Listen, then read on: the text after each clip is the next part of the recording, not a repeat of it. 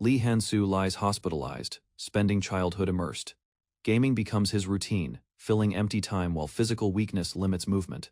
Frustration rises after losing again, realizing repeated play has lost excitement. He reflects on modern games, noticing repetitive mechanics and shallow stories lacking depth. He reads discussions criticizing games for predictability. Bored, he discovers an unfamiliar game that seems different from others he played. The game presents itself as a retro-styled single-player experience with simplicity. He examines details carefully, unsure about limitations yet intrigued by unusual presentation style. Deciding to try, he installs it and prepares to begin new experience. Lee Han-soo selects Barbarian character, assuming choice holds little importance for short gameplay. He begins exploring dungeon system, observing unfamiliar mechanics. As gameplay continues, he notices unique design elements that challenge his previous expectations. Lee Han-soo becomes deeply engaged with the game experience. He recognizes the game's unique systems, requiring strategy, teamwork, and careful planning decisions. After sudden character death, he realizes progress resets completely. Initially playing casually, Lee Han-soo grows frustrated after failing near important stage completion. Despite interruption, he analyzes mistakes carefully, planning next moves with improved understanding afterward. Unable to find guides online, he commits himself fully to mastering the difficult game. Lee Han-soo resolves to conquer the game alone, committing himself. He continues playing through hospitalization, balancing life duties while consistently returning to game. Even during studies and work, he dedicates time steadily. The game becomes central to his life, consuming attention as repeated failures occur. Each death resets progress. Yet Lee Han-soo persists, refining strategies through constant repetition. Through countless retries, his skills improve, allowing gradual advancement deeper into dangerous dungeon. After 9 years, Lee Han-soo finally reaches the final dungeon. Standing before the Abyss Gate, he feels anticipation. Overwhelmed with achievement, he celebrates reaching unexplored stage. Lee Han-soo reflects on 9 years, realizing dedication consumed his entire youth. He confidently selects entering boss room, ignoring warnings about irreversible consequences. With firm resolve, he confirms decision, believing effort justifies risking everything for victory. He expects difficulty, planning carefully to observe boss patterns before attempting final victory. Analyzing possible dangers, he considers movement, abilities, and lethal mechanics, requiring constant attention. While waiting, confidence builds as he believes preparation ensures success against final challenge. Suddenly, system declares entry completed, presenting unexpected message indicating tutorial completion. Instead, strangely confused, Lee Han-soo notices language change, realizing game now displays unfamiliar Korean text. Shocked, he struggles to process situation, sensing something fundamentally wrong with entire game. A sudden system confirmation triggers intense light, overwhelming Lee Han-soo. Blinding energy engulfs him, causing unbearable pain as his body begins losing control. As transmission begins, consciousness fades quickly, leaving him stunned.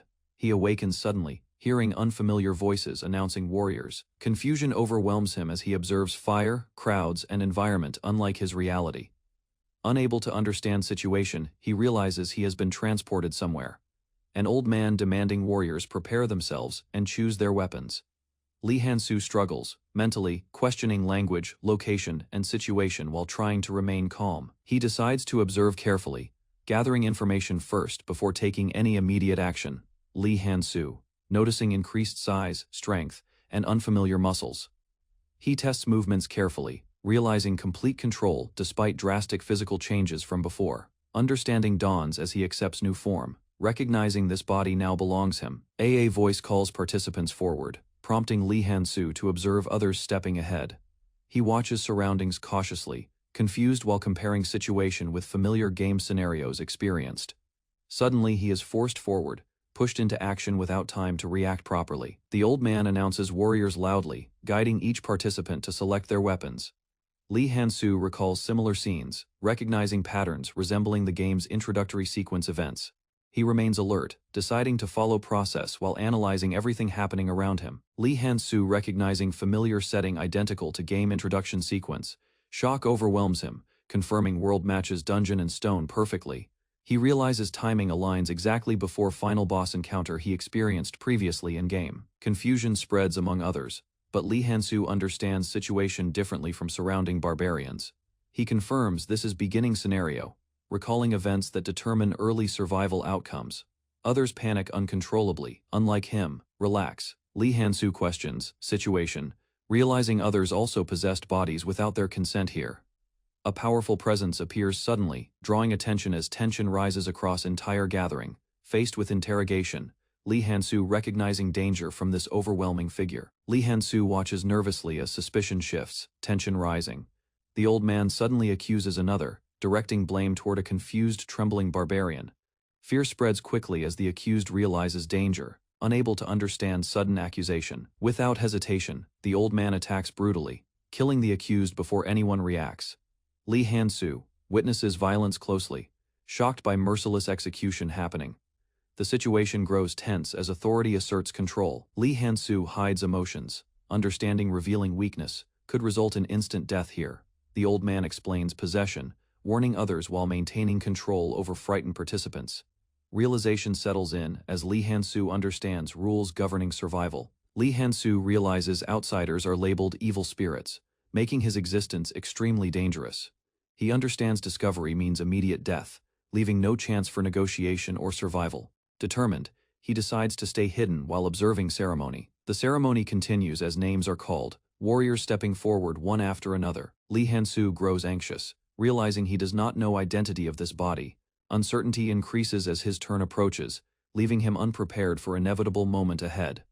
He considers options quickly, knowing hesitation could expose him. Calculating risks, he plans to imitate others while gathering information to avoid suspicion. Finally, his name is called, Bjorn, son of Yandel. Lee Han-soo, realizing no one steps forward after name called, understanding the rule. He decides to act before time limit triggers deadly consequence. He steps forward confidently, believing the called name must belong to him. Lee Han-soo steps forward confidently as name Bjorn is called. He maintaining composure while others watch his movements closely nearby. The old man studies him briefly, creating tension as silence spreads across gathering. The elder commands weapon selection, signaling next stage of ceremony for chosen warrior. Lee Han-soo realizes identity confirmed, feeling relief while preparing for crucial decision ahead. He understanding weapon choice will greatly affect his survival chances here. He recalls knowledge about barbarians, recognizing their strengths differ from magical affinity users. Analyzing options quickly, he searches for equipment suited for defense and adaptability instead. He prioritizing survival and control over reckless offensive power choices. Lee Han-soo confirms shield choice, believing it provides safest starting system, confirming his identity as Bjorn officially. His attributes appear clearly, showing physical strength and combat ability suited for barbarian class. He remembering poor weapon choices led to repeated failures earlier. Testing different weapons before, he realized offensive focus caused frequent deaths during battles. He understands resilience matters more, deciding defensive approach. Reflecting further, he remembers unstable builds, relying heavily on unpredictable combat performance. He recognizing barbarians' natural durability and endurance advantages in combat situations. Confidently, he commits to balanced style, using strength and defense. Lee Han-soo, now Bjorn, realizing bombs and terrain manipulation ensured safer victories. An explosion erupts suddenly, demonstrating overwhelming power. He feels satisfaction remembering successful clears, confirming his knowledge gives strong advantage here. Massive gates open loudly, signaling next phase as ceremony transitions into labyrinth challenge. Bjorn understands objective, knowing survival depends on navigating city before entering labyrinth. He remains focused, preparing mentally to use knowledge within unfamiliar yet known environment. The destination is revealed as Rafdonia, confirming setting identical to game world progression. Warriors charge forward together, beginning journey toward uncertain survival. Bjorn moves with them, determined to survive using experience and calculated decisions. The group runs chaotically, lacking direction as confusion spreads. Some begin shouting, realizing they are lost within unfamiliar city. Blame rises suddenly, accusations targeting leader for guiding group incorrectly from beginning. The leader accepts responsibility, stepping back as another warrior volunteers to take charge. Einar steps forward confidently, gaining support from others who believe in her judgment. Bjorn recognizing leadership shift while analyzing situation carefully from distance.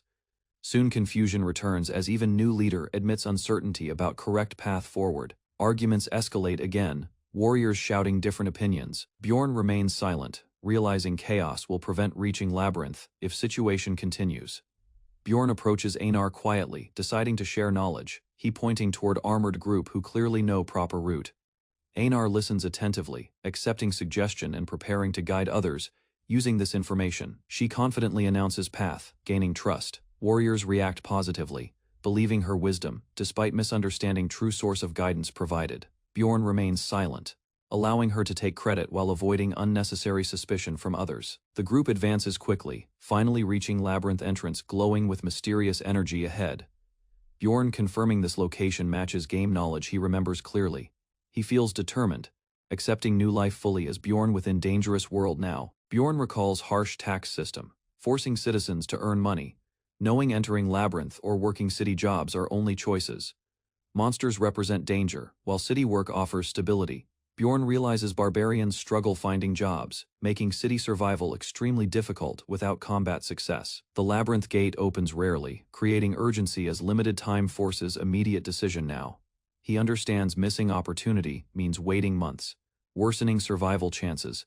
Bjorn evaluates risks carefully, knowing entering labyrinth determines future survival or eventual failure. Fear grips him suddenly, realizing consequences are real. Despite hesitation, he understands entering labyrinth remains only viable path for survival. Now, Bjorn is stopped by Einar, informs him others already entered portal, she emphasizing urgency as only few warriors remain outside. Bjorn realizing delay could cost him chance to enter labyrinth safely. The portal crackles intensely, showing unstable energy as it prepares to close soon.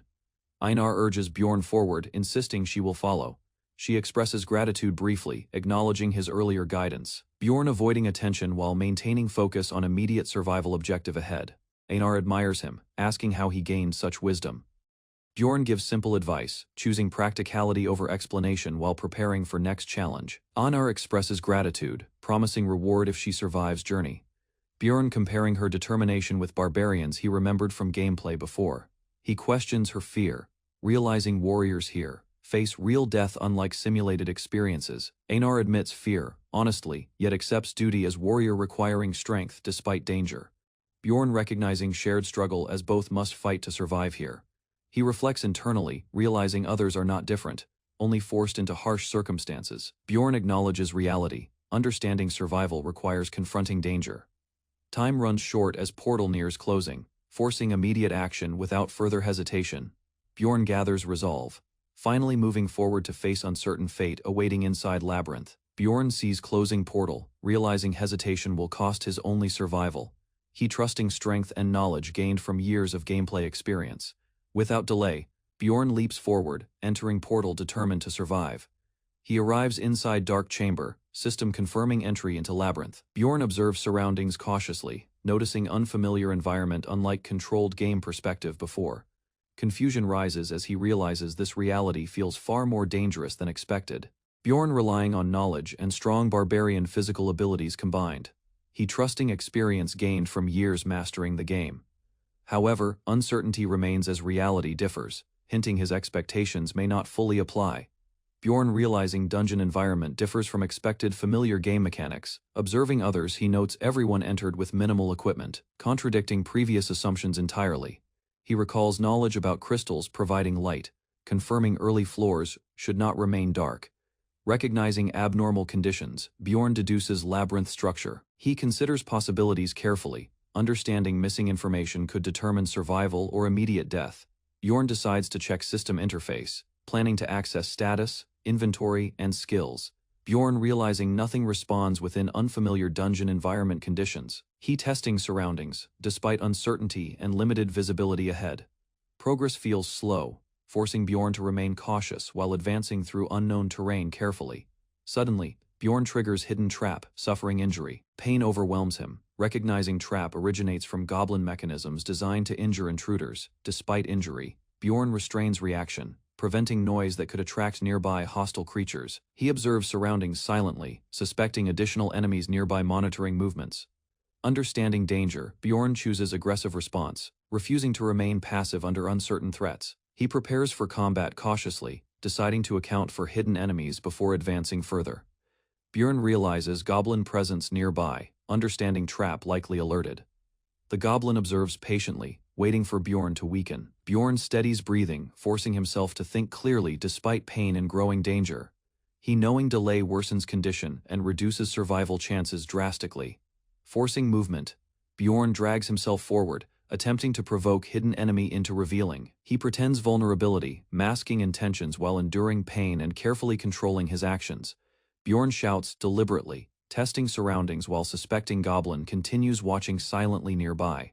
Receiving no response, he assumes enemy hesitation, possibly uncertain about attacking wounded target. Choosing survival, Bjorn retreats slowly, prioritizing escape. Bjorn provokes Goblin verbally, attempting to lure enemy closer. He detects faint footsteps, confirming Goblin follows cautiously. Bjorn struggles to track enemy, relying on sound cues since vision remains severely limited. The Goblin approaches slowly, observing Bjorn's movements and stopping whenever he halts movement. Bjorn realizes enemy is patient, waiting for fear and exhaustion to weaken him further. Understanding behavior, Bjorn confirms Goblin hunts intelligently. Suddenly, object strikes Bjorn, revealing Goblin tests his condition before approaching closer cautiously. Bjorn recognizes strategy, understanding enemy checks whether he remains alive or vulnerable target. As footsteps return, Bjorn prepares mentally, anticipating imminent confrontation. Bjorn waits silently, then suddenly rises, launching attack as Goblin approaches within range. He aiming to strike first before Goblin can react or retreat. However, his attack misses, revealing miscalculation and giving Goblin brief opening opportunity. Bjorn notices strange reaction, realizing body moves faster and stronger. He adapts quickly, predicting Goblin movements while unleashing powerful consecutive strikes with precision. Confidence grows as he recognizes advantage from Barbarian's strength combined with his knowledge. Bjorn overwhelms Goblin with relentless attacks, striking repeatedly. The Goblin weakens under pressure, unable to match Bjorn's superior physical power anymore. With final blow, Bjorn crushes enemy, securing first victory. Bjorn defeats Goblin, gaining experience while observing corpse disappearing. He notices dropped item, recognizing familiar system rewarding players. The object reveals itself as valuable resource, confirming similarities between reality and game world. Bjorn identifies item as mana stone, understanding its value and possible uses immediately. He recalls information, realizing small rewards offer limited survival benefits within harsh environment. Despite effort, outcome feels underwhelming, emphasizing difficulty and resource scarcity within dungeon conditions. Bjorn reflects on world rules, understanding monsters return daily and environment follows strict system.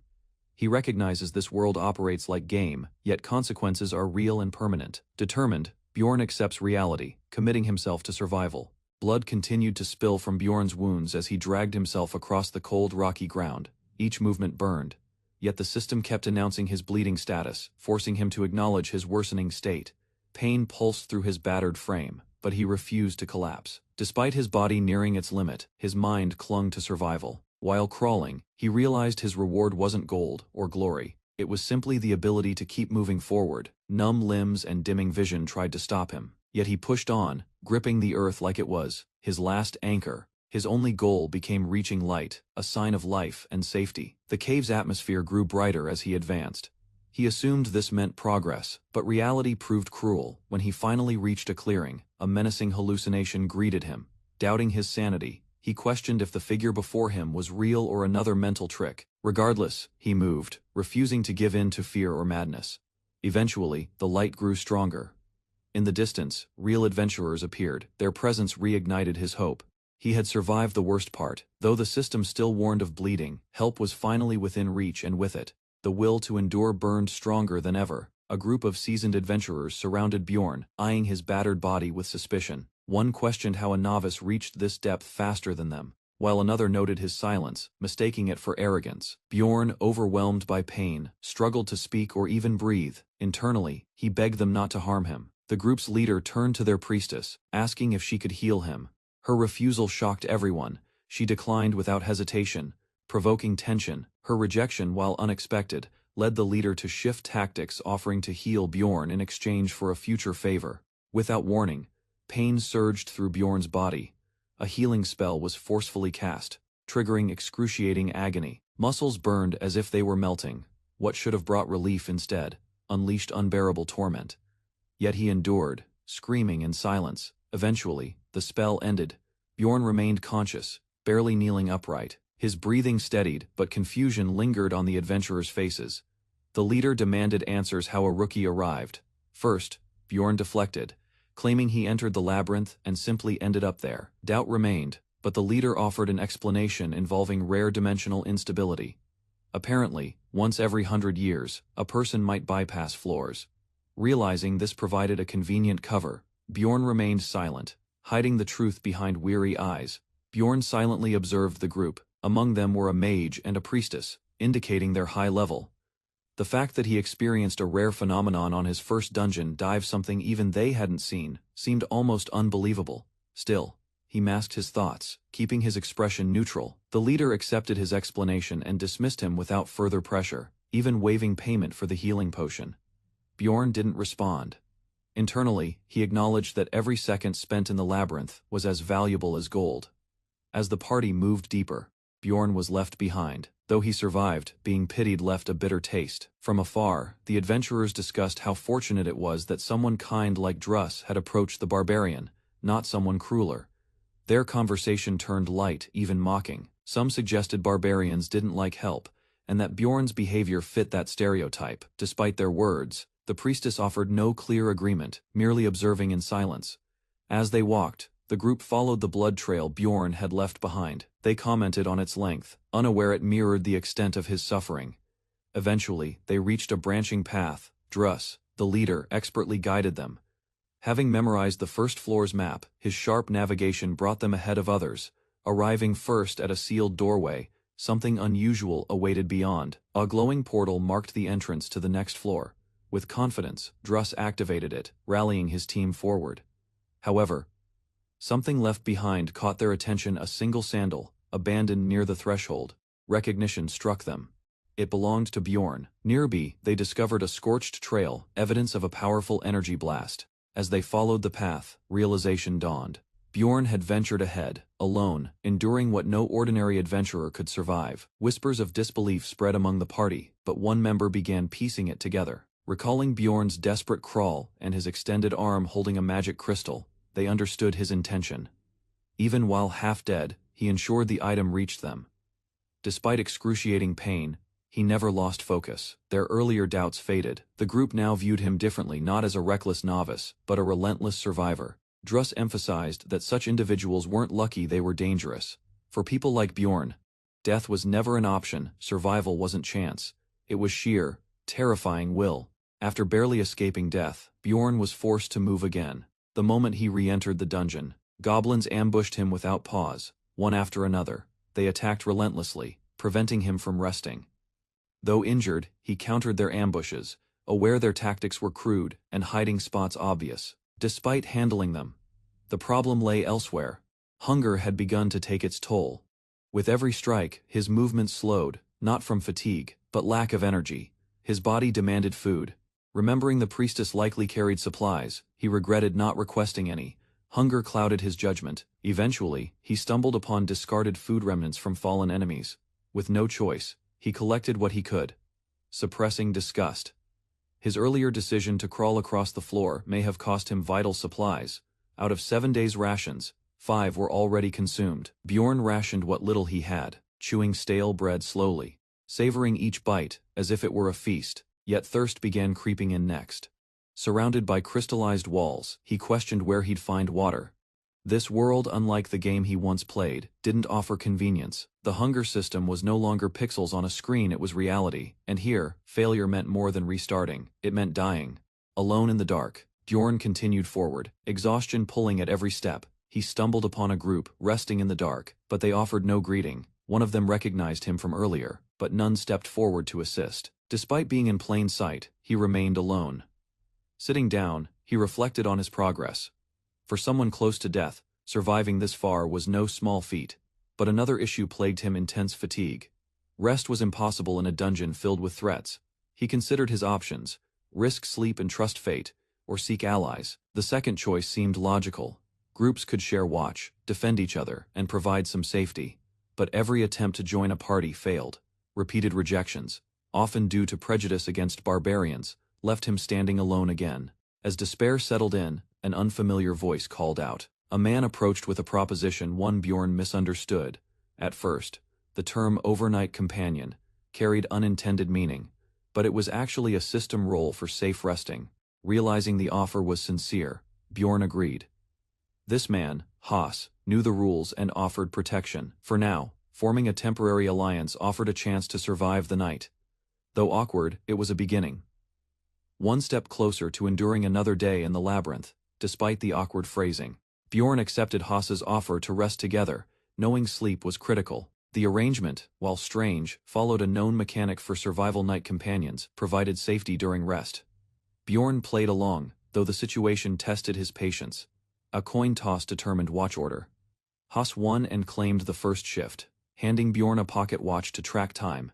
He assumed Bjorn lacked basic knowledge. Rather than argue, Bjorn observed silently, masking his irritation. Though underestimated, he decided to remember this moment someday. It might serve him well. When Haas eventually fell asleep, his loud snoring echoed in the cave. Bjorn found the sight ridiculous, yet oddly reassuring. This wasn't the kind of companion he had expected, but it was better than solitude. While pretending to sleep, Bjorn monitored the time closely, growing impatient for his turn to rest. Even when Haas woke him later and offered rest, Bjorn declined. Trust didn't come easily, not in this place, and not with someone he had just met, to protect himself.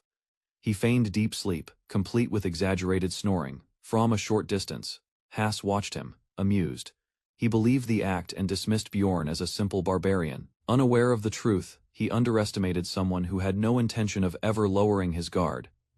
Bjorn maintained his act throughout the night, snoring deliberately, pretending to be in deep sleep. He hoped it would prompt Haas to reveal any hidden motives.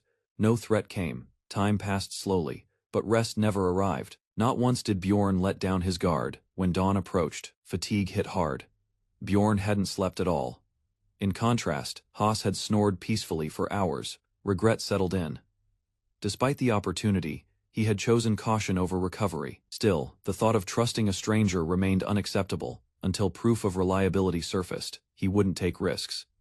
Eventually, Haas woke up and casually greeted Bjorn, unaware of the long, sleepless night. Their roles shifted, with Bjorn now tasked to rest, but he declined again, unwilling to relax beside someone he barely knew. Even when offered more rest, his instincts overruled his exhaustion. Just as a fragile sense of routine started forming, a chilling realization struck Haas. Wasn't just friendly in a split second. The man raised his blade. Bjorn, fully aware, had expected this. There was no such thing as kindness in the labyrinth. His suspicions proved correct. Trust, once again, had been misplaced, and this time, lowering his guard would have meant death. Survival demanded more than strength it required, relentless vigilance. Surrounded by hostile intent, Bjorn remained steady, eyes fixed on the traitors, approaching through the shimmering dungeon light. Without hesitation, he launched forward, intercepting an ambush midair, and hurling his attacker aside. Blood splattered across his face as the skirmish erupted, and he stood alone, wounded but unyielding. Despite his injuries, Bjorn refused to fall. The sight of fallen comrades fueled his rage as he confronted the last remaining attacker, who had fled in desperation. The coward's panic intensified, but Bjorn offered no mercy. Each step forward was a judgment, his expression silent but damning. When cornered, the man begged for his life, stammering out justifications laced with greed and fear. Bjorn, however, demanded truth, not excuses. The confession spilled out he had targeted the barbarian solely for magic crystals and gear, valuing items over life. Disgust twisted Bjorn's face. He questioned the morality behind killing for profit, receiving no answer worth the blood already spilled. Pressed again, the traitor added the barbarian's shield as another motive, still clinging to survival. Bjorn saw through the deception and struck with precision. No longer willing to tolerate lies, he issued one final warning: speak honestly, or pay the price. The coward trembled, faced with the wrath of a warrior who would not forgive betrayal. The man's trembling voice revealed a darker truth. Barbarian hearts were now commodities, harvested and sold at high prices. Bjorn stared, stunned by the revelation. It wasn't just for crystals or gear. The real motive was alchemical. His heart was worth more than his life, a rare ingredient for some arcane spell. What once seemed like senseless greed was in fact a calculated hunt. Realization settled into the attackers. He wasn't a person, he was profit. Their betrayal wasn't just desperation, it was a cold transaction. The man who cowered before him hadn't gambled for survival. He had chased a reward, disregarding the cost in blood. As the truth unfolded, the man begged for mercy, scrambling to justify his crimes. Bjorn, however, had heard enough. There was no redemption in his eyes, only the weight of necessity. He knew others would come, driven by similar greed, cloaked in the same lies. Forgiveness held no place in this world. With one final blow, Bjorn ended the man's life. The silence that followed marked a turning point. Only a day after arriving in this brutal world, he had taken a life. Yet in that grim act, Bjorn shed hesitation and finally began living with purpose. Bjorn crushed a goblin with a single blow, its body vanishing instantly. The power surging through his barbarian form still surprised him. Though unsure of his full combat abilities, he realized that wielding this strength during battle made him feel almost disconnected from the body, like a passenger in a force far greater. More goblins emerged as the dungeon shifted. It was the second day, and monster spawns were intensifying. Armed with a new weapon, his battle stats had improved, and for a moment he believed his progress would remain steady. He charged in, slaying beasts with efficiency, but fatigue crept in faster than expected. Despite the strength, his stamina waned. Worse, the wave of enemies refused to stop. The dungeon seemed relentless, and each victory only triggered the next ambush. 10 minutes hadn't passed before another horde charged, shouting in frustration. Bjorn fought back, hammer swinging wildly. Though he cleared one wave, his body begged for rest. He hoped for even a moment's pause, but sleep brought no peace. A goblin ambushed him in his rest, slipping past his defenses. He hadn't sensed a thing. The sneak attack jolted him awake, eyes filled with fury. Rage ignited once again, and the barbarian rose to crush the next threat. Bjorn stumbled forward, bleeding and breathless. The last ambush had pushed him near the edge. He tended to his wounds and downed a potion, barely holding himself together. 14 hours had passed since he separated from Hans, and despite the exhaustion, he couldn't afford to stop. Barbarian hearts were now a commodity. He was a walking target. Determined to find safety, he ruled out teaming with humans. Their smiles were masks, and yesterday's betrayal remained fresh in his mind. Though now many sought him out, none earned his trust. They praised his strength, claimed kinship through race, but he saw through the manipulation. Humans only saw a barbarian they could use. Refusing multiple offers, he declared his intent to seek out another barbarian. When that failed, he considered alternatives. Elves were known for their honor, dwarves for their spirit. As long as the companion wasn't human, there was hope for a genuine alliance. After an hour of searching, a change occurred. Light flickered in the cave, and a figure emerged in the shadows. He approached cautiously. Sitting alone, injured yet composed, was an elf with silver hair and piercing golden eyes. She hadn't noticed him yet, but he had already decided he would trust her. Bjorn encountered a wounded elf deep within the dim cavern. Crouched and tense, she kept her bow raised, her wary eyes fixed on him. Her silence and posture revealed she trusted no one. Noticing the blood on her side, Bjorn deduced the wound wasn't from a goblin. Something more deliberate had caused it. He asked carefully if a human was responsible, and her flinch said enough. Though she didn't speak, her trembling legs gave away her vulnerability. Abruptly, she dropped her guard and pleaded for help. Her voice cracked as she begged for mercy, mentioning a younger brother waiting for her return. Bjorn, taken aback by her raw desperation, realized how rare warmth and emotion were in this brutal game world. Her behavior clashed with his expectations. Most characters here were emotionally distant. Had he known her true nature, he might have approached differently. Despite her panic, Bjorn reassured her, yet when he tried to explain, she screamed, convinced he intended harm. Her perception of barbarians clearly stemmed from prior trauma.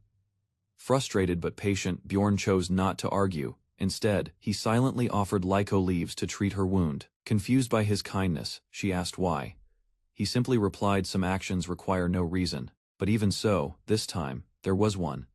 Erwin finally began treating her wound after receiving the healing leaves. Though still cautious, she quietly accepted Bjorn's offer to stand guard. He admitted to himself that forming a temporary alliance with her served his interest, but it wasn't entirely selfish. Injured, exhausted, and vulnerable, she was clearly in a worse state than him. After swiftly finishing her treatment, Erwin surprised him with her efficiency. She seemed more relaxed now, giving him a chance to initiate proper introductions. Bjorn revealed his name and background first.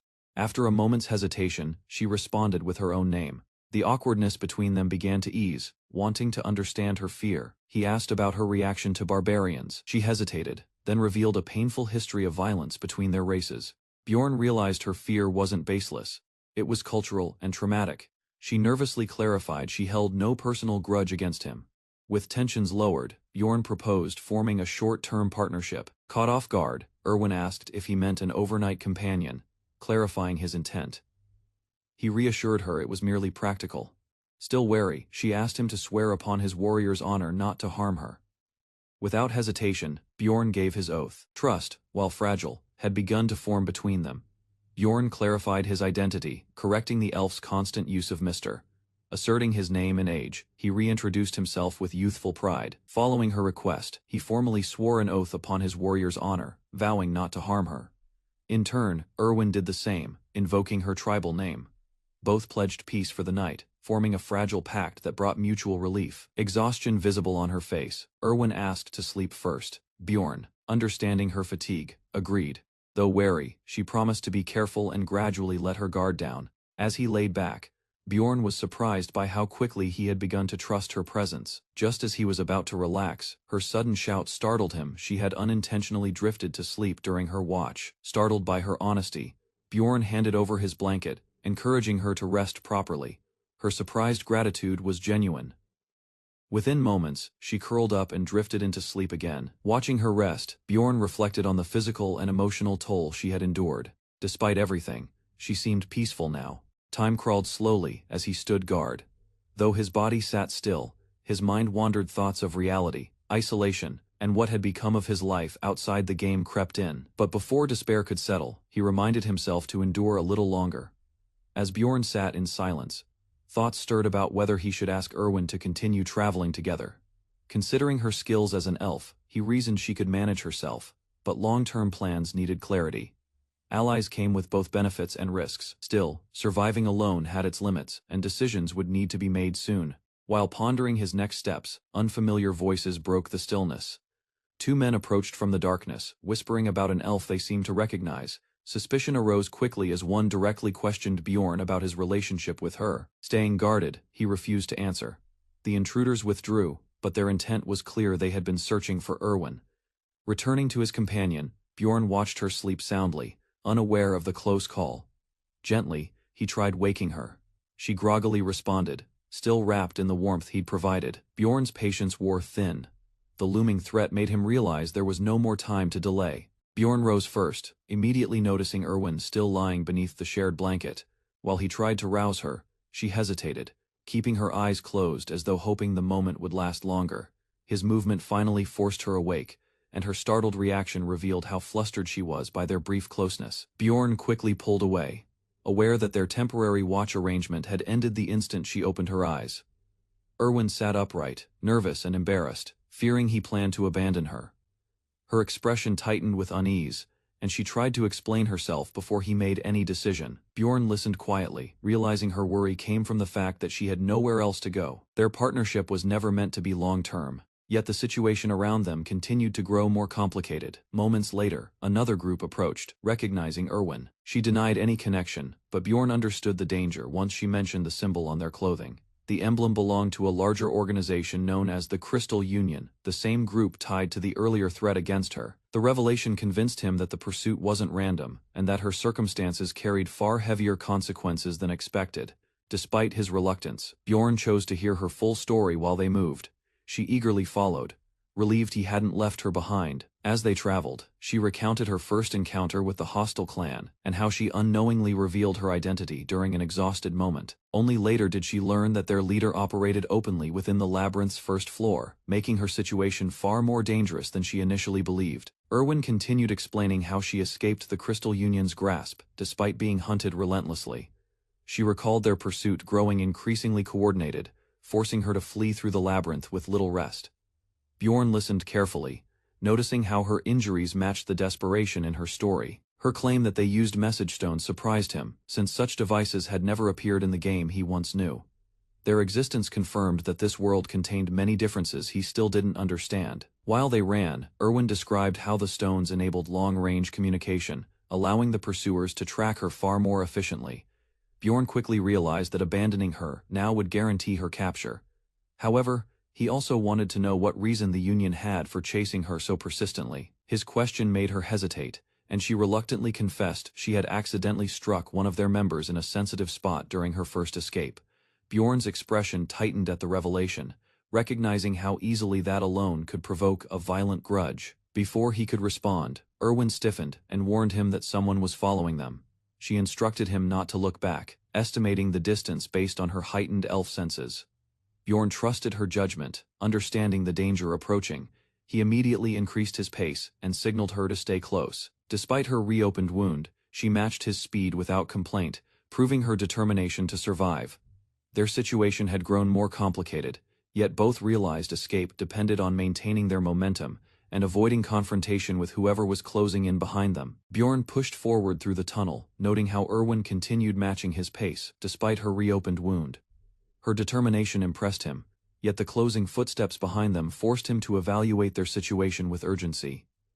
The enemy remained persistent, and every second of hesitation allowed the gap to shrink. Bjorn realized that if their pursuer was using communication tools like message stones, then reinforcements could arrive at any moment. While running, he assessed potential outcomes. Eliminating the threat would ensure their safety, but taking a life carried consequences he couldn't reverse. Because of this, he needed more information before committing to a choice that permanent. He asked Erwin what she could contribute during combat, prompting her to reveal her archery skills and spirit magic. Her abilities aligned with what he needed, though her lack of real combat experience concerned him. Even so, Erwin insisted she could act when necessary, showing resolve stronger than before. As the pursuer continued closing in, Bjorn recognized they would eventually be overtaken if they remained on a straight path. He prepared a new plan, choosing to divert into a side route. Moments before turning, he instructed Erwin to summon her spirit. She responded without hesitation, calling forth a burst of flame to support their maneuver together.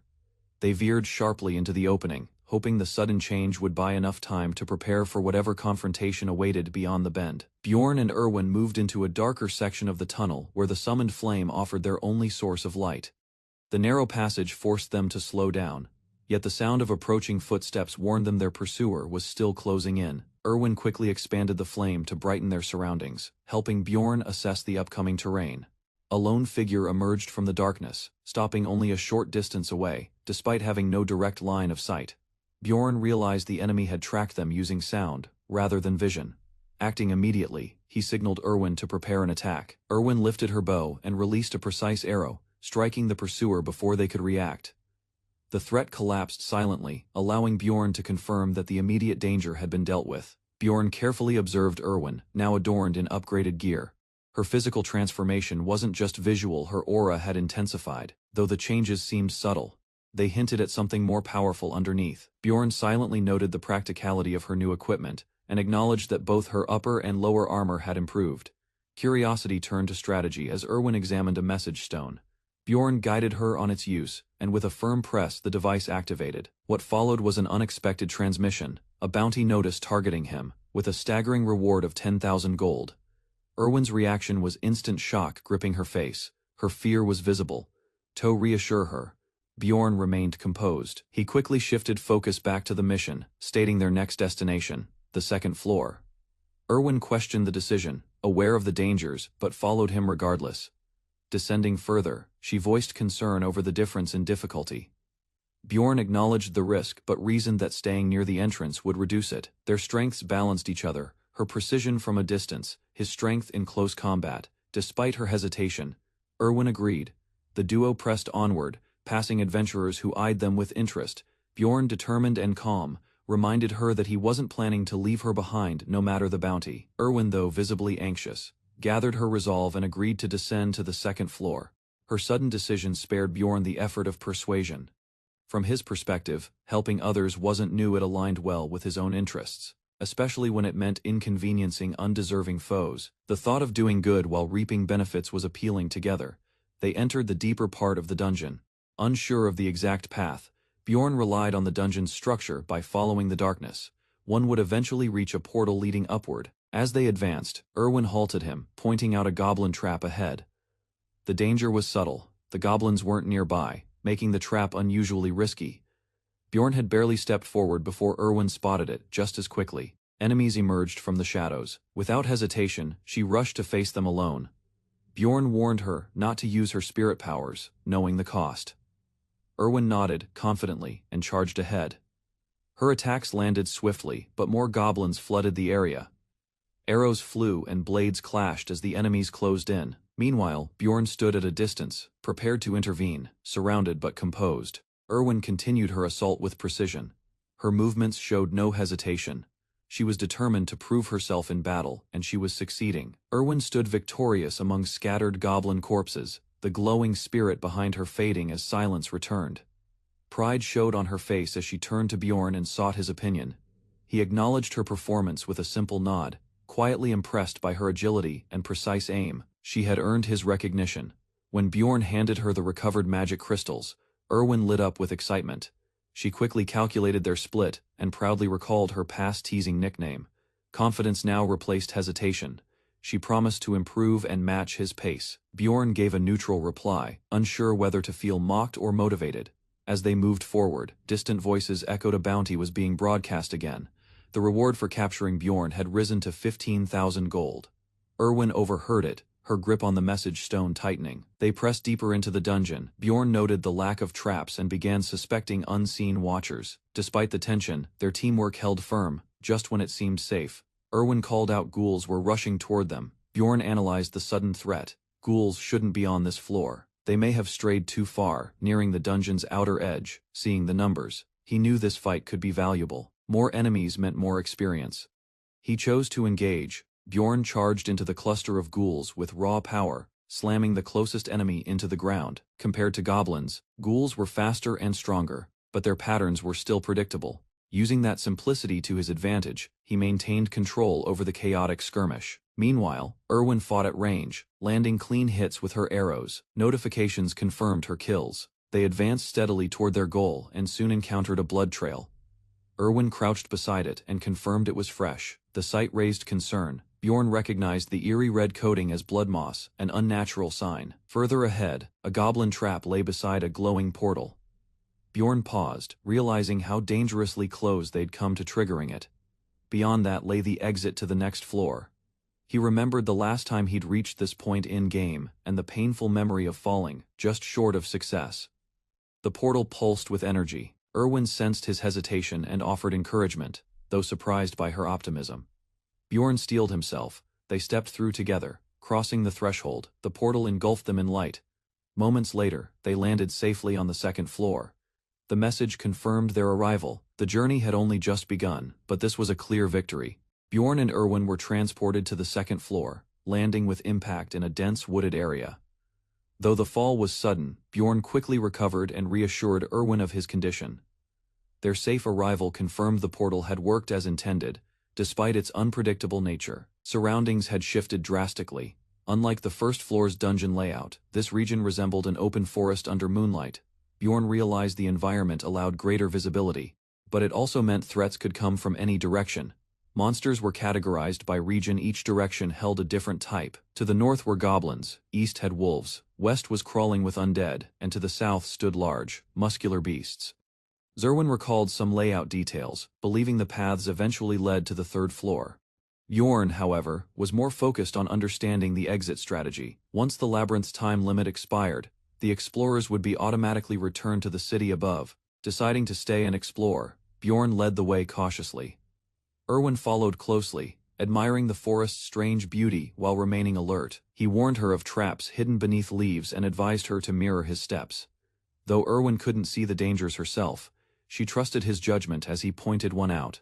Erwin successfully revealed a hidden trap using a thrown rock, confirming her keen detection skills. Bjorn, momentarily surprised, realized her intuition was sharper than expected.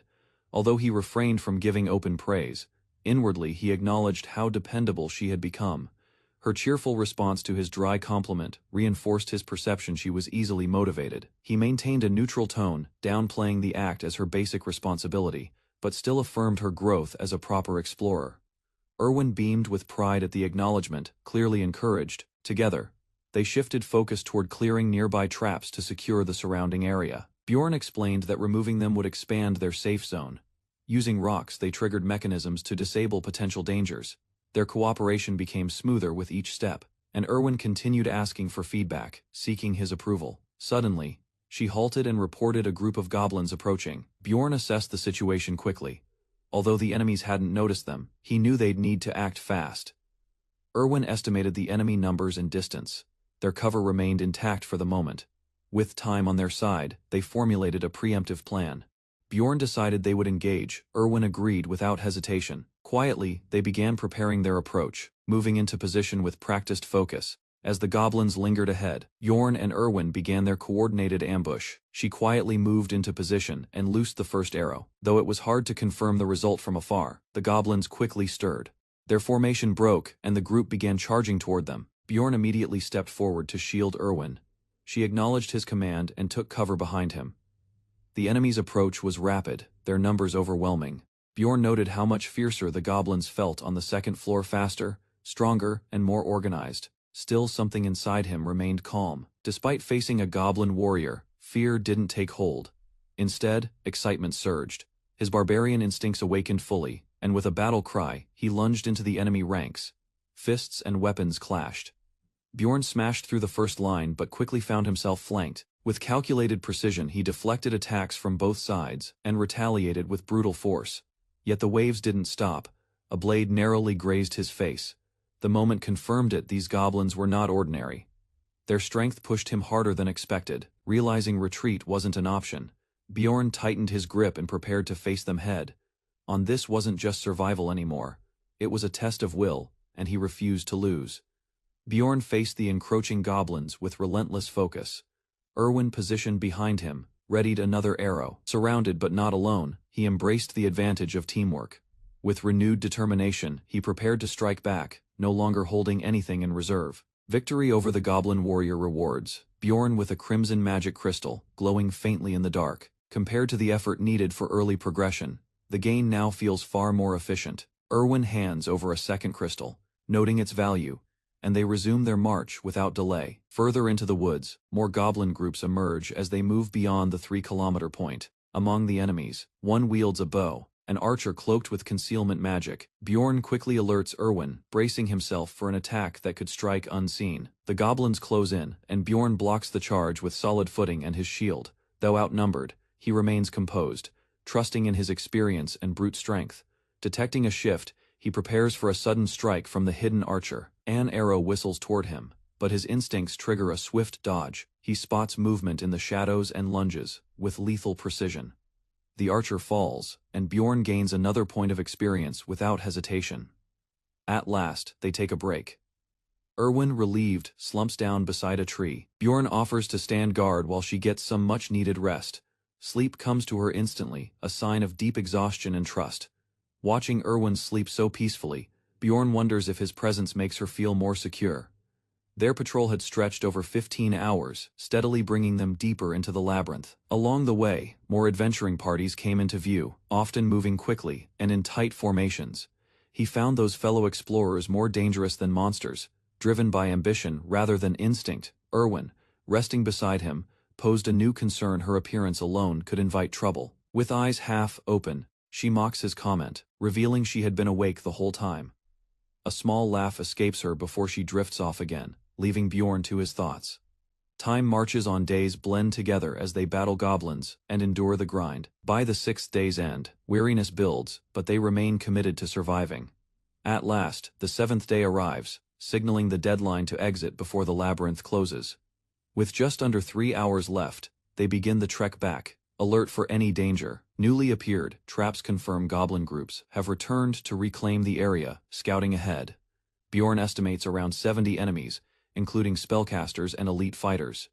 Retreat is no longer an option. They ready themselves for a direct confrontation. Surrounded, but unshaken, Bjorn charges forward, prepared to smash through the final wave, eyes sharp and breath steady. Bjorn unleashes a furious charge into the enemy ranks. Rather than scatter, he splits priorities. Erwin will snipe the archers while he tackles the close-range fighters. His brutal momentum earns him the name once given in jest, Bjorn the Thousand-Armed. Confidence now evident, Erwin maneuvers through combat, releasing arrows with trained rhythm. Bjorn recalls her earlier warning there should be a second archer, and sure enough, an attack follows, with the field cleared quickly. He acknowledges her progress with a rare word of praise. Though unsure if her last shot landed, she openly admits the mistake without shame. Inwardly, Bjorn reflects on how far she's come since their first encounter. Before more thoughts form, a strange glow catches their attention just ahead. They discover a blue orb pulsing gently. It's a rare monster essence. Bjorn immediately recognizes it as a powerful skill item with strict limits per user. Such a drop in this zone is almost unheard of, making him uneasy. Too convenient, he thinks it doesn't feel like luck. Erwin lightens the mood, asking if consuming it turns him into a goblin. Without much interest, she turns down the offer, leaving the decision entirely to him. Erwin, eager and impulsive, offers to take the essence since Bjorn seems hesitant. Bjorn recalls the skill's incompatibility with his build and acknowledges it's useless for a barbarian. As they discuss the item, a group of unfamiliar adventurers suddenly appears and shouts for them to stop. Accusations fly from the approaching group, who demand an explanation for their presence. Erwin attempts to respond, but tension escalates rapidly before anything can be clarified. Without warning, one of the enemies grabs her, sparking immediate chaos. The essence flares in Erwin's hand, and she instinctively activates it during the struggle. Stunned by her reaction, the others panic, claiming the item belonged to them. Bjorn silently steps beside her as she recovers, the tension thick but unchanged. Though furious, the other group knows they've lost the chance to use the essence. Their leader hesitates, unsure whether to start a fight or back down. Standing firm, Bjorn challenges them directly, ready to fight if they make a move. Heavy footsteps pounded through the grass as Bjorn and Erwin rushed toward the portal without pause. While sprinting, Erwin glanced back, questioning whether the 4 enemies from earlier were still pursuing them. Bjorn warned her that even if they weren't chasing, they'd likely arrive at the same destination. Those 4 had the right numbers for a second. Floor-Raid Bjorn pieced it together quickly. Their movements suggested they were using the same shortcut to descend floors and bypass monsters. Suddenly, Erwin detected goblins nearby. Bjorn decided they would steer clear to avoid confrontation. That plan failed fast. Erwin shouted that the goblins were heading straight for them. Bjorn realized they were being tracked by the monster's enhanced detection, active in recent days. Without hesitation, he turned them toward a different route, hoping to shake the pursuit. An arrow sliced the air. Bjorn shielded Erwin just in time, recognizing it wasn't goblin. He understood the ambush came from their earlier enemies. They had lured the goblins in and now waited ahead to trap them. There was no escape. Bjorn called for Erwin to prepare her magic. Responding swiftly, she activated a frost-based spell, icy power circling around her. A chilling aura exploded outward. She was ready to fight. Bjorn handed Erwin a potion, entrusting her with guarding the classroom exit during the fight. Without hesitation, he turned to face the goblins alone, preparing for a direct confrontation. He warned her to wait for a signal. There would only be one chance. His decoy worked. Rustling leaves and loud steps lured the goblins into view. Moving first, he struck fast, slashing down the frontliners before they could organize. Judging their strategy, he guessed the enemy party would act once the goblins weakened him. A dozen goblins closed in, with 2 wielding swords, indicating some level of training. He fought hard, but the lack of arrows felt suspicious until he spotted one flying. Archers had revealed themselves, catching him mid-swing. Dodging blades and arrows, Bjorn stayed mobile, using his shield and footwork. He couldn't afford to forget Erwin or the classroom's location during the chaos. Fatigue deepened as wounds multiplied. A sudden double arrow assault forced him into action. One came from a hidden crossbowman, the other, a goblin's shot. Bjorn raised his shield and blocked the deadlier one, just in time. An arrow pierced Bjorn's shoulder, forcing him to retreat as the poison started affecting his movement. The wound crippled his left arm. He could no longer hold both weapon and shield. With a decision made, he kept the shield, prioritizing defense over offense, focusing on survival. He realized the real threat wasn't the goblins, but the hidden attackers. Although his hammer could crush goblins easily, it left him exposed to ranged fire. He chose caution, using his shield to defend while enduring wave after wave of enemies. More goblins rushed in. Despite injuries, Bjorn held his ground under relentless pressure. A brief moment of calm let him reassess the battlefield and spot his ambushers. 3 armed men watched from the shadows. Their trap had failed, but they were impressed. Bjorn called them out directly, confirming they were the same enemies from earlier. They mocked his strength, surprised he was still standing after fighting so many monsters. Their leader offered a deal: hand over Erwin, and they'd spare him. Bjorn silently laughed, knowing the offer was a lie. His defiance provoked them. The group prepared to strike together, swords drawn. They charged forward, treating him like a boss monster to be hunted. Bjorn noticed his left arm remained unusable, forcing him to rely solely on his right side while assessing the battlefield. He realized a signal was needed for Erwin, something easily recognizable to anyone from this world. Raising his hand, he activated a bright flash of magic, creating a clear signal to guide her next move. Chaos breaks out as Bjorn abruptly lifts an enemy and launches him overhead without hesitation. Trusting the unseen ally's signal, he moves swiftly, acting before doubts can surface. The thrown body crashes into two foes, knocking them down with brutal efficiency. Steel clashes mid-charge. A powerful opponent blocks Bjorn's path with sheer force. Holding his ground, he calculates the risks. Retreat isn't an option. Thoughts race. The enemy hadn't fallen for the earlier decision chain prediction after all. A glowing object descends, drawing attention with its unnatural light. Recognition hits. This must be Erwin's move, part of a broader plan. Bjorn keeps his stance firm, ready as the attackers shift focus toward him. A shield fighter intercepts, halting progress and taunting with smug confidence. Bjorn scowls, realizing their intent was to block Erwin from the start. Enemies converge. He knows he can't face them all alone, accepting the cost. He sacrifices his left arm to secure a strike. Pain shoots through him, but he closes in on the redhead. His attack lands, clean an injured arm for a lethal blow, a fair exchange. Bloodied and beaten, the enemy gasps out, "Monster," before collapsing beneath Bjorn's crushing grip. With no time wasted, Bjorn hurls the corpse aside, clearing his path with sheer force. Momentum surges as he charges through the smoke, closing distance without hesitation. While clashing blades, Bjorn signals Erwin to unleash the prepared attack. Flames burst behind the enemy lines, igniting chaos and splitting their formation. The surprise attack works. Erwin's timing shifts the battle's rhythm in their favor. Suddenly, one opponent breaks away, heading toward Erwin's position. Chasing him would stretch their defense too thin and invite collapse. Instead, Bjorn holds his ground, trusting Erwin to handle the threat alone. Another ambusher leaps in, but Bjorn reacts first with a brutal counterstrike. His target crashes down hard, no longer a threat. Ahead, the last warrior waits, heavily armored and clearly experienced. A swift double assault comes from both sides, forcing Bjorn to adjust instantly. Rather than strike directly, he fakes an opening swing to bait a response. The trick succeeds, and his next blow breaks through the shield user's defense. Wounded but resolute, Bjorn exhales, his blood-stained body still prepared to fight. He lunges forward without mercy, delivering a crushing blow that pierces through his foe's guard. Refusing defeat, he unleashes a final barrage, fueled by raw willpower and fury. Silence settles as Bjorn stands amidst the aftermath, blood dripping from his fists. Erwin and the elf girl approach, calling out with urgency upon seeing his condition. Their arrival confirms it. Both battles are over, and they're alive, concerned. The elf quickly presents a potion and insists he take it now. Although surprised by her tone, Bjorn listens as she explains the poison's effect. After a brief hesitation, he drinks it down, bracing as heat surges through him. Pain flares through every nerve as the liquid spreads violently inside him. With effort, he checks the time. Only 10 minutes remain before the floor shuts. No time remains for rest or recovery. Commanding swiftly, Bjorn instructs Erwin to prepare while they gather supplies. Together, they sprint toward the glowing portal as seconds tick down. Just before it closes, they leap through, escaping by the narrowest margin. The group dives through the portal just before time runs out, barely avoiding collapse. Bright energy surrounds them as the system confirms their successful entry into the first floor. Landing safely, they catch their breath, surprised by the violent nature of the transition. While the elf girl cheers, Bjorn remains focused, noting only 30 seconds remained. She reminds him of a promise made earlier. Something involving the essence. He deflects the topic for now, insisting they speak, once they're safely out.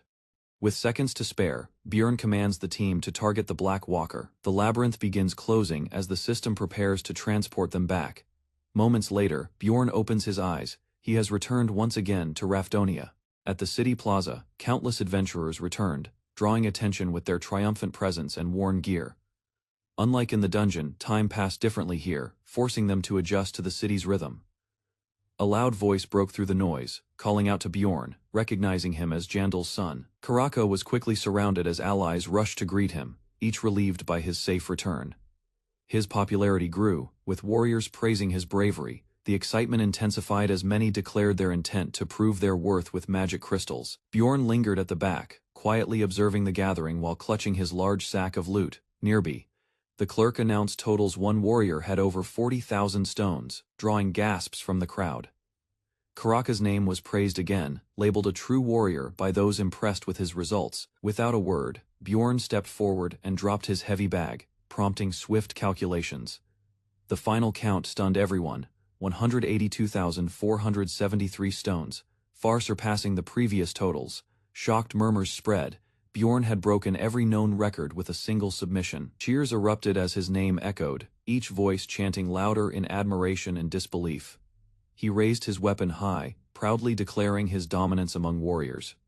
Guards arrived to calm the uproar, urging the crowd to quiet, as tension slowly faded. Crowds shifted and murmured as adventurers moved through the square, drawing attention from nearby onlookers. Choosing to blend in, Bjorn trailed behind the other barbarians, curious about their next destinations. Spotting someone unexpected, he paused, his eyes locked onto a woman with silver hair and confidence. Erwin stood with poise, surrounded by peers, her presence commanding more than casual attention.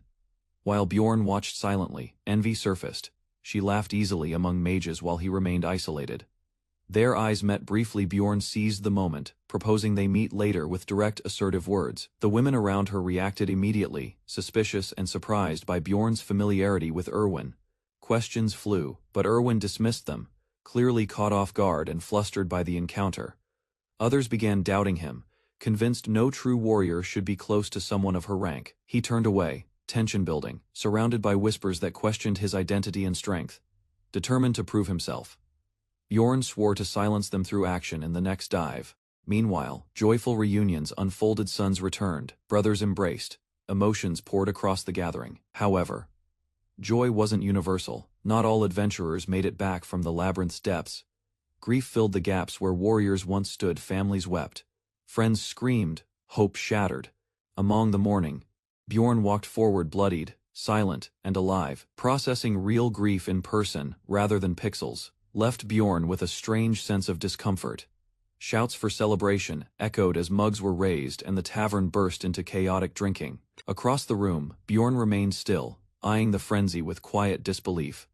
Staying with the barbarians had a purpose. He'd hoped for insight or advancement, not revelry. Now surrounded by noise, he questioned whether waiting here offered anything useful. With that thought, he rose to leave, catching everyone off guard with his sudden exit. Outside, the wind was gentle, and laughter spilled from rooftops above the stone streets.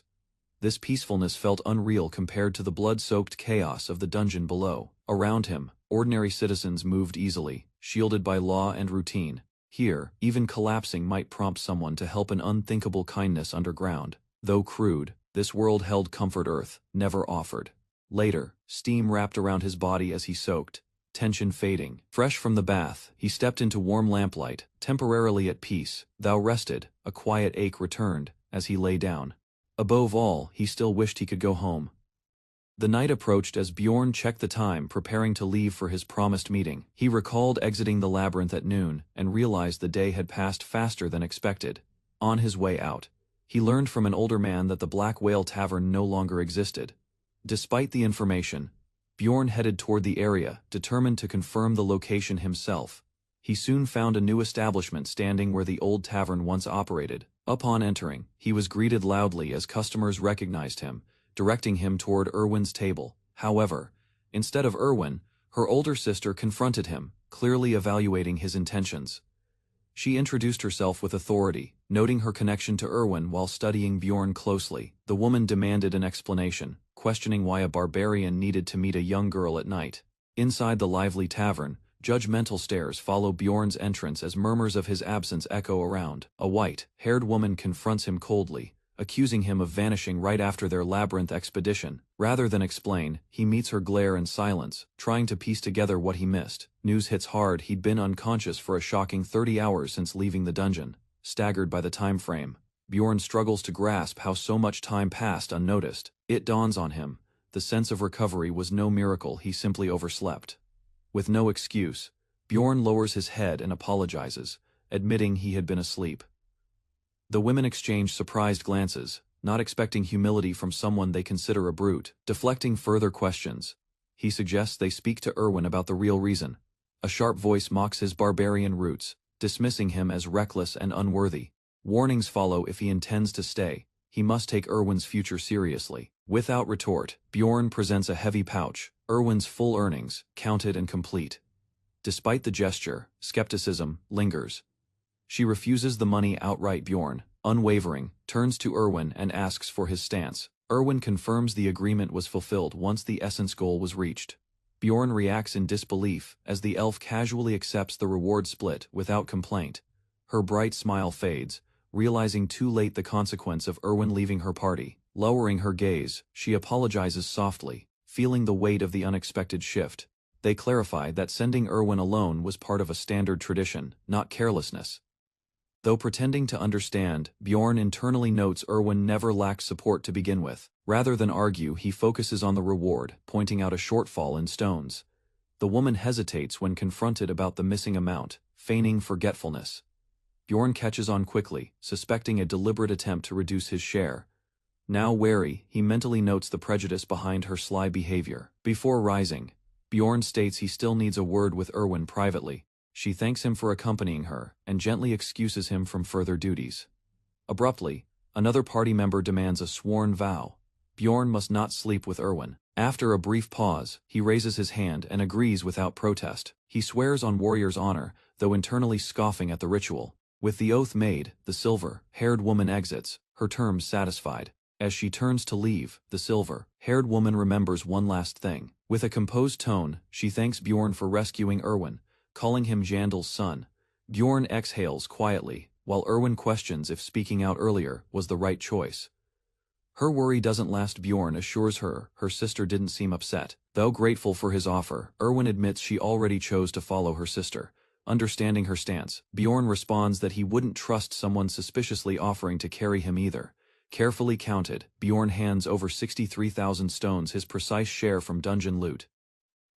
Erwin mentions she stored the others' belongings at her place, offering him a look later. He notes how she dodged his real question, but still covered his concern. Wanting to repay him, Erwin struggles to find a fitting gesture. Bjorn, meanwhile, reflects on the odd condition her sister forced him into. Rather than money, she proposes sharing her first drink, something deeply meaningful for fairies. The gesture confuses him until she explains its cultural weight, mumbling a late thanks. Bjorn tries to handle the emotional weight awkwardly. Just then, she casually admits it wasn't actually her first, stunning him completely. Bjorn casually reveals that it was also his first time exploring the labyrinth. A feast is prepared on the table, signaling a moment of well-earned celebration. Erwin praises his performance, and together they toast their successful mission with raised mugs. Empty plates stack up as the two continue eating and drinking in a relaxed rhythm. Erwin comments on his clothing choice, while Bjorn quickly deflects with sarcasm. He shifts the topic, reminding her about her earlier wish to repay him. Bjorn lowers his voice and says it's not safe to talk there due to security.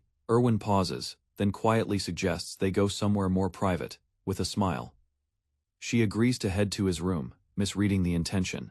Inside the dim room, Bjorn attempts to evaluate Erwin's flexibility with firm but precise movements. Tension builds as her body strains. A painful crack signals that something's gone wrong. Realizing his error, Bjorn pulls back, noting how easily his raw strength overwhelms normal limits. Erwin gasps, but assures him she's fine, swearing she can continue. Shaken, she checks her arm while Bjorn quietly observes how little flexibility shows without game stats. Curious, he admits his intent was to compare stat effects between the game and reality. In Dungeon and Stone, players adjust 3 core stats: body, mind, and ability. Raising body allows for heavier gear and stronger physical attacks, crucial for survival. Bjorn's high stats explain his advantage knowledge earned from watching others fail repeatedly. Among all attributes, obsession remains unclear, newly appearing after gaining Erwinate's essence. Erwin wonders if behavioral shifts, like impatience or cravings, are linked to it. Bjorn recalls a sudden craving for cookies, something he never enjoyed before. Perhaps obsession alters desire. He considers other hidden stats might exist.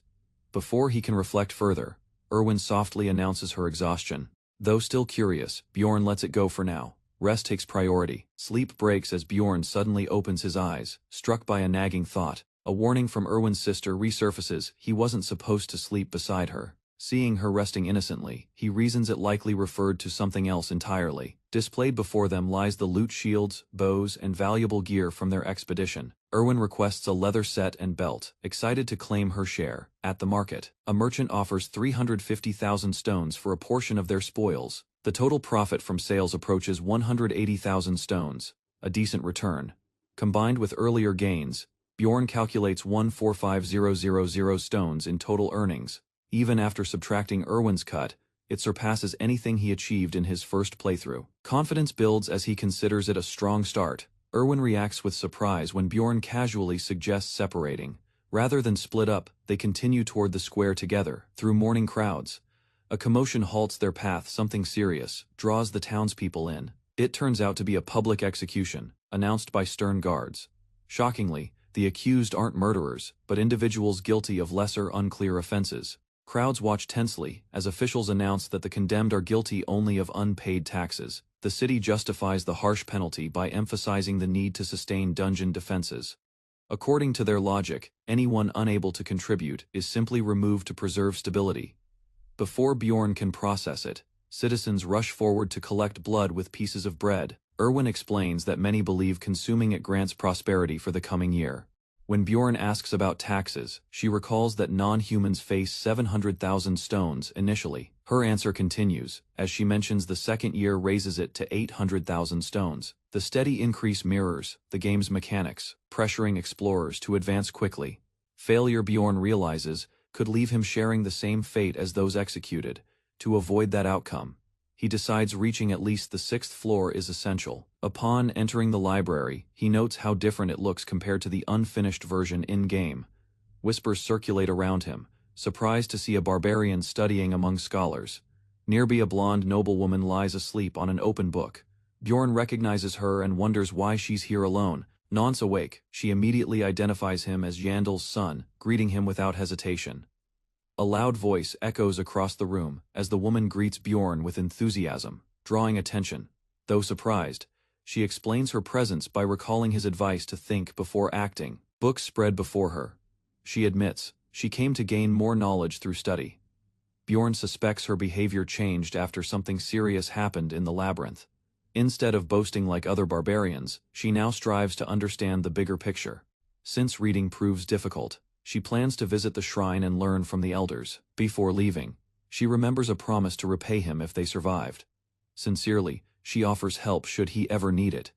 Bjorn accepts and reminds her not to forget, knowing her support might be needed soon. Left alone, Bjorn wonders how to locate the right book in such a vast library. Noticing a serious girl nearby, he assumes she's familiar with the system. After clearing her throat, she calmly responds, offering assistance without hesitation.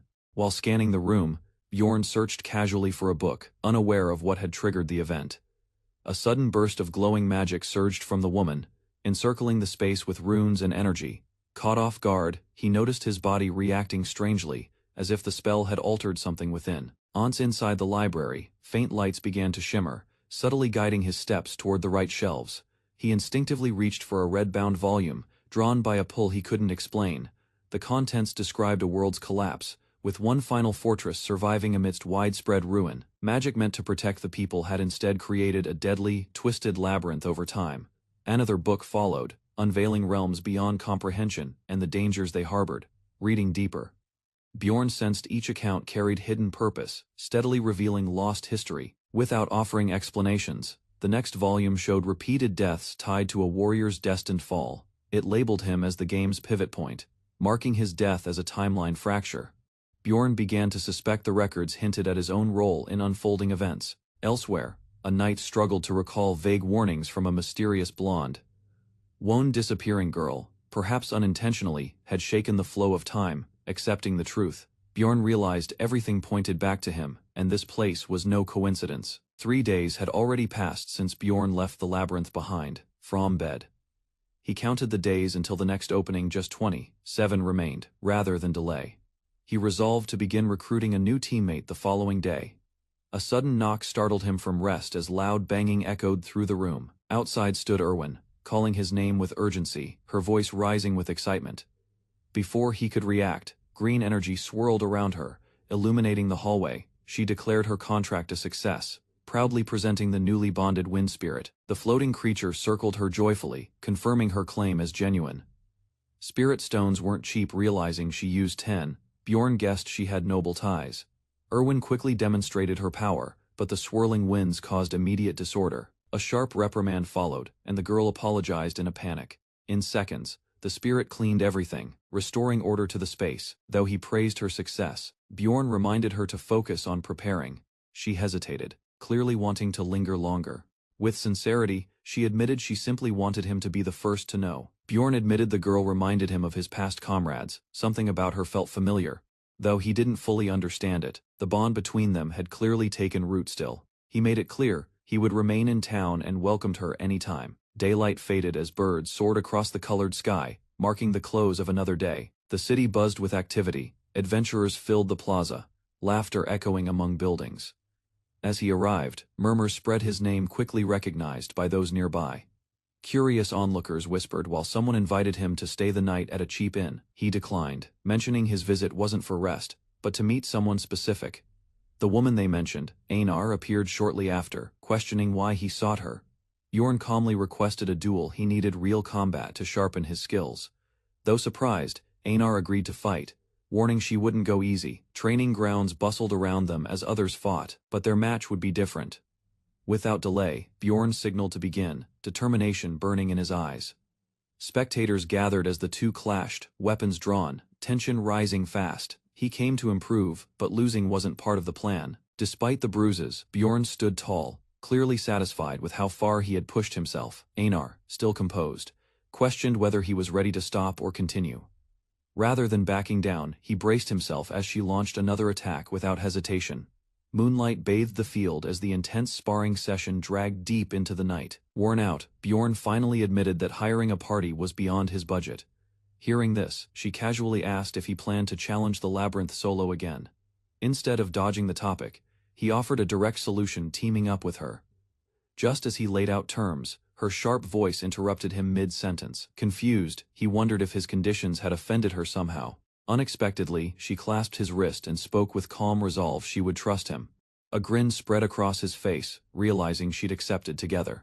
They departed toward the next destination, the Barbarian Shrine. Welcomed by the elder, both were acknowledged as returning warriors.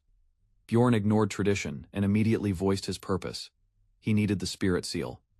Specifically, the undead seal, a skill vital for clearing the labyrinth. In this world, chosen warriors are drawn into divine spheres, governed by ancient power and rules.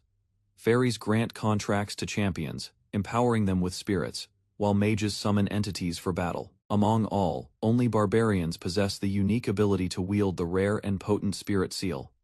Bjorn shocks the elders by mentioning the spirit seal, a topic few outsiders dare speak of.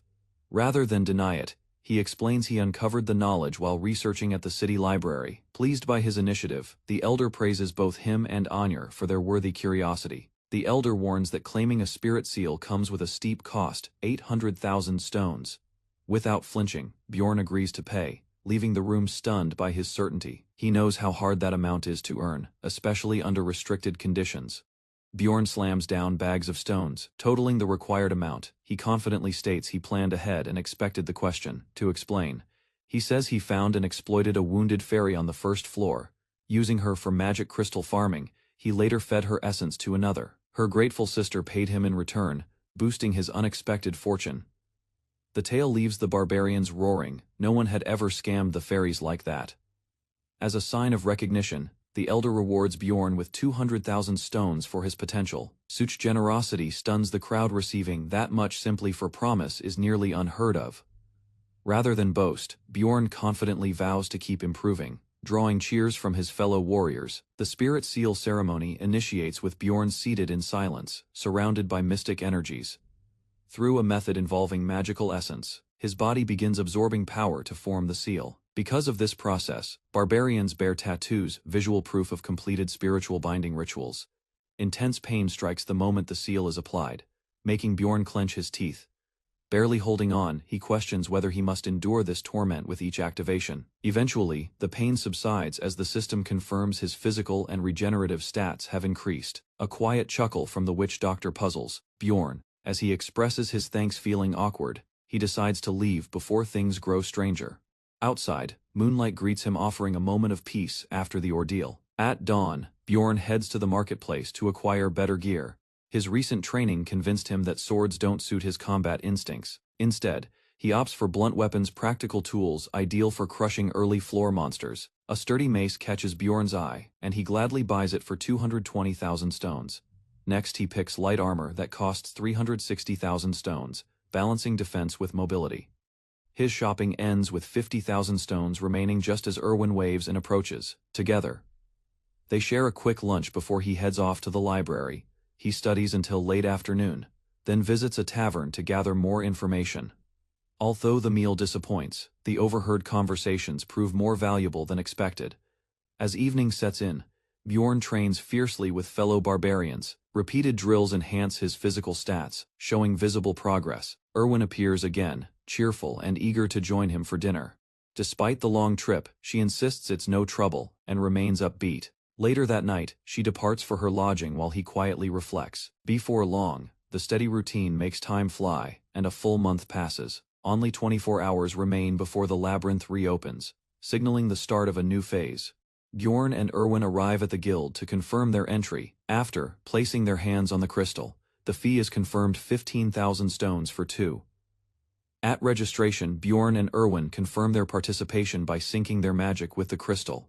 While the clerk processes their request, she explains how team slots function within the labyrinth. Once approved, Erwin casually suggests they eat before preparations continue.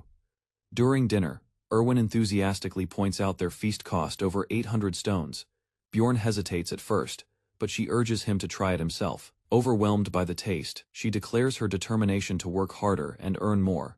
Just 10 minutes remain until the labyrinth opens, and tension builds around the portal. One group rushes forward, barely arriving on time, drawing admiration from onlookers. Their leader proudly announces their arrival, receiving cheers for punctuality.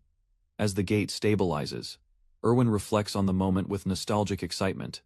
Permission is finally granted to enter, and the crowd starts to move. Bjorn hesitates, but Erwin urges him forward, confident she'll follow no matter what. Only a minute remains before the gate closes, and Erwin grows impatient. A nearby warrior signals it is time, and everyone braces for entry. Without waiting, Bjorn and Erwin charge into the portal as it begins to narrow. Bjorn awakens in darkness as the labyrinth transfer completes, alert and focused on survival.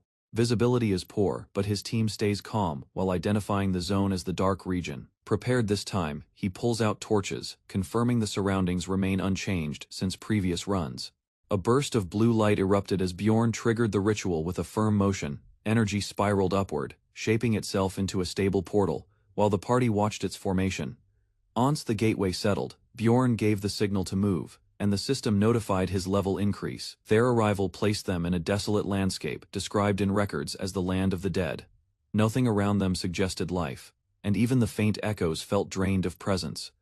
A sudden sensation spread through Bjorn's body, making him aware of a new energy circulating within. Status changes confirmed that his spirit attribute had risen immediately after completing the ritual. System guidelines came to mind, reminding him how skills and essence capacity expanded with each level. With level 2 achieved, Bjorn gained permission to handle 2 essences instead of 1. Experience gain in this world usually slowed dramatically once a certain threshold was reached. Opening the portal offered a workaround, providing experience without relying on monster kills. The method stayed between them, as Bjorn insisted on keeping the information undisclosed. Maintaining a low profile seemed necessary, considering how unusual progress could attract attention. A rope and torch were quickly repurposed, forming what he called the Barbarian candle mode together. They prepared to continue through the area, prioritizing caution over speed. Darkness gathered ahead as Bjorn identified the area as a known zone filled with undead threats. A closer look confirmed the absence of living creatures, leaving only corpses ready to rise. Recognizing the danger, Bjorn prepared himself, knowing the terrain favored ambushes against careless explorers. Anar reacted first when a pack of ghouls emerged, moving quickly across the ground. Bjorn assessed their number, understanding that their mobility would complicate the fight. Before he could intervene, Anar charged ahead, eager to handle the front line on her own. She cut through the ghouls with practiced swings, clearing the field with surprising efficiency. Bjorn followed behind, spotting a new figure drifting toward them with an unnatural presence. Its appearance revealed a banshee, forcing Bjorn to avoid direct combat to prevent a curse. Anar panicked when the banshee's scream echoed, realizing how dangerous the encounter could become. Bjorn pulled her away, redirecting her attention to an incoming group of skeletons. Together they shifted focus, preparing to strike at the skeletons' cores for a quick finish. Their coordinated attacks shattered the enemies, each defeat granting Bjorn small increments of experience. Travel continued north afterward, bringing them into regions populated by even more undead. Soon, stronger variants appeared, including elder ghouls and heavily armed skeleton warriors blocking their path. Combat felt smoother than expected, with few enemies slowing them down on the first day. Bjorn's growing strength made a clear difference. His battle instincts had sharpened. Instead of 2 hammers, the single mace now suited his grip, offering better control and force. He used the new vest-shaped armor to move with greater freedom. Losing some shield coverage mattered little, as his aggression increased with open movement. While the helmet lacked crossbow protection, it stopped most weak projectiles with ease. Enemies fell one after another, but Bjorn wasn't the only efficient barbarian. Anar burst into fights with relentless attacks, roaring as she cleaved through foes. Though odd at first, her loud shouts now felt like natural rhythm in battle. They gained steady experience, each kill marked with familiar notifications. Healing from his undead skill sealed injuries fast, keeping him in top form. Soon after, the earth beneath changed firmer, colder, and clearly more dangerous. Cautious steps followed as both sensed the environment shift once again. Cries in the dark warned of banshees hiding nearby, their presence unmistakable. Bjorn gave a final notice: stronger enemies were about to emerge. A strange howl echoed in the distance, putting both barbarians instantly on alert. Bjorn recognized the sound as a warning one, tied to a formidable foe's arrival. Without delay, he ordered Anar to strike its head core, the known weak point. The death fiend wasted no time, lunging forward with massive force. Bjorn held his ground, absorbing the hit as the shock rippled through him. Despite their preparations, the monster's raw power overwhelmed them. From above, Anar descended with her sword, aimed directly at the vulnerable spot.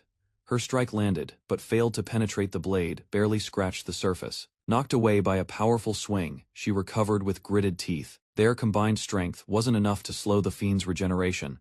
Even deep cuts healed within seconds, undoing all their work. That ability, body preservation, made the creature nearly unstoppable. Suddenly, the fiend raised its hand and activated a summoning skill.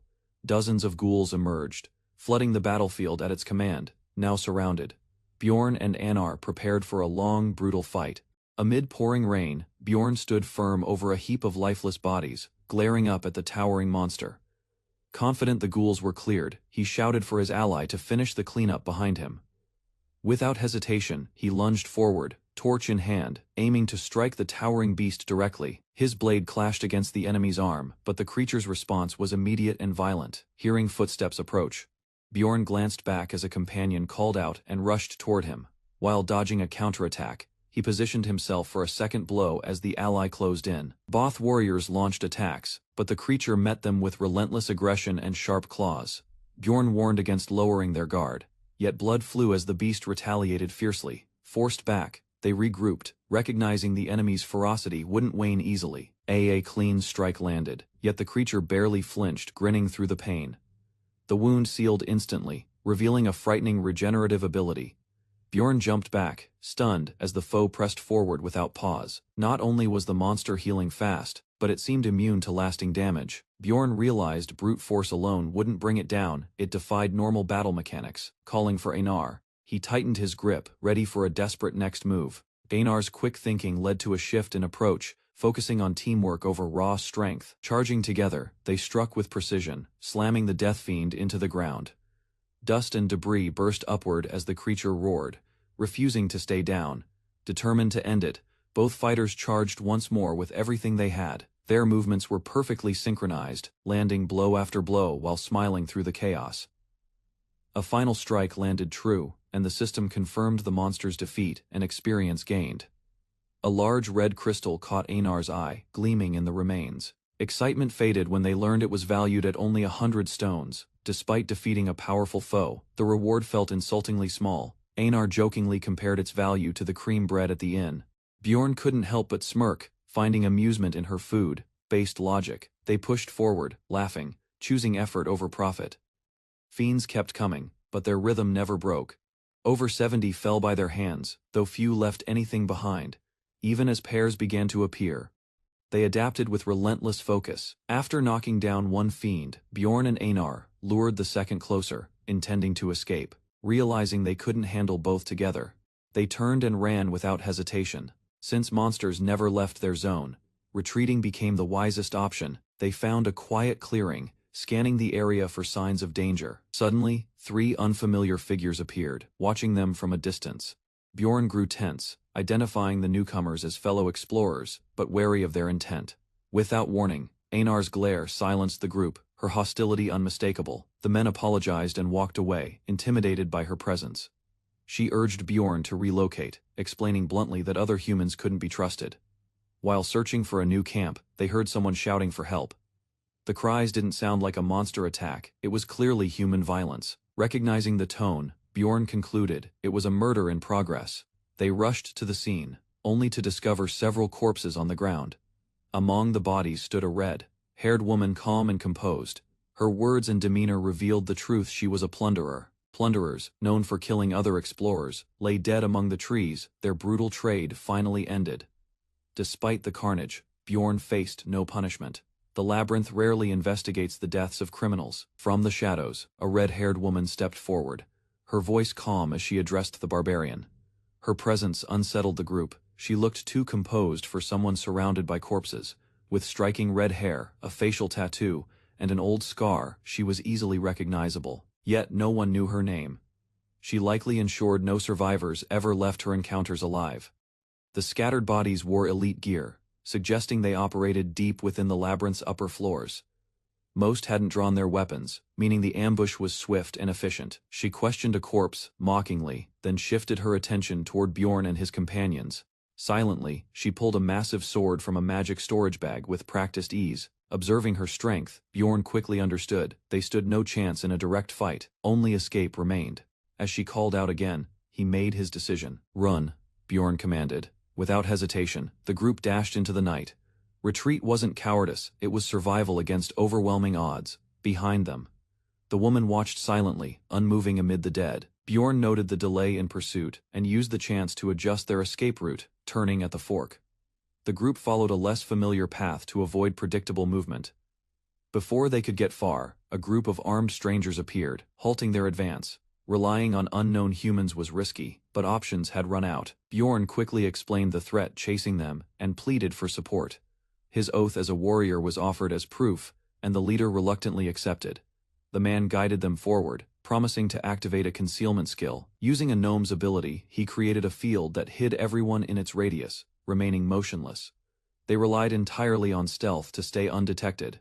Elsewhere, enemies celebrated, believing their trap had worked perfectly. Bjorn's body suddenly locked up, caught in a status effect called suppression. Struggling internally, he realized they'd been manipulated into this vulnerable position. Escaping the debuff required him to receive damage. Any injury would break the hold. Nearby enemies discussed his capture, unaware of his resilience. Focused entirely on enduring, he prepared for the moment to act. One attacker approached with lethal intent, ordered to finish the job in a single strike. Bjorn braced for impact, knowing that taking minor damage would cancel the suppression effect. The enemy lunged in, confident and unaware Bjorn was deliberately inviting the hit. Steel pierced his body, but Bjorn moved his head just in time to avoid a fatal wound. A shallow injury triggered his recovery. The suppression lifted instantly. With strength restored, he counterattacked in a flash, shocking everyone nearby. Surrounding enemies panicked as Bjorn broke free and retaliated. One of the men shouted for someone named Einar. Seeing the tide turn, while bleeding, Bjorn entrusted the rest of the battle to his ally. Einar leapt in, striking down multiple enemies in rapid succession. Blood sprayed as he overpowered them with brute force and speed. Using the momentum, Einar charged forward and continued the offensive without pause. Despite the success, Bjorn collapsed from blood loss, barely conscious. Companions rushed to his side, shouting in panic at the severity of his wounds. Amid the chaos, Bjorn gained an achievement, an increase in personal stats. Bjorn reached for a potion, knowing the wound would leave a lasting scar despite recovery. While treated, his companions remained upbeat, treating the injury as a mark of pride. Nearby, another group recovered their equipment and prepared to chase the enemy who had escaped. A sudden projectile flew through the air, catching the group off guard. It struck one of them, revealed to be a poison dart with immediate effect. The red-haired woman calmly appeared, implying she had watched everything from the shadows. Einar and Bjorn charged forward, seeing no choice but to engage her directly. Without hesitation, she readied her weapon, standing firmly in their path. Both sides clashed mid-air, each aiming to finish the fight before it dragged on. A horde of warriors charges, weapons raised, while Bjorn watches beside the cloaked red-haired fighter. She dashes forward in a blur, cleaving the front line with a blazing, arcing strike. Bjorn flinches as sparks fly. Her strength and precision are far beyond expectation. Faced with her immovable defense, one soldier shifts tactics, deciding brute force is his best chance. He roars and barrels into her, yelling for Einar to strike while he pins her. Instead, he collapses, confused and empty-handed, his push easily neutralized. Nearby, Bjorn realizes their formation crumbles faster than anticipated. Another attacker lunges, only for her to sidestep cleanly and deliver a crushing blow. He's flung through the air, landing hard as groans echo across the battlefield. Einar bleeds, frustrated, while the red-haired warrior calmly approaches, eyes locked on Bjorn. She offers him a choice: surrender peacefully or meet the same fate. To his surprise, she claims she never wanted to fight at all. Her words reveal guilt and respect for barbarians. Admitting a personal debt, though seemingly sincere, doubt lingers as Bjorn listens warily. Another warns him quietly this might all be a trap. Bjorn, still kneeling, questions her threat, asking what happens if he refuses to comply. Without hesitation, the red-haired warrior replies that she'll kill him, calmly stating it as a promise. Though unsettled, he responds with resolve, swearing on his warrior's honor to abide by her terms. She calls him unique, slicing her palm in a binding ritual of intent. As blood drips down, she turns to the wounded barbarian woman, asking for her decision. Despite exhaustion, the woman yells her defiance, firmly rejecting the warrior's offer. Acknowledging the refusal, the red-haired woman raises her hand, ready to finish things. Bjorn panics as Einar lies on the verge of death, shouting for a vow to save her. Einar hesitates, but seeing Bjorn's desperation, she finally agrees with a solemn oath. Bjorn shouts for trust, reminding Einar she once promised to follow his call. Torn between survival and honor, she lowers her eyes before whispering acceptance. From afar, the red-haired woman prepares to leave, but demands one last answer. Bjorn sits with Einar, exhausted, when the woman asks what floor they reached. The red-haired warrior answers cryptically, declaring the truth, before walking into the distance. They activate the crystal gate, vanishing together as she vows to return next time. A blinding flash signals their arrival at the crystal room. As Bjorn holds Einar carefully, she winces in pain, but dismisses it, ashamed to speak of suffering as a non-warrior. Bjorn reminds her that surviving makes one strong, urging her not to give up. Her eyes widen slightly. She admits she understands, though not fully. Bjorn reflects on shame and suicidal thoughts, realizing survival might define a true warrior. Despite exhaustion and safety, sleep eludes him, his mind still burdened by past humiliation. Memories surface of a time he was spared when a blonde outsider offered him healing. Back then, the priest refused him aid, and he drank a potion tossed like a bone.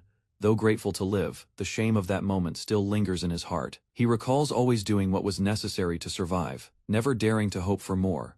Even choices meant to protect others often led only to guilt and self-loathing. Resolute now, he admits he can't survive with that mindset any longer. Bjorn turns to Einar, proposing a risky plan that could lead to real power. Without hesitation, she agrees. Death is certain if they remain weak. Their decision made, Bjorn declares their next goal: to enter the rupture and face chaos. Bjorn and Einar continue fighting through waves of monsters, gaining small amounts of experience from each kill. Amidst the chaos, they spot a structure ahead and realize this section holds something unusual, despite the danger. They press on toward a sealed device, sensing its importance. An inscription referencing a legendary wise man confirms the area's link to the game's hidden lore. Bjorn deduces the conditions are the same as the game, and prepares to open a rupture. Einar pledges silence, agreeing to follow him without questioning the secrets he holds. Using specific monster crystals, Bjorn activates a hidden mechanism within the dungeon. The ritual completes, and the rupture bursts open with overwhelming force. Together, they leap into the fiery portal as a new challenge begins. Cracks split the sky as the rupture activated, tearing reality open with ominous red light. Floating relics pulsed above the ground, signaling the emergence of interconnected dungeons known as ruptures. Among them, the blood-tinted castle appeared, a structure already on the brink of collapse. Explorers arrived before the ruin tents, but prepared for what lay within. Unlike previous labyrinths, this one retained a working platform, offering an unexpected point of entry. Suddenly, footsteps echoed. A new challenger approached, drawing everyone's attention. Deeper underground, Erwin struggled with only a dagger in hand. Forced to confront his limitations, he received blunt advice: fight without relying on spirits or bows. Though trained to trust in teams, he was reminded that survival demanded self-reliance. Acknowledging his mentor's skill, Erwin guessed he was advancing rapidly above yet Shortcuts were limited. Rupture access still required risk and persistence. Entry wasn't purely luck, many veterans had simply never gotten the chance. 8 months had passed since the last rupture on the first floor. Its return was imminent, following the known cycle of appearance. With quiet resolve, Irwin was told he'd soon surpass the barbarian himself. A piercing hum filled the air, instantly recognized by Irwin as the signal of an awakening rupture. Suspended above them, a jagged crimson rift widened, unstable, glowing, and ready to devour anything near it. Without hesitation, they bolted toward it, racing to cross the threshold before it sealed shut. As red energy spiraled around their bodies, the two were pulled forcefully into the rupture's core. Elsewhere, another group arrived just seconds too late, left watching the portal close behind them. The scene shifted to a new zone where unfamiliar explorers, dwarves and mages had already gathered. Bjorn and his team landed on solid ground, surprised to find high-rank mages still on floor 1. Despite the unusual location, the assembled party boasted impressive balance and capable members. This wasn't ordinary, it was a rare mix of elite classes, suggesting something significant. Alua, a confident 6th-rank mage, formally introduced herself with a faint air of superiority. 2 other members followed, a well-equipped dwarf named Mulcrop, and a silent carrier, Tarjin. Their polished gear and reputation hinted at long experience and careful preparation. Bjorn identified himself while Iwar revealed her noble lineage without hesitation. Suspicion rose. Why would such seasoned figures explore the labyrinth's lowest level? Both avoided details, vaguely mentioning the rupture's timing, while Bjorn silently deduced their shortcut strategy. Mulcrop suggested taking charge, warning the team to follow him without question. While Bjorn remained quiet, he quickly analyzed each member's potential and intentions. Before any agreement formed, Iwar suddenly voiced her opposition, shifting the group's mood. She firmly insisted Bjorn was the right choice to lead, due to his unmatched strength. Claims about his endurance and long training hours added weight to her argument. The others stood silent as her admiration peaked, declaring Bjorn extraordinary beyond measure. Embarrassed, Bjorn denied their relationship, trying to shut down the misunderstanding. Alua smoothly ended the awkward moment, urging everyone to refocus on the mission. Despite limited introductions, she believed cooperation was still possible through sheer power. She claimed she and Tarjin alone could handle the coming challenges.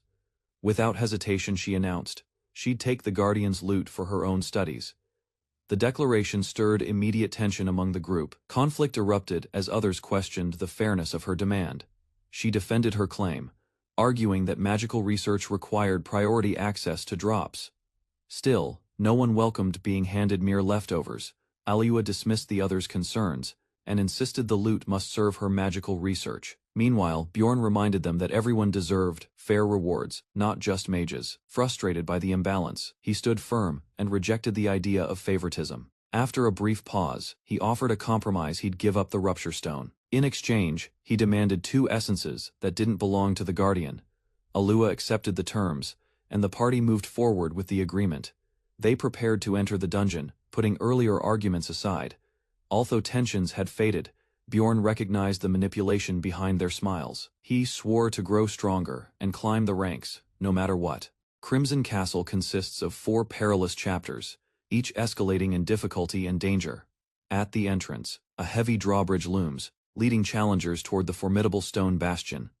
Deep within, the path winds through an underground prison and ends in a room of demonic rituals. Under a blood-red sky, the team approaches a gate flanked by ominous gargoyle statues. Without warning, the grotesque creature stirs as their presence triggers its ancient defense.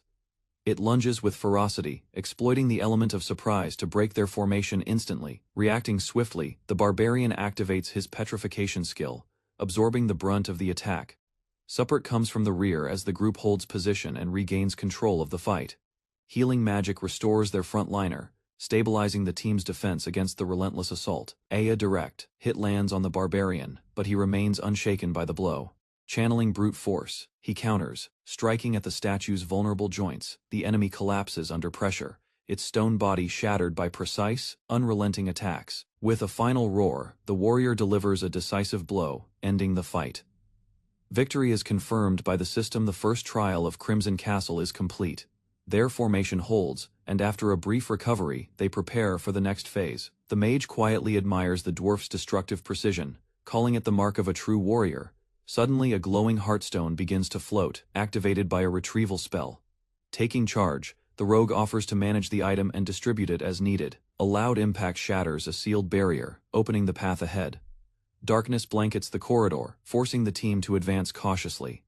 Light magic reveals a swarm of disfigured monsters, emerging from the shadows. These creatures, known as Deadman, are magical failures, left to fester underground. Their unnatural strength bypasses armor and even resists basic spells. As they charge, the group braces for immediate close-range combat. A brutal swing from the vanguard sends limbs flying across the room. Momentum builds as the team executes a coordinated offensive, clearing out the front lines. With enemies momentarily subdued, they take position for the next wave. Cheers erupt as the final monster crumbles beneath their combined effort. Ahead lies a sealed gate, glowing faintly with ancient magic. Without delay, they activate the rune and prepare for whatever lies beyond. A subtle hand gesture signals the group's readiness as they face the sealed chamber ahead. Once inside, magic lights swirl as the party steps onto a wide circular platforms. Smiling, the mage leads them forward, unaware of the danger that lies beneath. Positioning themselves carefully, they prepare to descend toward the lower courtyard. Moments later, the floor trembles and a grinding sound echoes through the halls. Without warning, the bridge collapses, plunging everyone into a sudden freefall. Blood begins rising from below, transforming the floor into a churning crimson lake. A voice shouts in panic. Something moves beneath the surface of the liquid. Realization sets in. This trap was designed to summon the undead in waves. Undead creatures surge upward, surrounding the group with snarls and rotten limbs, rushing to counter.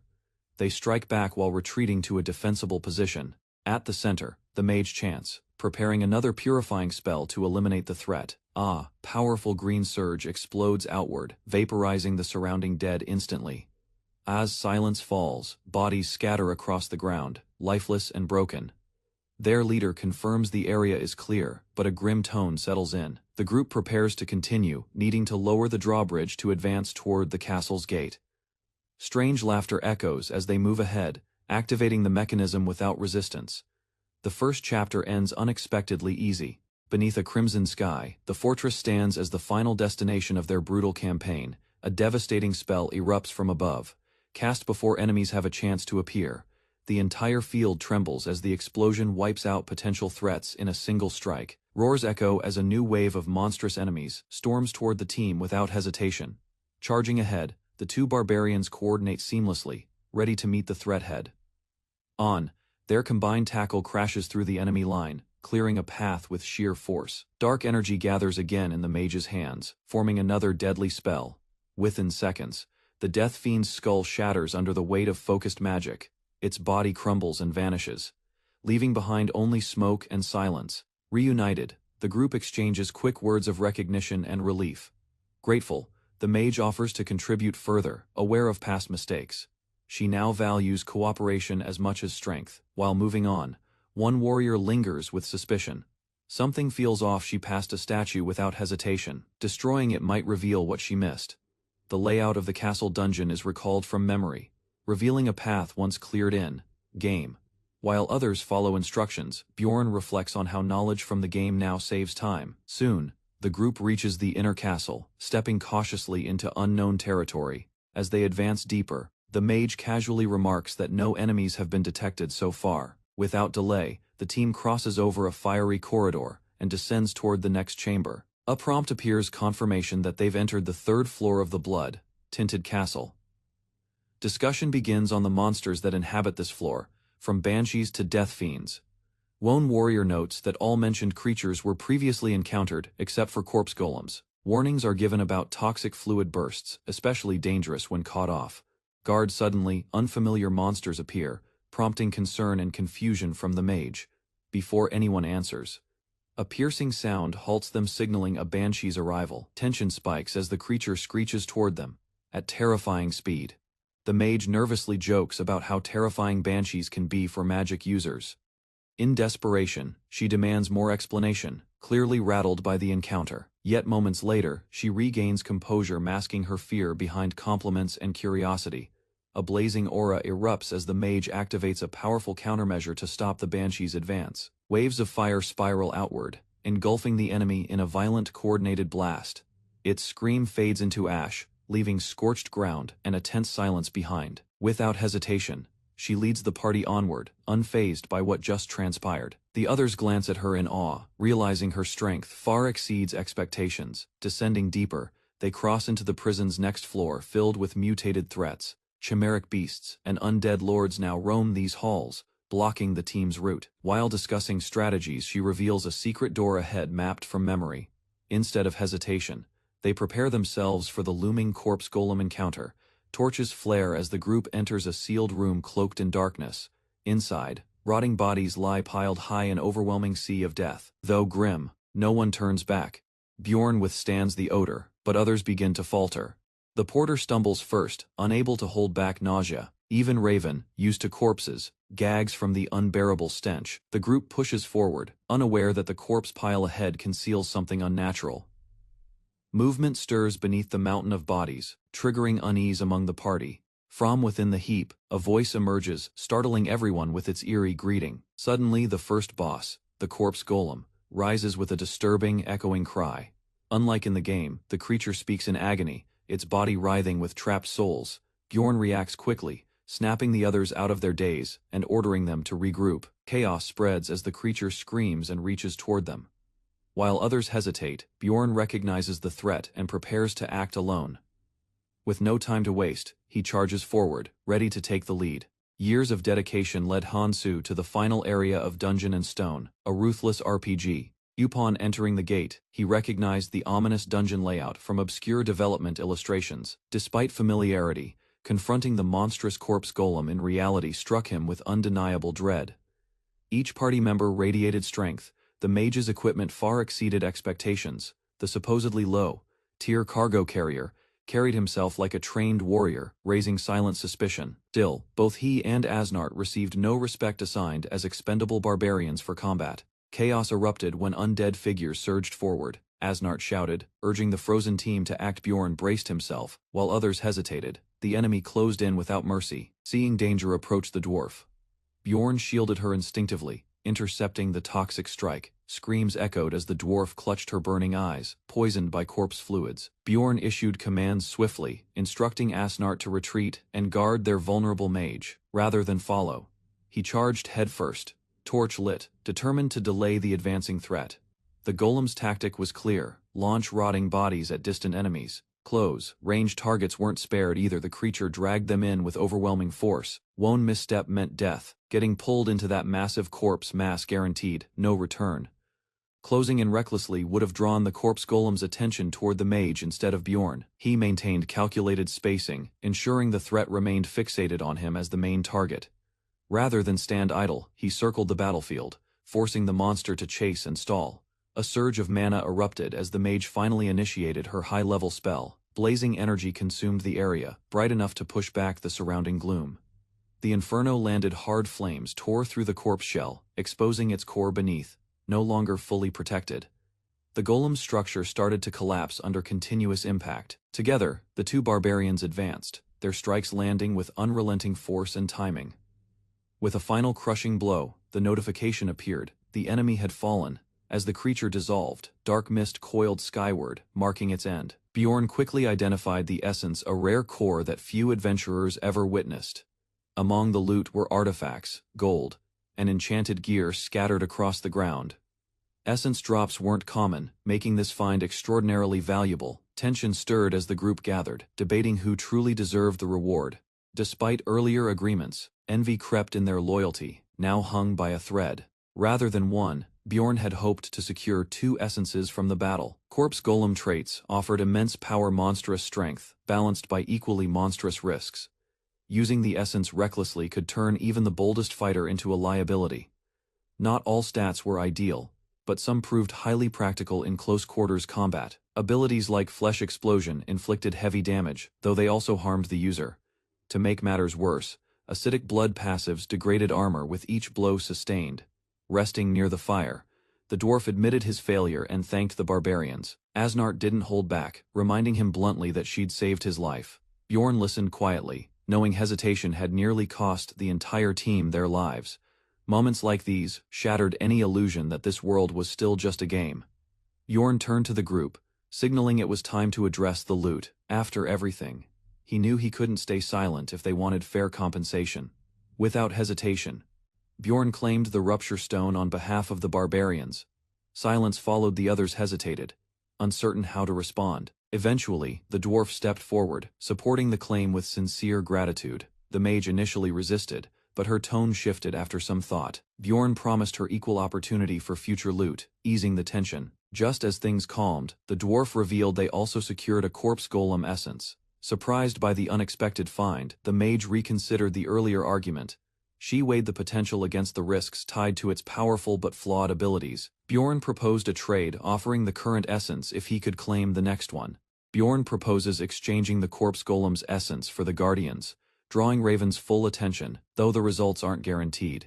He assures her that he'll accept the outcome himself. Amused by the idea, Raven agrees, clearly more intrigued by the corpse golem's potential. Without delay, she prepares to collect the essence, stating it's valuable enough for research. Using her only high-grade test tube, Raven stores it with precision and care. Bjorn notes her willingness, understanding that the essence's rarity makes the risk acceptable. Satisfied with the deal, the group regathers as Raven urges everyone to leave the ruins. With no objections, they proceed out, their torches lighting the way through darkness. Still cautious, Bjorn senses there's more to uncover beyond the completed trade. Examining a ruined wall, Raven remarks that the Lord's room once stood above. Her hand triggers a hidden mechanism, revealing sealed armored knights behind the stone.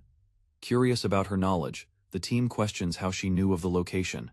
Raven presents a forbidden tome, the Necronomicon, claiming she read everything from its pages. Though stunned, the others step back, unable to interfere with her access to forbidden magic. Smiling slyly, she declares the book's value, hinting at deeper ambitions ahead. A violent surge of magic erupts as an armored undead knight rises from the depths of darkness. Bjorn's group watches cautiously while Raven examines a nearby switch connected to the summoning. Realizing the activation is complete, she notes it's time to collect the enemy's essence. A stream of powerful purple magic bursts from Raven's staff and strikes the armored foe. Within seconds, the knight collapses under the energy assault, vanishing into a cloud of essence. Raven captures the essence with precision, while Bjorn silently acknowledges their unexpected fortune. The group gathers to discuss essence distribution, and Bjorn offers Einar, the knight's core. Though surprised, Einar accepts after Bjorn insists it suits her weapon best. Bjorn reflects that utility absorption fits swords, and his own weapon won't last forever. Einar prepares for the essence transfer ritual, while the others remain alert. Magic surges in her hand as she begins the absorption, unaware of a detail Bjorn forgot. That missing warning may affect the outcome, something Bjorn now regrets not mentioning. Initially, Einar feels no change, assuming the ritual failed. Moments later, she grows in size, shocking everyone present. Confused, she demands answers as Raven points out Einar is the one who changed. Raven clarifies that the Bone Knight's essence boosts charm drastically, but doesn't weaken Einar's stats. Displayed stats confirm boosts in agility and charisma, while physical power remains unchanged. Although Raven offers reassurance, Einar's distress grows as she fixates on her altered appearance. Frustration erupts as she fears others will no longer take her seriously in battle.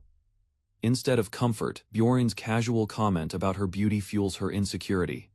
To her, looking less intimidating means losing part of her warrior identity. A new threat appears, giving Einar a chance to test the essence's effects in combat. Though still unsure, she steps forward, determined to prove herself again. The monstrous foe charges as she braces for impact, sword ready. Her strike lands before the beast reacts, ending the fight in one swift blow. Cheers erupt from the party, stunned by her overwhelming strength. With disbelief in her eyes, she quietly asks if she's still a warrior. Bjorn answers confidently, calling her stronger than ever. Relief floods her face as she rejoices alongside her companions. Together, the team approaches the Guardian's door, ready for what lies beyond. Bjorn senses danger and recalls the game's warning about doors that react to player progress. He quickly notices the unusual red glow from the Guardian's chamber, signaling something has changed. The door swings open, on its own, and he yells for everyone to shut it immediately. A powerful red aura erupts as the chamber reveals an unexpected and overwhelming presence. The group watches in disbelief as a cloaked figure slowly emerges from the smoke. Raven realizes this is not the expected boss, but something far more dangerous. Instead of a Death Knight, they face a vampire, a being with higher intelligence. Raven identifies it as a named monster, a sign of extreme threat. Standing tall and menacing, the vampire Duke Cambermeyer reveals himself as the new guardian. Monsters are classified into 4 distinct types. Among them, the lowest rank includes mutant species. These consist of basic enemies like goblins, archers, and lancers, each with different combat roles. Above them are named species stronger variants that usually serve as mid-bosses within dungeon floors. Without warning, a massive vampire emerges. Its power clearly exceeds normal parameters for the current realm. Panicked, the group flees. The monster's overwhelming presence disrupts any attempt at organized resistance. Wone Mage identifies it as a superior mutant species, a rare threat not expected here. Bjorn admits he only recognized the enemy from a recording made by another adventurer. Rather than knowledge, his reaction stemmed from instinct and prior in-game observations. Despite explanations, they continue escaping as the vampire relentlessly chases behind them. Earlier, Bjorn spent time analyzing obscure monster data others ignored. That research proves vital now. The vampire's dark aura grows heavier, suffocating the air and freezing weaker party members in place. Panic spreads as summoners lose composure. The danger becomes more than they can manage. Acting quickly, the mage casts a blinding spell, warning everyone to shield their vision. A flash of intense light erupts, engulfing the corridor in radiant magic. When the brightness fades, the vampire is gone. Relief replaces the dread on their faces. The vampire's regenerative ability renders previous attacks ineffective, reviving him fully in moments. Floating midair, he surveys the party coldly, emitting pressure that crushes the group's confidence. Chaos erupts when the wizard is suddenly struck, forcing the team to regroup immediately. Memories of past player failures replay in Bjorn's mind. Most perished before learning the Duke's secrets. Instead of hesitating, he demands retreat. The party must survive before solving mysteries. Though never here physically, Bjorn assures them he memorized the castle's layout from the game. Flames flicker as the group runs through dim corridors, guided only by torchlight and Bjorn's lead. Navigating swiftly, he recalls every twist experience from hundreds of game runs, reinforces his instincts. Zone teammate questions his certainty, surprised by how exact his mental map truly is. The vampire resumes the chase. Shadows creep behind them, forcing the group to sprint harder. Through a burst of light, the exit finally comes into view beyond a long hallway. Reaching the outside, they escape just before darkness consumes the corridor behind them. Outside, the team takes a breath, shielded by the setting sun's glow. They begin to realize Bjorn's skill isn't luck, his strategy saved them all. Acknowledging his courage, one warrior hints that Bjorn may one day become truly great. As evening falls, concern grows about what to do before night fully sets in. One member urges quick action, suggesting they relocate while they still have daylight. Bjorn, unwilling to risk delay, demands everyone rise and prepare to move immediately. A companion insists on protecting the unconscious wizard, even at the cost of his life. With urgency rising, the others follow suit, readying themselves to leave the area. Taking initiative, Bjorn decides to scout nearby, while the wizard remains out cold. Near a statue, he discovers a hidden mechanism, unlocking a relic sealed within. The Tear of the Goddess, a sacred item known for healing and purification, is revealed. Useful against evil-type monsters, the artifact adds a critical advantage to their arsenal. Eventually, the wizard awakens and sits upright, still dazed but alert. A warning follows: darkness will bring the vampire's return. Speculation begins about the attack's nature, possibly involving pain, sharing magic. Bjorn asks about other sunlight spells, seeking options for future encounters. Instead of answering directly, the wizard complains about the rudeness of his question. Ignoring her irritation, he focuses on what matters: staying alive. The mage reveals she can cast Solar Sphere, a high-tier spell with solar attributes. A visual projection shows the spell similar to Fireball, but enhanced with sun-based energy. Bjorn asks about additional support spells, and she confirms she needs time to recover mana. The mage agrees to assist, though the party questions why Bjorn is calling the shots. Laughing, Bjorn explains that trust matters more than position or class titles. Acknowledgement follows as night falls, signaling danger will soon return.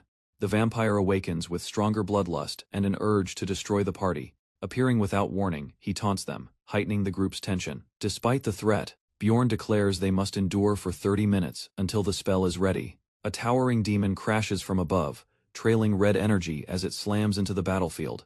Dust and debris scatter while panicked adventurers scramble to respond to the sudden impact. Wings unfurl wide as the creature roars, prompting warriors to rush civilians away from danger. It charges again, emitting a screech that rattles the surroundings. Warning cries echo as the fiend's form barrels closer, eyes glowing with murderous intent. Without hesitation, a fighter meets the attack head, on his strike, forcing the demon to pause. Swinging with brutal force, the dwarf slams his hammer into the beast's path. His skill, weight balancer, steadies him even as shockwaves pulse from the enemy's might. Others seize the moment, converging on the monster with synchronized precision. The enemy retaliates, flinging a fighter aside with a violent burst. Its tail sweeps wide, knocking back attackers and disrupting their formation. Bjorn bursts forward, planting a devastating blow into the demon's chest. With a mocking laugh, the demon ascends, trailing crimson smoke. Pain surges through Bjorn's hand. He's affected by a shared damage curse. Before they can recover, the creature vanishes into a swirl of black crows. Dozens of shadowy figures erupt from the vampire, flooding the battlefield with terrifying speed. Bjorn immediately steps in to shield the others, issuing a firm command to hold position. A surge of energy erupts from the dwarf. His second core has awakened. Blood sprays everywhere despite his defense, staining the ground and nearby fighters. Realizing the danger, one of the mages screams that the infected are no longer stable. Suddenly, a vampire skill activates, marking a teammate with a sacrificial seal. Within seconds, the vampire's strength surges dramatically thanks to the chosen offering. Allies nearby begin turning hostile, their minds clouded by the spreading curse. Bjorn charges forward, aiming to disrupt the buff before more fall under control. Hikurad's collapse sends shock through the ranks, forcing Bjorn to reassess quickly. Only 5 minutes remain until the vampiric boost ends. He directs Aindra to push forward, then retreat once the blow is landed. Without hesitation, Aindra breaks into a sprint, weaving past enemy strikes, covering her advance. Bjorn confronts the vampire's frontal assault head. Rather than fight recklessly, he focuses on survival, waiting for the right moment. Bjorn's eyes lock onto the vampire's, glowing with determination despite the growing damage on his body. Rather than retreat, he clenches his jaw and continues stabbing, forcing himself to endure the pain. From a distance, his allies look on in shock, unable to comprehend his reckless resolve. The mage questions his plan, suspecting he's relying entirely on potions to survive. Even as his body bleeds, Bjorn continues forward, pushing through with sheer willpower. No one has ever fought like this. The agony alone should have stopped anyone else. Flames rise around him, and smoke signals structural damage spreading through the walls. Against all odds, he blocks an incoming strike, even while bleeding heavily. Survival seems impossible, yet he keeps moving, every action defying logic. Though unable to stop every hit, Bjorn protects his vital points with uncanny precision. A watching mage realizes this isn't brute strength, it's mental fortitude holding him together. This level of pain tolerance and control surpasses what they believed possible. Realization dawns on the mage. There's no way out except defeating the Guardian. Even as danger intensifies, retreat isn't an option. There's nowhere left to run.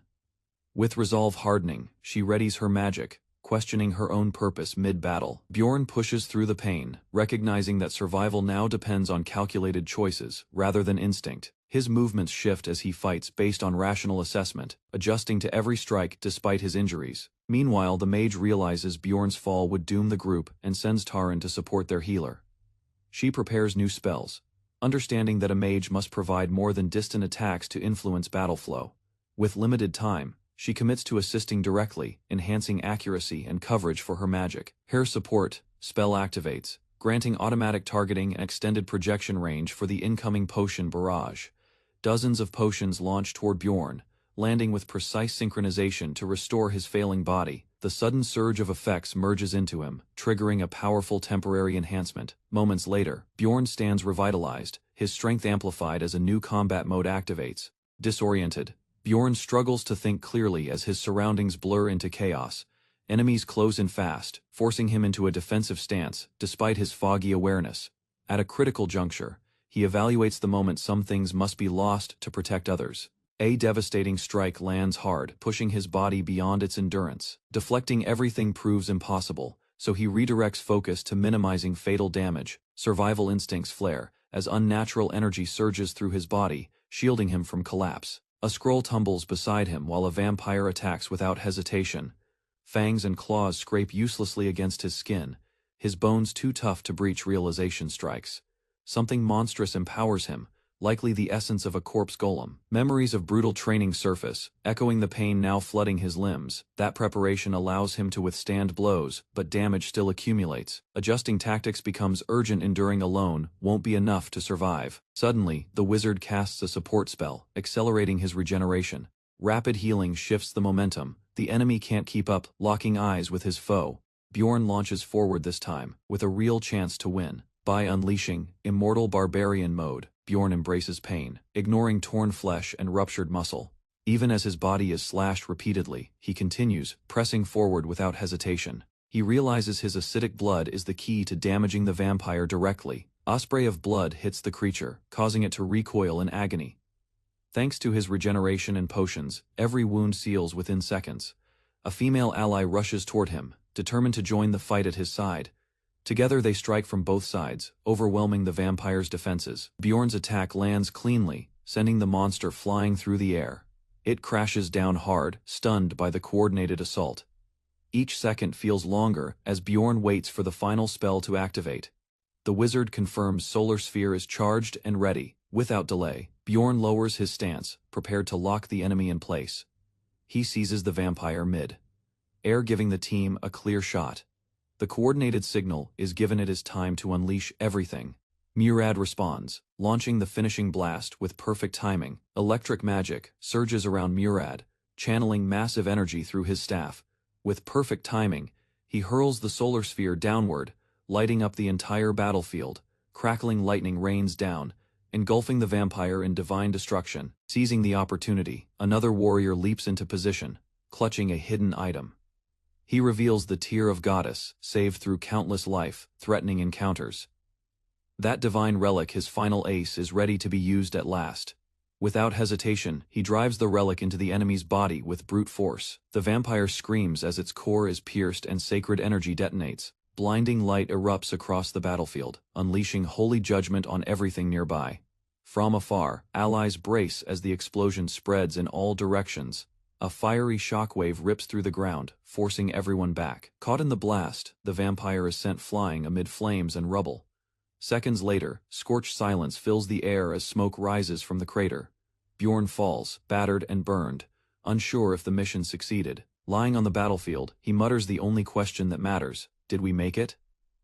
A lingering sweetness in the air immediately triggers Bjorn's unease. He lifts his head, confused by the silence. None of his allies seem to be moving. To his disbelief, the vampire rises again, battered but clearly not defeated. Its body begins restoring itself, healing wounds that should have been fatal. Each breath, the monster fuels its unnatural regeneration. Though Bjorn can't fully grasp the situation, he understands one thing: he is the only one left. His feet stumble across blood-stained ground as he approaches the fallen threat. Acting before hesitation sets in, he strikes with urgency. Despite the damage, the creature's heart remains untouched. Time is running out. Raising both fists high, he targets the core with everything he has. Rage and exhaustion merge as he detonates his skill flesh explosion. The blast engulfs the enemy in red haze and gore. Bjorn senses death looming even as victory nears. Every muscle tears as more detonation pulses fire from within. Instinct warns him one more blast could be his last. The system confirms Bjorn's skill has triggered multiple flesh explosions, risking both victory and death. Despite internal damage, he endures as blood erupts and pressure overloads his body, refusing to fall. He survives the final detonation, standing amid the blood-soaked aftermath. Staring at the enemy's remains, Bjorn realizes no mana remains to channel his skills. Left with only his body, he prepares one last detonation using brute force. The final explosion hits its mark, and the system confirms the vampire duke is dead. Reward notifications appear rapidly, listing experience points and skill unlocks. Among the loot is a sealed core containing tremendous energy and rare crafting material. While his body collapses, Bjorn earns victory, achievements, and legendary items from the deadly encounter. A sudden gasp escapes Bjorn as he bolts upright, drenched in sweat and breathless. Beside him, a female warrior calmly greets his return to consciousness after a prolonged slumber. Groggy but alert, he questions his survival and immediately scans for signs of his allies. Hearing "It's already been 4 days" sends a jolt of panic through his mind. He checks his limbs swiftly, confirming there's no damage or lingering pain. Aside from confusion, nothing feels off. No wounds, no marks, no hidden trauma. Noticing his lack of pants, Bjorn turns with narrowed eyes and calls out to Einar. With no shame, Einar admits he removed them due to their poor condition. Annoyed, Bjorn silences him and demands a clear explanation of recent events. Recalling the fight, he deduces the Guardian's essence was fully absorbed into him. He remembers no dice were rolled for loot as originally agreed. Instead, the wizard distributed everything herself while others watched. She claimed the Rift Stone, justifying it with compatibility. Bjorn suspects deliberate manipulation masked behind polite words. While the group remained quiet, his trust in her quietly fractured. Grinning, Einar expresses relief that Bjorn is still alive and ready to move again. Rather than departing immediately, she explains there's one last task to handle before leaving. Bjorn suspects a valuable item remains hidden and intends to secure it himself. System messages confirm the dungeon has been cleared, and all rewards distributed, wrapped in a cloak. Bjorn strolls through town, drawing attention with his rugged appearance. He stops at a merchant's stall, requesting new gear, to replace what he lost. A shopkeeper watches him closely, surprised by the size of his equipment order. Bjorn responds vaguely, unaware that suspicion is already building around him. Without warning, guards close in, demanding answers and preparing to detain him. Meanwhile, the marketplace buzzes with chatter among adventurers, sharing tales from the dungeon. One recounts how Bjorn fearlessly fought a powerful beast alone, leaving a strong impression. As they scan the crowd, no one can spot where the barbarian went. In a quiet corner, an elf girl hopes to see him again and test her powers. Despite some concern, curiosity, and admiration pull her thoughts toward their reunion. Back inside, Bjorn attributes his success to traveling with his sister, avoiding further suspicion. A document is examined closely, revealing the elf girl's name, Daryl Wittweber, D. Tertia. Holding her paperwork and a small bag, she's cleared as a verified adventurer. She quietly walks through the streets, wondering if Bjorn has returned from the labyrinth. Memories of him linger as she imagines greeting him in a light green dress. Her thoughts turn hopeful, believing he might appear before her at any moment. The illusion fades. She realizes he's still absent, but convinces herself he'll be back soon. A commotion outside alerts her to someone entering the room where Bjorn's belongings remain. She confronts a man moving items, angry that he's assuming Bjorn won't return. The man insists enough time has passed and declares Bjorn must have died in the labyrinth. Rain pours as Darl crouches in despair, struggling to accept the possibility of loss. Her older sister arrives, demanding she stand and stop mourning passively. Fueled by emotion, Darl vows to grow stronger, strong enough to protect those she cherishes. Locked in a dim cell, Bjorn faced accusations of being a plunderer without any valid proof. The interrogation began with mockery as an official doubted a barbarian's grasp of dungeon regulations. Unease crept in. Inconsistencies in the process made Bjorn suspect something wasn't right. Others in confinement lacked weapons, suggesting they'd entered unprepared, unlike him, who had come equipped. To protect someone, he described being ambushed by plunderers, but omitted the woman's role entirely. Skepticism grew as the officer questioned how a mere barbarian acquired such potent essence. Healing scars hinted that the essence had restored more than just stamina. He urged them to summon a mage, proposing memory magic to verify his claims. Permission was denied. Verification magic required a 4th rank status, regardless of compensation. Dismissive laughter followed, with threats of being sold if he stayed silent. 2 days passed before the mental magic triggered, revealing the truth to the interrogator. Even then, the man ignored evidence and continued demanding a confession. Suddenly, Bjorn was sentenced to execution with only 3 hours remaining. Calm but tense, he sat quietly while false claims of murder were shouted. Nearby, a knight overheard everything, starting to question the truth behind the charges. With execution looming, Bjorn understood there was only one path to survive. He had to act. Gripping his hands, he triggered his hidden skill. Flesh explosion, pouring strength into a final gamble.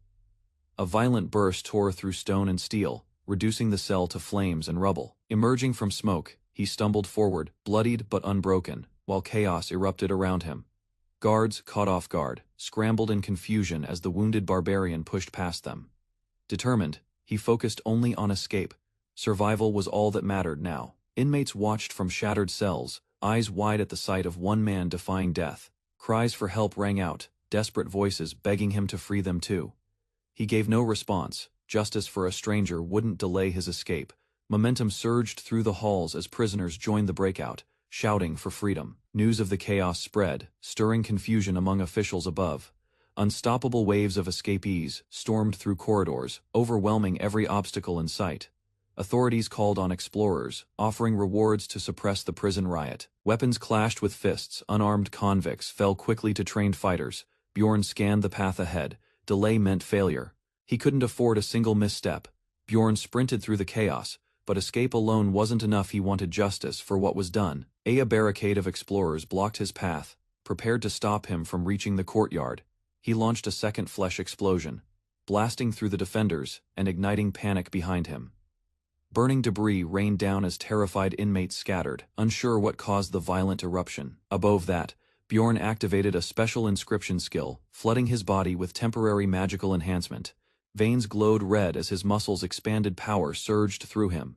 The doping process was complete. Without delay, he lunged into the fight, shattering bones and overpowering explorers with raw speed. Weapons clashed and fell away, but his enhanced body moved without hesitation. This transformation wasn't just physical. He could feel something primal awakening deep inside. Observers questioned how a supposed fifth-rank barbarian could overwhelm trained elite so easily. He moved like lightning, using blood-soaked fists to cut a path through resistance. A final blow cleared the area, and he ascended toward the next floor alone. Inside the Adventurer Guild's upper floor, Bjorn marched confidently toward the branch chief's office. Without warning, assailants lunged from the shadows. One attacker was swiftly kicked aside by Bjorn's reflexes. Steel slashed across his back, drawing blood. But the ambush did little to halt his advance. A sharp cry escaped an enemy's lips as Bjorn's counterattack landed with brutal precision. Nearby, a young noblewoman watched in horror as violence unfolded just steps from her. From behind, a subordinate urgently revealed her identity. She was the regional chief's daughter, surrounded by fallen enemies. Bjorn reconsidered his next move in light of this new hostage. His grip tightened on the girl's shoulder, determined to use her presence to shift control. Despite her resistance, Bjorn silenced her accusations with a stern command to stay quiet. Gesturing to the guards, he demanded the investigator, the alliance leader, and a tower wizard. None dared resist as Bjorn issued his threat: cooperate, or the noblewoman would suffer. Together, they backed away, leaving him space to retreat with his hostage toward the balcony. From above, Bjorn's voice boomed over the gathered crowd, commanding full attention. He accused the Adventurer Guild of staging a conspiracy to eliminate him unjustly. In defiance, he declared innocence before all, daring anyone to challenge the truth. A sudden transmission from the Adventurer Guild disrupted the stillness of the magic tower. The elder mage relayed a support request. Someone violent had taken the branch chief's daughter hostage. Hearing this, the young sorceress turned sharply, alarmed at the mention of a madman. Determined, she accepted the mission, seeing an opportunity to pursue her own objective as well. Down at the guild, she arrived just as Bjorn stood holding the hostage in full view. Shock flickered in her eyes as she recognized him. This wasn't some unknown thug. Bjorn demanded a memory check spell, refusing to waste time on explanations or negotiations. In response, she agreed, but only after securing a promise for a future favor. Without delay, she cast the incantation, blue magic forming between her fingers and Bjorn's forehead. The spell failed. Something blocked it. She asked if he wore mental protection. Bjorn dismissed the idea, suggesting visual memory magic as the next solution. Nearby, guards found the wounded branch chief, just beginning to recover. Suspicion filled the room as Bjorn was questioned about his involvement. Although one guard blamed him, the branch chief remained composed, already aware of the setup, rather than accuse. The chief turned to the investigator, demanding proof behind the barbarian's arrest. The investigator scoffed at the idea of a setup, insisting the evidence spoke for itself. At the gate, Bjorn had presented a suspicious amount of gems for someone of his rank. During inspection, his bag revealed an array of weapons, many assumed to be stolen goods. A tracking stone confirmed the items were linked to missing Alliance property, tightening suspicion. However, the wizard questioned the validity of unverified claims made by a single clan member. Frustrated, the investigator claimed the witness was unreliable, constantly lying and avoiding magical checks. He argued the man's story lacked reason. Surviving fatal wounds by consuming vampire essence was absurd. No previous records mentioned vampires on the first floor, making the claim even less believable. Without evidence, he dismissed the idea and saw no need to involve high-ranking mages. Contradicting him completely, the tower magician revealed she had seen the event firsthand. Her statement silenced the room, disrupting the investigator's narrative. When she challenged his authority, he quickly backed down, caught off guard. Panicked, he apologized, while she accused him of disrespecting wizards and misusing his position. Tower mages, closely tied to nobility, weren't to be questioned lightly, even she admitted. Until today, no one believed a vampire existed in that rift. The branch chief initially thanked the wizard, but immediately challenged her for questioning his authority. He grew silent, as she pointed out the labyrinth's unpredictable nature, filled with unknown possibilities. Her argument emphasized the maze's long-standing mysteries, urging him to reconsider dismissing the vampire claim. Meanwhile, Bjorn quietly observed, noting her strong stance had shifted the momentum. Suddenly, armored knights arrived, escorting a man with commanding presence into the hall. Emotions erupted as the hostage girl called out to the new arrival, her father, the regional chief. To uphold the enforcers' convention, officials prepared for judgment against message stone abusers. Crowds watched in silence as the accused faced scrutiny under stern, watchful eyes. One man collapsed, overwhelmed by fear as the tide clearly turned against him. Bjorn questioned the man tied to the Crystal Union about the false statement. The suspect stammered in denial, but his trembling voice betrayed hesitation. With a spell cast, a mage confirmed that his testimony was a lie. Gasps filled the hall as the exposed liar stood frozen in disbelief. Clearing Bjorn's name, the officials acknowledged the evidence as decisive. The offender's fate remained uncertain. Pending further investigation into his actions, attention shifted to the Crystal Union, already known for internal disorder. The inspector protested, but his authority quickly crumbled under pressure. Superiors demanded re-evaluation of every case he'd overseen. Seeking to repair damage, they proposed compensation to Bjorn. A promotion and new gear were offered without hesitation. Unimpressed, Bjorn challenged them to prove their standards through strength. Bjorn, burning with rage, challenged them head-on, unleashing a thunderous roar that silenced the hall. Tension cracked as onlookers urged calm, struggling to contain the barbarian's overwhelming energy. The mage, Raven, recognized his strength and hinted at his past extraordinary feat. She cited a rare event consuming the essence of a powerful guardian as context. Across the room, one official smirked, finally asking what compensation Bjorn truly wanted. Rather than power or rank, Bjorn grinned and demanded money, exactly 5 million stones. Surprisingly, the official accepted the demand without hesitation, stunning everyone in the room. Raven wondered if his motivation was tied to her, while Bjorn remained unreadable. Soon after, the scene shifted to the Mage Tower, specifically Raven's cluttered private lab. Inside, she handed him a mysterious blue liquid, prompting cautious curiosity from Bjorn. He hesitated, then drank it, imagining all the strange things it might have contained. Afterward, he asked why she summoned him there, still unsure of her intentions. Raven reminded him of a favor he promised long ago, catching him off guard. Although he only agreed under pressure, Bjorn decided to honor his word. With a bright smile, Raven revealed her goal: to research the essences he absorbed. Raven explained, the research might benefit Bjorn too, revealing traits unknown from untested essences. Something shifted in her eyes, now gleaming with unrestrained curiosity and academic passion. Though she'd studied rare undead before, no record of a vampire's essence had ever existed. Bjorn sat quietly, sensing the favor might come with unexpected strings attached. In a flashback, she offered to conceal Jandal's involvement on one condition, rather than payment. She requested weekly help in her lab for half a year, refusing the lengthy demand. Bjorn countered with a 3-month limit and full disclosure. Raven reminded him that her intervention earned him survival and 5 million stones. Even so, he argued that fairness meant she should offer compensation, not just expectations.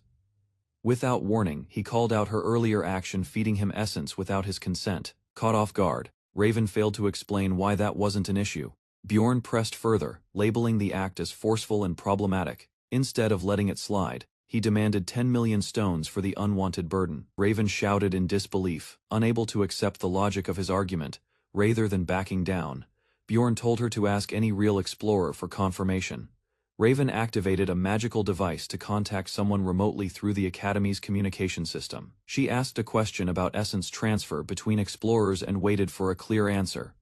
The man on the other end responded thoughtfully, his face calm as he prepared to reply. Tension fills the room as the mage confronts Bjorn about the unauthorized use of essence. Despite the intense reaction, Bjorn appears unaffected, even as the mage rants about the rare grade 7 material. He explains the danger essence applied without proper planning could do more harm than good. When asked about compensation, Bjorn casually proposes a staggering demand, 15 million stones. The mage recoils in disbelief, but Bjorn calmly argues that essence value rises with repeated use. If the culprit had been present, he admits, violence might have followed. Frustrated, the mage blames the system and the lack of foresight in essence handling. Bjorn reflects silently, perhaps a less aggressive approach would have changed the outcome. The door opens, revealing an imposing elder mage, silently absorbing the scene. Recognition dawns. The newcomer isn't just anyone, he manages 5 labyrinth floors. Without delay, he steps in, intrigued by Bjorn's ability and presence. A living barbarian using magic properly has clearly piqued his interest. With dark humor, the elder remarks that most barbarians arrive dead or offer only their hearts. Bjorn doesn't flinch, analyzing the tone behind the elder's unsettling grin. He smirks, claiming even barbarians can understand the mood. Bjorn fires back with his own joke, mocking the elder with a fake threat of violence. Laughing wildly, he insists it is just a barbarian's humor, pushing the elder to lighten up. Offended at first, the elder forces a grin and accepts the jab in stride, amused by Bjorn's boldness. Trying to ease tension, Bjorn acts casual, though worried he may have gone too far. Surprisingly, the elder chuckles, praising Bjorn's spirit and brushing aside the insult without offense. He even jokes back, wondering if Bjorn is of noble barbarian lineage due to his composure. As a reward, the elder presents Bjorn with a rare item that boosts magic effectiveness. He reveals it's a high-value halberds item, coveted by upper-class spirit users. Bjorn accepts, realizing this tool is exactly what he needs to improve and survive deeper floors. While leaving, Pavem reminds Bjorn of their research agreement on corpse golem essences. Outside, the girl doubts Bjorn will remember. While inside, the elder hides the item's cheap value, grinning.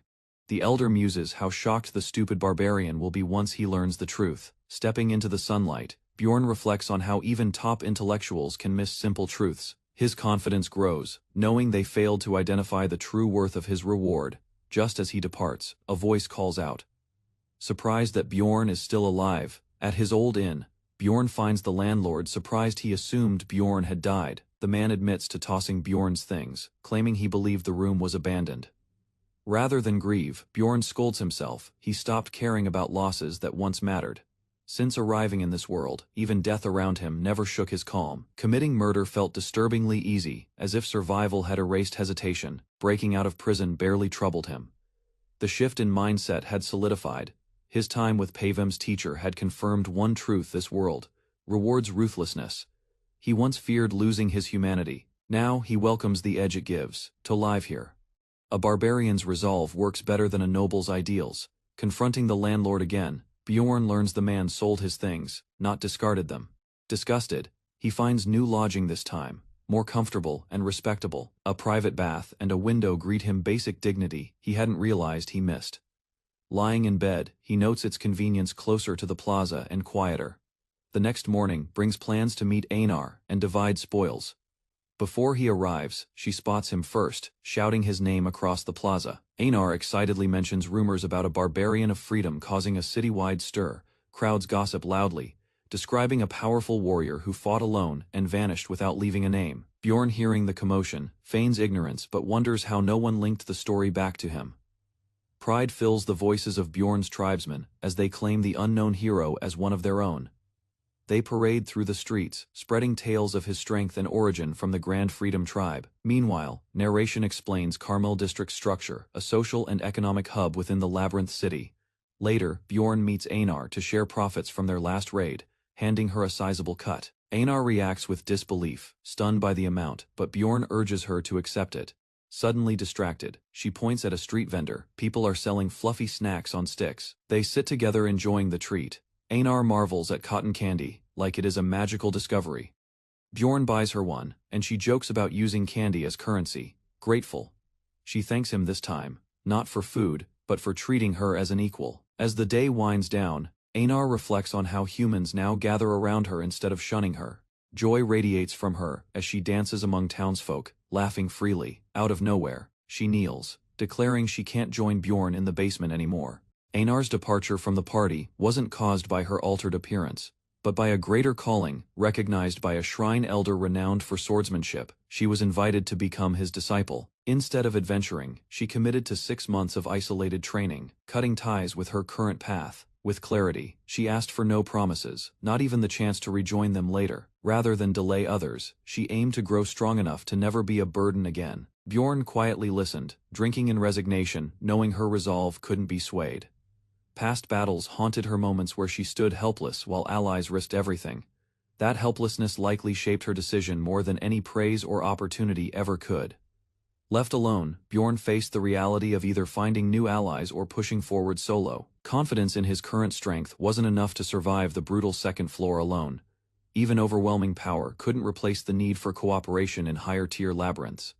He resolved to seek out capable partners who could endure the climb ahead. Raven, a mid-rank mage, welcomed him with surprising familiarity as he entered the room. Teaming up with her might just be the breakthrough he needed. Prepared to challenge the portal's dangers, he stepped forward without hesitation. Raven rejected the idea of teaming with just 2 barbarians, calling it ridiculous and unbalanced. She laid out her demands: an elite 6th rank member and a priest were mandatory. Without waiting for agreement, she switched topics and presented notes analyzing the vampire's essence. Bjorn skimmed the document, recognizing the essence properties without needing her clarification. Nothing surprised him. He already knew the vampire's skills and threats in advance.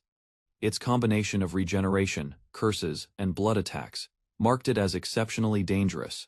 Before he could leave, Raven stopped him with a sharp question about the vampire fight. Mentioning a surge of divine power, she asked what he'd placed in its mouth. Feigning confusion, Bjorn deflected, unwilling to reveal the truth about the goddess's tears. Claiming sudden hunger, he launched into a comical retreat to avoid more questioning. Raven stood frozen, suspicious of his evasiveness and certain he was hiding something. Fueled by determination, she dashed off to locate anything that could confirm her theory. Inside the library, she uncovered an ancient text referencing both the goddess's tears and a gold mask. Though parts were illegible, the artifacts matched what she sensed during the battle. Convinced she was close, Raven eagerly resumed digging through the records for more answers. The goddess's tears turned out to be a divine relic with powerful restorative properties. Its last recorded use dated back to the conquestal era, over a century ago. While reading, Raven questioned how such a rare item ended up in someone's hands. Another legendary item the golden mask required, defeating a dungeon boss under strict conditions. In the past, Bjorn sold it without thought, treating it like any other loot. Realizing the cost of that decision, he now vowed to be more cautious. Rather than discard it again, he decided to keep the mask for future use. Meanwhile, rumors stirred in the tavern as a white-haired elf delivered shocking news. The Crystal Union, a major clan, had been dismantled overnight. Regarded as an unshakable alliance, their fall left adventurers baffled and uneasy. Several questioned the cause, unsure what could destroy such a stable force. One woman hinted their mistake was provoking someone far stronger than expected. Talk pointed to a barbarian who brought down the clan without warning. Although he was listed as a 3rd-rank explorer, few believed it anymore. Speculation grew had this lone warrior simply outgrown the system itself. The elf considered the possibility that a mere 5th-rank barbarian had crushed the powerful clan. Even with doubts, she couldn't ignore the rumor that the warrior hadn't returned in days. As she walked alone, uncertainty crept in. Was it really him behind the chaos? Later that night, she whispered Erwin's name, struggling with the decision she faced. Telling her sister the truth about everything now felt heavier than expected. Meanwhile, Bjorn actively searched for qualified allies willing to take on the 3rd floor. At the guild desk, Bjorn submitted his identity plaque without hesitation. The staff member read it aloud: 7th rank, 5 stars, and immediately reacted with shock. Unaware of its impact, Bjorn simply waited, confused by the sudden tension. Although the clerk tried to move on, Bjorn focused on building a fair team. A name on the list stood out, prompting him to pause in recognition. From across the room, Juan greeted him loudly, confirming it had truly been him. When asked about others, Juan revealed they expected a mage to join soon. Hearing that, Bjorn was stunned. Mages rarely appeared in regular parties. He turned as Juan called out, eager to see who this mysterious ally might be. A confident young noble entered, radiating pride as he introduced himself with flair and perfect posture. Calling himself Leo Wakranbwaki, he boldly expressed interest in joining their guild without hesitation. The dwarf looked confused, prompting Leo to clarify that his motive was purely voluntary. Startled by the mention of royal blood, The group exchanged uneasy glances. While Leo didn't work for the guild, he somehow knew more than expected. Without revealing much, Bjorn introduced himself bluntly and motioned for Leo to sit. Rather than deflect, Bjorn directly questioned Leo's desire to become an explorer. Leo calmly explained his goal: to raise his distant noble family's reputation through dungeon exploits. The others were surprised, especially by how far removed his noble status actually was. Leo reassured them he had no intention of asserting superiority. Though his appearance was refined, Bjorn doubted he'd survive outside the city walls. Despite reservations, they let him join and shared paperwork duties, though Bjorn did most of it. Their team now formed. The dwarf expressed relief at Bjorn's approval. New gear replaced old, marking their readiness for what lay ahead. At the guild registry, a curious clerk watched, already intrigued by their unusual lineup. Bjorn excitedly showed off his newly acquired equipment, gleaming latanium armor and a matching shield. He then equipped a practical expandable backpack, perfect for carrying supplies during lengthy expeditions. Just as he settled in, a guild officer politely requested he remove the gear due to disruptions. While walking through town, Bjorn noticed someone resting in an alley, drawing his curiosity. Turning his head, he spotted a seated barbarian oddly unarmed, which raised a red flag. Weapons were essential to barbarians. Even the poorest never parted with one willingly. Bjorn approached cautiously, startling the man, but calmly assured him there was no danger. The stranger admitted he had sold his weapon out of desperation for survival.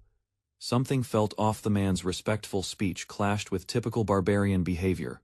After introductions, the man revealed his name as Terrakan, son of Lears. He devoured the offered food with tearful gratitude, overwhelmed by the rare kindness.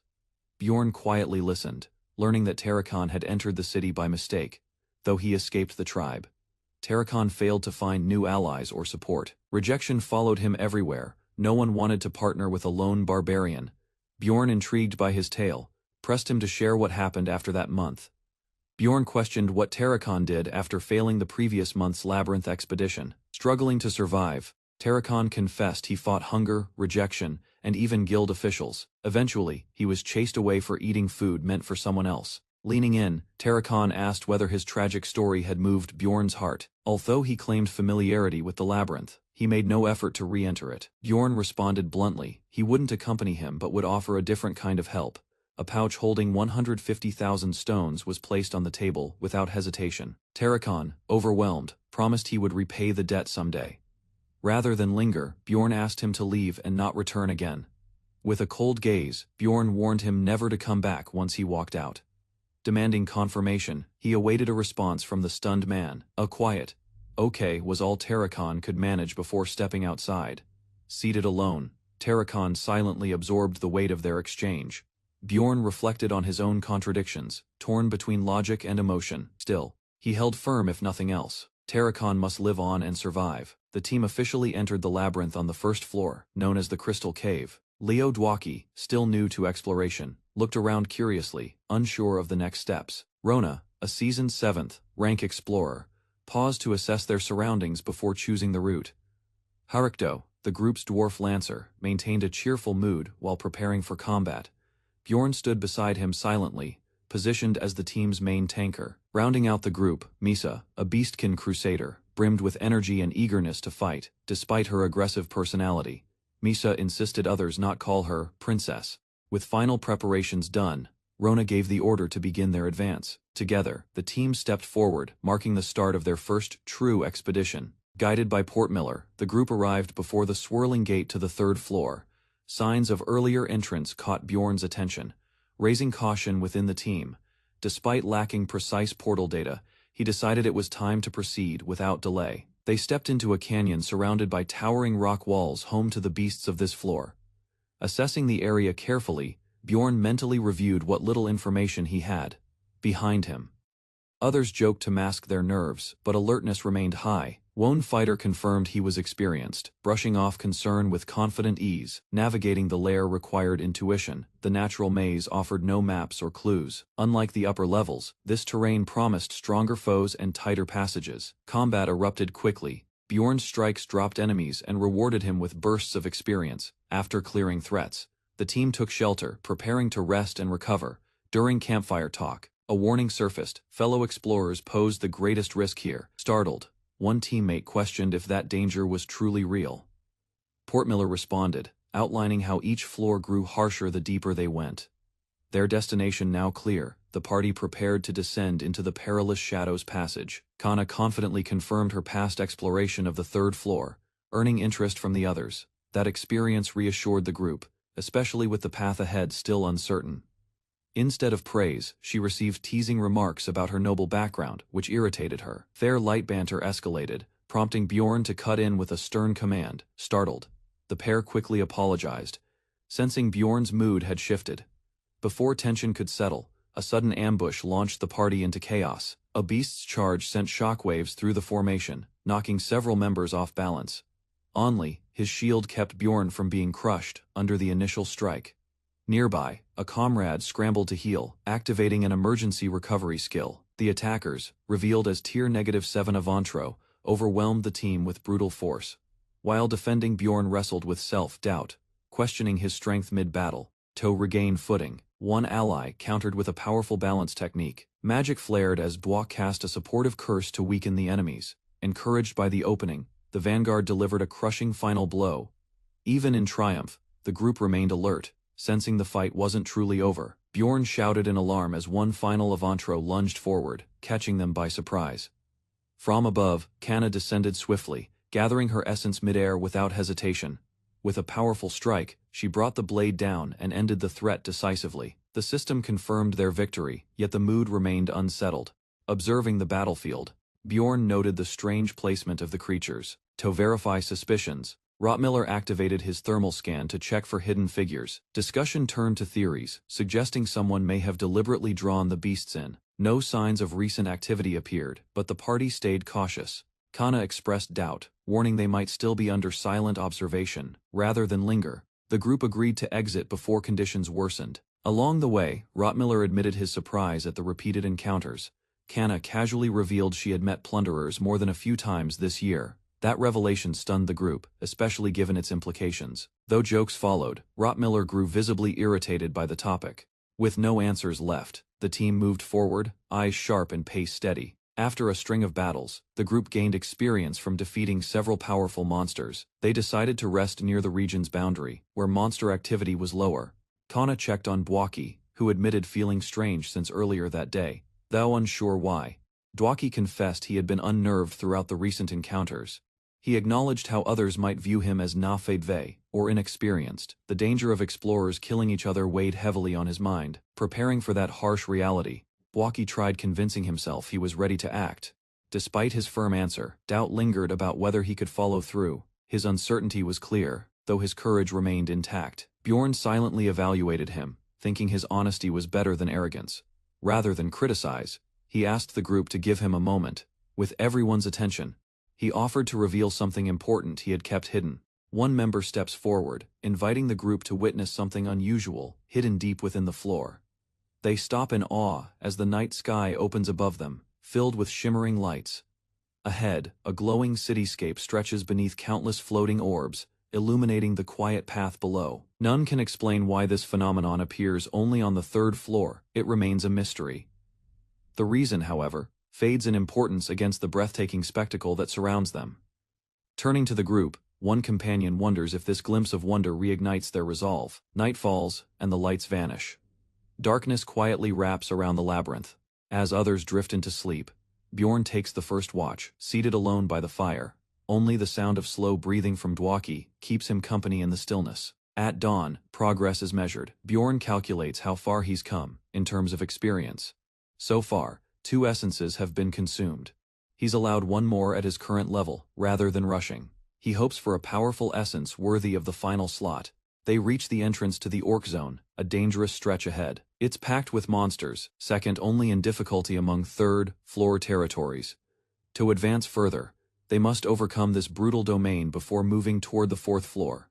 Murad proposed a temporary alliance, leaving future tactics open depending on how things unfold. Before any adjustments could be made, orcs charged from the forest at an aggressive angle. Everion snapped into position, responding swiftly and confidently to the incoming threat. The front line clashed with the first wave, striking down several orcs instantly. Arrows of magic tore through the battlefield, unleashed by Rottmiller and Dwaki from the rear.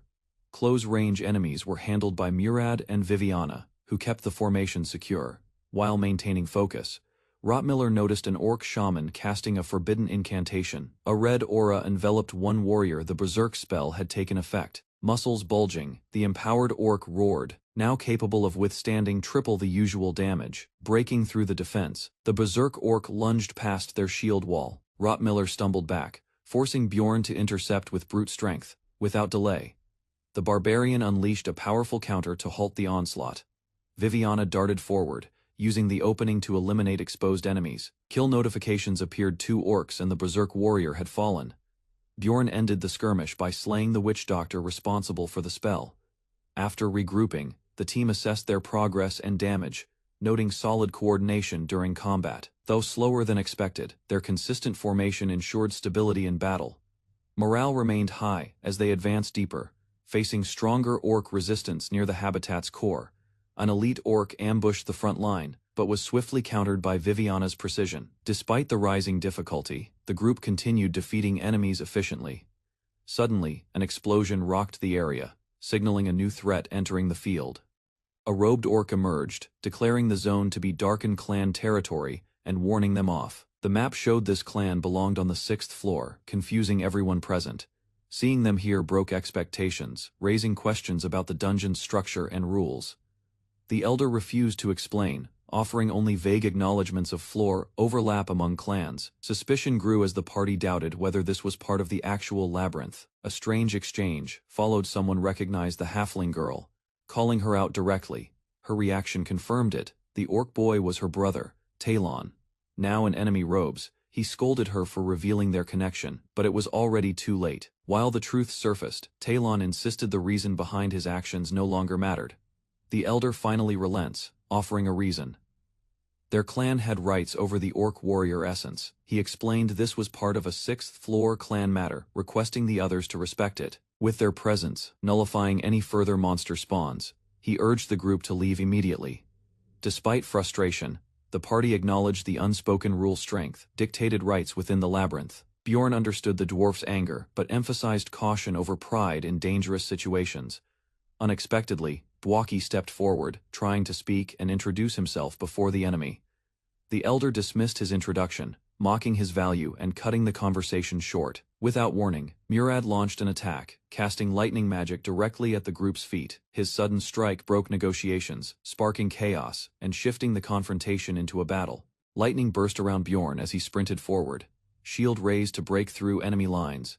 With a precise strike, he slammed into the target, his power enhanced by magical reinforcement. His roar echoed through the battlefield, forcing the enemy commander, Hikarad Murad, to respond immediately. Nearby allies steadied themselves, using the momentum Bjorn created to regroup and hold formation. Several fighters glanced toward the barbarian, regaining composure and preparing to re-engage with renewed focus. A mage warned that without Bjorn's actions, the entire team might have been wiped out. Later, Rottmiller apologized, acknowledging his poor judgment and how it nearly led to disaster. Though visibly frustrated, one teammate accepted the apology, choosing to move past the mistake. Forgiveness was met with confusion by others, surprised he wasn't punished more harshly. Bjorn admitted Rottmiller's intent came from loyalty, even if poorly executed. Another confessed she might have been expelled without Bjorn's timely intervention. A shout for the mage broke the tension, lightening the mood among the group. Suddenly, the air changed.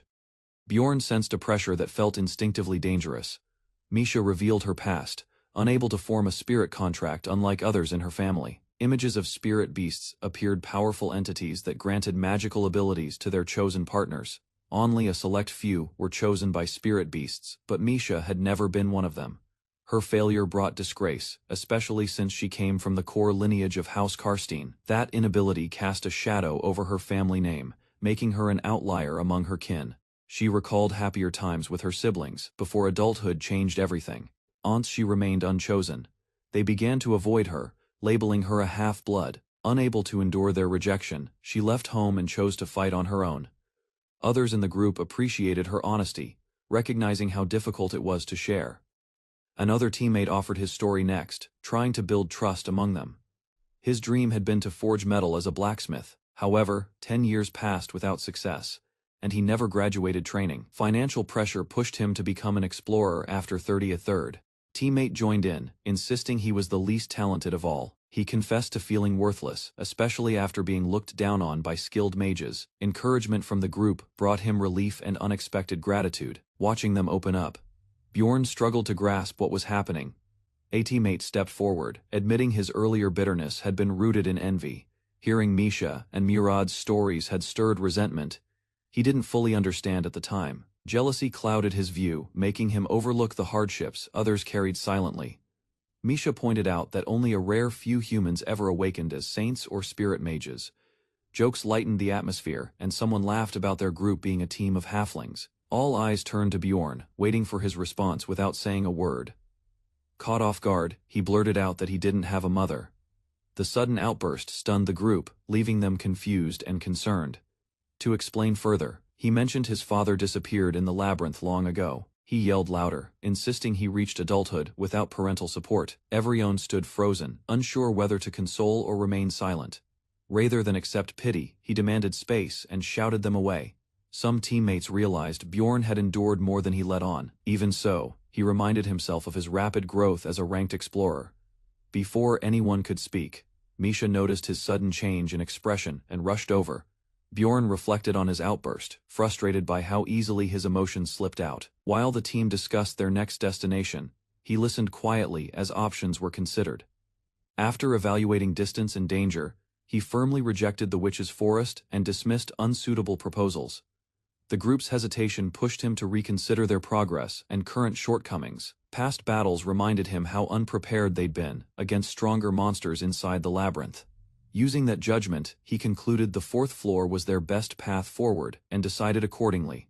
Around the fire, the group discussed which dungeon floor to challenge next as tension brewed. Despite their cheer, Bjorn noted the party lacked solid warriors and consistent offensive strength. He quietly judged their chances as slim if forced into prolonged, intense combat. A vote sealed their next destination, the fourth floor. Without delay, they packed up and marched back toward the labyrinth entrance. That evening, camp was set in familiar terrain under the quiet night sky.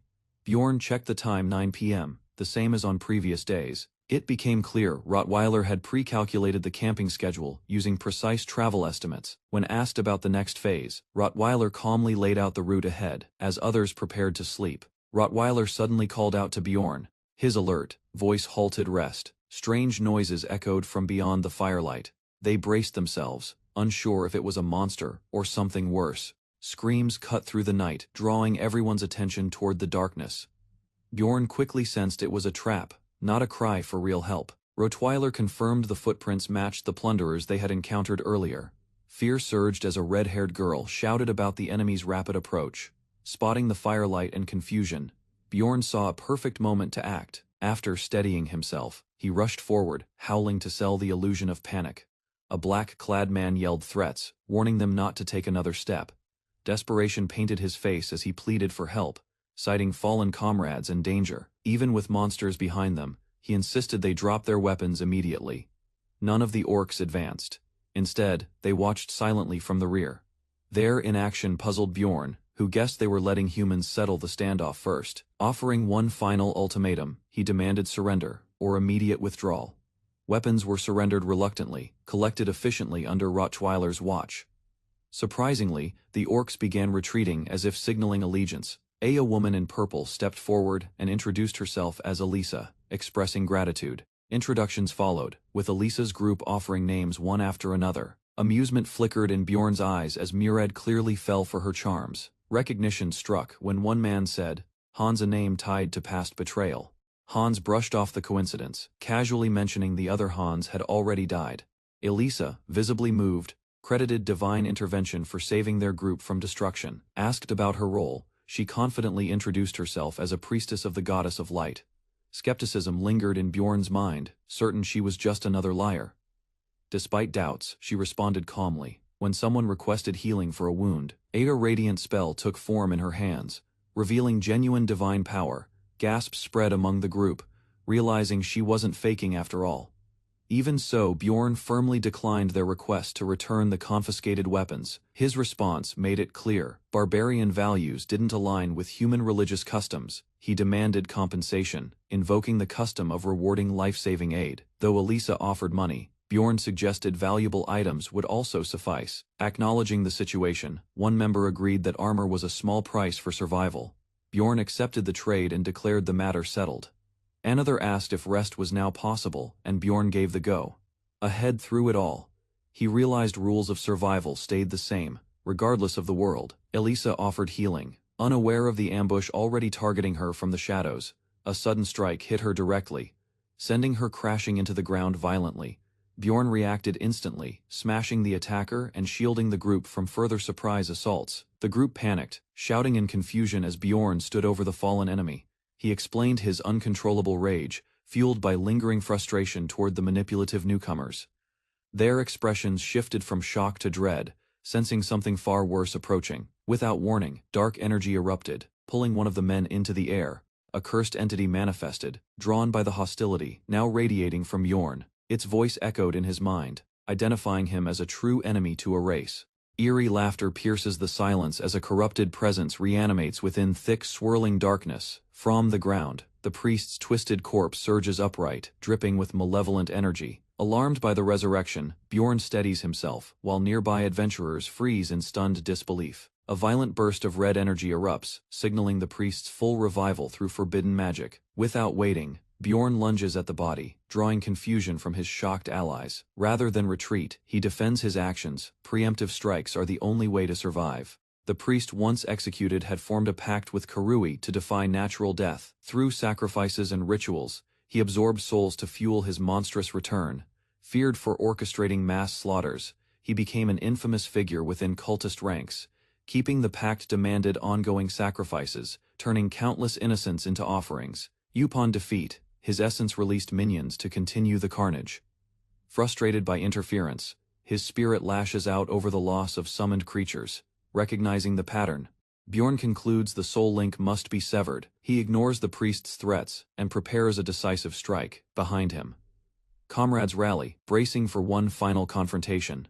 Dark energy surges as undead creatures awaken, faces twisted in fury and hunger. Responding to their master's command, the horde lunges toward the outnumbered party. Dodging swiftly, Misha and Bjorn brace for the enemy's relentless charge. A powerful skill bursts from Misha's hands, aiming to break the advancing line. East magic flies as Riolo launches his spell with practiced precision. Unfortunately, the undead remain unaffected, their resistance rendering cold-based attacks useless. Realizing the danger, a retreating ally hurls a fireball behind him. Flames erupt across the field, and the creatures scream as they're engulfed. Bjorn notes the effect fire clearly weakens these undead enemies. A priestess counters by drawing all surrounding flames into a blazing sphere. Bjorn's expression tightens. Fire once effective, is now being absorbed. Without delay, he redirects the team's focus toward eliminating the spellcasters. While Bjorn holds the front, the others charge toward the vulnerable targets. At that moment, the priestess summons a dark beast known as Shadow Garnal. As it emerges from the ground, Bjorn yells a warning to stay alert. With a shriek, the priestess unleashes her minions, demanding their enemies' heads be taken. The team braces as black tendrils surge forward, forcing Misha to dodge instinctively. At a distance, Riolo retaliates with a flash of magic, while the priestess cackles with delight. A sinister aura coils around Misha, its unnatural weight revealing she's been cursed. From the shadows, dark beasts emerge, their presence pressing in from every direction, charging into the chaos. Hikarad explains he was ordered by Bjorn to stay beside her. Alone and bloodied, Bjorn fights at the front, distracting the enemy commander. His allies remain locked in skirmishes, unable to lend support. Infuriated, the priestess berates her servants for failing to shield her. While the others hold the line, she begins casting an escape spell beneath swirling energy. A vow of revenge escapes her lips just before she vanishes. Bjorn clenches his teeth, frustrated by their inability to stop her retreat. From atop the battlefield, the priestess disappears into the void spiral. Staring upward, Bjorn accepts the bitter taste of an unfinished battle. Moments later, system messages confirm victory, though the threat remains unresolved. Bjorn requests curse removal, hoping the mage has the ability to reverse the lingering effects. The mage clarifies his limits, explaining that using curses differs from cleansing them.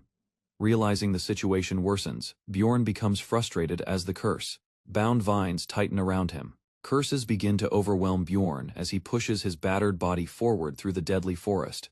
Ignoring his companion's concern, he insists on pressing ahead, trusting his endurance over rest.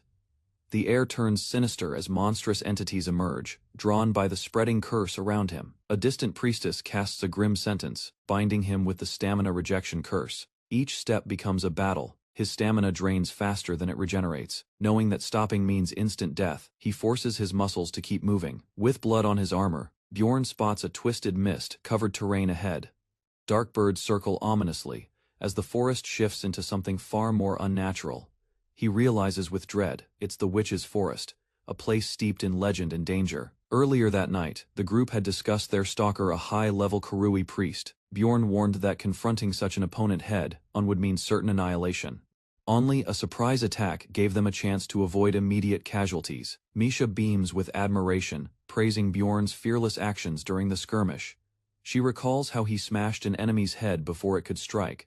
Despite their efforts, the enemy priestess vanished, leaving no trace to pursue. Wary of a surprise strike, Bjorn predicts their enemies might flank them during the monster clash. To counter this threat, he proposes heading straight into the Witch's Forest without delay. Their formation tightens as the group silently accepts the risky but necessary course of action. Inside the forest, dense fog and warped terrain reveal its reputation wasn't exaggerated. Although packed with monsters, the area cancels most harmful status effects upon entry. Relief washes over them as the curses suddenly lift, lightening their bodies and minds. Impressed, Rottmiller realizes Bjorn had memorized every detail from books alone. Laughter erupts as even Misha mocks his barbarian intellect with admiration. Their mood snaps as a wave of malicious voices suddenly floods the forest. Screams of die echo endlessly, warping the air with violent hallucinations. While Misha falters, Bjorn remains still, enduring the psychic barrage without panic. Others manage to cope, but Dwayke vomits, overwhelmed by the forest's pressure. Unsettled by visual distortions, Bjorn suspects lingering magical interference. Despite the haze, Rottmiller confirms his magic remains operational. Recognizing their fatigue, Bjorn orders the group to rest before advancing further. Taking charge, Bjorn volunteers for guard duty while urging the others to get some rest. Fatigue creeps in as he slouches, whispering to himself that death feels imminent. Noticing his state, a teammate brings up an earlier incident involving a mysterious woman. At the Adventurers Guild, she had persistently questioned him during a recruitment visit. Only now does it click. She might have infiltrated the dungeon under false pretenses. A rare item she wore, the Guardian's wrist guard, confirms her deeper involvement. Bjorn fumes, silently, annoyed by how their situation keeps spiraling out of control. Even his allies begin connecting clues about her disguised appearance. Apparently, her ragged clothing had thrown off everyone's suspicion. The dwarf is teased for failing to recognize her face due to distractions. Embarrassed, he shifts the blame to the noisy bar environment. Meanwhile, the enemy woman quietly observes them, already one step ahead. Suddenly, Bjorn is jolted awake by his concerned teammates. Without hesitation, they report an unusual sight in the forest. Shining softly in the dark, a swarm of fairies hovers harmless in game but unpredictable here. Bjorn suspects the fairies' strange gathering signals the approach of something far more dangerous. Confidence returns as Dwayke stands ready, his condition visibly improved. With a sharp nod, Bjorn initiates the spell sequence to force their enemy into the open. Lightning erupts, disrupting the forest's stillness, and revealing an unexpected response. A loud screech follows as a monstrous figure barrels forward with violent momentum. Trees splinter under its charge, scattering the group into defensive positions. The creature's body glows with spores, confirming its link to corrupted fairy magic. Roaring, it lunges swift and heavy, sending allies scrambling. Bjorn braces, instantly realizing this beast requires more than brute force to stop. Analyzing its pattern, the team prepares a multi-layered trap. Their timing aligns as each member unleashes coordinated magical attacks. A brilliant explosion halts the enemy's advance, stunning it mid-strike. Brief quiet follows the battle, but tension lingers. From the shadows, several unknown figures emerge, observing the aftermath.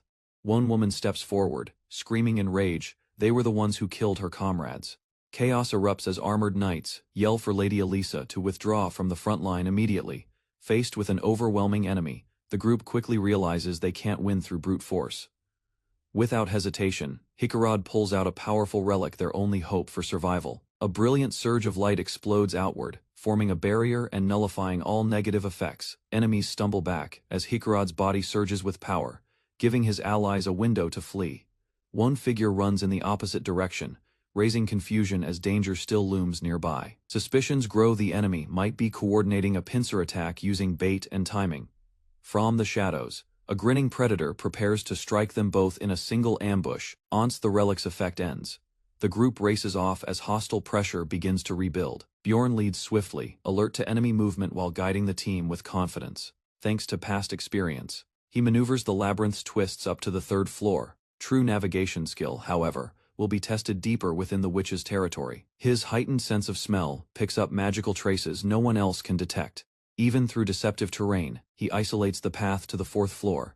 With an enemy scout closing in fast, he increases speed to maintain their lead. Everything now depends on who can reach the portal to the 4th floor before the others. Fatigue begins to show, especially in Misha's unsteady steps and increasingly labored breathing. Suddenly, she trips and crashes to the ground, screaming in pain from the impact. Despite claiming she is fine, her trembling hands betray the truth. Her ankle injury is no simple cramp, it's a clear sprain from the fall.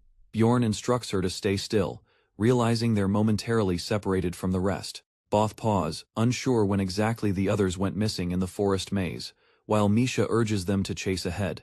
Bjorn advises caution instead. He trusts their scout, Rottmiller, will notice their absence and find them. Navigating the witch's forest without guidance is a serious risk. Loud screams suddenly echo through the trees, drawing their attention. It's the dwarf's voice, panicked, nearby, and in clear danger. Bjorn decides quickly, instructing Misha to follow him without hesitation. Though tempted by loot and supplies, he prioritizes escape. Misha, despite her injury, forces herself to keep moving. Bjorn urges Misha to stay calm, stressing the need to confront their current reality. She panics, blaming herself, but Bjorn's voice cuts through survival, depends on obeying orders. He commands her to drink a potion and walk on her own, shifting focus to now. After some distance, Bjorn announces a brief rest to regain strength. Misha, still shaken, recalls the difficulty of drinking a potion while riding his back. Although her injury hasn't fully healed, she confirms she can walk and fight again for now. Their situation remains critical, especially with only a melee fighter and tank in the party. Because field monsters can't be harmed without elemental skills, they're nearly defenseless. Bjorn quietly decides it's time to act and commits to a choice. Out of nowhere, Bjorn asks Misha if she's ever been married. Caught off guard, she replies, no, confused by the sudden topic. He follows up with a question about her beliefs regarding modesty and nudity. Before she can answer, he reaches for his belt, alarming her. She panics, misinterpreting his intentions, until he extends a small ring in his hand. Bjorn offers it with a vow: if she accepts, she'll stay with him forever. Misha is shocked by the proposal. Unable to process Bjorn's sudden and bold request, Bjorn pledges loyalty through the ring, asking her to do the same in return. Her expression softens as she acknowledges the sincerity but hesitates, unable to offer the same answer. Misha politely declines, explaining she never viewed Bjorn that way despite their time together. He listens, confused by her explanation, trying to understand what she means. She blurts out her strange preference for lean men with mouse-like scent, startling him completely. Frustrated, Misha yells that he holds no appeal as a man and calls him a barbarian. Bjorn quickly clarifies his intention: the ring was meant as a companion pact. Relieved, Misha laughs, accepting the idea once it's clear there's no romantic pressure. With an agreement reached, Bjorn explains the ring's cost and magical value. Its high price shocks Misha, but he assures her it's worth the long-term benefit. Determined, Bjorn prepares to use the ring's power to awaken Misha's potential. Labeled number 9425. The Frost Spirit Ring was obtained through a betrayal at Artemian School. At first, its appearance suggests it is nothing more than a useless trinket. Only upon destruction does its concealed function activate, releasing a strange magical pulse. Under specific conditions, a beastman, without a soul, contract its hidden effect finally manifests.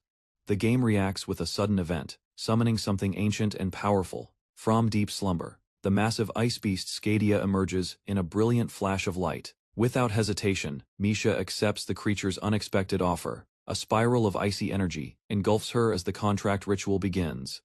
She rises, overwhelmed by the magical surge as the pact alters her body and aura. The contract is completed, leaving those nearby stunned by the transformation.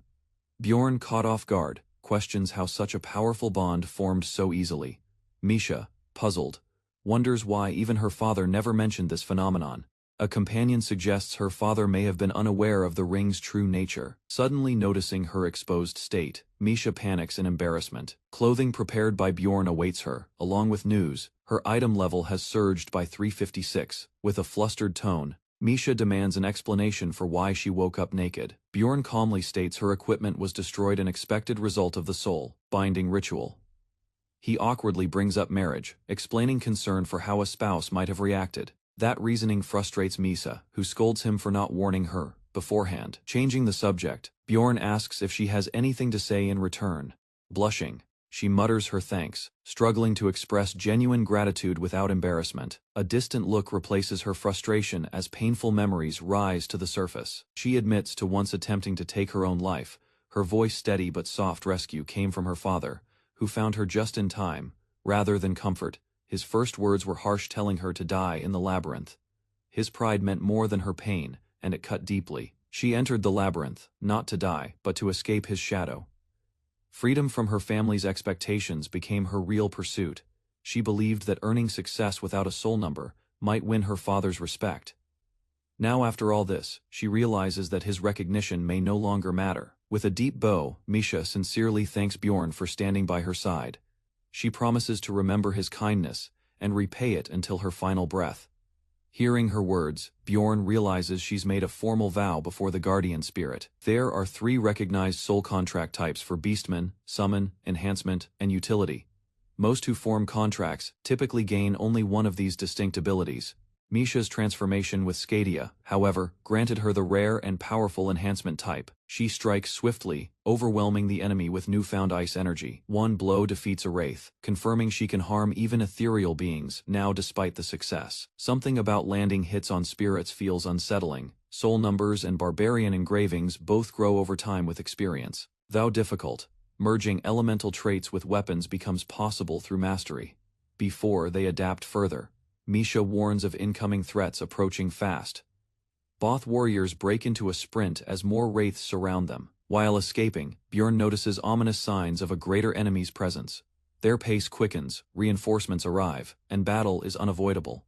Bjorn reflects on their encounter with a high-grade monster and its unexpected consequences. Destroying the Frost Spirit Ring had activated a powerful sealed curse. As a result, the acidic blood from the beast corroded and weakened their gear. While hiding, they assess their progress, but realize elemental essence is still lacking. Bjorn estimates they've explored roughly 30% of the witch's forest.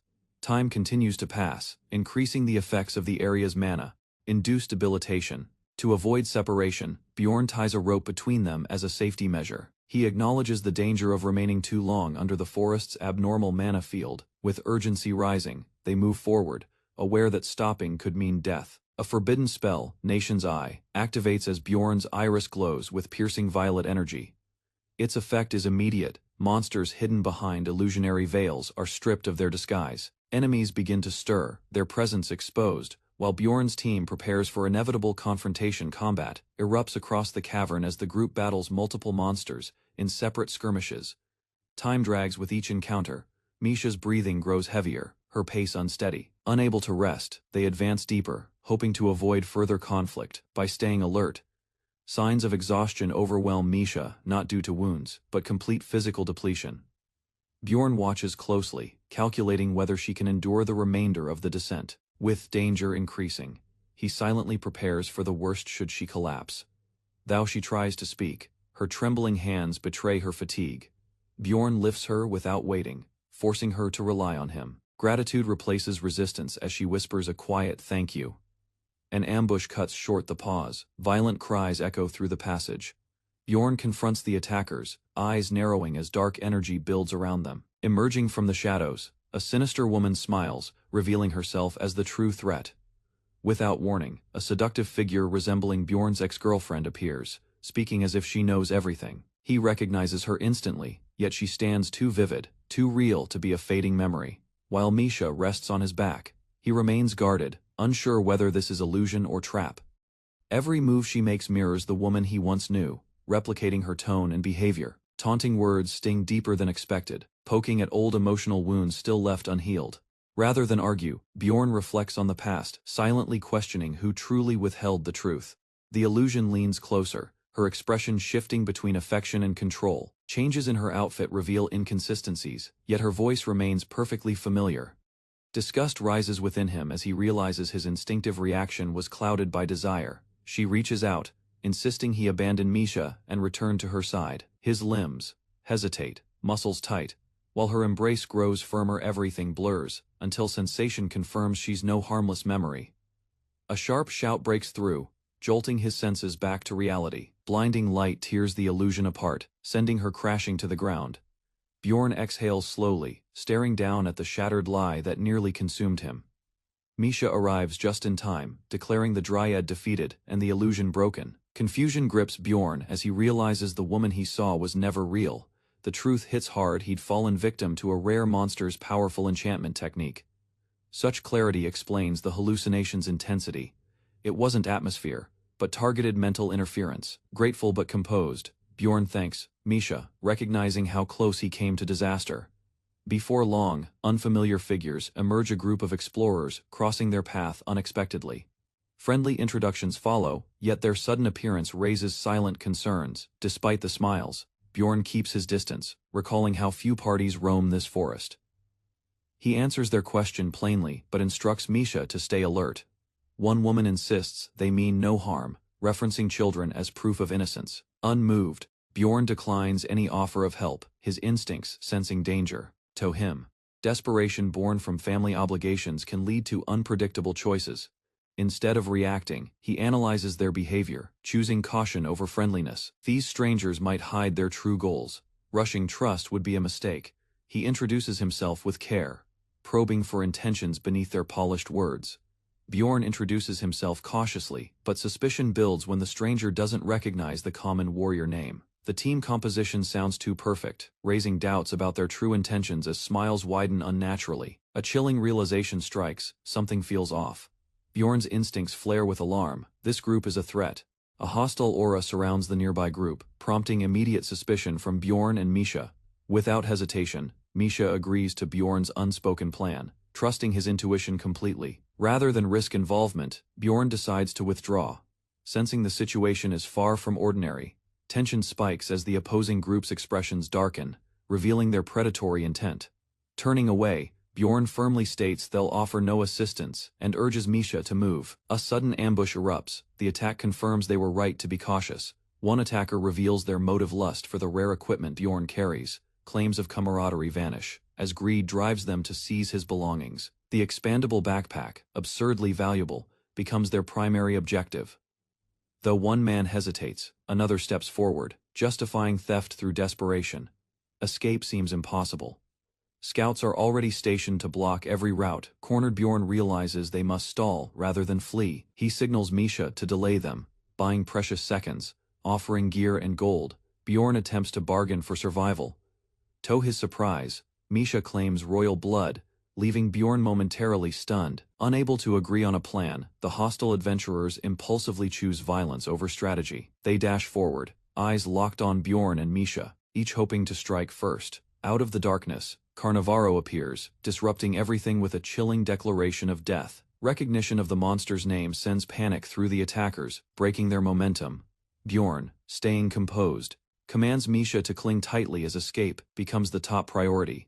She responds immediately, while behind them, Carnivaro begins his relentless pursuit. Confusion and fear spread among the enemies, who can't grasp why the creature is loose. The beast charges, trampling logic and hesitation beneath its fury.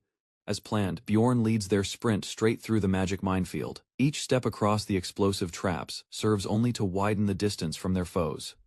Bjorn charges without pause, confident in the strategy they prepared. He never intended to avoid the mines, only to weaponize them. Carnivaro roars and summons reinforcements, intensifying the chaos behind the fleeing pair.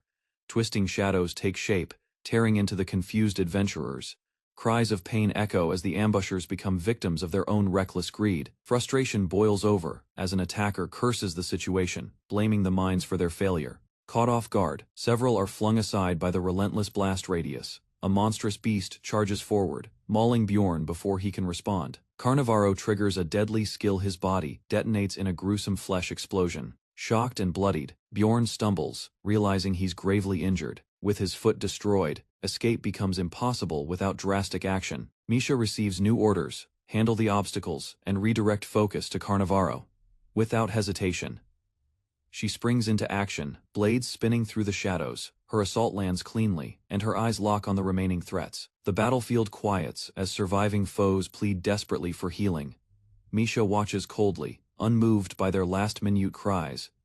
Beside Bjorn, she worries aloud about whether healing will be enough. To her surprise, his foot begins regenerating instantly. Startled, she watches as tissue and bone reform before her eyes. Thanks to a unique racial trait and rare potion, Bjorn recovers beyond normal limits. Misha stares at Bjorn in disbelief, wondering how he suppresses pain so effortlessly. He calmly attributes it to the barbarian's mental fortitude and resilience. Even when others screamed, Bjorn remained composed, his pain tolerance far beyond normal limits. They prepare to leave quickly, concerned that Carnivaro might return any moment. As they walk, Misha questions how Bjorn sensed the danger earlier. He explains it was the name Hans that triggered suspicion, and Misha is left puzzled. Bjorn reflects that appearances can be misleading. Even the kindest face may hide cruelty. Had they met elsewhere or under better conditions, that woman might have been seen differently. Instead, she was the first to initiate violence, showing her true colors. Misha comments that surviving the labyrinth demands hard choices and constant awareness. Bjorn agrees money might be the only real protection in this brutal world. Before long, the system announces they've successfully exited the witch's forest sector. A soft light glows ahead as Misha joyfully calls out to Bjorn. At last, they find the resting spot peaceful and untouched. With a hopeful breath, Bjorn enters the witch's hut, praying for a moment of calm.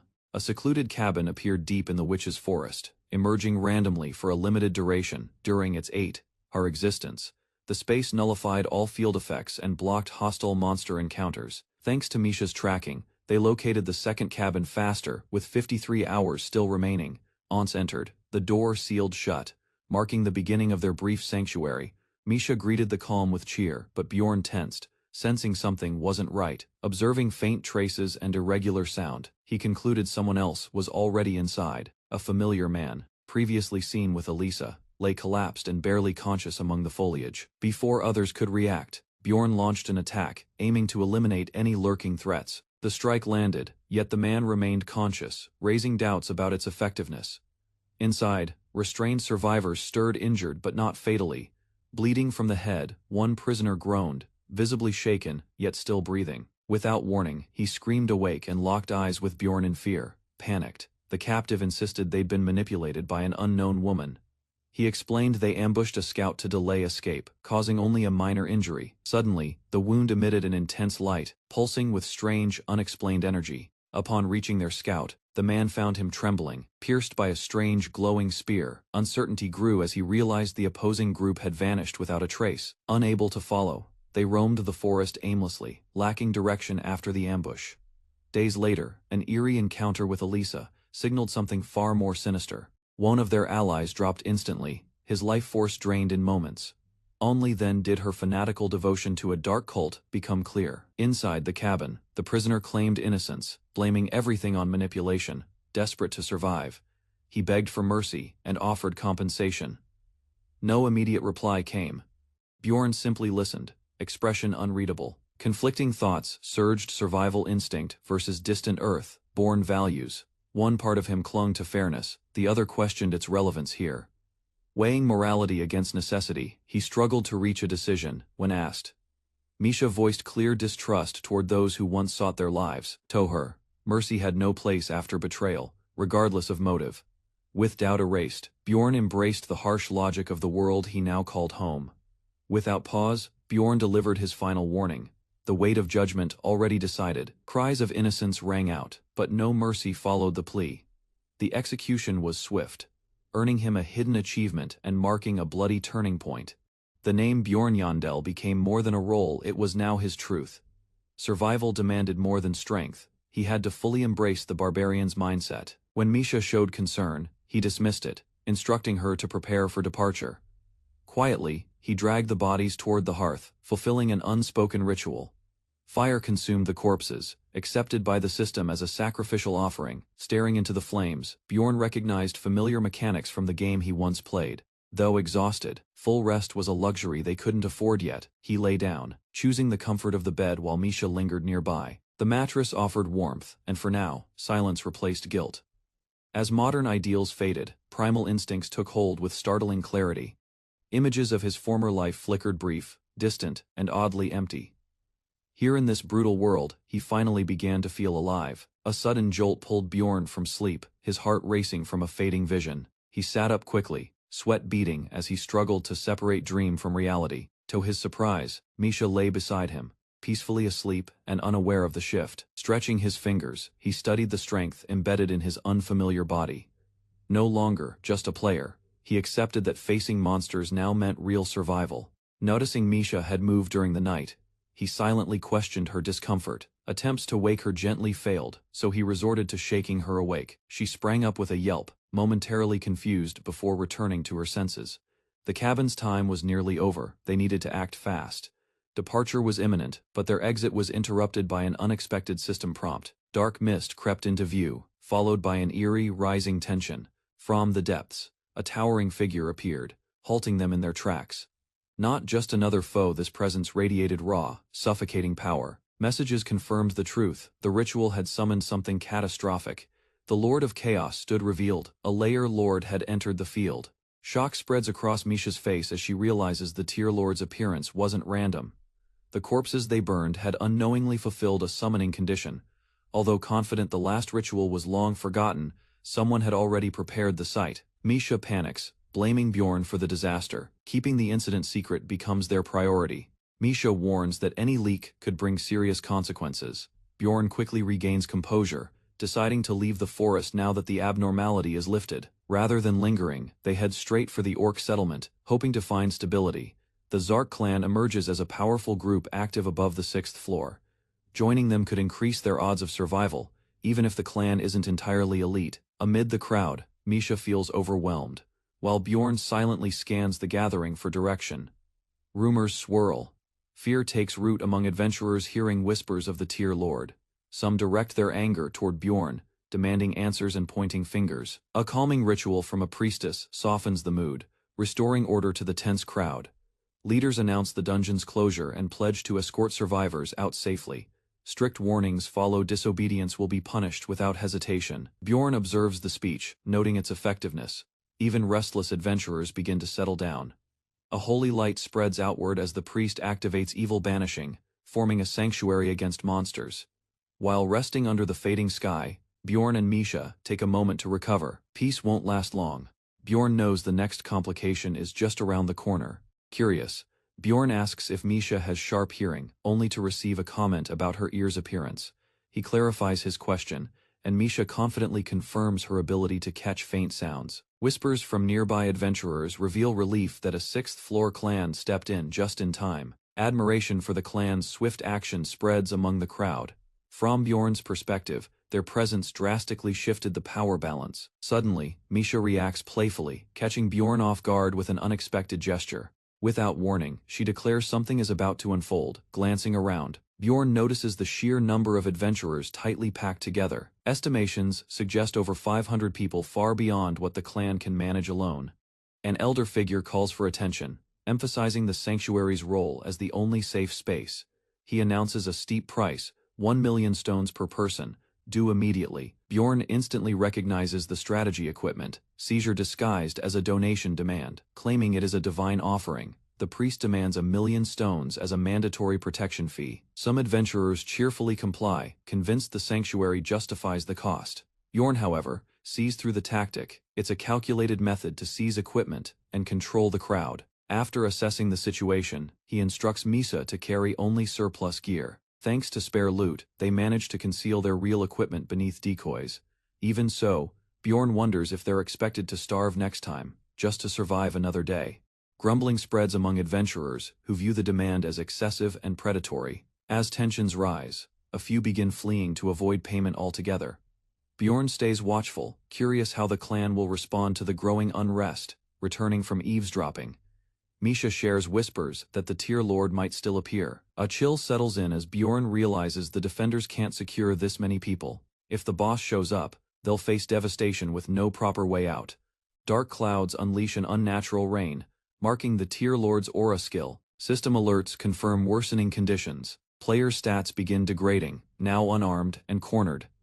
The crowd panics as the monstrous entity emerges from the shadows. As the tier lord Ryakis appears, panic spreads. The commander urgently calls for all battle preparations. Support scrolls activate across the battlefield, enhancing stats and defenses in anticipation of combat. Wone leader channels divine power from a Sunday Lord relic, casting radiant light to boost morale and strength. Bjorn silently notes their strategy, using rare relics and scrolls to hold off the boss. He suspects this show of force is also a performance to justify the earlier confiscations.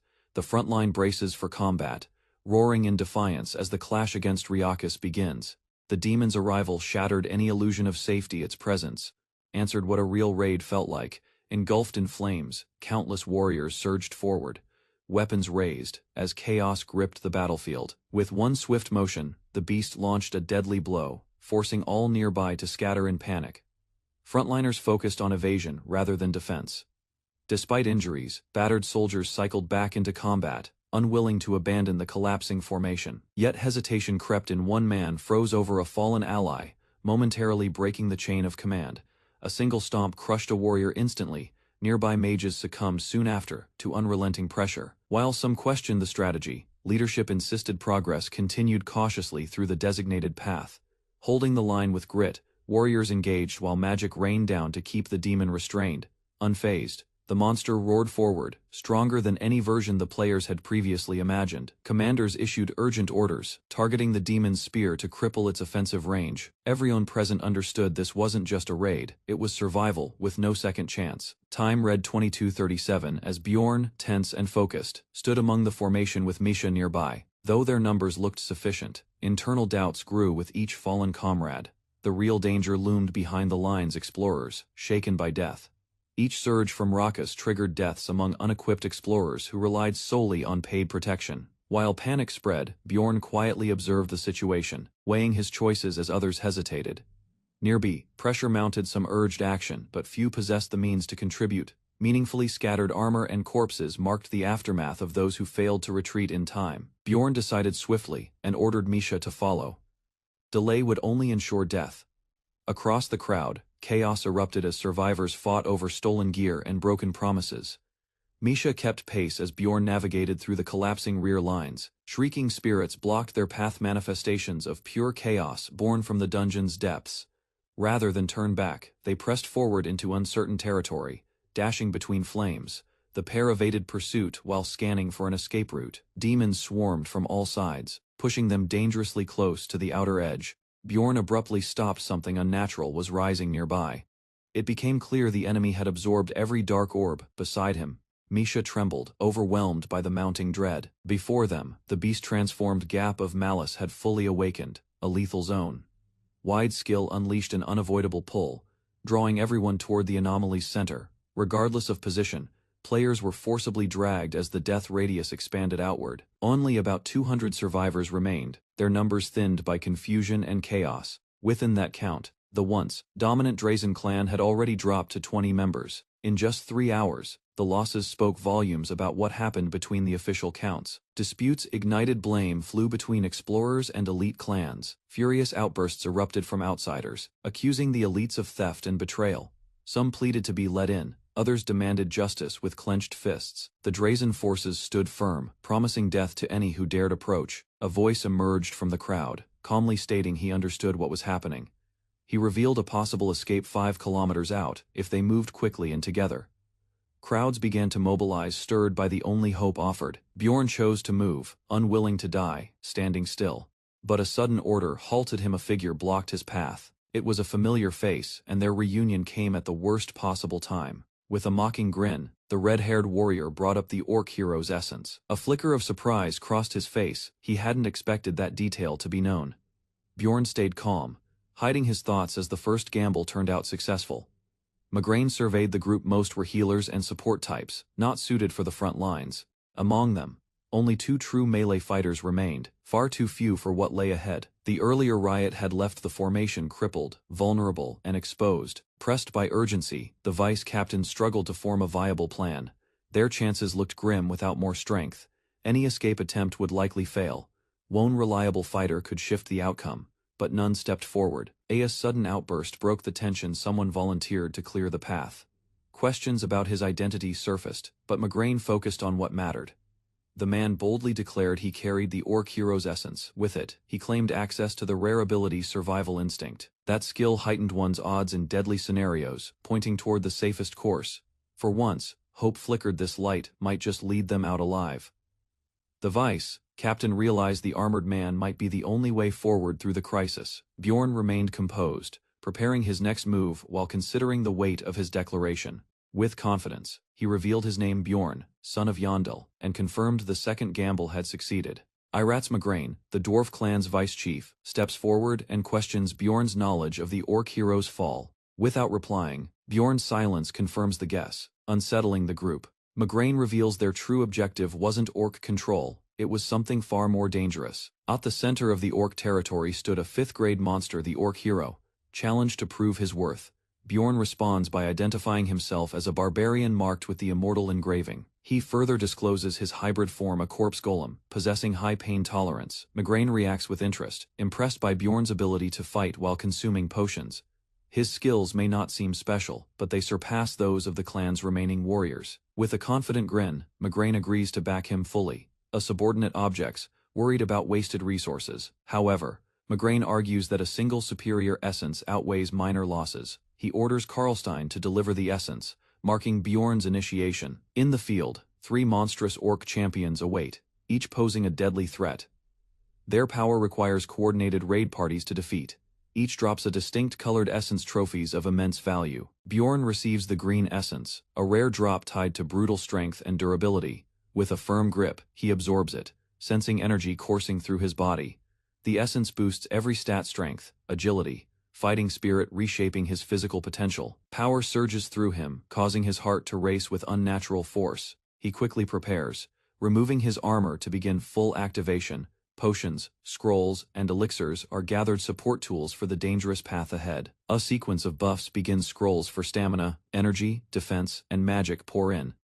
Elixirs and spirits' tears increase his elemental resistance and pain tolerance. With Aaron Deplane's magic boost, his magic capacity skyrockets. Choosing Master of Blood, Bjorn prepares to absorb Karlstein's unique passive. A blood pact is made, fusing their essence through contact.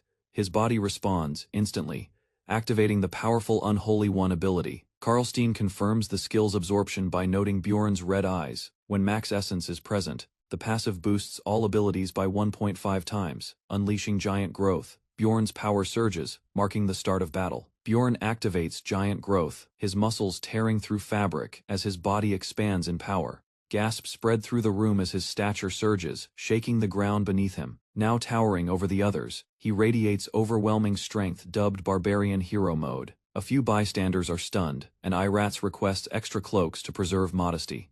Bjorn adjusts his attire, calmly ready for what lies ahead. With 30 minutes remaining, Migraine asks if he can make it. Bjorn affirms without hesitation. Without delay, Bjorn charges forward, roaring the name of the enemy. Every stride thunders across the dungeon floor, dwarfing his allies' pace. Migraine urges the team not to fall behind as Bjorn leads the advance. The team, stripped of gear, had exchanged everything for temporary buffs. Using Unreasonable Rush, Bjorn enhances speed while magic pulses through him. Grinning with confidence, he dives headfirst into a horde of demonic creatures. Though smaller than the monstrous enemies, Bjorn stands undaunted. Activating Lariat's hatred, he cleaves into the enemy swarm. Despite pain resistance, the pressure is mounting, but he refuses to retreat. Bjorn endures as corruption spreads, empowered by the Shroud of Darkness. He warns his allies not to eliminate enemies too quickly, or more will swarm. Utilizing his giant growth and taunting presence, he draws monsters away from the group. Meanwhile, Talon charges recklessly and strikes, triggering unexpected reflective damage. Staggering back, he realizes the pain mirrors exactly what he dealt. Instead of retreating, he yells for the priest to heal him, but Bjorn scolds him harshly. Talon curses under his breath, frustrated by Bjorn's criticism. At the front, Bjorn's health dips below half, activating the hero's pain resistance boost. The Orc hero's passive skill surges Wrath of the Hero, pushing Bjorn's endurance beyond human limits. Bjorn commands the others to stay back as he takes the front alone. From behind, Iratz and Talon assess the rear threat, preparing accordingly. They both agree. The Vice Chief's judgment to hold the rear is a wise one. Talon, retreating, regrets his earlier arrogance and feels shame. Among the charging group, a priest gazes in awe at Bjorn's inhuman resolve. To them, he's just a barbarian warrior, yet no one can take their eyes off him. Bjorn surges forward, shouting as the power of hatred overtakes his wounded body. With every swing, his presence grows, forcing allies to reflect on their weakness. The vice chief acknowledges that such strength from a barbarian is rare and valuable. Observers wonder about Bjorn's identity, comparing him to legendary warriors. Despite the mystery, his strength leaves no room for doubt, as light surrounds him. The others rush to follow his name soon to be known. Power surged around Bjorn as he barreled down the collapsing corridor. His giant frame lit by glowing energy, with gritted teeth and sheer will, he pushed toward the faint light ahead. His momentum faltered as the transformation wavered. Bursting from the dungeon's mouth, Bjorn collapsed outside. The energy faded as his body shrank, barely escaping in time. Behind him, allies stumbled into the open, disbelief and relief etched on their faces. A crimson shockwave erupted as the dungeon imploded. Bjorn turned, eyes wide as raw energy consumed the entrance. A second explosion followed, thunderous and deadly, engulfing the horizon in searing light. Wiping sweat from his brow, Bjorn realized their survival had hinged on moments. The giantification had ended the instant they escaped. His comrade voiced, concerned the threat was far from over. A chilling system prompt confirmed it one among them would become prey. Bjorn's mind raced, logic pointed to either Misha or himself. Without warning, Misha dropped, her body stiff with paralysis. The system declared her the chosen target, helpless and prone. Fear overtook her expression as she struggled to move. From the darkness, ominous figures approached, cold, silent, and armed. Bjorn clenched his fists, fury rising. The second trial had begun. Fear filled Misha's eyes as the debuff locked her in place. The system declared her the prey.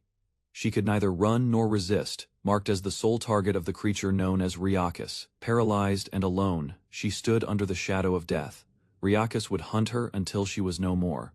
Bjorn watched, silently processing the cruel twist. The elder warrior offered protection for Misha and extended an invitation to join his clan. Their deal had ended. With parting words he turned, leaving behind the group and the weight of obligation. A spellcaster stepped forward, casting Wind's Blessing. His speed and soul recovery improved instantly, a vital edge for the path ahead. Grateful, Bjorn accepted the gift. They knew survival meant keeping enemies off their trail. AA system message warned 15 minutes remained. Time was running out. As the labyrinth trembled, Ryakis awoke, red eyes glowing with fury. Bjorn broke into a sprint, heat and power rising behind him as the pursuit began. Misha, clinging to his back, sensed their danger. Her voice trembled, urging him to stop. She understood Ryakis was only after her. Even her family had turned away. This was a fate she could no longer avoid. Misha's thoughts turned bitter. Even in her earliest memories, she'd been seen as a threat, isolated and unwelcomed. Her voice trembled as she told Bjorn to leave her behind. Carrying her meant death for both of them. But she smiled through it, thankful that she met him. He had already done more than enough. Bjorn's sharp reply interrupted her. He accused her of lying. She clearly didn't want to die. As the monsters closed in, he continued running, refusing to abandon her like the rest. He questioned whether her words came from fear of death or fear of being alone. Misha snapped back, frustrated. She didn't want pity or roundabout kindness. Bjorn demanded clarity. If she truly wanted to live, she should just say it. Those words struck her. Even a barbarian understood survival required honesty. Giving up wasn't fair to the one trying to save her. She promised to follow and support Bjorn if he saved her life. Grinning, she added a reward: she'd give him all the money from the expedition. Suddenly, the buff expired. Wind's Blessing had worn off. Rain began to fall. Their pursuers slowed, but the danger wasn't gone. With no time to spare, Bjorn activated Giantification again, ready to break through the chaos. Bjorn activated Giantification, his entire body glowing with power. Every stat surged as he prepared for battle. Charging through the swarm, he used the massive steps to cover ground quickly, while monsters flooded in. He asked Misha for a time check. She reported exactly 196 seconds remaining on the ability. Bjorn realized escape wasn't enough. He turned and began attacking, crushing the creatures with brutal strength. Each hit destroyed more enemies, but the area itself became corrupted with chaos. Even while counting down, he fought on every second critical to survival. As the timer dropped below 100, the pressure intensified. flames and lightning erupted around him, pushed forward, breathing hard, knowing the enemy was closing in. He prepared to deliver the decisive blow. Crimson spikes erupted from the earth, reacting sharply to the slightest tremor. With calculated strides, Bjorn and Misha maneuvered through the chaos, knowing the enemy could strike at any moment. A monstrous shadow fell across their path just as the creature lunged, its form crashing down violently. Pain flashed across Bjorn's face, yet he pressed on without hesitation. Towering above, the monstrous Ryakis revealed its grotesque form, red eyes glowing with pure malice.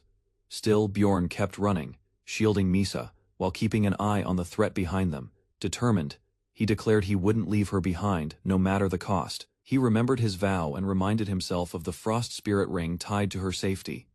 Confidently, he insisted they would survive, even in the face of death. A sudden burst of blood startled Misha. Bjorn's arm had been torn away. Ignoring the pain, he urgently asked for the remaining time. Tears streaming, Misha yelled the countdown. 60 seconds remained. Above them, the beast charged another attack. Bjorn launched forward, carrying Misha with raw strength and sheer resolve. Adjusting his stance, he braced as the monster targeted his already wounded side. Bjorn carried Misha under the monster's towering legs.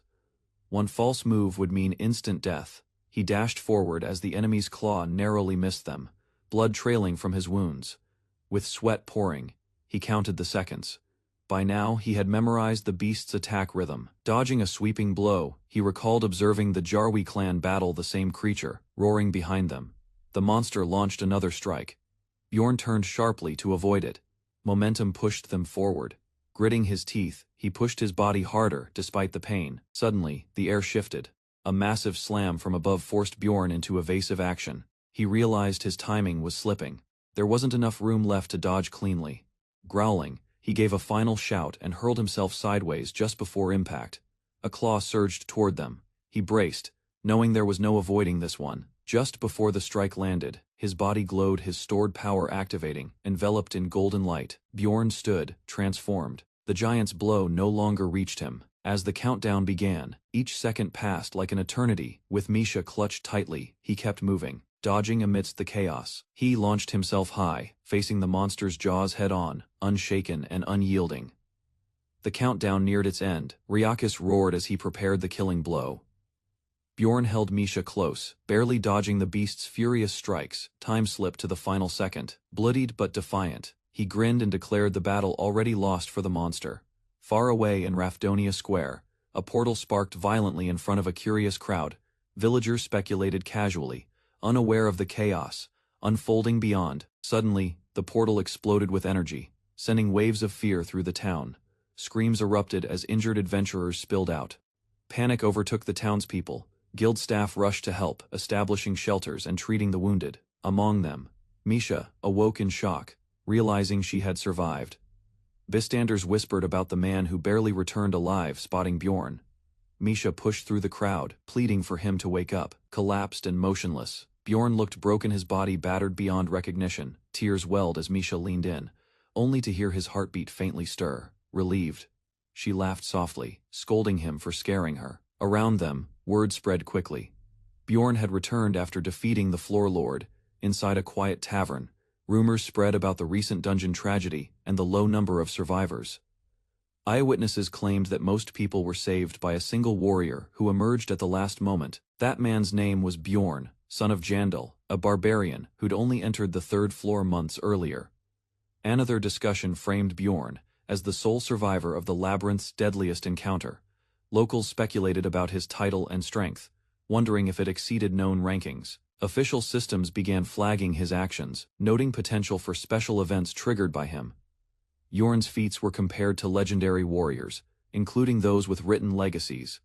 Others acknowledged his rapid growth, debating whether it came from skill or something more. One observer, staring into the distance, quietly questioned if Bjorn was a true hero or something else entirely. A monstrous figure erupts from the shadows, its enormous body descending with brutal force. With explosive impact, the creature smashes the ground, creating shockwaves that tear through the earth. Despite the danger, Bjorn protects Misha's fallen form. Her condition triggers a warning she's entered a near-death state. A beast leaps forward, jaws wide open. Bjorn reacts quickly, intercepting it with a defiant stance. The group is overwhelmed as more monsters surge in. Desperation spreads while they struggle to hold the line. Suddenly, the labyrinth's exit closes. A cruel voice mocks them. There's no way out now. Sunlight filters gently through a canopy, casting golden light on Bjorn's face. He stirs from unconsciousness. Awareness returns as he sees the girl resting beside him. Relief replaces tension. They've escaped. Somehow, both survived and returned together. Elsewhere, gossip fills the streets. News of the tragedy spreads fast. Locals speak of a lone barbarian who lived through the collapse. Yet the true cause behind the disaster remains a mystery. Inside a tavern, friends reunite over food and drinks. Hikuro begins explaining the events that followed the chaos. Curiosity rises as the group listens, reflecting on the choices that led to survival. Explains how emergency restoration helped them reuse a critical item. They treated Rottmiller after escaping and searched for Bjorn's team. On the third day, an unstable enemy forced them to flee through a portal to the fourth floor, barely surviving. Climbing the dungeon from the fourth floor proved risky. They couldn't return easily once past the portal threshold. The game-like system became evident. Several members were puzzled by the mechanics and rules guiding their progress. Bjorn remained silent, but internally realized he had obtained rare high-ranking loot far beyond typical player reach. Among the treasures were 2 numbered items valued in the thousands. Despite their amazement, Bjorn announces he'll sell them and share the proceeds. Jealousy brews beneath smiles. Nanya congratulates him, but he unconsciously breaks utensils, overwhelmed by recent events and pressure. When teased about his luck, Bjorn deflects. Naya pushes further, prompting vague answers. He pauses and chooses to explain, but only partially. Some things must stay hidden. Memories, Flash Misha's collapse. The narrow escape, their return. He shortens the tale to what's safe to tell. The listeners express admiration. One congratulates him for bonding with a spirit beast. Anather praises his courage, suggesting they owe him their lives. Laughter follows. And someone jokes he might be a ray of light instead of a dwarf. Bjorn reacts in confusion when he hears the nickname Little Valken. News spreads that his feats mirror those of the legendary barbarian hero. Valken, although flattered, Bjorn frowns. Fame in this world doesn't feel like a reward, it brings unwanted attention and risk. Misha shifts the topic to money. She's excited that they received a reward for reporting a criminal. The bounty was significant, 3 million stones split among the party. Bjorn gives her the entire share, causing surprise. She snaps, but accepts it, pretending to stay annoyed. Days pass. Misha wonders if their struggle is finally over, but unease remains in her thoughts. Bjorn reminds her, the real world is just as harsh. Despite concern, he continues managing their funds. He notices Misha's hesitation when she says she'll visit family. Her eyes avoid his as she speaks. Bjorn senses discomfort, but doesn't press. He respects her space, even if it leaves him uneasy. He replies with encouragement, though it's clear she hides something deeper. Their farewell is casual. She throws a playful insult while he takes it in stride. They exchange parting words, reminding each other to eat well and stay safe until next time. Reflecting that Misha treats him like a savior, but her care feels oddly maternal. Bjorn sets his next goal. Misha must grow stronger. He decides to stay in his current team temporarily. They reach the 8th district. Bjorn considers moving up, but delays his advancement to support Misha's growth. He prepares the materials needed for Misha's contract ritual. In the plaza nearby, a public execution begins. A prisoner is dragged into place. The crowd watches, though it is smaller than usual. Bjorn questions the charges. This contradicts claims of him being an evil spirit. Tarakan, son of Lean, is revealed as the accused. Bjorn is shocked, recognizing someone he once tried to help, chained and beaten. Tarakan locks eyes with Bjorn. Recognition flashes between them. Suddenly, Tarakan shouts Bjorn's name, exposing their connection to everyone. Realizing pity cannot change fate, he decides to stop helping others so easily. While leaving, a stranger calls out to Bjorn by his father's name, claims they share something in common, hinting at secret knowledge. The stranger's cryptic words suggest something dangerous is unfolding. As the suspicious blonde man approached, Bjorn stood firm, observing his overly casual behavior with caution. Without wasting time, he assessed the situation, realizing vague talk wasn't a good sign. He grabbed the man by the collar and applied the Einar method, a direct, forceful response to dishonesty. Feigning laughter, the man tried to ease the tension, but Bjorn remained expressionless. Then, a slip of the tongue revealed the man's connection to someone named Guayam, confirming the threat. Despite compliments thrown his way, Bjorn recognized the manipulation and grew more hostile. An offer to join an outsider group was quickly dismissed as Bjorn pressed for truth. He bluntly asked if the man was an evil spirit, causing visible confusion. The man laughed nervously, admitted it sarcastically, but Bjorn was already moving. People nearby froze as the barbarian rushed forward, fueled by righteous anger. He believed injustice demanded immediate punishment. His punch exploded with raw force, ending all doubt. Later at the agency, a citizen thanked Bjorn for rescuing his brother. While waiting, Bjorn complained about missing his chance to finish things, dragging the injured man in. He accused him of being an evil spirit. Tension escalated as a soldier revealed the unconscious blonde man possessed a token linked to an evil spirit hunter.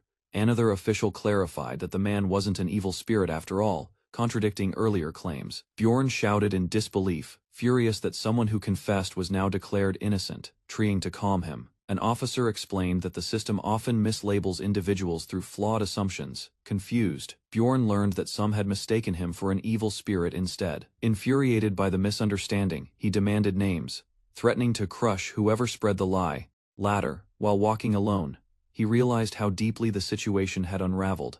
The blonde man's knowledge of earthly nations made it clear he wasn't an ordinary local. Bjorn confirmed the man came from Gwaim, recognizing his pronunciation of game as a key hint. As he processed everything, the strange behavior of the city became more apparent. He suspected manipulation and realized nothing about this world was trustworthy. Upon returning, he found a note underfoot, a letter addressed specifically to him. Inside the envelope was a mysterious red pill, unlike anything seen before. The accompanying message revealed a secret society of players communicating in secret. It urged silence, offered safety, and welcomed him, signed only by Ghostbuster. A report was delivered to a high-ranking officer of the secret security agency regarding Bjorn's actions. The subordinate handed over a device, allowing his superior to view the memory recording himself. As the orb activated, it displayed Bjorn's confrontation with the supposed evil spirit. The superior observed that Bjorn hadn't run away, something an evil spirit would have done. Instead, Bjorn attacked without hesitation, defying expectations.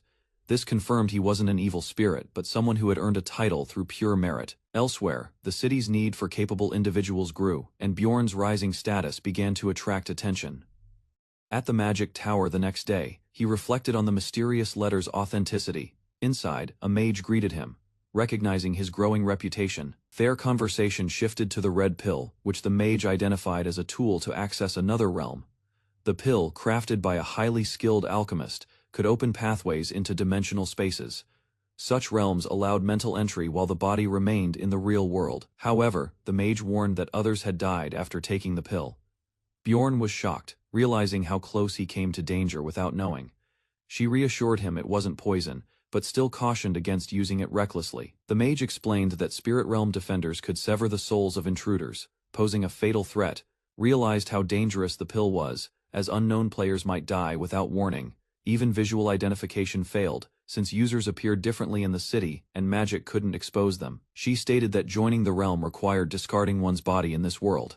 Bjorn considered using it to uncover secrets and possibly find a path back home. Standing before the chair, he hesitated, unsure if he should take the risk. Inside a quiet room, he stared at the letter laid out before him. The more he reflected on the decision, the more uncertainty clung to him. Presented with a mysterious pill, he reasoned that something widely accepted couldn't be fatal.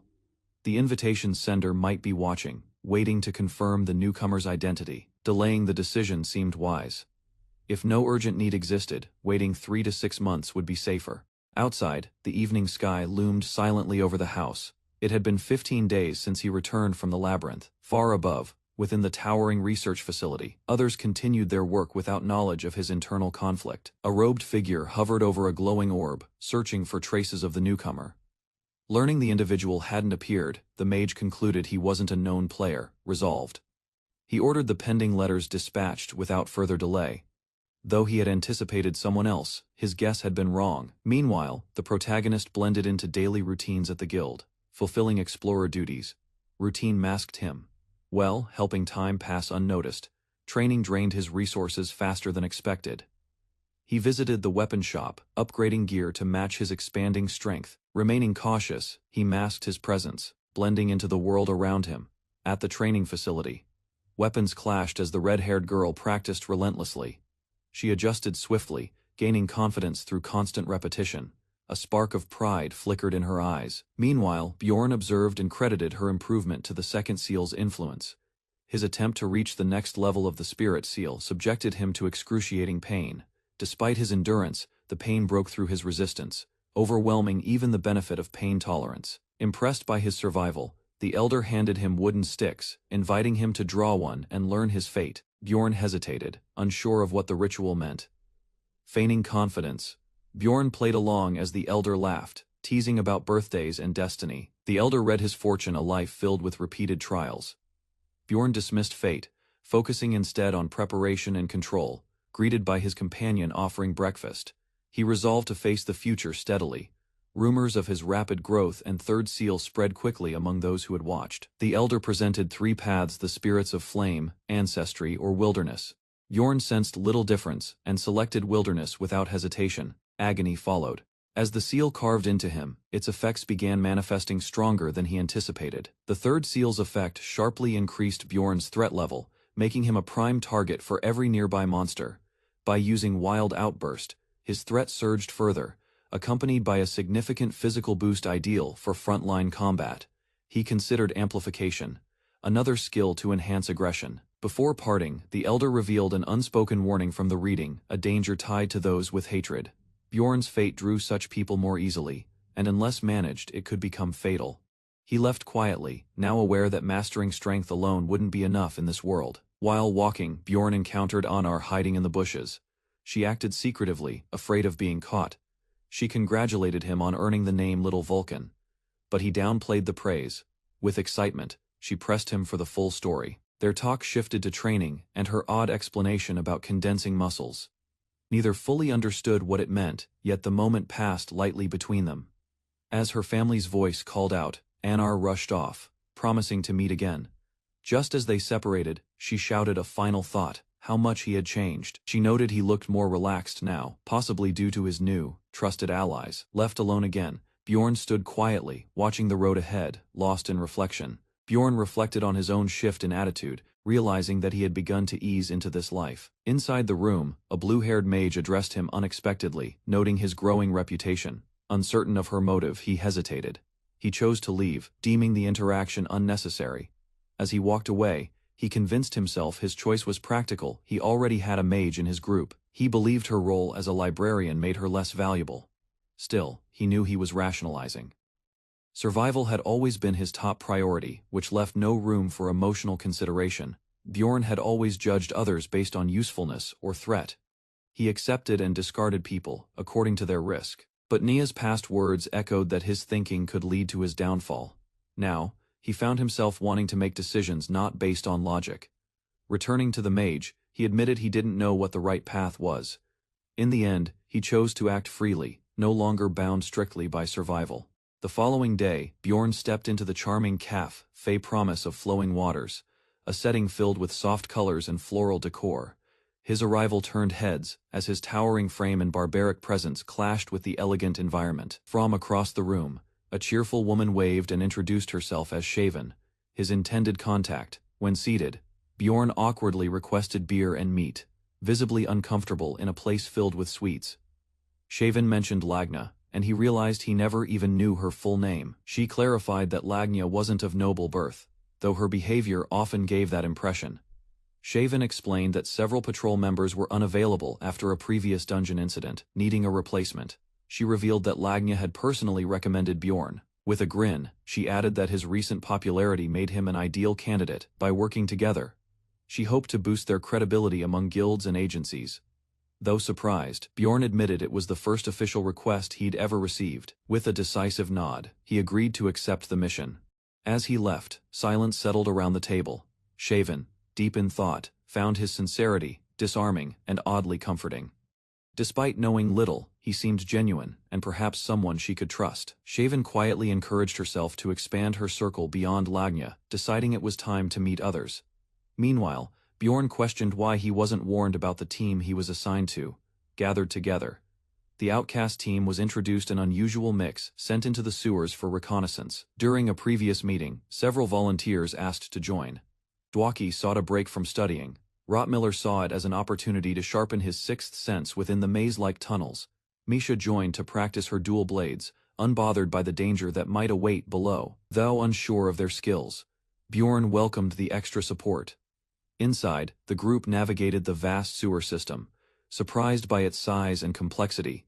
With Dwaki illuminating the path, they pressed forward, discussing rumors of a monster dwelling below. Talk turned toward magical waste, which could mutate beasts through toxic exposure. Some doubted the monster's existence, while others remained cautious. Rottmiller suddenly paused, sensing a hidden presence near them. Tension rose as the team realized his instincts were rarely wrong. Their fears were confirmed when Misha spotted a shadowy figure crouched nearby. Confused and alert, the team prepared to confront the unexpected intruder.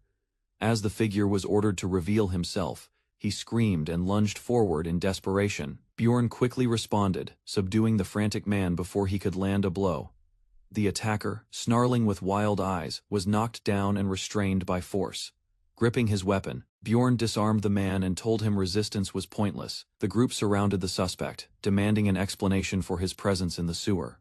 When the man groaned in pain and refused to speak, Bjorn gave him a choice: talk or suffer. Pleading for his life, the man claimed he wasn't dangerous, just poor and evading taxes. Rottmiller noted that the mark on the man's forehead indicated he wasn't a serious criminal. Despite this, Misha reminded Bjorn that their orders were to arrest anyone found inside. Desperate, the man offered information in exchange for his freedom. He spoke of a sinister woman surrounded by corpses, exuding dark magic.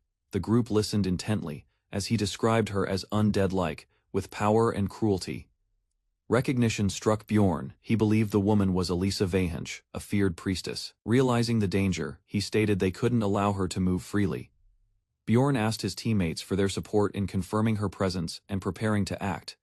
The group discussed their next move, and although several members wanted to confront the woman, Bjorn chose to prioritize completing the current mission. After some time passed, they ordered the captured man to lead them deeper into the uncharted section of the sewer. He warned them about the maze-like paths, explaining he had been seeking a safer hiding place before being discovered. The guide eventually stopped and informed them they had reached the hidden area he previously mentioned. Bjorn confirmed there were no alternate exits, realizing the location could be used to corner their target.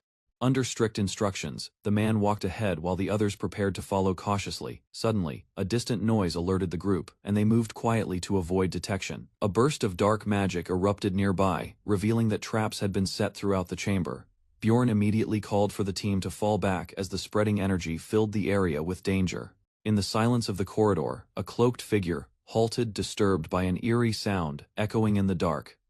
A strange presence filled the air. She realized the ritual call of an evil god had been activated. Knowing a sacrifice was essential, she grasped a talisman and steeled herself to offer blood. Combat notifications flashed. 120 revenants had been encountered.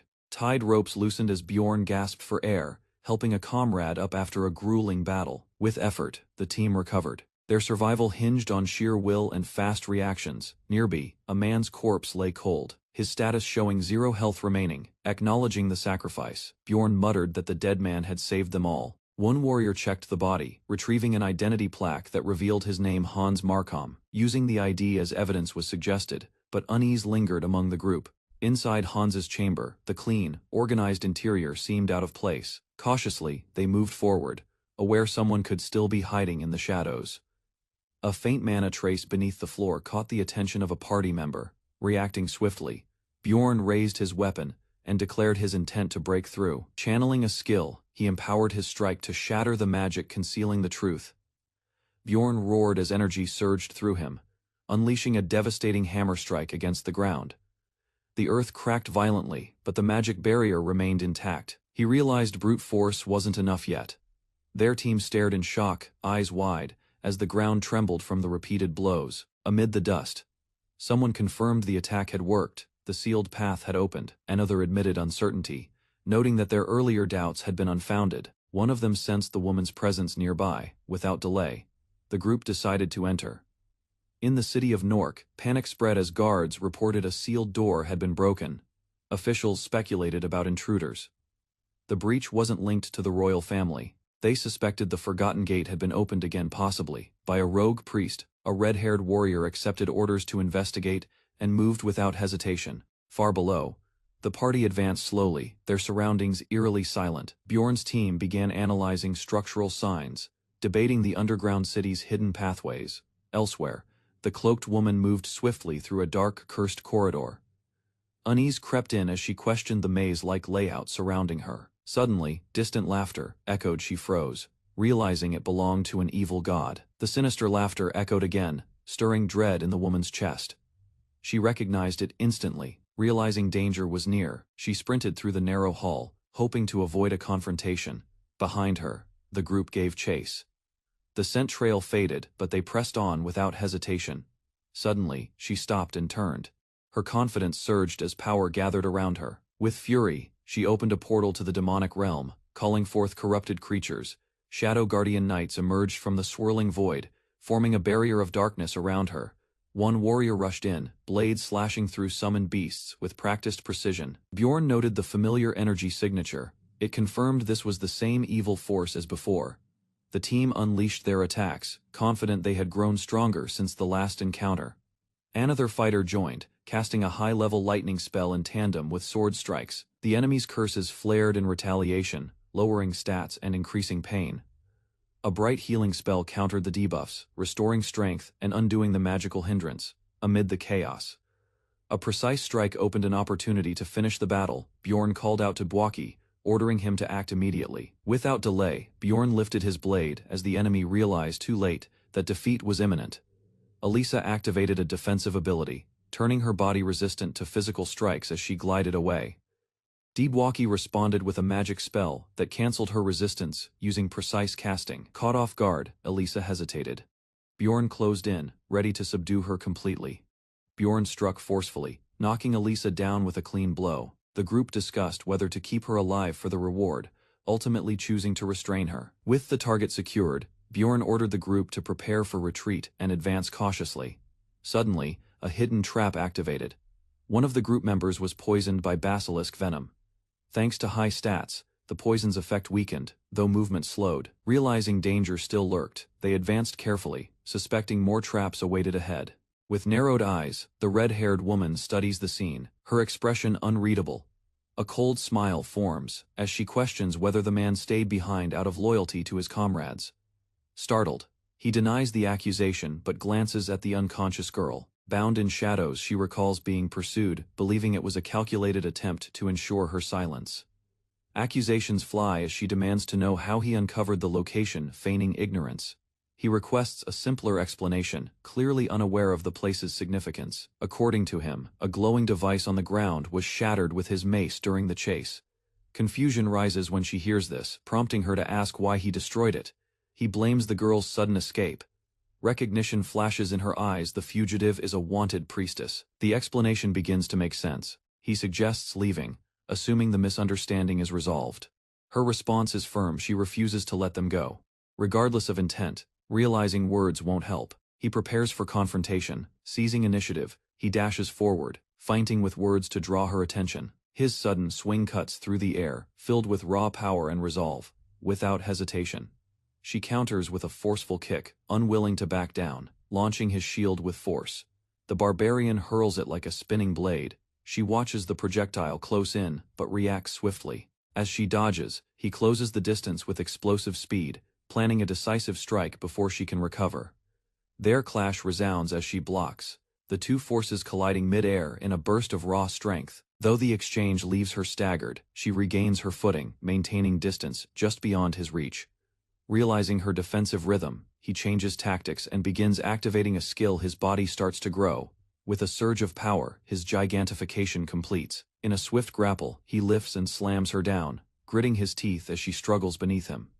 He roars, preparing another attack, but a moment of hesitation creeps in as she starts to resist. Suddenly, she unleashes a strike, infused with aura, slicing toward his arm with deadly precision. A burst of acidic blood erupts from her wound, splashing the area and forcing him back, despite the pain. She presses forward, he counters, throwing another crushing blow her way. Connecting with a kick, he sends her crashing back. Bloodied but grinning, he thinks he's finally winning until he hears her voice again. Confused, he turns. She's behind him, unharmed, revealing the fight is far from over. The system announces Amelia's use of cataptronduction, followed by the activation of Astra Kick, a powerful finishing skill. Energy erupts as Amelia delivers a devastating kick, Despite the brutal impact, the man survives due to a passive ability. Awakening later, he lies on the ground with minor injuries. She responds calmly, noting his unchanged behavior since their last encounter. Arms crossed, she criticizes his habit of attacking before talking, urging him to try resolving things through conversation. He defends himself, insisting her past threats left him no choice but to act. Their argument shifts as he demands to know what she plans to do with him now. She insists she's not going to kill him. He admits he wasn't planning to strike, just staying ready. She reveals she can't take potions due to a reaction with her essence, noticing her condition. He hands her an item and tells her to take it without delay. It's a rare drug leets, blessing that erases an hour's worth of memory meant to ensure secrecy. He wonders why she didn't use it earlier, while she explains its rarity and value. Questioning her morals, he's surprised she didn't trade their lives for wealth. He swallows the pill reluctantly, accepting it as his only option for survival while she observes his reaction. She explains the drug causes memory loss, urging him to rest, and he realizes he has no alternative. Before the effect begins, he recalls her earlier comment about 2 ways to anger someone and tries to ask again. The drug activates, spreading through his body as his vision blurs and his senses weaken. A message appears within him, indicating the blessing is merging with his soul. He opens his eyes in confusion as the blessing is rejected. At dawn, Bjorn arrived at the administrative agency, where business resumed under overcast skies, following the sewer incident. Inside, a clerk identified Hans Narkom as a wanted criminal and completed the bounty payout in Dragonstones. After briefly stopping by the guild, Bjorn inquired about repair costs, but was told his situation fell under a special case. His thoughts drifted back to waking up in the damp sewers, still equipped, though the headlamp and recorder were broken. Strangely, the others had no recollection of what occurred. Amid the confusion, a woman's corpse was found, her identity unknown, but her death likely tied to their survival. A theory was quickly formed she had ambushed them, using monsters, causing severe injuries and memory loss. Despite the chaos, they must have managed to kill her. Upon emerging from the sewers, Bjorn was surprised by Shawan and Lagnya's arrival, both clearly worried. Though Shawan claimed she was just dragged into things, teasing followed as she blushed and denied caring for Bjorn. Explaining her role, Bjorn revealed she was a librarian he often visited. One knight praised Alyssa Vench, swearing to remember her help in their time of need. Nearby adventurers gossiped about Bjorn's rumored strength, referencing the little Valken. Annoyed by the attention, he bristled as someone suddenly slammed a hand down to regain order. Inside a cafe, Bjorn startled a woman and was nearly accused of harassment, forcing him to back away quickly. Suppressing irritation, he smirked, internally deciding to forgive her, only because he had been forced into visiting a dessert shop. As he prepared to leave, Shawan called out, reminding him to visit the library, and hinting that Lagnya was preparing something for him. At the tavern, laughter echoed as the dwarf burst into loud claims, causing everyone around the table to erupt in disbelief. His absurd name, Dick Johnson, became the subject of mockery. Bjorn watched the chaos unfold, mentally noting how rowdy things had become before another toast broke out in his honor. When the bounty was finally revealed, 10 million stones, it left everyone speechless. Despite suffering severe injuries during the mission, the others were too elated to complain. Since their memories were erased, they celebrated like lottery winners. A red-haired girl leaned in to discuss something with Bjorn. Hans Jorge, someone Bjorn faintly recalled, enthusiastically introduced himself and requested to join their party.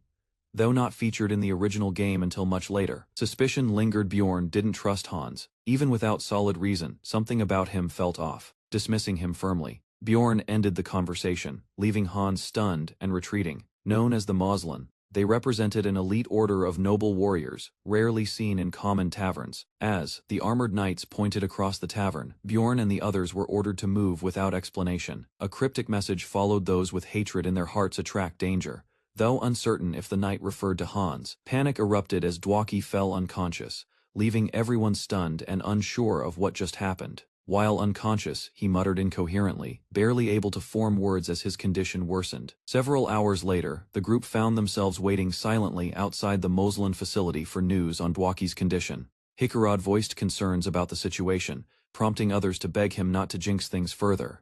Their conversation halted when approaching footsteps drew their attention to a familiar figure. Recognizing Dwaki, they rushed toward him anxiously, eager to know what he had endured. After rejoining them, Dwaki quietly announced his decision to leave the team, causing confusion. In a nearby tavern, he explained that he was of noble blood, though only partially. Despite being raised as a servant's child, he had lived among nobility and was educated in magic. The others pressed for more, confused how his lineage connected to quitting. He revealed that his second brother, now the Baron, Dwaki, suspected that Moslin's visit was a warning meant to force him back into submission, especially since he traveled with a famous adventurer. Bjorn grew frustrated as Dwaki admitted he could no longer continue as an explorer, due to pressure from his noble family, although reluctant. Dwaki confessed he had no choice in exchange for avoiding punishment, with nothing else to discuss. The group decided to separate for the night, agreeing to speak again the next day. Later, Bjorn announced he had business at the library, drawing curiosity from the red-haired girl. She offered to accompany him, but he declined. Reluctantly, she backed off, admitting she had no other plans. Arriving at the quiet library, Bjorn greeted the librarian and realized they had never exchanged names. He introduced himself formally. She acknowledged she already knew his background. Bjorn asked about her name and mispronounced it.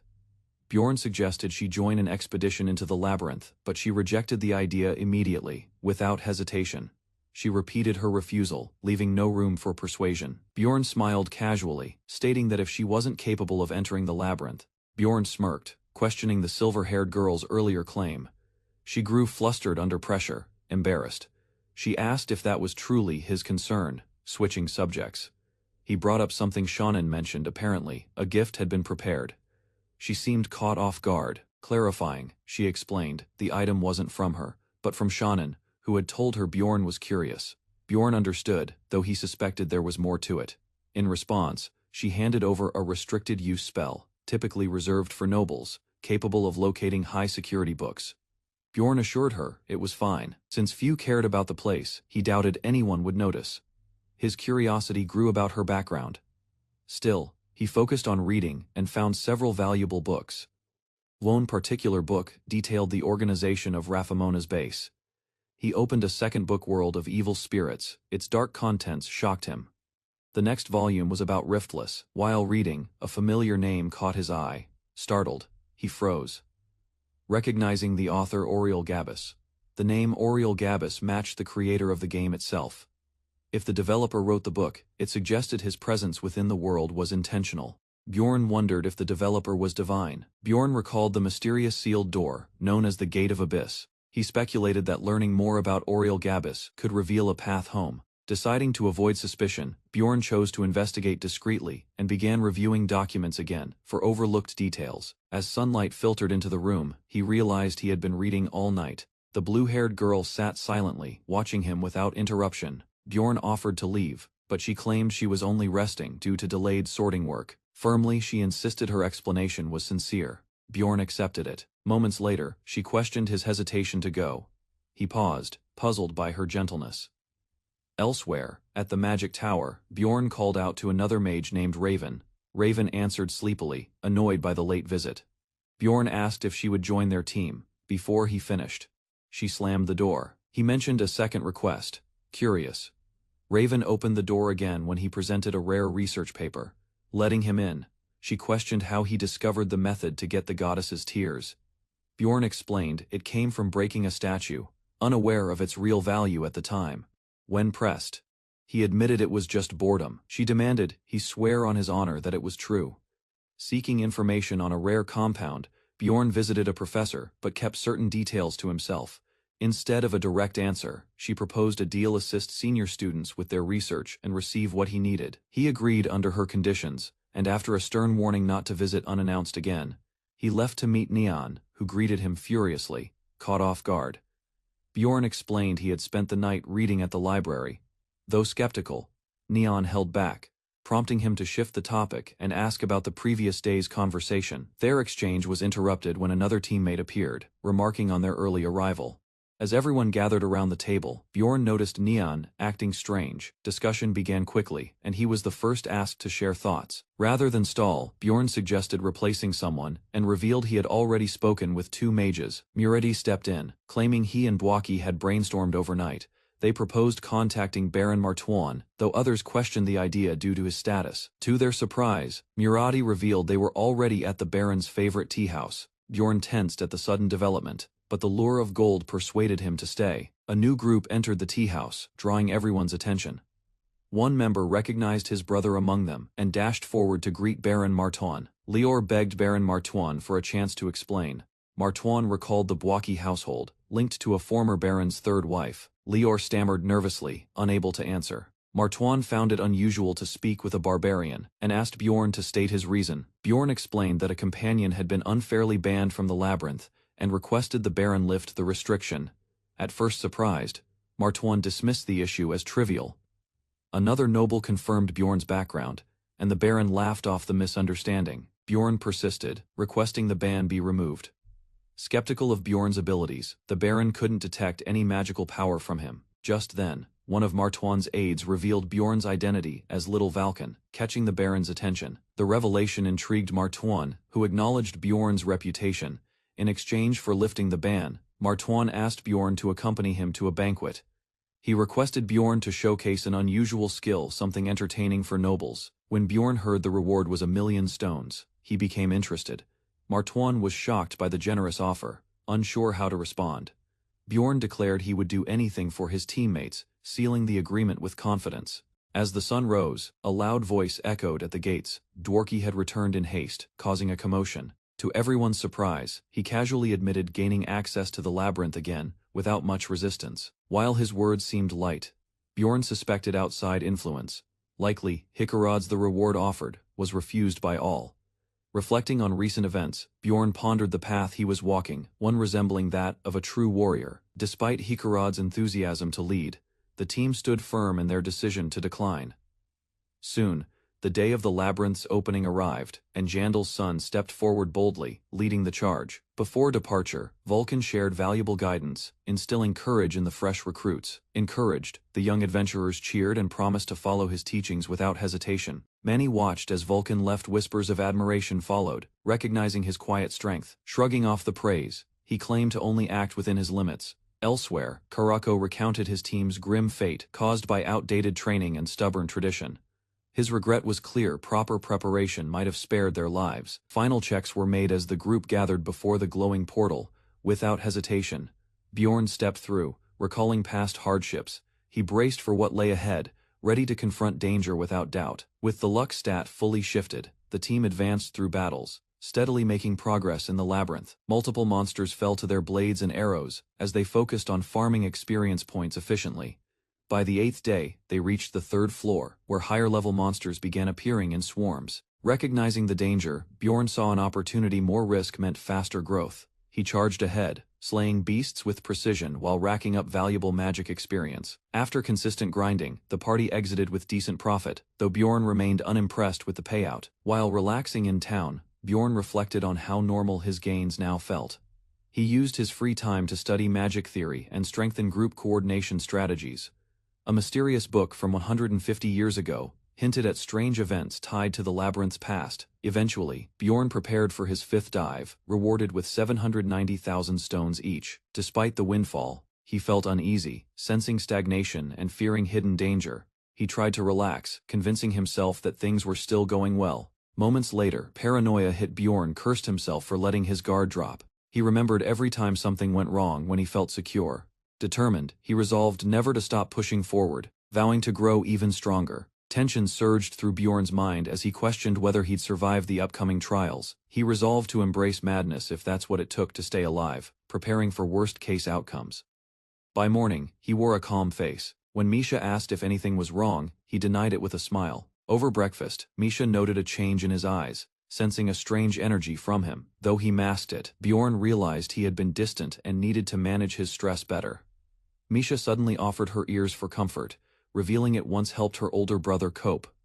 Her gesture came from kindness, but Bjorn misinterpreted it, unsure of her true intent. He warned her not to say such things lightly, concerned others might misunderstand her actions. Still, she reassured him gently, insisting that he wasn't like other people and deserved honesty. Later that day, Bjorn encountered another girl who asked if he was doing all right. She hinted something was wrong, urging him to speak freely if he had worries. Observing his expression, she claimed his eyes revealed everything, especially to fellow explorers. She warned of an unstable phenomenon, an impending dimension collapse in the labyrinth. Bjorn recalled how rare and catastrophic such events were in the game's history. As he asked for proof, she cited a mage from the Terrapun school who studied such disasters. Bjorn acknowledged the warning he received and prepared to investigate the mage further. He departed quickly, citing a new quest that needed immediate attention. Although determined, he failed to find any information, beginning to question if the mage even existed. After 10 days, rumors about a dimension collapse began to spread throughout the city. While patrons discussed the possibility in taverns, Bjorn remained skeptical due to lack of proof. He wondered if someone was deliberately spreading fear without evidence, suspecting deeper intentions. Realizing he had limited access to confidential information as a barbarian, Bjorn felt constrained, desperate. He decided to use a pill he had planned to save for later. Despite the risks, he swallowed it, resolving that 2 months of waiting had been enough. As the clock struck 12, the effect of the pill activated instantly. Bjorn's soul began separating from his body, pulled toward an unfamiliar realm. He reappeared in a surreal space, standing in a new environment, uncertain of what awaited. Authorities began investigating the case of Lee Bjorn, a 29-year-old who hadn't appeared at work in over a month. While his employer filed the report, the only known family, his mother, reacted with indifference when contacted. Despite minimal initial concern, the file was strangely forwarded to the violent crime team for further review. Surveillance footage clearly recorded Bjorn entering his apartment.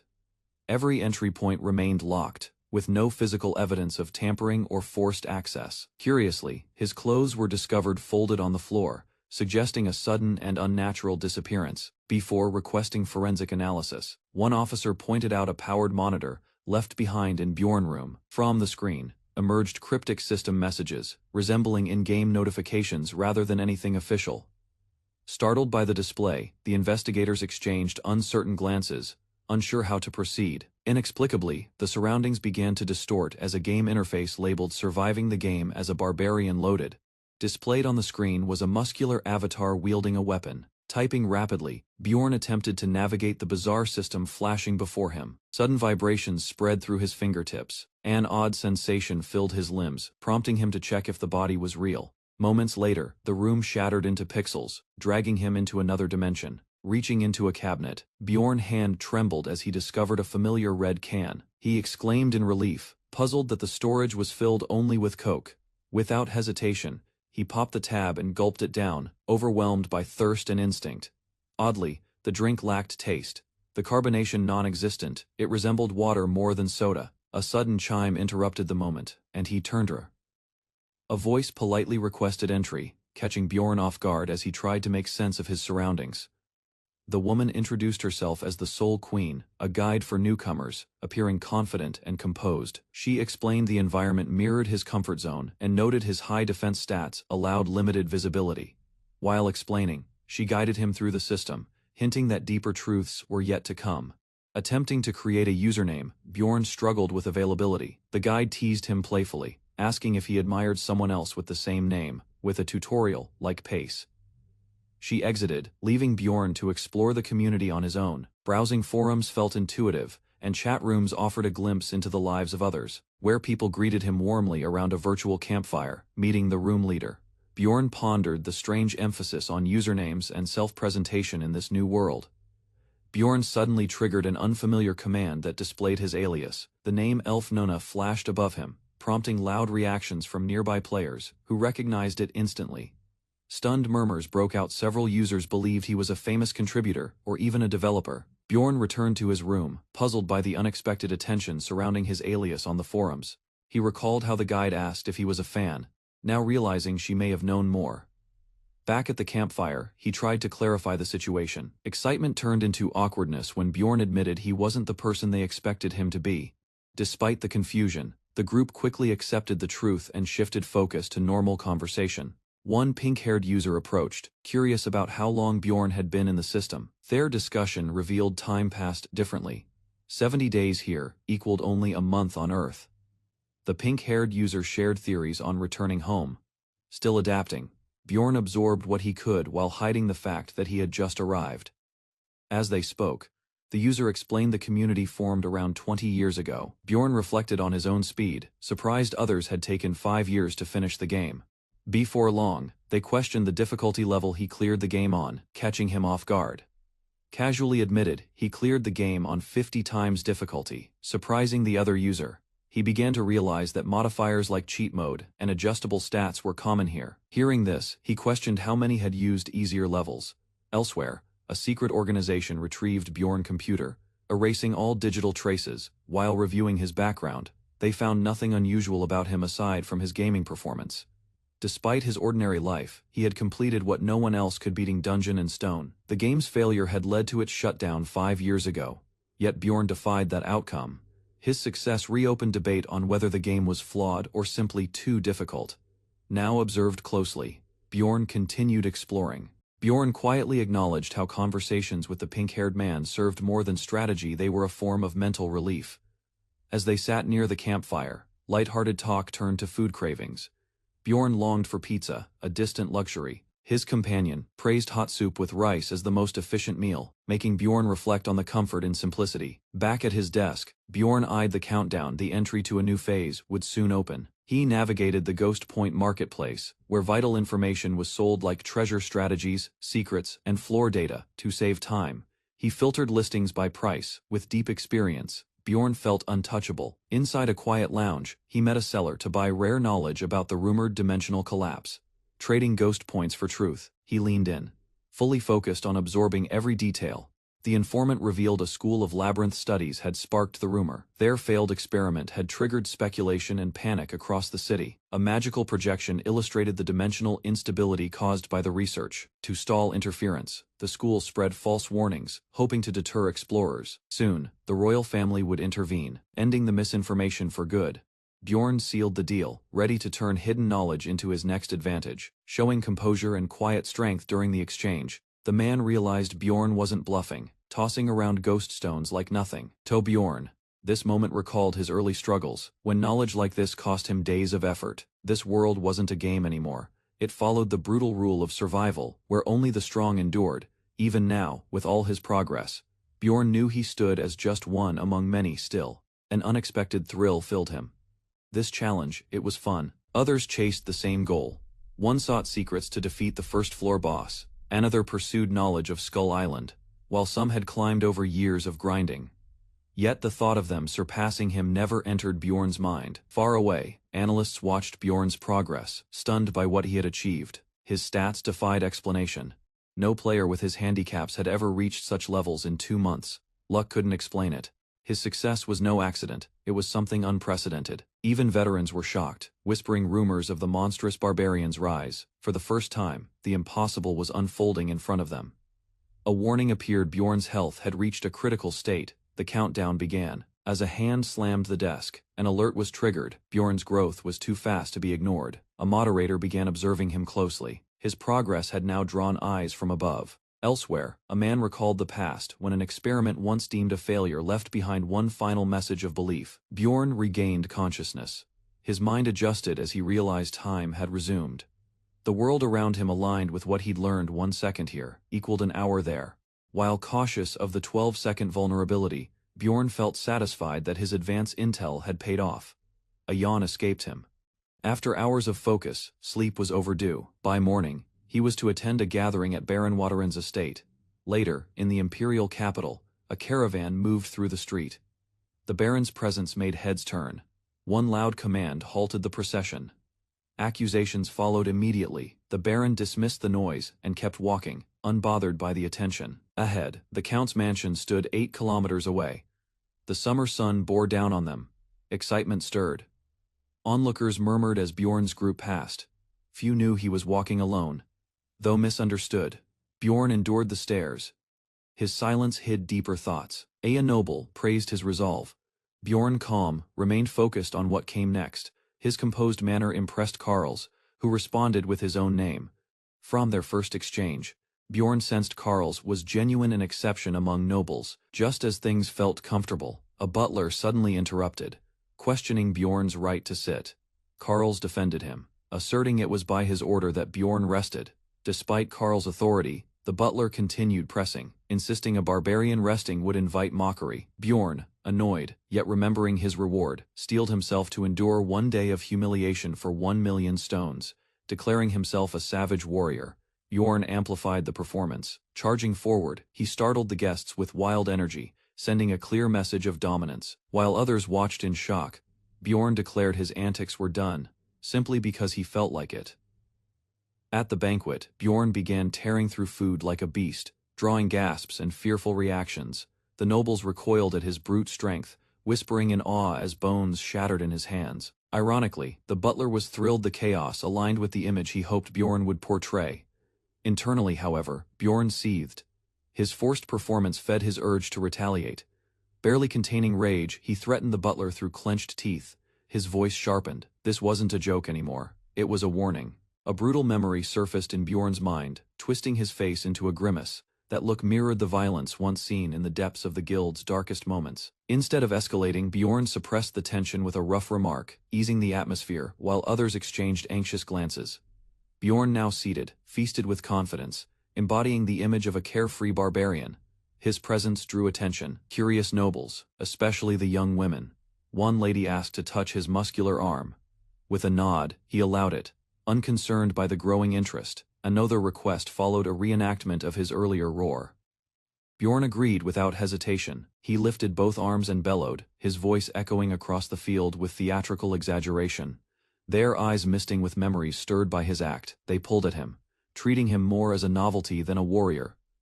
Amid the fanfare, he began to feel reduced, a sideshow surrounded by shallow praise. One crude comment drew Bjorn's cold, unblinking stare. Well-dressed noble approached and cut through the noise, commanding the barbarian to follow him. Bjorn complied without protest, knowing this shift in attention served a greater purpose. Though mocked, he walked with intention. Bjorn's composed responses earned praise from nobles, elevating his reputation one conversation at a time. His name and fame increased with each exchange, like points stacking quietly behind the scenes. Among the dozens present, only a few individuals held actual influence. A distinguished paladin approached. Introductions confirmed him as Paul Kravitz, a respected leader among the Holy Knights. To Bjorn's surprise, Kravitz expressed gratitude for an earlier deed. The moment stirred interest. Observers noticed that even high-ranking officials spoke to Bjorn with sincerity. Kravitz assured everyone that the order valued their connection with Bjorn. His words carried weight. Impressed, the Baron's gaze softened. Fame notifications popped quietly in Bjorn's mind. Then came news of Count Ferdihilt's arrival. The hall shifted as attention turned. The Count greeted Bjorn directly. It felt unusual this meeting shouldn't occur so early. Their conversation hinted at deeper motives. The Count appeared eager to establish rapport. Proposal followed. Bjorn would be offered something rare but unpredictable. A sudden quest appeared. The Count asked Bjorn to participate in an event. The reward was a low-numbered necklace, collectible, not powerful, yet symbolic. Despite its modest value, the item hinted at influence. Accepting could shift future outcomes. An ominous presence lingered. The necklace event wasn't just symbolic, it concealed a hidden quest yet to unfold. Surrounded by nobles, Bjorn couldn't shake off the unease. Despite fear and the voice of caution, he dismissed hesitation. Retreat meant ruin. A challenge emerged. One noble tested Bjorn, making light of his strength, confident in his own reputation. Without hesitation, Bjorn declared he could end most fights in 10 seconds. Surprised, another noble offered a fortune if Bjorn succeeded. That sudden wealth sparked a new drive. Tension rose as rival knights mocked him. While the Baron was absent, insults flew freely. Bitter resentment from earlier returned. They questioned his pride, belittling him in front of the gathering. Taunts escalated. One threatened to slit his throat. Another smirked, completely unaware of the storm building. Bjorn's fury reached its peak. Cold anger replaced his usual calm, igniting a fierce presence. He confronted the knights directly. Their bravado vanished as they realized the danger. Charging forward, he declared their cowardice. His sharp voice cut through the confusion. Their doubts shifted to concern as Bjorn's seriousness became clear. One knight tried to flee, but stumbled. Bjorn caught him without hesitation, grinning. Bjorn promised he'd fix the knight's mindset next by force if needed. The tournament advanced swiftly. As names were called, Bjorn's own was announced for combat against one of the knights who had mocked him. With calm steps, he moved to the field. His opponent, Sylvana, stood with formal confidence, declaring pride and honor. Bjorn recognized him instantly, the most obnoxious of the three. Sylvana raised his sword, ready to speak more. But Bjorn rushed him mid-sentence, showing no interest in pageantry. Blades clashed before the match could settle. Spectators gasped at Bjorn's aggression. Insults followed from Sylvana, but Bjorn remained focused, waiting for the signal to truly begin. With a shout, Sylvana lunged. His blade split the air with speed, creating illusions. Bjorn couldn't tell which was real, so he deflected all. Muscle memory overpowered technique. A clean strike landed. The crowd watched as Sylvana stumbled back, shocked.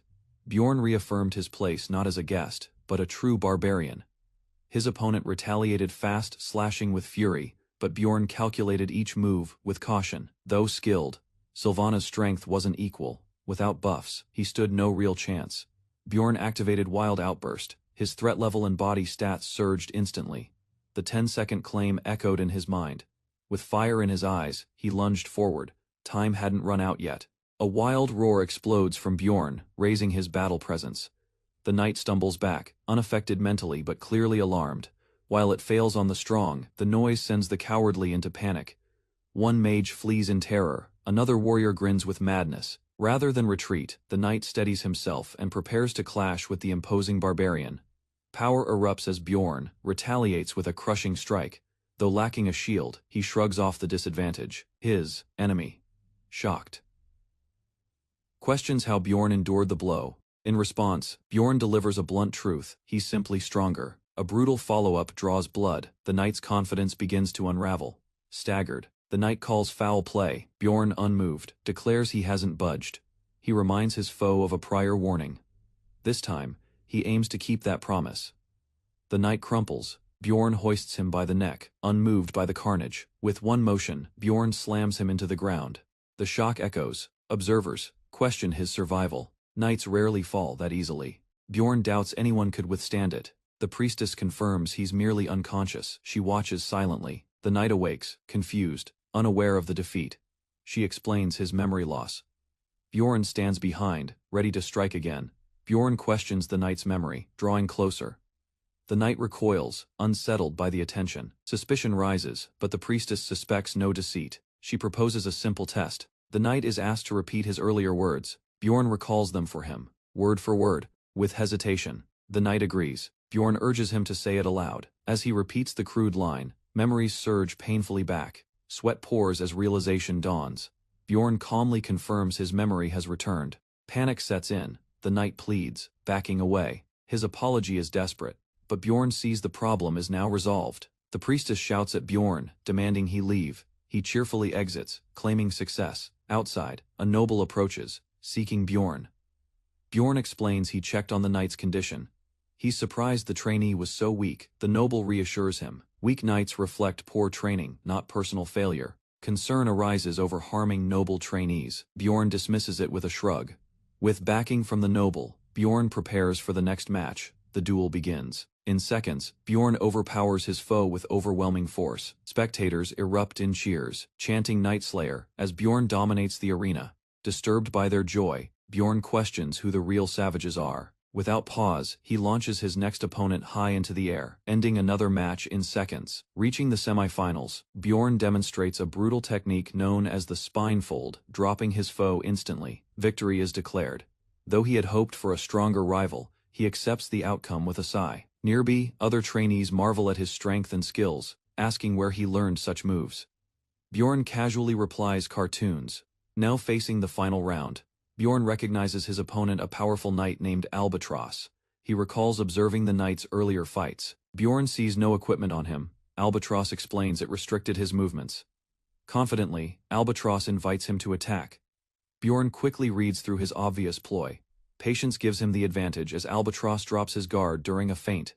Bjorn wastes no time, readying his response with measured fury. A deafening roar signals the activation of two powerful abilities, Gigantification and Wild Outburst. The transformation terrifies the crowd. Bjorn's body swells in size and power. Glowing with energy, he towers over his opponent, now a true barbarian juggernaut. Bjorn unleashes a terrifying roar, engulfed in flames, his face twisted in fury. His opponent, overwhelmed, trembles as the pressure mounts. Not only his aura but his physical stats soar. The knight panics, dropping his sword in fear. Fleeing across the field, the knight shouts for help, abandoning the match entirely. Bjorn observes the retreat with indifference. He ends the transformation, unbothered. The referee declares forfeit. The knight's fear cost him the match before a single strike landed. Inside a quiet room, Erwin mutters a single word stronger. Her thoughts spiral as glowing energy swirls around her, echoing the same phrase over and over. I need to get stronger. Eyes wide and dazed, she stands consumed by the power, until a voice calls out from the doorway, breaking her trance. Feigning calm, Erwin smiles, and claims she's simply training with spirits, though reassured. The visitor senses something unsettling beneath her cheerful tone. Doubt lingers, as she steps away, debating whether to share what others are saying about Erwin's strange condition. Rumors swirl. Erwin's strength has advanced at an unnatural pace.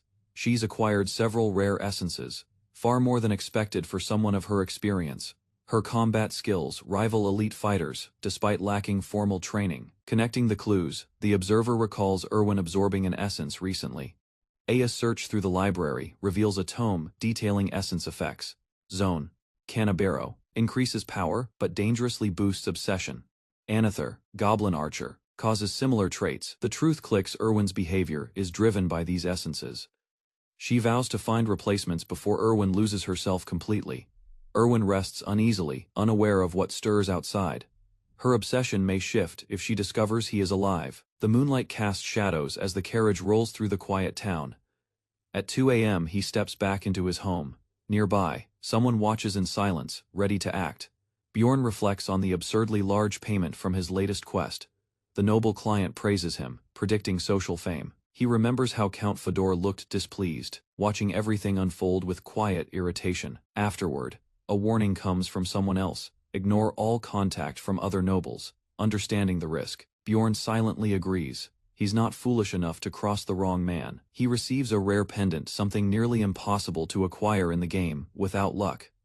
By morning, his table is flooded with invitations, evidence of growing attention.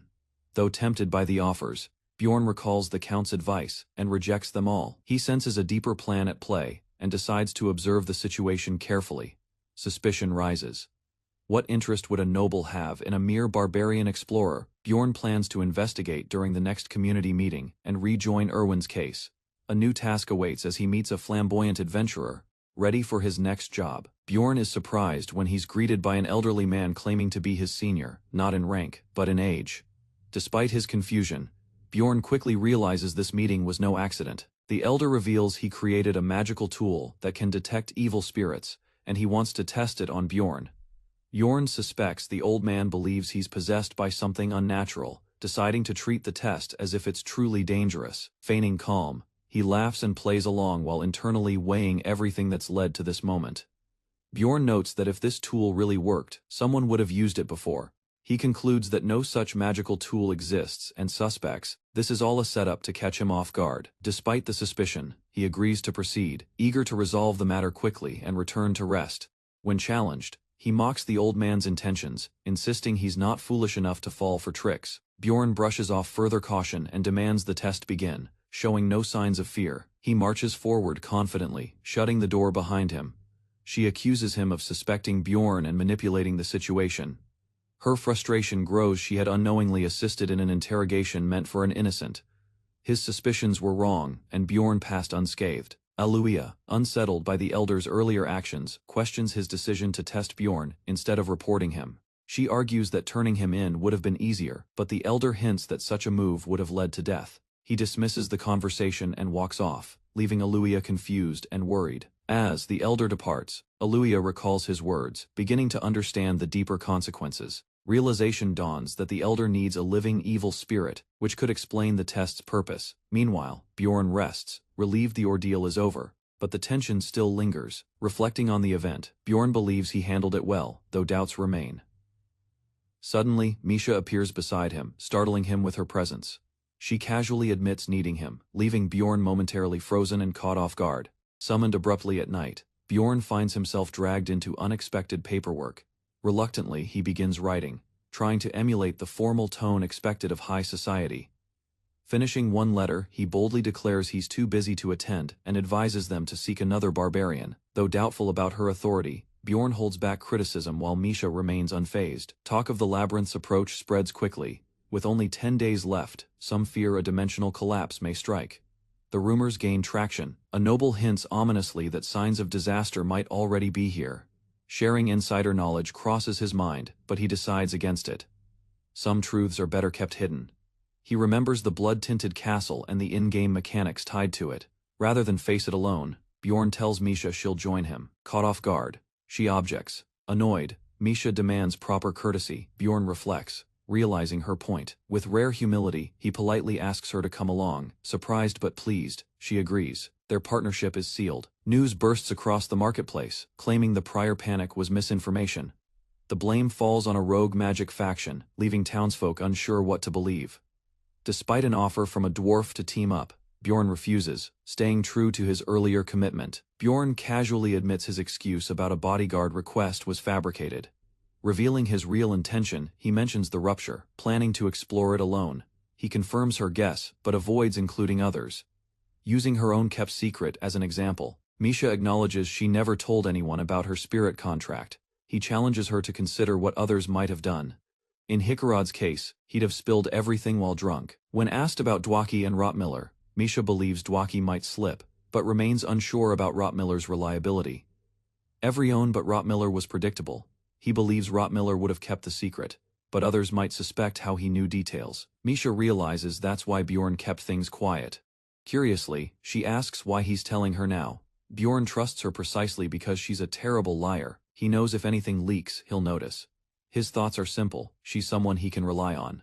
The sentiment catches her off guard. As Misha hiccups in flustered surprise, Bjorn mentally notes the labyrinth is now only 8 days away. On day 8, the team visits the armory for equipment upgrades. Misha questions their frequent visits. Their gear undergoes lightning enchantments, adding temporary elemental power. Justifying the expense, he mentions the shared budget and his contribution. Bjorn's magical stats and skills increase significantly from intense training. Misha brings food, concerned for his health. Despite fatigue, he enjoys a moment of rest and nutrition, though surprised. Bjorn allows it, and soon a familiar spell envelops them both. A blue-haired mage reveals the spell was meant only for Bjorn. Creating tension with Misha, he senses complications. He avoids overthinking the situation, brushing past any awkwardness. The following day, Bjorn thanks the blonde mage for assisting. In turn, she hints she may call on him again soon. Within the labyrinth, a party thanks Bjorn for his earlier guidance. While others praise Bjorn, he remains cautious of overly friendly behavior. As the group departs, Rottmiller prepares to enter. Bjorn stalls, calculating how best to benefit from the delay.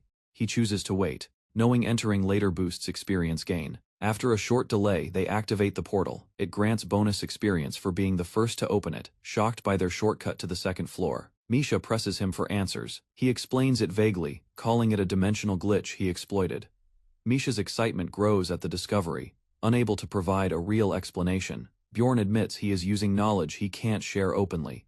His companion feels pity for Rottmiller, who unknowingly missed the advantage. Bjorn and Misha discuss how Rottmiller would feel if he learned about the shortcut. Realizing the scout took his class seriously, they arrive at the second floor, only to find the destination is the stone desert.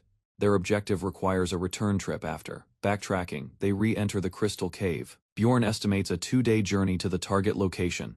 Hours later, they encounter hostile monsters resembling mushrooms, visible only at close range. Misha quickly identifies the threat. As they push forward, she notices others rushing in the same direction. Bjorn analyzes the situation. The others seem to be speedrunning the dungeon, determined not to fall behind. The pair accelerates their pace through the passage. Misha wonders why they're shocked, unaware their equipment is far more advanced than most. As they move, Misha compliments Bjorn but gets misunderstood, sparking brief tension. She clarifies, calling him cool, while Bjorn quietly accepts it.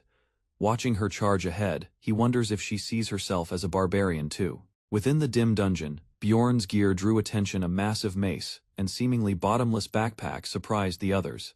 Suspicion stirred in one man's mind.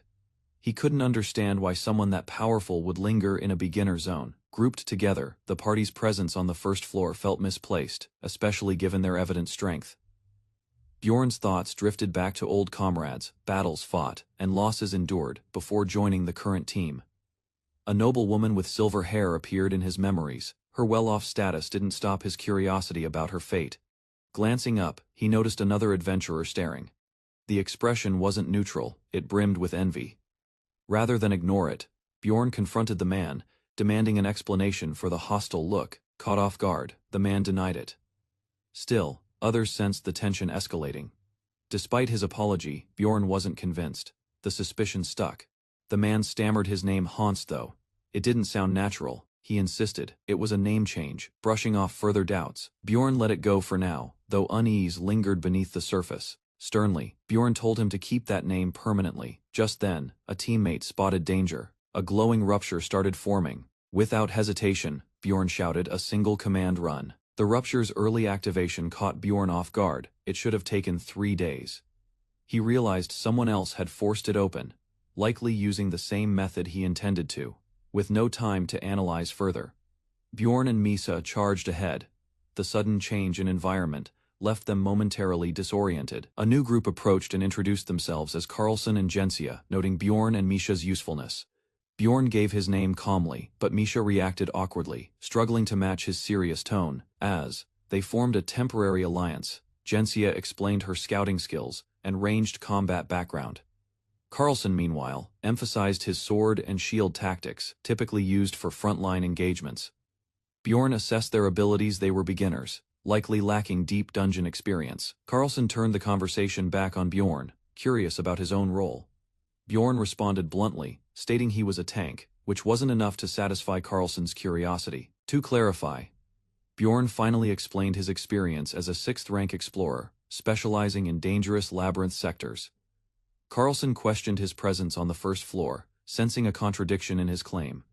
The explanation was vague. His old team dissolved, and he had been away for some time. Despite doubts, Bjorn's physical presence alone made his story convincing. Few could fake such readiness. The group confirmed each member's role and revealed their identities openly, avoiding secrecy or deception. As name cards appeared, a brief pause followed. Everyone now knew who had entered the labyrinth first. Despite the transparency, Bjorn couldn't help but compare it to a game of deception, like Mafia. With roles established, they decided to proceed, even though the ideal plan would have involved a more experienced party. Bjorn, still skeptical of the decision, recognized the risk in entering a rupture with only one advanced explorer. At the command, the team tightened formation and began their march into the snowy terrain. Visibility was poor as they advanced through the snow, their boots crunching with every cautious step. Bjorn remained alert, aware that an attack could occur at any moment in unfamiliar terrain. Suddenly, a roar echoed. An elite gatekeeper monster emerged, towering and aggressive. Carlson ordered the others to hang back. He stepped forward, determined to strike first. Drawing his weapon, he lunged with precision, slashing through the monster's thick hide. Despite the hit, the beast resisted, only mildly wounded, but far from defeated. The creature thrashed, blood marking its snowy fur, but the arrow lodged in its body disrupted movement. Carlson, calm and calculated, issued instructions for the rest to finish the job. Misha, poised for battle, prepared to follow through as the team closed in on the weakened beast. The monster lunged forward again, but the team's earlier strike left it slower and more exposed than before. Bjorn closed the distance, using his shield to push the creature back while keeping its attention on him. Meanwhile, Michelle hesitated for a moment, unsure if engaging the beast directly was the safest option. Carlson signaled for Michelle to move, prompting her to leap high above the monster's guard. She descended rapidly, landing on the creature's shoulders to disrupt its balance and restrict its movement. Her attack forced the monster to stagger, creating an opening Bjorn needed to maintain control of the fight. Michelle repositioned herself, showing precise coordination as she distanced from the creature after striking. Bjorn watched her landing and assessed her abilities carefully, recognizing her efficiency in close combat. The others observed in silence, understanding that if they recognized her skill. With a final strike, the frost wolf was slain, its body falling limp as a system message announced gained experience. The group ventured deeper into the icy lair, repelling wave after wave of savage beasts that leapt from the shadows. While others joined in, it was Bjorn and Misha who bore the brunt of the fighting. Though one man boasted of his single kill, before them stretched a mysterious staircase, descending into the earth. The sound of shifting stone echoed below as their boots touched the next level, suggesting danger was close. Tension gave way to awe as they entered a radiant cavern lit by gleaming crystal walls. Drawn toward a glowing structure, the group marveled at its beauty. The moment it was touched, the pillar reacted. Trusting his game knowledge, Bjorn expected the awakening of a powerful enemy sealed within.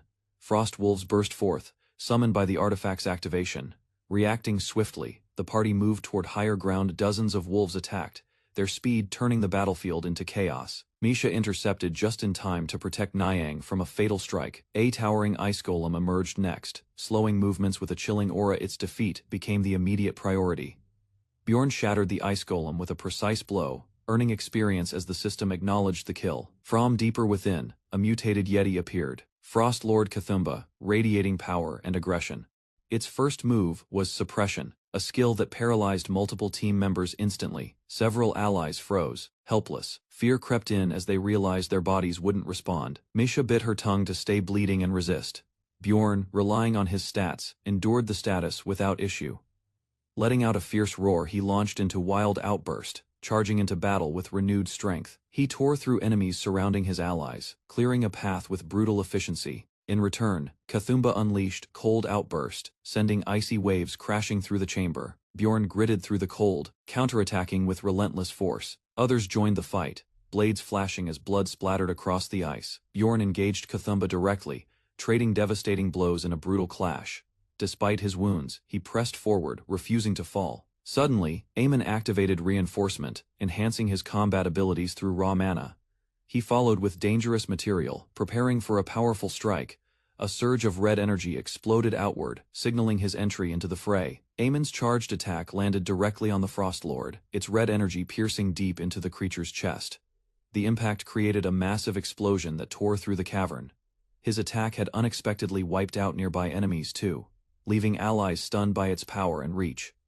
The others questioned if it had always been an area attack. Bjorn seemed unsure whether it was intentional, despite the confusion. The ninth wave ended swiftly.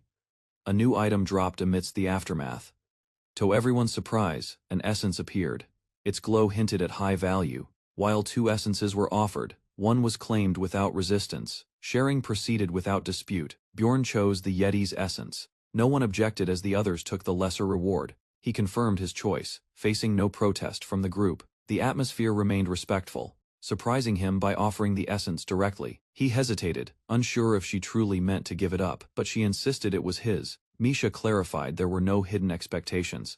Still unsure, Bjorn awkwardly asked if he owed her anything for using it. She reacted with shock, questioning what kind of person he thought she was. Meanwhile, the essence's stats were revealed: high stamina, agility, and cold affinity, but with bone resistance penalties.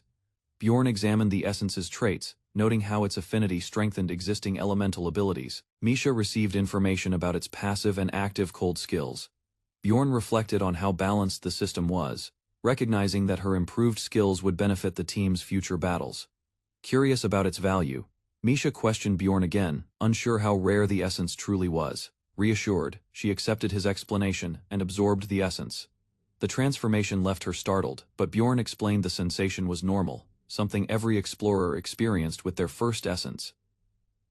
Bjorn asked the remaining members about their choice, but both declined to take the leftover essence. Their refusal surprised him, as the essence carried considerable value and potential usefulness.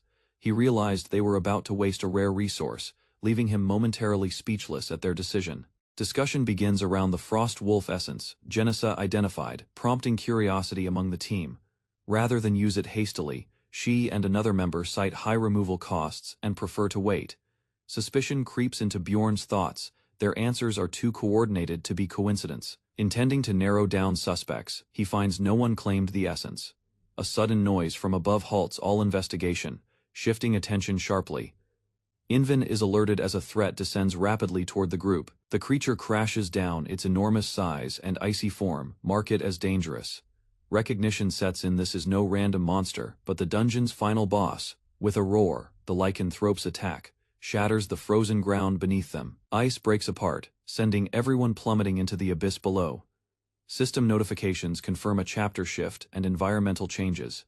Bjorn awakens submerged, gasping for breath in the cave's depths. Unlike a game pause, the fall was real and painful. He barely escapes being swept off a waterfall's edge. From nearby, Envan calls out, checking that he's still alive. While recovering around the campfire, Bjorn assures the others he's fine. Nearby, Misha checks on a groggy companion. Envan, already by the flames, calls others to warm up. His preparation draws curiosity due to the firewood he carries. He explains his habit of traveling alone, justifies the burden. Despite the fire, some members feel an unnatural chill, shivering. They comment on the cave's strange temperature, Nenvin suggests they're in a special region, possibly one that suppresses body heat. Though Misha remains unfazed, the others sense the cold more intensely. Bjorn, confused by the symptoms, reflects inwardly. He tries to explain it doesn't hurt, only numbs him. Misha mocks him gently, calling him dense. Shifting closer, she offers to share warmth, catching everyone off guard. Bjorn grows suspicious as her gesture draws stares from the rest, including Envan. Choosing to sleep apart, Bjorn remains cautious, unwilling to rest near possible threats. Misha joins him, mentioning their limited firewood, but insisting he sleeps first. Before sleeping, Bjorn asks for her impressions of the others, probing for inconsistencies. She shares her suspicions, pointing toward a subtle oddity she noticed earlier. Bjorn praises her sharpness, confirming he had reached a similar conclusion. 6 hours later, the party begins moving again, their next steps more focused than before. The group proceeds cautiously down a narrow path through a frozen cave, comforted by its single direction. Suddenly, an ice-covered monster bursts from a nearby wall, prompting Bjorn to launch a swift counterattack. Misha evades another ambush while cutting through attackers the monsters. Though 8th rank, prove aggressive. A warning goes out about the cave's debuff, which amplifies incoming damage. Understanding dawns on the group they're in a region that suppresses their resistance. Time passes as they fight through more enemies. Eventually, they arrive at a chamber, filled with ice orcs frozen in crystal. An uneasy question arises, will these ice orcs also awaken to fight? With glowing eyes, the creatures stir. A fierce clash begins as one leaps toward the party. Roaring, multiple orcs break free, charging forward in formation. Bjorn calls for order, urging everyone to take formation as the enemy closes in. Even as he issues commands, he analyzes Mephise's intent, unsure if it's genuine or deceptive. He decides to act cautiously, concealing his true power during the chaos. Combat escalates. Bjorn parries an orc strike with precision. A moment of banter arises, but his attention stays sharp, with a calm reply. He confirms his real move hasn't come yet. As chaos unfolds, 2 adventurers panic under pressure, while struggling to hold position. Inven, seeing the disorder, prepares to intervene personally. Deciding the others can't manage alone, he summons Iron Bear Irathun, a massive beast that charges forward to assist in battle. The summoned creature engages the orcs, overpowering them with brute force and halting their advance. Bjorn quickly assesses Envan's capabilities, and concludes the man plans to finish the fight alone. With the threat active, Bjorn readies himself to act before Envan completes the clear. An ice orc lunges, striking one adventurer before anyone can react. Misha flinches as the blow lands, while Bjorn observes the scene intensely. A loud impact follows. One adventurer is thrown violently across the room. Fueled by desperation, Misha charges forward, her voice echoing with intensity. Tears mix with adrenaline as she pushes through the chaos. Her eyes reflect urgency as she prepares to carry out the next move. Meanwhile, Bjorn lies bleeding but alive. His helmet, resilient bones, and natural recovery slow the damage, keeping him conscious just long enough to nod at Misha. From the rear, an ally dashes in, eyes wide with fear at the sight of Bjorn's injury. Before the orc's hammer lands, an arrow pierces its skull, silencing the threat in an instant. As blood erupts, a game message confirms the kill you have defeated the ice orc warrior. Relief sweeps the group. Dark energy spirals upward as the sorcerer conjures a volatile spell. With the atmosphere crackling, the team scrambles, dodging the incoming wave of destruction. Notifications flare dangerous substance and iron ice wall, signaling both danger and entrapment. The magic erupts, freezing terrain and halting movement. Reacting swiftly, a crossbow bolt lands a fatal hit, toppling the sorcerer. Bjorn steadies his breath. The essence is theirs. The plan remains intact. A warrior triggers armor change, transforming instantly for enhanced defense. Next, Beastly Walk grants explosive speed and fluid motion. The strike lands clean, ending the threat with brutal efficiency. Bjorn and his ally prepare for the next phase, confident. He calculates the profit from the chaos, estimating a massive reward. Suddenly, the enemy's summoning is disrupted. The iron bear that was forming vanishes, a signal that the tide is shifting. Above, a projectile hurls downward. It crashes beside one of the enemies, sending her reeling from the impact. Gensia turns in confusion, questioning the mysterious object thrown at her. The group seizes the opportunity. Bjorn unleashes an explosive strike, while another ally signals the attack. Gensia quickly recovers, realizing she's been targeted. She activates Beastly Walk and attempts to slip away. Her stealth breaks mid-run due to a hidden effect from the witch's lamp. Her actions had always hinted she knew more than she claimed. The team reflects Gensia had been suspicious all along. Details confirm the accusation. A cat-eared teammate smells traces from the beast's lair on Gensia. Even the dirt on her shoes connects her to the forbidden zone. She couldn't have reached the ice cave otherwise. The conclusion is clear: Gensia Nafrin is the Mafia. Gensia retaliates immediately, clashing violently with Misha. Misha strikes, catching her by surprise. Gensia stumbles and attempts to escape but is intercepted. Bjorn moves in. With a crushing blow, he lands the final hit, ending her betrayal with a brutal smash. Despite her injuries, Gensia grits her teeth and rises again, blood dripping from her lips. Her fingers dig into the ice as she forces herself up, unwilling to fall just yet. Bjorn notes her resilience. She's invested heavily into defense, making her harder to finish off. Realizing she isn't an NPC, Bjorn confirms she's a player. That doesn't matter to him. She tried to kill him, and that's enough. Suddenly, one of the summoned beasts charges at him. A warning is shouted, but Bjorn remains calm, with Wild Outburst active. The attacks don't faze him. His only concern now is stopping the real threat before the boss spawns. Gensia tries to flee, panic taking over.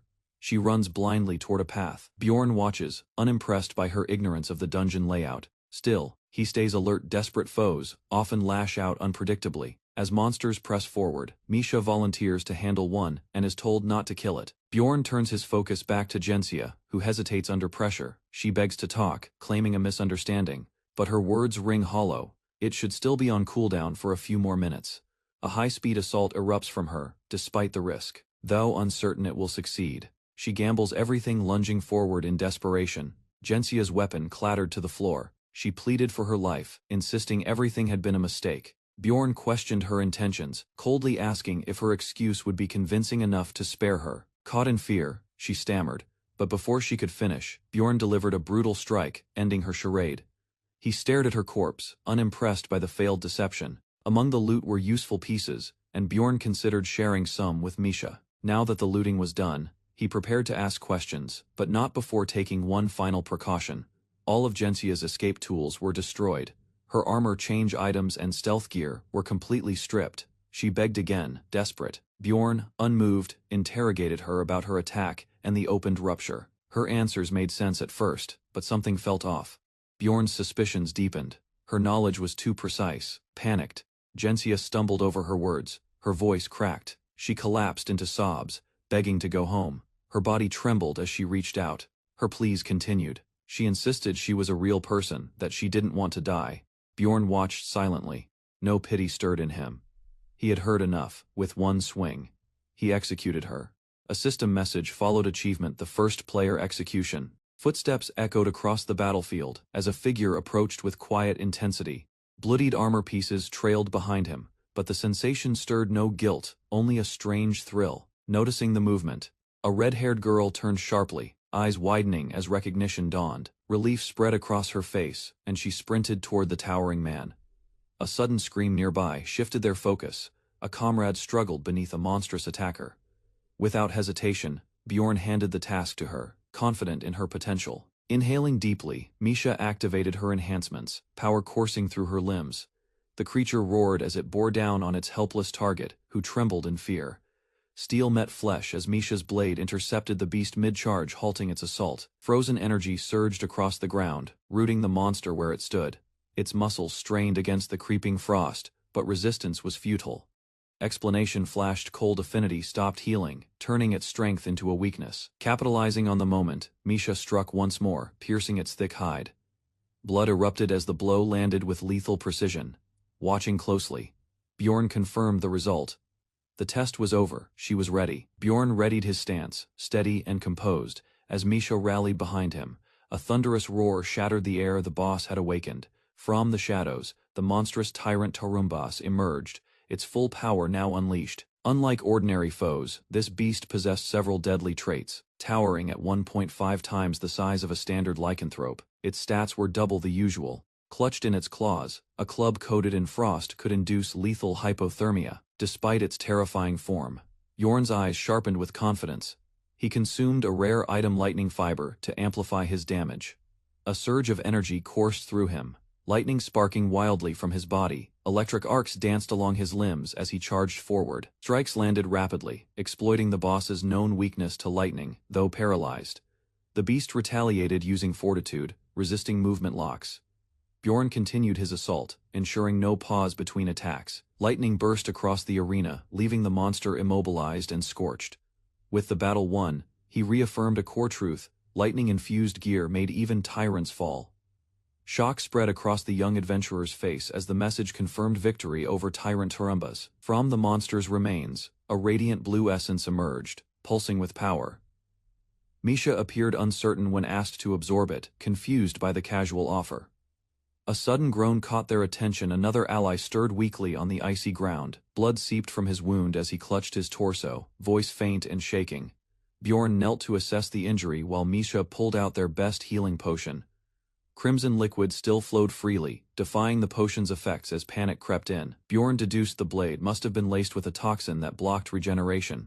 Even the antidote failed to reverse the effects, leaving them scrambling for options. Without waiting, Misha demanded the top-tier potion, determined to stabilize him. She applied it while Bjorn silently observed, knowing its rarity made the cost steep. Gradually, the wound began closing, proving the poison's strength and the potion's worth. When calm returned, Bjorn handed over loot to the hesitant companion. Though overwhelmed, the man accepted, questioning whether it was too generous. Bjorn simply watched, inwardly noting the man's curiosity was something to be wary of. Carson finally regained consciousness, muttering that he was lucky to survive. Privately acknowledged that Carson's death would have given him more profit, but said nothing. When asked to pay for the potion, Carson casually offered 5 million stones without hesitation. Bjorn accepted, noting that item value often shifted based on urgency. Carson handed over a special item, Necromancer's bracelet capable of reviving the wearer post-mortem. Suspicion flickered in Bjorn's eyes. He knew Carson wasn't being entirely transparent. Misha expressed gratitude for Bjorn's actions as Carson departed with a faint smile. Before they could exit, Bjorn led her another way, revealing he had retrieved a rare item. He gifted her an ice crystal, permanently increasing her cold affinity after consumption. The two sat by a fire, using the downtime to prepare for departure. Misha reflected quietly, wondering how she might have fared without him. Bjorn's thoughts turned inward during the last kill. He had seen a part of himself. Regret washed over him as he remembered a girl who didn't survive. Though he wished she'd lived, he had moved forward, still bearing guilt, clutching another valuable item. Bjorn admitted silently his greed had not faded. Bjorn poured healing potions over the wound, conflicted about saving someone he could have let die. He admitted his morals were flawed, but felt Misha's presence restrained his darker thoughts. As the fire crackled nearby, Misha's warmth reminded him of humanity he thought he'd lost. Above the quiet cave, stars stretched endlessly across the night sky, warmed by a flickering fire. Bjorn and his companion took a brief rest after their trials. With fatigue fading, they quietly prepared for what the deeper dungeon might hold. The third day began with a savage encounter. A monstrous beast lunged, its jaws wide. Rather than hesitate, Bjorn handed over a powerful sword, rare and unnumbered. He encouraged her to get used to both the weapon and its magical essence. Later, she claimed to be ready, confidence returning with each swing. Bjorn, unconvinced, challenged her determination, noting her earlier signs of fatigue. Flustered, she reaffirmed her commitment and pushed aside her doubts, watching her fight. Bjorn felt a surge of pride in her progress. She now wielded a lycanthrope's essence, effective, swift, and packed with hidden potential. Support abilities like Cold Concentrate and Fortitude increased her combat versatility. Bjorn advised linking abilities for stronger combos against tougher foes. Since enemies fell in one strike, she barely needed the enhancements. Despite that, they pressed on toward the second floor without pause. With a determined smile, Misha anticipated Bjorn's usual warning about the harder path ahead. Bjorn gave the signal to move, and they continued forward into uncertain danger. As they walked deeper, Bjorn noticed how Misha's light steps echoed behind him, too light for the weight she carried, signaling something unnatural was happening. Bjorn calmly concluded that someone had summoned the floor boss, the dreaded floor lord. Despite his tone, Misha panicked, shouting in shock while Bjorn questioned if past trauma still haunted her, explaining that the glowing crystals meant another explorer had triggered the boss on purpose. Misha struggled to process it, alarmed by the thought that someone would do it intentionally. Bjorn reflected on a suspicious figure tied to the incident, someone who once fought the floor lord solo. A portal shimmered ahead, and they crossed into the second floor of the deadly labyrinth. There, Bjorn recalled past trials, battling skeletons, escaping a madwoman, and nearly dying. The memories overwhelmed him, a reminder of how fragile survival in this world truly was. From the shadows, new threats emerged. Monsters stirred, as if expecting challengers. Misha voiced her suspicion. Someone had drawn these creatures deliberately to this area. Suddenly, the ground trembled, and a horde of enemies descended upon them in unison. With a fierce cry, Misha launched into combat, unleashing cold energy with precision. Bjorn followed swiftly, cutting through the wave of monsters swarming their position. Enemies struck from all sides, but both warriors moved with practiced coordination. One creature froze mid-charge as Misha triggered Cold Concentrate with icy destruction.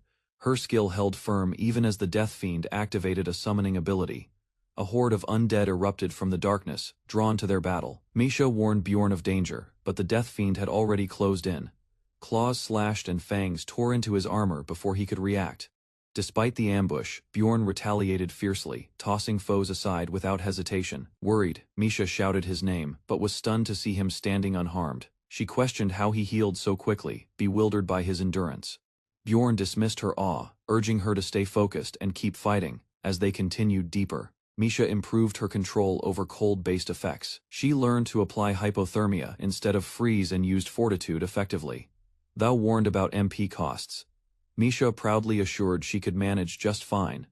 After the battle, Misha leaned weakly on Bjorn, her strength fading quickly. Though she insisted on walking, Bjorn told her to focus on recovery as they moved ahead.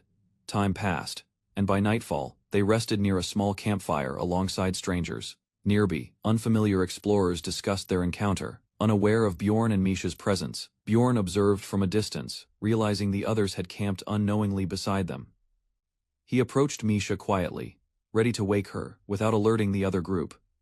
One man spoke with intent to harvest fresh bodies, hinting at sinister motives. Bjorn, now alert, couldn't ignore the threat implied in the casual talk. Rising from his spot, he prepared to respond as the danger became clear. During the ceremony, Bjorn stood among a sea of new barbarians, all eager to prove themselves. Time has passed, and now fewer than a third remain. The rest didn't survive the harsh trials. He questions whether monsters were truly the only cause behind so many deaths. As night falls, a teammate turns in for rest, leaving Bjorn alone on watch. A dangerous thought crosses his mind. Eliminating the others might simplify everything. Before he can dwell on it, Misha's voice brings him back to the present. The campfire crackles quietly, while the group rests under the night sky. A sharp sound slices through the silence, snapping everyone to attention. Lone girl steps forward from the darkness, her sudden arrival unsettling the group. From the trees, two strangers approach, casting long shadows in the torchlight. Camp members react fast, shouting warnings, and waking the others. Bjorn jolts awake, unsure what threat awaits him this time. Still groggy, he demands an explanation, irritated by the interruption. Recognition dawns. One of the newcomers is clearly a barbarian like him. Relieved, Bjorn waves with a grin, welcoming the familiar face. Karen proudly introduces himself, gripping Bjorn's hand in a powerful shake.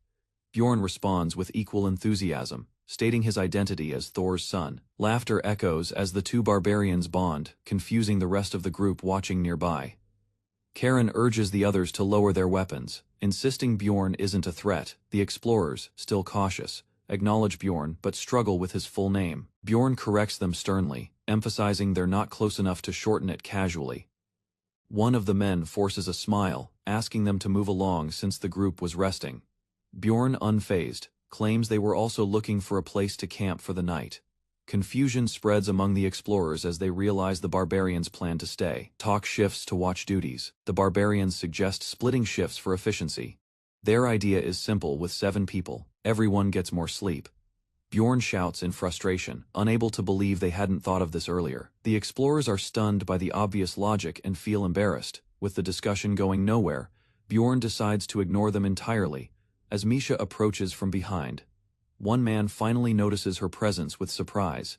Misha's appearance catches one explorer off guard. His eyes widen as he takes in her figure. A single word forms in his head: pretty, as he stares, unable to look away. Flustered, he gulps and nervously asks what the others think of her. Turning with a smirk, Misha responds ambiguously, but admits they must be decent people for keeping a barbarian. She explains Bjorn lost his weapon and couldn't take watch, giving a half-truth with ease. Bjorn defends himself by claiming a monster ran off with it mid-fight, earning awkward acceptance. Growing impatient, the explorers push for a decision about the overnight arrangement. Reluctantly, they agree to let the newcomers rest, assigning them the final shift ladder. While lying down, Misha whispers to Bjorn, who promptly silences her. Footsteps approach. The explorers quietly rise as tension builds. Sensing danger, Misha urgently warns Bjorn just as he stirs. He opens his eyes slightly, instinctively aware something's wrong. Enemies close in from both sides, clearly planning to strike simultaneously. Bjorn abruptly sits up, confused by the shouting and movement, thinking it's a misunderstanding. He offers food beef jerky. The attackers flee, stunned by the absurdity. In a sudden move, one explorer swings his weapon, narrowly missing its intended mark. The attacker nervously stammers, pretending it was an accident. Confusion spreads among the group. Feigning innocence, he claims his hand slipped, attempting to mask clear aggression. Before anyone can respond, a second explorer lunges and stabs Karen without hesitation. As the blade lands, the attacker mutters an excuse, claiming hunger made him act. An ally of Karen draws his bow, prepared to retaliate without question. Bjorn, startled, grabs his weapon and rushes in, roaring with fury. Blood splatters as he lands a devastating blow in response to the betrayal. He demands answers from Lewis, who struggles to explain his partner's actions. Tension explodes as Lewis is tackled and restrained. He panics under questioning. Bjorn pins him down, demanding an explanation for the attack. From a distance, Misha watches silently, blade drawn and ready. Louis stammers, but says nothing. Fear dominates his expression. Misha steps in, confirming what they suspected all along. She calmly states the truth. They really were plunderers, just as Bjorn feared. A man nervously offers food, attempting to curry favor with the group. His trembling fingers betray unease, despite his forced smile. Bjorn and his companions arrive, exuding quiet intimidation. Without speaking, they draw tension into the air like a blade. Gathered around the fire, their silence crushes the mood. The man's growing panic is visible in his strained expressions. Rather than retreat, Bjorn urges him to speak. Commanding eyes hold him in place. Within seconds, the man realizes the truth. These people don't hesitate, they devour opposition. As his thoughts spiral, someone confronts him aloud, demanding to know who dared insult them. Victor lies bound, silently observing the tension. One woman questions Bjorn's savage instincts. Criticism follows, calling him overly blunt. The red-haired girl agrees, but her eyes flicker with unrest. Exploding in fury, she strikes a companion across the face, shocking everyone. Fists fly. Tempers flare. No one steps in, watching calmly. Bjorn lets the conflict unravel. Meanwhile, one man plots against Kurochi. That schemer, however, underestimates how swiftly fate strikes. Standing alone, Bjorn reflects, questioning his path. Confusion clouds his thoughts as he grips his weapon. In an instant, he executes the traitor. The archer's head falls. The enemy leader suffered a brutal fate. Misha crushed him underfoot without mercy. Nearby, the last survivor wept and begged for forgiveness, bound and trembling, promising to reform. Bjorn questioned him coldly, asking if he'd become a kind plunderer. The man, panicked, stammered useless replies. A confused grunt escaped the captive as Bjorn raised his hand. He didn't understand the question, without needing words. Bjorn struck hard, branding the man with a permanent scar.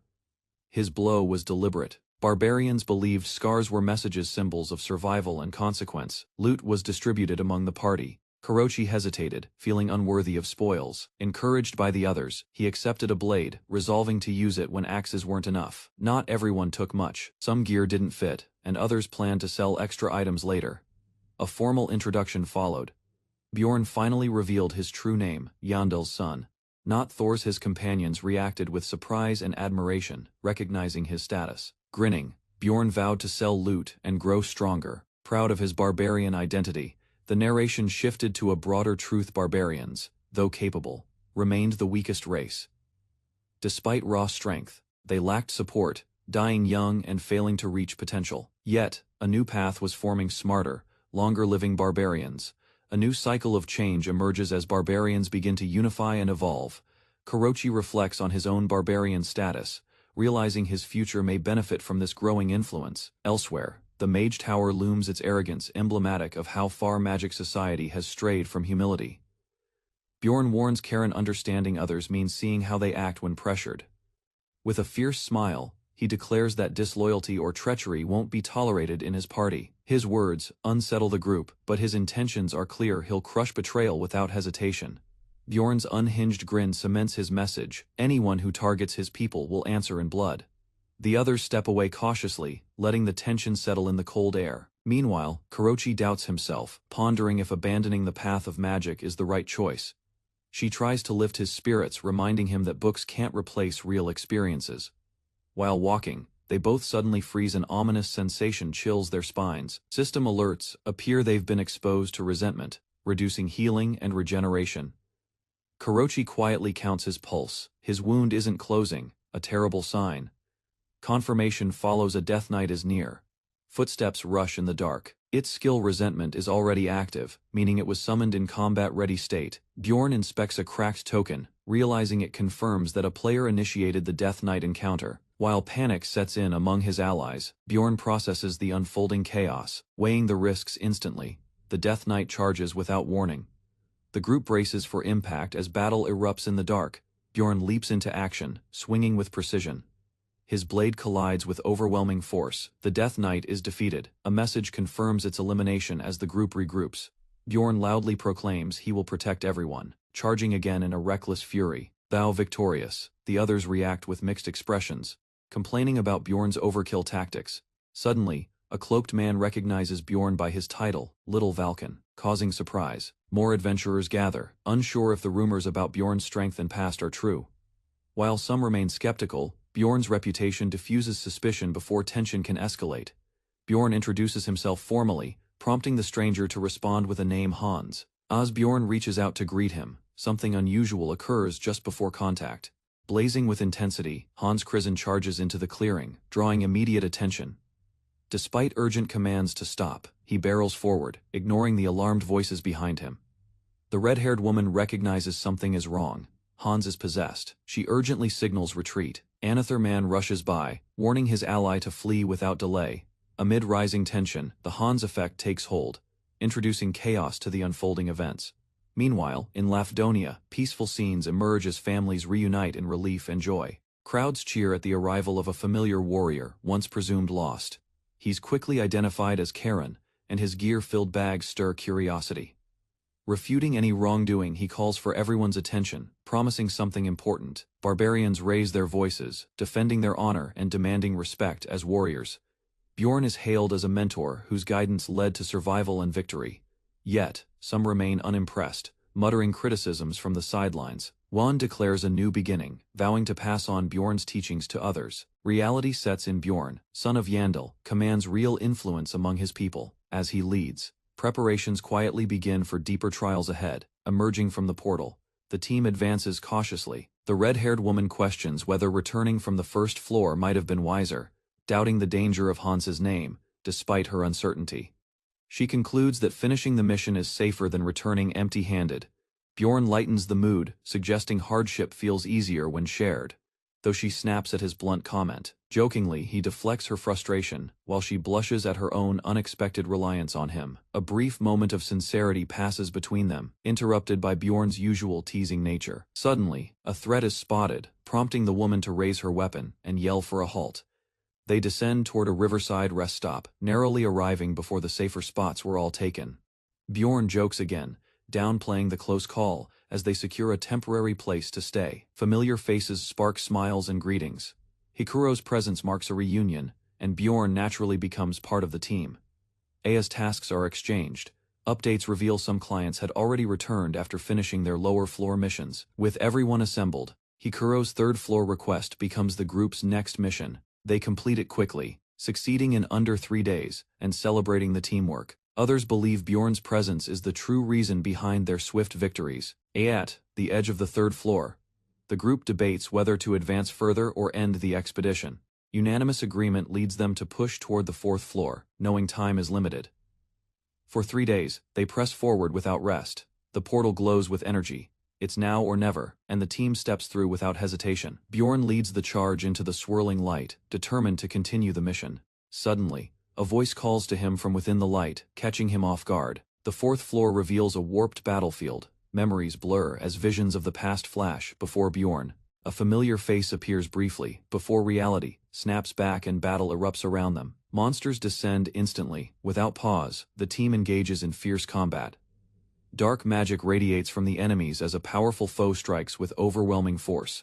One by one, teammates counterattack while Bjorn surges forward to break their formation. The red-haired warrior lands a critical blow, shifting momentum in their favor. Bjorn warns the group to stay focused, as the enemy may have reinforcements below. The team finishes the fight with surprising ease, confusion lingering over the battle's brevity. With the trial complete, they now face a new choice, deciding which path lies ahead. The group reaches a branching path where the correct route must be chosen to continue the expedition. Bjorn selects the Stairway of Wisdom, a challenging route known for mental trials and monster ambushes. As they step into the portal, Bjorn briefly wonders what outcome might have awaited if he'd chosen another path. Visions of a blood-soaked battlefield flash before him, revealing a darker alternative. Several companions lie wounded and lifeless, hinting at a failed journey through another route. Bjorn silently acknowledges that his current decisions spared them from a devastating fate. Following the selection of the Stairway of Wisdom on the first floor, the team pressed onward through the dungeon. By alternating between the paths of courage and wisdom, they successfully reached the 12th floor. To their shock, an enormous troll appeared, a top-tier X-class monster, far stronger than anything expected at this level. Recognition came quickly. It was the rare keyboard smasher, known for destructive power and nearly unbeatable strength. Encounters like this were unheard of below the 20th floor. Blame fell on Hans, whose influence, often called the Hans effect, seemed to bend the dungeon's rules. Despite the fear gripping them, the group tightened formation, preparing to face the impossible. Weapons clashed against the beast, sparks flying as blades and magic met its thick hide. The troll roared, its response immediate and savage, knocking back attackers without hesitation. A shield-bearer barely withstood a crushing blow, armor dented and balance shaken. Other members charged in, relying on traits like knockback resistance and shock absorption. Even so, the troll's raw power sent multiple fighters reeling across the floor. Adjusting strategy, Hikuro swapped to a specialized shield to endure repeated hits. Despite his efforts, each swing felt ineffective, barely leaving a mark. At last, the mage completed her enhancement. An ice-forged spear gleamed. A blinding surge of ice magic pierced through the battlefield, launched directly toward the troll. The enhanced spear struck its chest, causing the beast to stagger under the pressure of freezing energy. Yet even with the impact, the monster growled defiantly, its eyes still burning with rage and vitality. The team didn't relent, continuing their assault from all sides to break its defense. Despite heavy blows, the troll's hide remained nearly unscathed, its resistance exceeding expectations. Panic crept in, even the thought of retreat sparked desperation, as escape routes were few. In a past encounter, a grade 5 sun mage nearly killed a vampire in one attack. That vampire, though strong, lacked defense yet still survived the spell with lingering strength. This troll, on the other hand, boasted unmatched regeneration and unbreakable endurance. Hans refocused the group, urging everyone to follow his commands with precision. Devalki began casting a massive curse, draining his energy into a single spell. Time dragged as the battle pushed on, and exhaustion set in for the team. Rottmiller distracted the troll, giving Misha a clear opening to strike. With precise aim, she unleashed a flurry of attacks on a single weak spot, blood spraying as the concentrated damage finally broke through. As the troll lunged forward, the command to dodge rang out, but not everyone could react in time. Diviwaki took the brunt of the attack, sending nearby allies tumbling from the impact's force. Struggling to maintain footing, one fighter compared the chaos to walking on cracking ice. Desperation surged. Aaron screamed for Diviwaki, fearing the worst as the battle raged on. With strained breath, Diviwaki estimated his remaining magic, barely 2 minutes, maybe 3 if pushed. Hans proposed cutting slow from the spell rotation. That could stretch the limit to 7 minutes. Instructions were clear: no slow. Misha dashed in again, unleashing attacks with precision. Though the troll's skin held firm, responsibility shifted to Hikarad. With a nod, he stepped forward to carry out Plan B with ferocity. Hikarad charged in, his mace crashing down with brute force. The troll responded by casting Frenzy, boosting its speed and strength for a deadly retaliation. A brutal strike knocked Hikarad aside, but he rose again, gritting through the pain. Momentum built as attacks landed. Magic and might clashed in violent rhythm. The troll lashed out in rage, forcing Misha into a direct exchange. Her allies cried out as she was hurled through the air, yet she braced for another charge. The troll, wounded and enraged, triggered its skill hyper-regeneration, flooding its body with dark energy. This ability allowed the monster to rapidly heal damaged areas, restoring specific limbs with terrifying speed. Even so, it required 2 full minutes to complete, offering a small window of vulnerability. During that cooldown, the skill couldn't be reactivated, limiting the troll's recovery options. With a clear target, the team focused on destroying vital organs before regeneration finished. As the timer began, the fighters moved in formation. Blood sprayed across the battlefield as a towering beast howled, its eye split open from a brutal strike. Bjorn's gaze locked onto the scene, urgency surged through him as he recognized the danger. Driven by instinct, he hurled himself forward, jamming his blood-marked weapon toward the creature's eye. Misha leapt with fierce determination, her blade slashing down through the chaos. Grappling the monster's torso, Bjorn held it in place, allowing her to strike repeatedly from above. Nearby allies coordinated, shouting instructions as Misha delivered relentless blows. Despite her efforts, the blade refused to sink in the skull was too dense. Bjorn quickly redirected her aim, calling out to target the brain instead. Another fighter entered the fray, boosting their attack as the monster buckled. Suddenly, the beast broke free, roaring as it locked onto a new target. It surged toward Dworki, guided by sound rather than sight. The mages froze, but one ducked just in time as the creature's arm smashed down. Bjorn intercepted again, hammering at its side with focused rage. He noticed it reacting solely to vibrations, not vision. Before anyone could stop it, the beast struck another soldier, crushing him instantly. Bjorn stood firm as the beast rampaged, swiping its claws through soldiers. Limbs and weapons scattered in the chaos. Amid the slaughter, he shouted for focus. His voice cut through the panic as he urged Misha to ignore the fear. Misha responded with a scream, hurling herself forward again while energy flared around her weapon. The enchantment on the monster's body faded. A chance finally opened. Bjorn's cry pushed Misha onward. She didn't hesitate and surged forward. As her body glowed blue, she activated her ultimate skill and launched a devastating strike. Screaming, Misha rained blow after blow onto the target. Red aura erupted with every slash, unleashing her fury. She cursed the beast, pouring all power into her attack. The giant form shattered. The monster collapsed as the transformation was undone. Its massive frame convulsed before crashing into the ground. Bjorn kept his eyes locked until the final tremor faded. A red magic stone rolled from the corpse. The threat was over. Silence followed. Bjorn stood amidst blood and stone, breathing heavily, across the floor. Misha trembled beside their fallen allies. He looked at her and knew this battle was real, and survival had changed them both. As the dust settled, Bjorn realized Rotmiller's leg was intact, a miracle after the chaos. His attention shifted to Dworki, who lay unconscious and bleeding. The team gathered with growing fear. Misha panicked. Noting he wasn't breathing, Bjorn moved in, prepared to act without hesitation. Dworki, a fragile mage by nature, had suffered immense trauma. His spine was bent and his limbs twisted unnaturally. Blood trickled from his nose and mouth, a clear sign of internal damage. Bjorn cursed his earlier choice to use the supreme potion too soon, but a comrade stepped forward, offering another relief washed over them as the potion was administered. Dworki's condition began to stabilize. Misha silently wept in gratitude. They had all made it through. Despite the outcome, unease lingered. Not everything felt like a victory. Memories of the fight lingered. It hadn't been tactics or strength that saved them. Bjorn realized it had all come down to luck. A different outcome had been inches away. Accepting this truth deepened his understanding of what survival truly meant. The party regrouped. One voiced thanks for escaping unscathed. Bjorn blamed himself for the near failure, but his allies reassured him. They affirmed his judgment had saved them. No one else could have led them through it.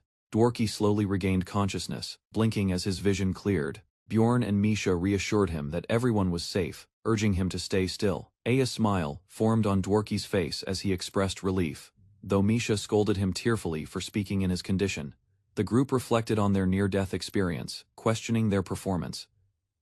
They debated whether their actions had truly earned victory. Bjorn turned the conversation serious, shifting attention to what comes next. Next afternoon, sunlight bathed a signboard in town. A mysterious woman arrived at the building, her eyes sparkling with emotion. She smiled brightly, overjoyed that she could finally meet someone again. After a grueling expedition, the group marches into the city and proceeds straight to the Temple of Furlias. With the threat behind them, adventurers exchange brief words, deciding to rest before handling further matters. Once the visit ends, the party disperses toward familiar streets. Bjorn and the red-haired warrior head off together without fanfare. While rewards are discussed, some express frustration at the lack of rare loot, despite the heavy effort. The red-haired fighter proposes heading to the inn. Caught off guard by Bjorn's agreement, she reacts with flustered energy. Her tone turns defensive, suspecting he might flee again. Bjorn gives no answer, his presence steady. They move toward her inn, avoiding needless detours. Inside, he quickly freshens up and begins sorting his equipment. She returns, surprised at how fast he finished. He gestures for her to go next. Carefully, Bjorn separates valuable goods from those to be sold. Every item is weighed in silence. A knock interrupts his thoughts. A guild messenger stands at the door. Suspicious, Bjorn demands an explanation. Karen Tarson, a young barbarian, has requested Bjorn as a witness. He faces accusations of being a marauder, and only Bjorn can prove otherwise. Without hesitation, Bjorn halts his plans. Someone needs his help immediately.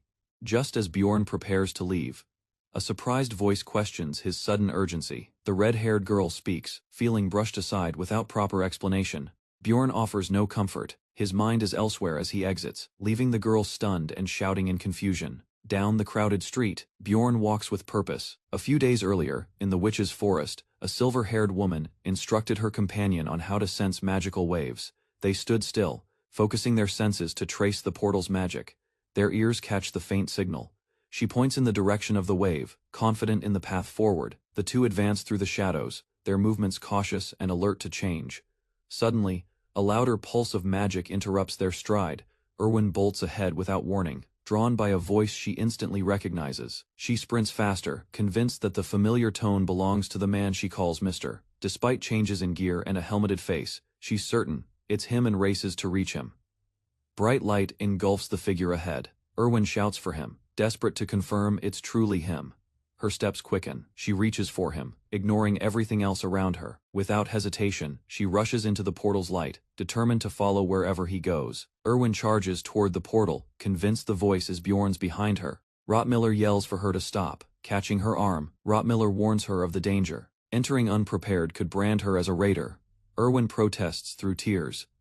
Despite not seeing him clearly, she insists it was him. Fellow adventurers recall him as Little Vulcan, remembering stories tied to him.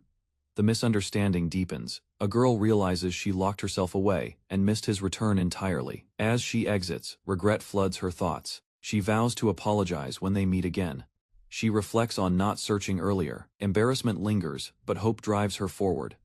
A quiet hallway greets her as she knocks gently. Her pace slows, anticipation rising. To her surprise, a familiar face opens the door, and recognition sparks in her eyes. Nervous excitement builds. Her heart races at the thought of meeting Bjorn again. However, the red-haired girl greets her instead, confused by the sudden visit. Realizing her mistake, the newcomer asks for Bjorn's room, uncertain where she stands. The red-haired girl hesitates but confirms she knows him. She offers to let her wait inside. Panic spreads through the visitor. Realizing this may be his actual room, she freezes. With confusion mounting, she struggles to explain. The silver-haired girl reacts sharply, surprised by the redhead's casual tone. She questions the situation, confused by the implication that the redhead and Bjorn might be living together. Despite her doubts, she decides to stay and asks permission to wait inside until Bjorn returns. The redhead leads her in, warning about the room's mess. Recognizing the setting, the silver-haired girl states she's been in similar situations with Bjorn before. Hearing this, the redhead realizes she might also be an adventurer, and grows defensive. The guest calmly explains that the items were taken from marauders, not stolen. She emphasizes that Bjorn would never commit such acts, confident in her belief. However, her tone darkens as she warns that anyone coveting what isn't theirs deserves consequences. At the Explorers Guild in Zone 7, Bjorn Yandel listens to an unexpected message, someone from his past wishes to meet. Doubtful, he questions the reason behind the invitation, especially since the woman was once his hostage. Unmoved by the vague explanation, he rejects the offer. Rising from his seat, Bjorn prepares to leave without hesitation. The receptionist panics, reaching out in desperation, insisting that the meeting poses no threat. Without slowing down, Bjorn makes his stance clear. He wants no part in unclear dealings. Guards soon arrive, confirming the earlier incident was self-defense, and instructing others to leave. It becomes apparent that Karen served only as bait, a tool to lure Bjorn into the guild. Mention of Lady Urbans sparks vague recognition she's identified as the guild leader's daughter. Bjorn shows no concern, brushing off the memory with indifference. Elsewhere, officials discuss the young woman's boldness and her secret involvement in recent guild affairs. Suspicion rises her connection to Bjorn was part of a larger deliberate plan. Inside the chamber, resentment festers as one advisor sees her behavior as undermining leadership. He grips his teacup tightly, masking his anger behind a calm expression. Both Lady Urbans and Bjorn have become targets. Their defiance will not go unanswered. A sudden downpour blankets the town in darkness as Bjorn rushes through the streets, muttering in frustration. Villagers glance up, surprised by the weather shift, while Bjorn heads toward shelter with a growling stomach. Taking cover, he decides to eat while monitoring the area. A server brings out his food, surprising Bjorn with the timing and volume of the feast. As he bites into the meat, his face shows mild disappointment, despite the presentation. He silently compares it to Imshar's cooking, already craving her superior grilling skills. The sound of rain outside reminds him of pancakes and rice wine back home. Though he misses that taste, he admits such food likely doesn't exist here. Yet, comfort has set in. He no longer feels the urge to return. Fond memories of daily laughs with comrades pass through his mind, even with hardships. Something about this life has grown on him. Settling alone at a tavern table, he recognizes his quiet attachment to this world. Bjorn reflects on his future, knowing his current team won't survive tougher battles. Monsters ahead are unlike anything they've faced. Luck won't be enough next time. Just as his thoughts settle, someone calls his name, pulling him back to the present. Bjorn finds himself eating at a shop unexpectedly owned by a fellow adventurer's wife. He's surprised that a married man would take on labyrinth risks alone. Though curious, Bjorn keeps his thoughts to himself, noting it's not really his concern. The man expresses admiration for Bjorn's strength and asks to join his team. But the man justifies it by pointing out Bjorn's honorable actions. Bjorn recognizes his potential, but clarifies the team was temporary. They agree to revisit the discussion later if a team slot opens. After parting ways, Bjorn reflects briefly on a previous negotiation involving precious stones. Meanwhile, ominous lightning strikes as a new presence, declares judgment on those who covet others. A white-haired girl watches silently, emotion stirring as she sees someone arrive.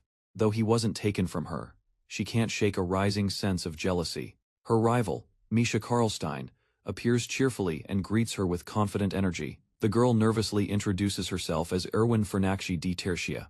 Misha compliments her name and casually prepares to clean the area.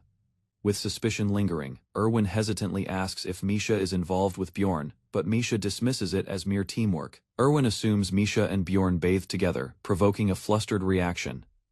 Misha teases her about borrowing the barbarian's bathroom, implying proximity and familiarity. Silently accusing Misha of manipulating the situation with underhanded tactics, the question turns to Erwin's relationship with Bjorn, which she describes formally and respectfully. A nickname shared only between the two is brought up, subtly igniting tension. Erwin claims a deeper bond through shared hardship, while Misha questions the significance of her story. Erwin grows defensive, unsure how to respond to Misha's challenge. Misha presses on, pointing out that despite Erwin's claims, Bjorn never mentioned her. A warning is issued: hostile behavior, and delusions won't win favor or patience. Erwin, regaining focus, recognizes Misha not as a friend, but a threat. She declares the woman an enemy intent on stealing something valuable. An ice spell is summoned in fury, escalating the conflict between them. In that frozen moment, Erwin realizes Misha is stronger, and the fight is unwinnable. Fear sets in. She's reminded of losing someone precious in the past. Overwhelmed by emotion, she pleads silently, desperate not to lose Bjorn again. As Bjorn ascended the staircase, something about the quiet hallway made him slow his steps. The creak of a cabinet echoed faintly, drawing his attention the moment he opened the door. To his surprise, Erwin was inside, her eyes wide with panic as she froze in place. Seated nearby, a red-haired woman acknowledged his return, casually noting the presence of a guest. Without warning, Erwin dashed toward him, her voice filled with urgency as she cried out.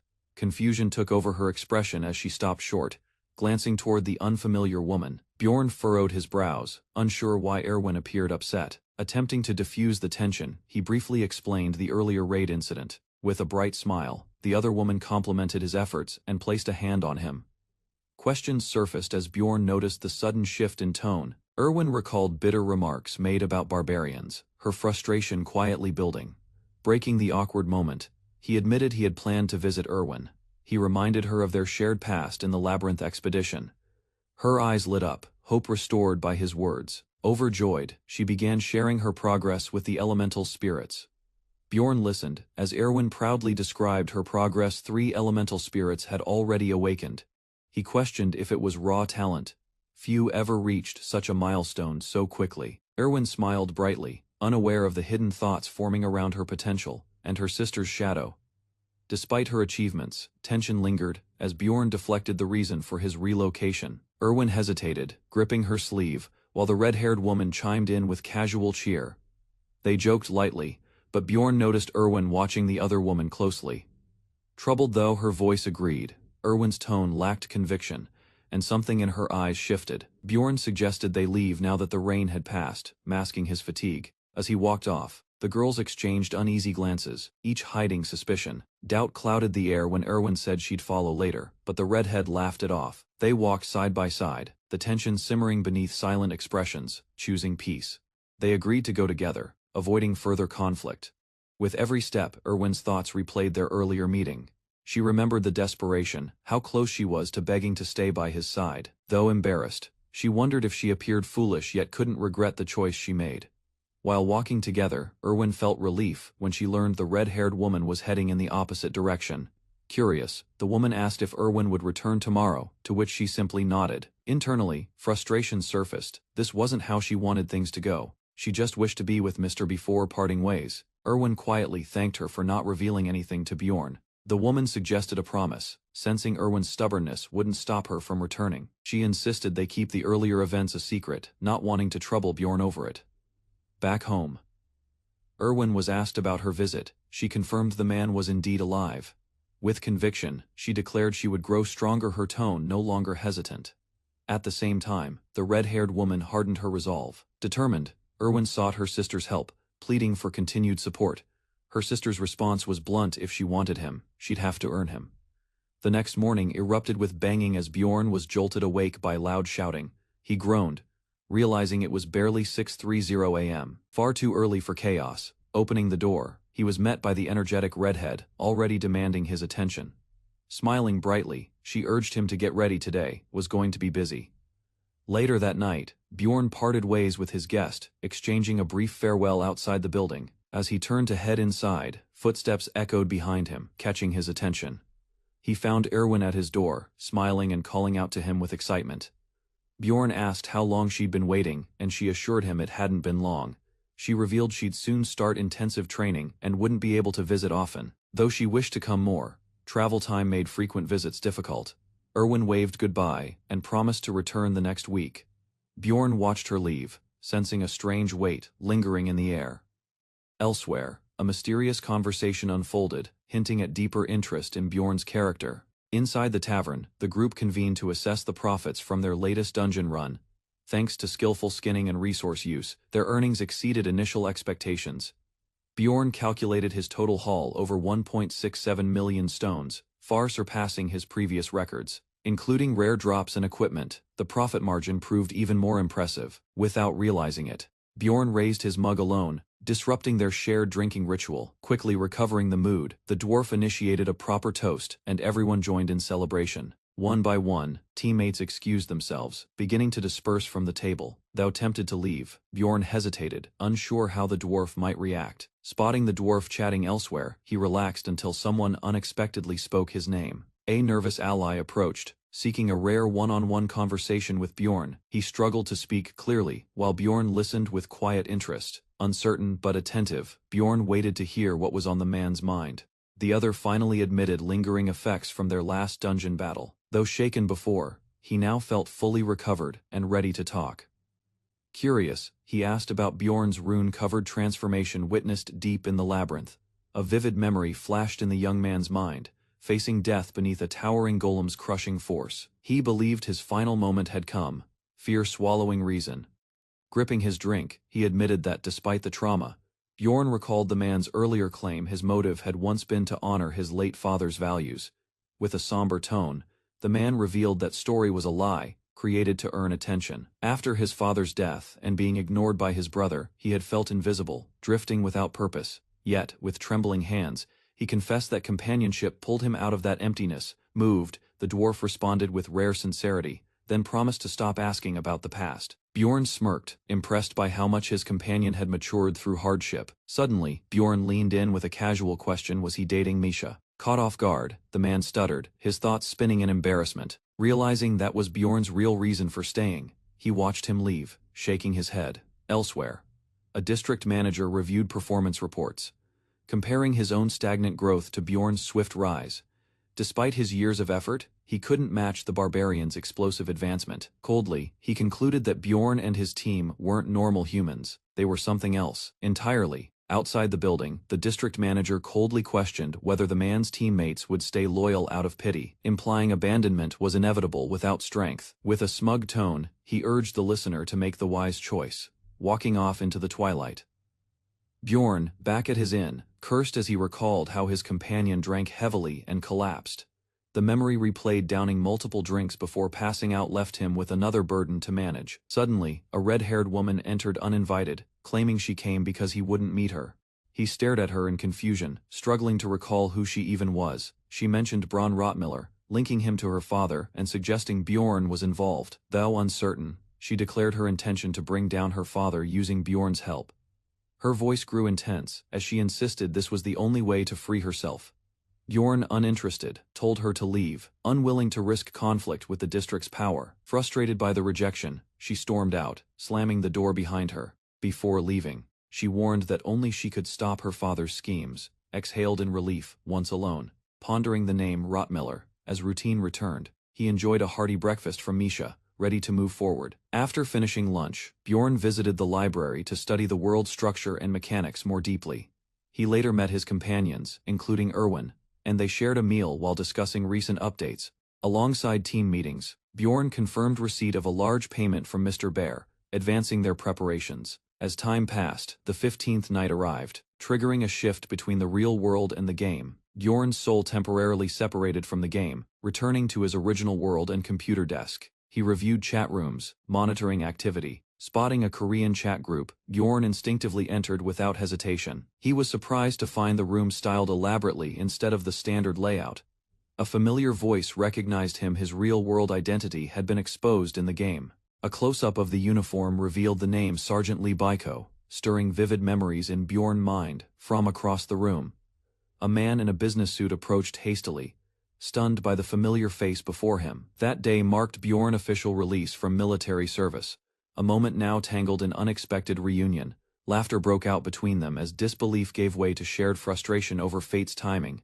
Once their emotions settled, the two took a moment to formally exchange introductions. Bjorn mentioned he was 29, while Baiko revealed he had been 23 upon arrival.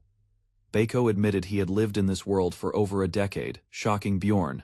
Though Bjorn preferred to use his original age, Baiko casually dismissed the notion. Without warning, Baiko changed the subject, asking to try a small experiment.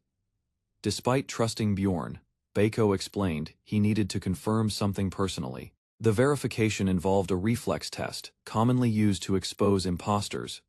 Bjorn was instructed to respond with the first word that entered his mind. Baiko triggered the test with a sudden clap, signaling Bjorn to begin. Kimchi, Bjorn blurted, followed quickly by JJ Gay and Cowhead. He ended with soup, answering without hesitation, proving his instinctual familiarity. A sudden outburst from Baiko echoed through the room as Bjorn mentioned Saudi Arabia, triggering a dramatic military chant.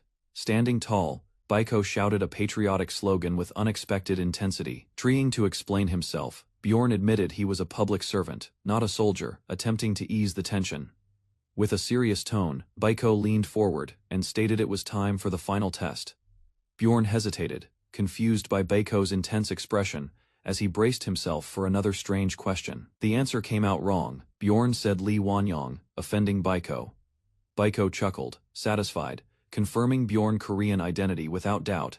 Still tense, Bjorn watched Baiko's odd behavior and began questioning his emotional balance. Recovering, Baiko admitted he'd fantasized about this reunion and expressed relief at meeting someone after so long. Years of isolation had taken their toll on Baiko, who lacked any community when he first arrived. Bjorn agreed to help him, but quickly realized Baiko expected him to provide guidance. They exchanged gaming credentials, comparing their experience with 10 runs and obscure patches. While Bjorn claimed he wasn't chasing profit, reflecting silently, Bjorn showed caution but also clear thought behind every action he took. Baiko lightened the mood, offering to chat casually, realizing Bjorn didn't know the answer to his question. Though disappointed, Baiko didn't press, instead offering a serious warning to keep his identity hidden from others. When Bjorn asked why, Baiko explained that some factions were closely tied to the royals and could pose a threat. Curious, Bjorn wondered if it was possible for someone to detect a player's true identity. Baiko shook his head and explained the world wasn't originally built for players, it had only been altered after their arrival. The story that followed was unexpected. These players were evil spirits. A secret text mentioned they came from different dimensions, possessing rare and diverse powers. One of them even rewrote the very laws of the realm itself, reshaping reality to their will. This knowledge, kept hidden from most, confirmed Baiko's grasp of the world's deeper truths. Though Bjorn questioned how Baiko knew so much. Baiko admitted he lived in seclusion, relying on an underground chat room for recent updates. He offered Bjorn access to Observer of the Round Table, a hidden veteran player group. Baiko explained the group offered survival tips. Bjorn was stunned by the strange life Baiko had led in this world. After leaving, Bjorn gained access to the Round Table and entered a new phase of adaptation. Masked figures filled the grand chamber, each wearing elaborate disguises, observing the newcomer with suspicion. One masked member voiced concern over the unfamiliar presence, stating that no new members had been approved recently. The lead figure demanded the stranger's identity and sponsor, warning that lies would shatter their mask and lead to expulsion. An internal rule stated masks would only react once the official assembly had begun. Bjorn remembered Baiko's stern advice, avoid revealing personal identity and simply follow his instructions if pressed. Bjorn hesitated as attention focused entirely on him. In response, Bjorn gave a bold excuse, claiming he came by recommendation from their mother. That strange reply stunned the room, though Bjorn insisted he'd heard all about them from Baiko. The group's confusion grew, though none could verify or challenge his claim outright.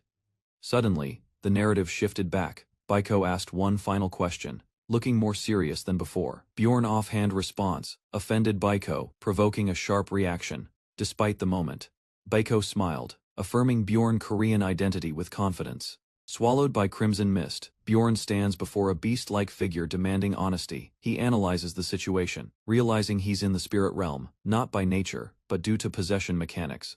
The golden masked observer watches as the beast insists he repeat everything with clarity. Instead of showing fear, a masked woman responds confidently, shifting the mood. She casually mentions a recommendation, catching the fox-faced interrogator off guard. Shock replaces his expectation of panic. To others, her attitude reads as arrogance. The masked man silently notes her behavior could provoke serious trouble, rather than wait. She begins constructing her image deliberately. Reputation here is survival. Annoyed by her demeanor, the fox-eared figure silently labels her as presumptuous and irritating. An onlooker reflects such pressure isn't meant for newcomers, but some possess the mental strength from the start. A sinister grin surfaces in memory. Someone once warned of this exact danger. Without warning, magical tendrils erupt, dragging her violently through the void. No one intervenes. She spirals downward, surrounded by blood-red energy. One participant pleads innocence, terrified to draw attention. The pressure intensifies. Her mind feels torn apart. Screams echo through the chamber. Observers remain still. Her torment is the test, and she's reaching her limit. The fox-masked judge smirks, intrigued by the developing tension. Bjorn's calculated performance draws notice. Nearby participants whisper, suspecting madness. The image of an unpredictable lunatic is spreading. Suddenly the chamber reacts, doors lock shut. Bjorn inwardly confirms his goal: instill fear, not familiarity. A voice announces the beginning of the meeting. Members shift in their seats with focus. Lion, new to the gathering, is asked about their origin and who extended the invitation. Rather than demand answers, another offers payment for information. Words now carry measured weight. Guesses arise about Lion's sponsor. The tone darkens. Being wrong could provoke hostility. Bjorn's silence signals caution. Rules of this group demand care over bravado. Even the crystals seem to pulse with energy. Every reaction is under silent scrutiny. The golden mask scoffs at vague comments. Value lies in precise, verifiable intel. Bjorn pretends ignorance, masking what little he knows. The lie buys him time. Eyes press him for meaning. Internally, he braces stillness. Now is survival. Suddenly, another voice reports success. The Jaglian clan beat a floor boss. Bjorn connects this to earlier signs. His gamble entering the group proves timely. As details unfold, interest shifts. Questions about a hidden piece hint at deeper secrets. The golden masked man tries to calm the mood, reminding Crescent Moon that risky talk isn't proof of real knowledge. Bjorn recalls when he saw Crescent's behavior and calculated how to respond. News breaks that the fairies have discovered traces of the relic thief, information deemed highly classified. As the meeting continues, Lion is called to speak. Internally, he realizes it's his turn. He announces that defeating a half-demon in a group of 3 guarantees an essence drop. The room reacts in disbelief. Crescent Moon and others question if such a feat is even possible. A visual of the 3rd rank monster appears, intimidating and armored in dark metal. It's explained that encountering one is rare, and their power is comparable to high-difficulty field bosses. This revelation confirms Bjorn's knowledge as legitimate. The first round ends. One by one, the masked figures announce their departure. Bjorn also opts to stop, knowing any more could raise suspicion. Eyes quietly turn to him, silently expecting a final word before he leaves. Without speaking further, he vanishes. The room falls into silence. The remaining members reflect. His information, though brief, shook the balance of the group. Even Crescent Moon admits his impact was undeniable, and it happened so quickly. A masked figure reflects on Bjorn's swift exit, surprised by how completely he vanished without a trace. Conversation shifts to whether Bjorn's knowledge was genuine. Before the discussion settles, one member hints that Bjorn's information may not have come from the game at all. Tempers flare. Another participant storms out, venting frustration over lost opportunity. Concern rises that someone like Bjorn might leave permanently. They fear losing more valuable information. A voice warns the rest: offer something meaningful or risk losing everything. Motivation intensifies. Around the table, the atmosphere turns somber. Despite their status, all but one had failed to impress. Bjorn's silence spoke volumes. As the room fades, members are transported back. The first round concludes. Bjorn lies in bed, reflecting on what just occurred. He labels the place fascinating. He doesn't intend to freeload. Earning information matters more than receiving it. His instincts tell him that relationships must be handled wisely. Veterans don't forgive carelessness. Suddenly, a red-haired girl yells his name, waking him from thought. She demands answers. Bjorn had slept all day, worrying her. Feigning confusion, he listens. She claims she's been training seriously defensive, but honest. Bjorn listens as the red-haired girl explains she met with Bwaki and visited her family. Learning that Bwaki initiated the meeting, Bjorn grows wary.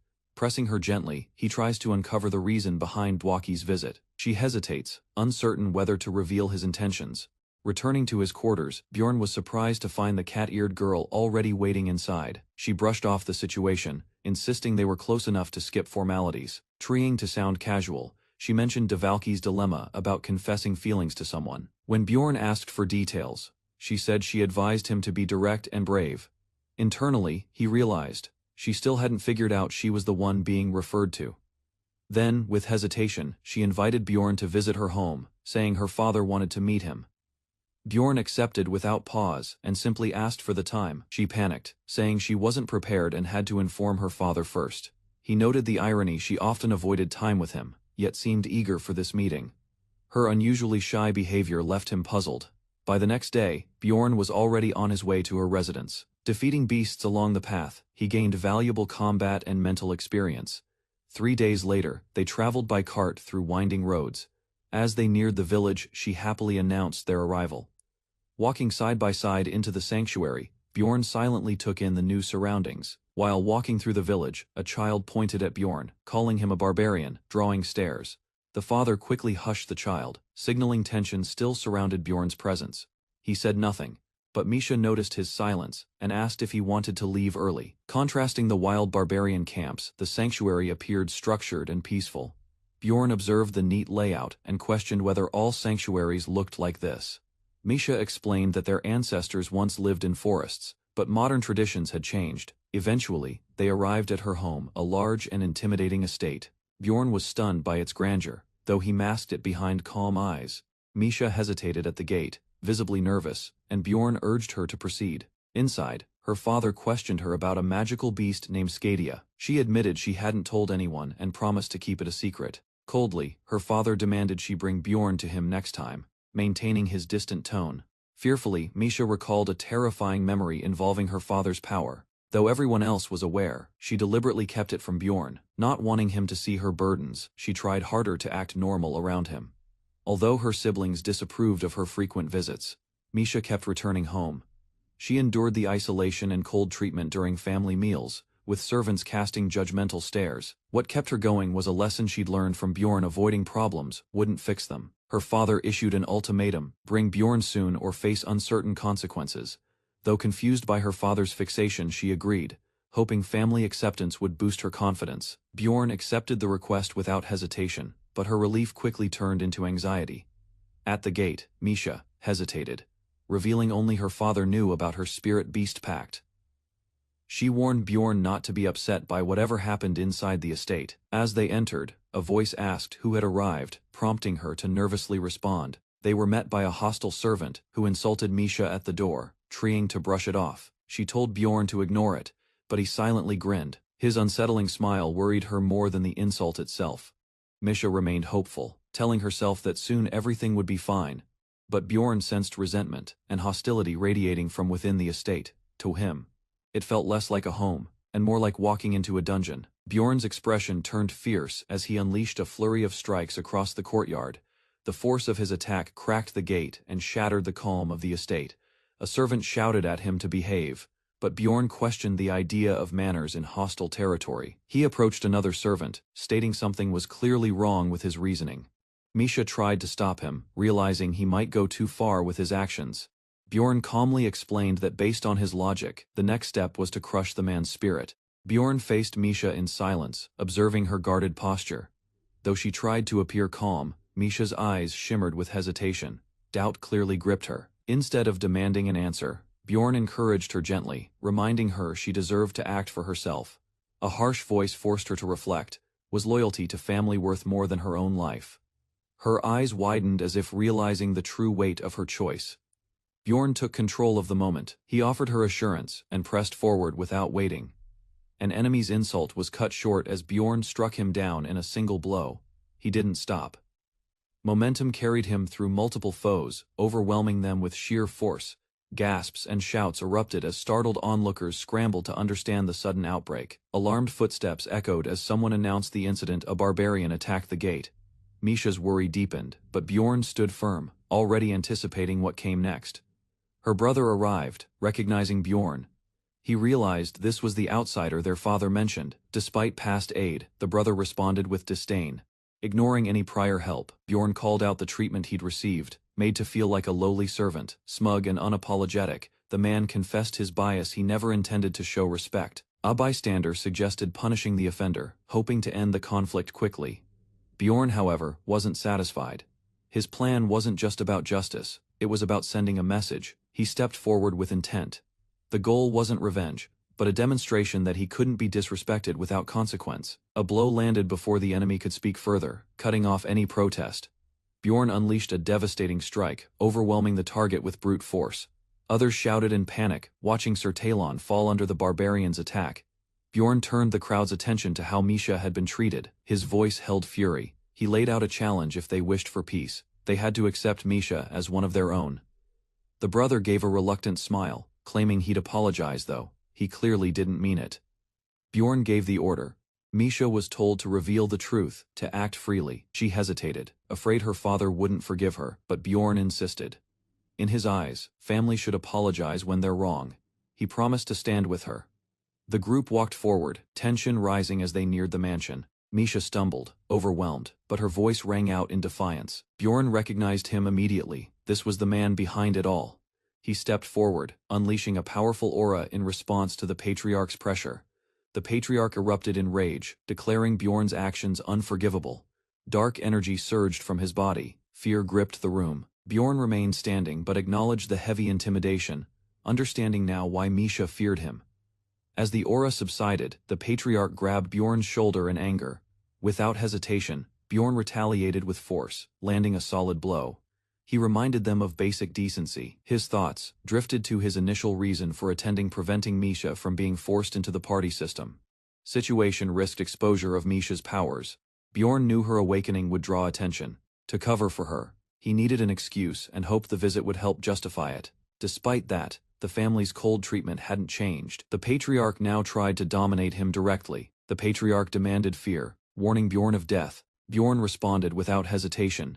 He doubted anyone would dare kill him, especially after the events in the labyrinth. Inside, Bjorn knew the truth. His death would only spark something worse for them. The patriarch accused Bjorn of using a forbidden item. Bjorn realized he had noticed, feigning ignorance. Bjorn kept calm, pretending not to understand. Bing's contract, the confrontation was far from over. The patriarch made a vague promise, claiming truth would be revealed if acknowledged. Bjorn sensed deceit. He had faced enough manipulators to know when someone was lying. Despite the calm expression, the patriarch's intent was clear. His words served a hidden motive. Bjorn realized the man aimed to extract information, even if Misha suffered for it. His internal rage grew. The patriarch's manipulation crossed a line. Positioned perfectly, Bjorn prepared to use his skill one that defined his choice of class. He made a bold declaration, swearing falsely on honor he didn't possess. The patriarch hesitated, seemingly fooled by the tactic. Bjorn kept his focus. He would uncover the item's identity and protect Misha.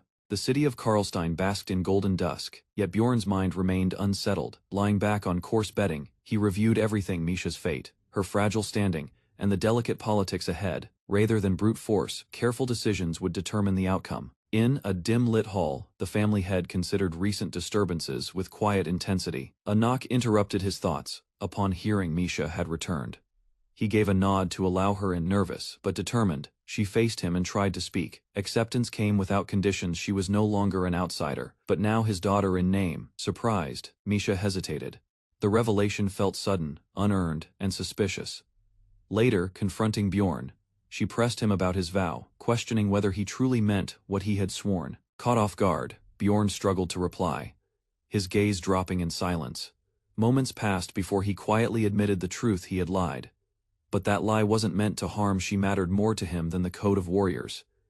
Emotions swirled as Misha recognized the weight behind his words. Yet anger returned when she stood once more before the family head, voice sharp with rejection. She revealed the truth. Her mother had hidden they weren't related by blood. Alberni Karlstein erupted in frustration, unable to understand why Misha rejected the offer to join the family fully. His voice thundered through the hall, questioning why she would abandon such a rare opportunity. Misha's answer was simple, yet defiant. She did it because she wanted to, no longer bound by expectation. 10 days later, a quiet tavern in the 7th district became the scene for a new conversation. Bjorn mulled over the contradiction of being unable to trust someone based solely on hearsay. Despite warnings, he still found it difficult to picture Rottmiller betraying him intentionally. Curious, Bjorn asked Rottmiller about a visit to the guild after their last expedition. Rottmiller hesitated, visibly uneasy as he admitted he had been called there. Suspicion rising, Bjorn confirmed his knowledge came from someone inside the guild. Finally, Rottmiller revealed the truth. The district manager tried to bribe him to betray Bjorn. He insisted he had refused, pretending not to hear the offer at all. Bjorn accepted the explanation with quiet thanks, though the air between them remained tense. The next morning, a white-haired girl left after promising to return. Moments later, Misha burst in suspicious of the unexpected visitor. Bjorn calmly explained the girl's purpose, though Misha seemed unimpressed and flustered. Night had fallen as Bjorn waited in the square. He noted Dwaki and Hiccup's absence with mild irritation. Misha pointed out a group nearby: young barbarians, unfamiliar and untrained. Approached by a stranger, the boys were instructed to follow the explorers, sparking unease. One boy introduced himself as Valken, proud son of Jandal, eager and naive. He expressed confusion, not understanding why his presence was considered odd. The group's teachings lacked direction. They hadn't learned caution or how to read maps, only to follow their hearts. Another introduced himself, Karen, son of Tarson, wearing a crazed smile. After a brief exchange, the group departed, leaving behind a curious impression. Watching them go, Bjorn sensed layers of danger buried beneath their innocence. Dwaki and Hiccup finally arrived, flustered and apologetic for the delay. While banter flowed, the group made preparations and stepped into the glowing dungeon. They crossed the threshold into the first floor's crystal cave, the air shifting with tension. Inside, footsteps echoed. The challenge had begun. Earlier, Rottmiller proposed a speedrun, seeking to prove himself by leading the charge. As they advanced, the pace quickened. For Bjorn, speedrunning in reality carried a strange thrill. Suddenly masked enemies ambushed the team inside the dungeon, forcing them to react quickly. Rottmiller broke into a sprint, urging the group to follow him deeper into the cave. Misha, alarmed by his recklessness, pushed the others to increase their pace and not fall behind. Without waiting, she leaped forward, cutting down threats that blocked their path. The group advanced through waves of goblins, with Misha leading the charge. Despite the chaos, she maintained momentum while shouting for Rottmiller not to stop. Instructions echoed through the tunnel: cover left, shift right, push center. Orders were followed with urgency, every step planned to hold formation. Though their stamina surpassed normal limits, the non-stop run still took its toll. Between gasps, a teammate teased Bwaki for his weight gain mid-run, embarrassed. Bwaki confessed he bulked up thinking Misha preferred stronger men. Bjorn had only told him that to delay an awkward confession, now regretting it slightly. The party pressed on, facing glowing lights, signaling the next floor's entrance. To everyone's surprise, the portal to the second level had already been opened. Confusion struck Bjorn. Someone else had reached it first, leaving him unsettled and frustrated. Upon arrival, the team discovers they've fallen behind multiple groups already passed through the gate. Despite the setback, Bjorn remains composed, analyzing the likely strength of those ahead. As doubts arise, Brain Rotkiller mocks the group's determination, dismissing their chances entirely. They press forward into the third floor, stepping into unknown terrain without hesitation. The layout reveals a vast, ominous zone, much more open than previous stages. Darkness settles as they camp, each member reflecting on how far they've come. Following custom, the group pauses briefly to take in the strange beauty of the environment. A towering structure looms ahead. Bjorn instantly identifies it as the Sky Tower. He explains the path ahead is single-directional, requiring full commitment without retreat. There are 4 stair types, each offering a distinct challenge: bravery, wisdom, patience, or fate. While bravery demands combat and delay, wisdom trades risk for faster progress. Speed and unpredictability make wisdom a preferred yet perilous option. Few willingly choose patience, which drags adventurers through emotional trials. Fate remains a complete unknown, its path is chosen at random. As they rest, one quietly announces departure after this expedition. Sitting alone, the man admits his reasons aren't about the team, they lie elsewhere. He speaks of a tempting offer from a larger clan, realizing it's time to move on. Though hesitant, he accepts the truth. Excitement about new opportunities signaled his departure was overdue. He reflects on the imbalance between talent and social rank. Those at the top rise quickly. In past teams, he moved freely, adapting or departing as needed to survive. But this team made it difficult. He had grown attached to them. Even so, he acknowledges all journeys must end, including his own. A ticking pocket watch marks the hour, signaling the start of a new day. Another teammate urges the others to wake, keeping the group moving forward. After regrouping, the team defeats another wave of monsters with brutal precision. They prepare to ascend, but notice the staircase glowing red. Fate's path has appeared. All 3 staircases shimmer at once, an unusual and risky development. The chance of a Fate staircase appearing is rare, only 5%. Some consider entering it, but past experiences and randomness make it unpredictable. What troubles them most is the remaining 20%, the path no one understands. In the game, 32 types of fate trials existed, each with different effects. Among them were brutal challenges, like defending against 99 goblins, or being forced back to the first floor. Still, the group chooses action over hesitation. Their goal remains clear: keep hunting and advance. Rotkiller confidently agrees to proceed, interpreting the triple fate stairways as a rare opportunity. One door opens, revealing a hidden field with no landmarks or visible exits. Bjorn realizes this isn't a stage from his memories. It's something entirely new and unknown, despite unease. The team agrees to assess their condition before acting. One by one, they notice subtle changes: more stamina, lighter bodies, and boosted mana. Confused, Bjorn senses his strength has increased unnaturally, and others feel empowered too. Yet, something feels wrong. While others grow stronger, Rotkiller feels unusually weak. Bjorn suspects their stats have shifted, but the mechanism remains unclear. They decide to explore, hoping to uncover the exit and avoid further imbalance. Venturing deeper, the party realizes the layout is structured, possibly a hidden maze. They theorize it might be Garbarus's arrangement, a field known for secret traps and tricks. With only 4 days remaining, their final expedition as outcasts officially begins. While scouting ahead, Misha senses an eerie stillness in the air, expecting danger to strike. As tension rises, her comrades begin exchanging awkward words of protection, trying to lighten the mood.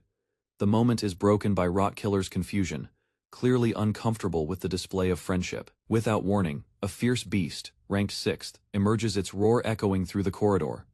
The monster charges violently, forcing everyone into immediate action. Rotkiller shouts a warning as the enemy rushes in with terrifying speed. Clashing steel and flesh fill the room as the group scrambles to defend. Rotkiller struggles to match the monster's strength, feeling weaker than expected.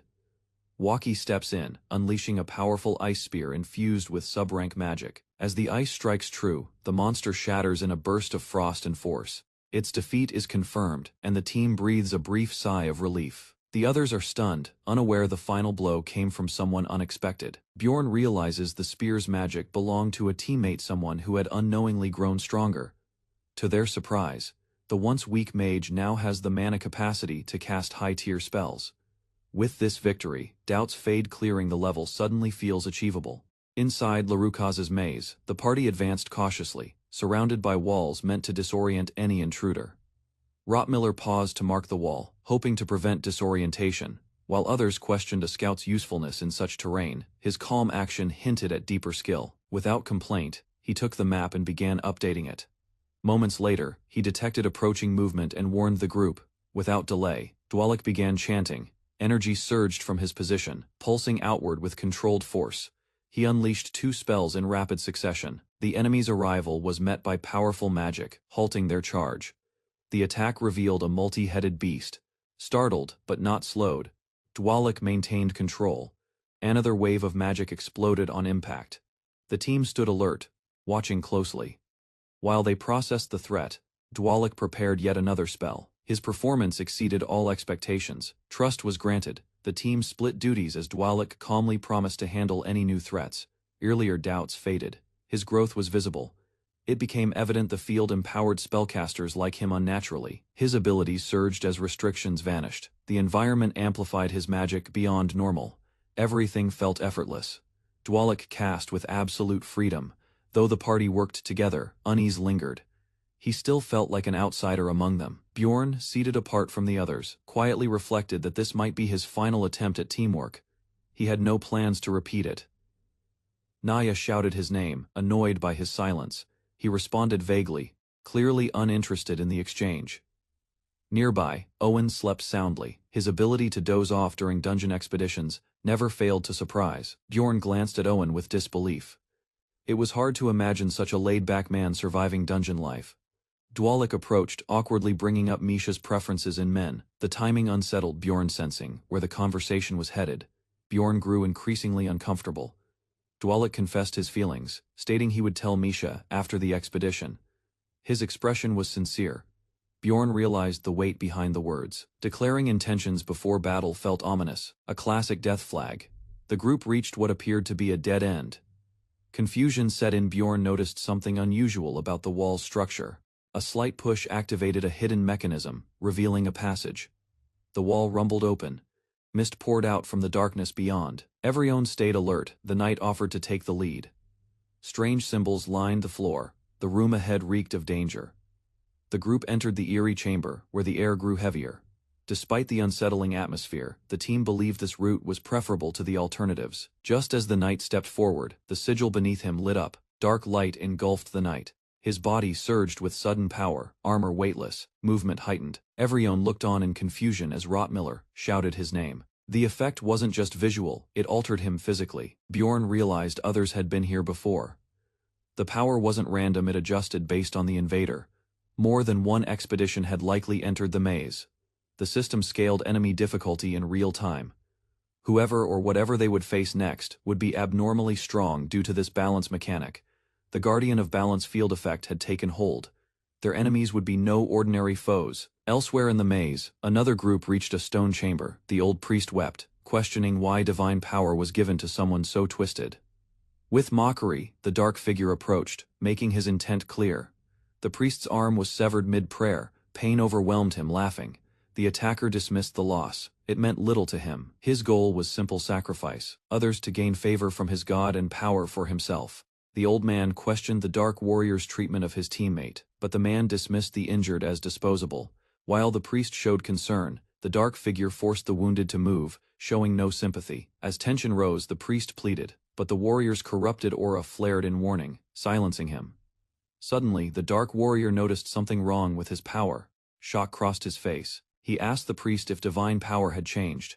The old man confirmed it had decreased. Confused, the warrior considered this an odd side effect, especially under the guardian's influence. The injured scout also reported feeling weaker than before. Grew suspicious, wondering who was interfering. He sensed intruders, smiling coldly. He activated a power to locate the enemies. His identity was revealed: Lagar Vagos, a dragon slayer. Sensing immense strength from the nearby group, Bjorn estimates their stats far exceed his former capabilities. They appear to be seasoned adventurers from at least the 6th floor, gathered before a sealed dungeon gate. Their confident stance and equipment hint at long experience, without clan backing. A red-haired girl hesitantly suggests cooperation, but suspicion lingers in Bjorn's mind as he observes their behavior. While some members display cheerfulness, others remain detached. Bjorn quietly judges their lack of initiative. Suddenly, flames erupt as a monstrous enemy, Baranel, emerges with lethal intent. After intense combat, the group brings it down. A system notification confirms a rare labyrinth map has been obtained, identifying the item. One explorer confirms it's a partial map of the current floor. Bjorn warns that lingering could invite more danger and insists they move quickly. Clutching the map, he urges the others to stay alert and prepare for trouble. An ally's injury heightens the urgency. Every second counts. A distant rumble signals incoming threats. Bjorn takes point. Behind him, the mage begins channeling powerful magic. Charging enemies meet a sudden icy blast. Cold tempest sweeps across, freezing multiple foes instantly. Taking advantage, Bjorn leads the retreat through the frozen corridor. The icy spell begins to lose effect, and Bjorn realizes the monsters will break free any second. There's no time to hesitate. Acting swiftly, he strikes down the frozen enemies with powerful swings. After the skirmish, the party pauses in a quiet hallway to recover. Gathered in a circle, the group checks on one another. Hilkrud confirms he's fine, thanks to a lingering buff. Despite the exhaustion, he admits he feels better than during earlier dungeon runs, a sign of progress. Lone member calls out to Bjorn. His sharp reply startles the others. Bjorn confesses something feels off. Though rested, unease continues to gnaw at him. He pleads for the group's trust, convinced danger still stalks them. The party hesitates, but eventually agrees. One teammate questions their destination. He reveals that Bjorn's chosen path may lead them toward the final boss. Despite this, a deep sense of unease pushes them to rely on Bjorn's instinct again. Others begin to acknowledge Bjorn's judgment, especially after realizing how much they've gained from his earlier decisions. Miller's rare show of agreement surprises everyone, adding weight to Bjorn's warning. With renewed determination, the group prepares to push forward, though tension remains high. They set off again. Nerves taut but united by a shared will to survive. Enemies continued their relentless charge, but the group fought back without pause. Blasts of ice, magic struck down winged creatures mid-flight, cutting their assault short before they could regroup. After 12 grueling hours without rest, they finally arrived at the labyrinth's ominous core. The gate responded to their presence, glowing ominously as it activated a hidden challenge. Without warning, mechanical restraints locked into place. From the depths emerged Larokaz, a monstrous minotaur who radiated raw killing intent. Bjorn braced for combat, aware the creature's strength rivaled that of high-tier bosses. Blinding fire erupted from Larokaz, forcing the team into immediate defensive formation. A searing explosion engulfed the room, revealing the minotaur's devastating area of effect skill. Everyone suffered burn damage from the flames, and Bjorn knew it couldn't be ignored. Fortunately, Dworki cast a defensive spell, Iceblood, without being prompted, shielding allies from further flame damage. With resistance secured, Misha darted in confidently, ready to unleash her next strike. Hikarad launched lightning attacks while Dworki layered curses to weaken their foes' defenses. Misha followed, with poison magic, combining their efforts in perfect coordination. Bjorn watched in awe, noting how seamlessly they executed their attacks. It felt like the team was operating on instinct. The group confirms the Minotaur's defeat as Bjorn examines the corpse. Noting the experience gained from the battle, he observes how effectively the party worked together. As the team regroups, Bjorn evaluates their formation and acknowledges how each member contributed to surviving the fight. The explorers begin searching the chamber, checking for any remaining threats or hidden mechanisms. A teammate discovers a marked location, identifying where the portal should appear based on the map's instructions. Bjorn leads the group forward, confirming the portal's activation as a red glow forms. A horned warrior arrogantly claims credit for the boss's defeat. Expecting gratitude from the group, tension builds as silence fills the chamber. The rest of the party remains frozen, wary of his intent. The barbarian senses something is off. His instincts flare as unease creeps into his thoughts. Anticipating danger, he mentally braces for the worst as the torch flickers ominously. Instead of reacting, he sharpens his awareness, scanning every movement and expression. The enemy's speed and knowledge reveal this encounter wasn't accidental, it was deliberate. Suspicion deepens when he notices the priest's unwilling posture beside the horned man. It becomes clear the priest isn't a partner but a hostage, forced into this role. Piecing it together, the barbarian identifies the horned man as dangerously unstable. Another armored figure approaches, misjudging the tension between the groups. Matching yellow rings on both the horned man and priest confirm their shared deceit. He realizes the encounter was orchestrated. He's stepped into a setup. With a cold smirk, the enemy draws a sword forged from arc, a deadly high-tier metal. Such a weapon isn't random, it marks him as elite and deeply dangerous. In silent defiance, the barbarian reveals a glowing red gem, signaling readiness for battle. The horned warrior makes a cold offer hand over the red gem, and he'll let them leave alive. Fearing conflict, the cat-eared girl and her companion decline, unsure of the gem's purpose. Yet the barbarian sees through the facade. Negotiating with someone who coerced a priest is foolish. Suddenly one of the warriors erupts in laughter, drawing attention to the tense standoff. The horned man glares with glowing eyes, while the barbarian clenches his jaw, fury rising. Without warning, the enemy lunges forward, blade drawn, shouting the barbarian's name. Blades clash in a brilliant burst of force, the strike narrowly avoided by a quick block. The horned man freezes mid-attack, confused by the sudden hesitation from his opponent. Rather than follow through, the barbarian halts, triggering a shift in strategy. Plan B. Backing off. The attacker mocks the pause, demanding to know the barbarian's intentions. Calmly, the barbarian requests a single day, vowing no underhanded actions in return. He warns that if refused, he won't spare their companions next time. Though exhausted, the group pleads for mercy, hoping their words might buy time. The barbarian speaks solemnly of honor, yet remains skeptical of the enemy's motives. With eyes glowing darkly, the horned warrior taunts them, convinced of his superiority. The barbarian reflects surrendering doesn't always mean defeat, especially when survival is at stake. Suddenly, the group sprints away from the chamber, putting distance between themselves and the threat. Breathing heavily, they pause. Tension remains, but a temporary truce is needed to regroup. As they catch their breath, time becomes their next concern. They've only bought hours, not days.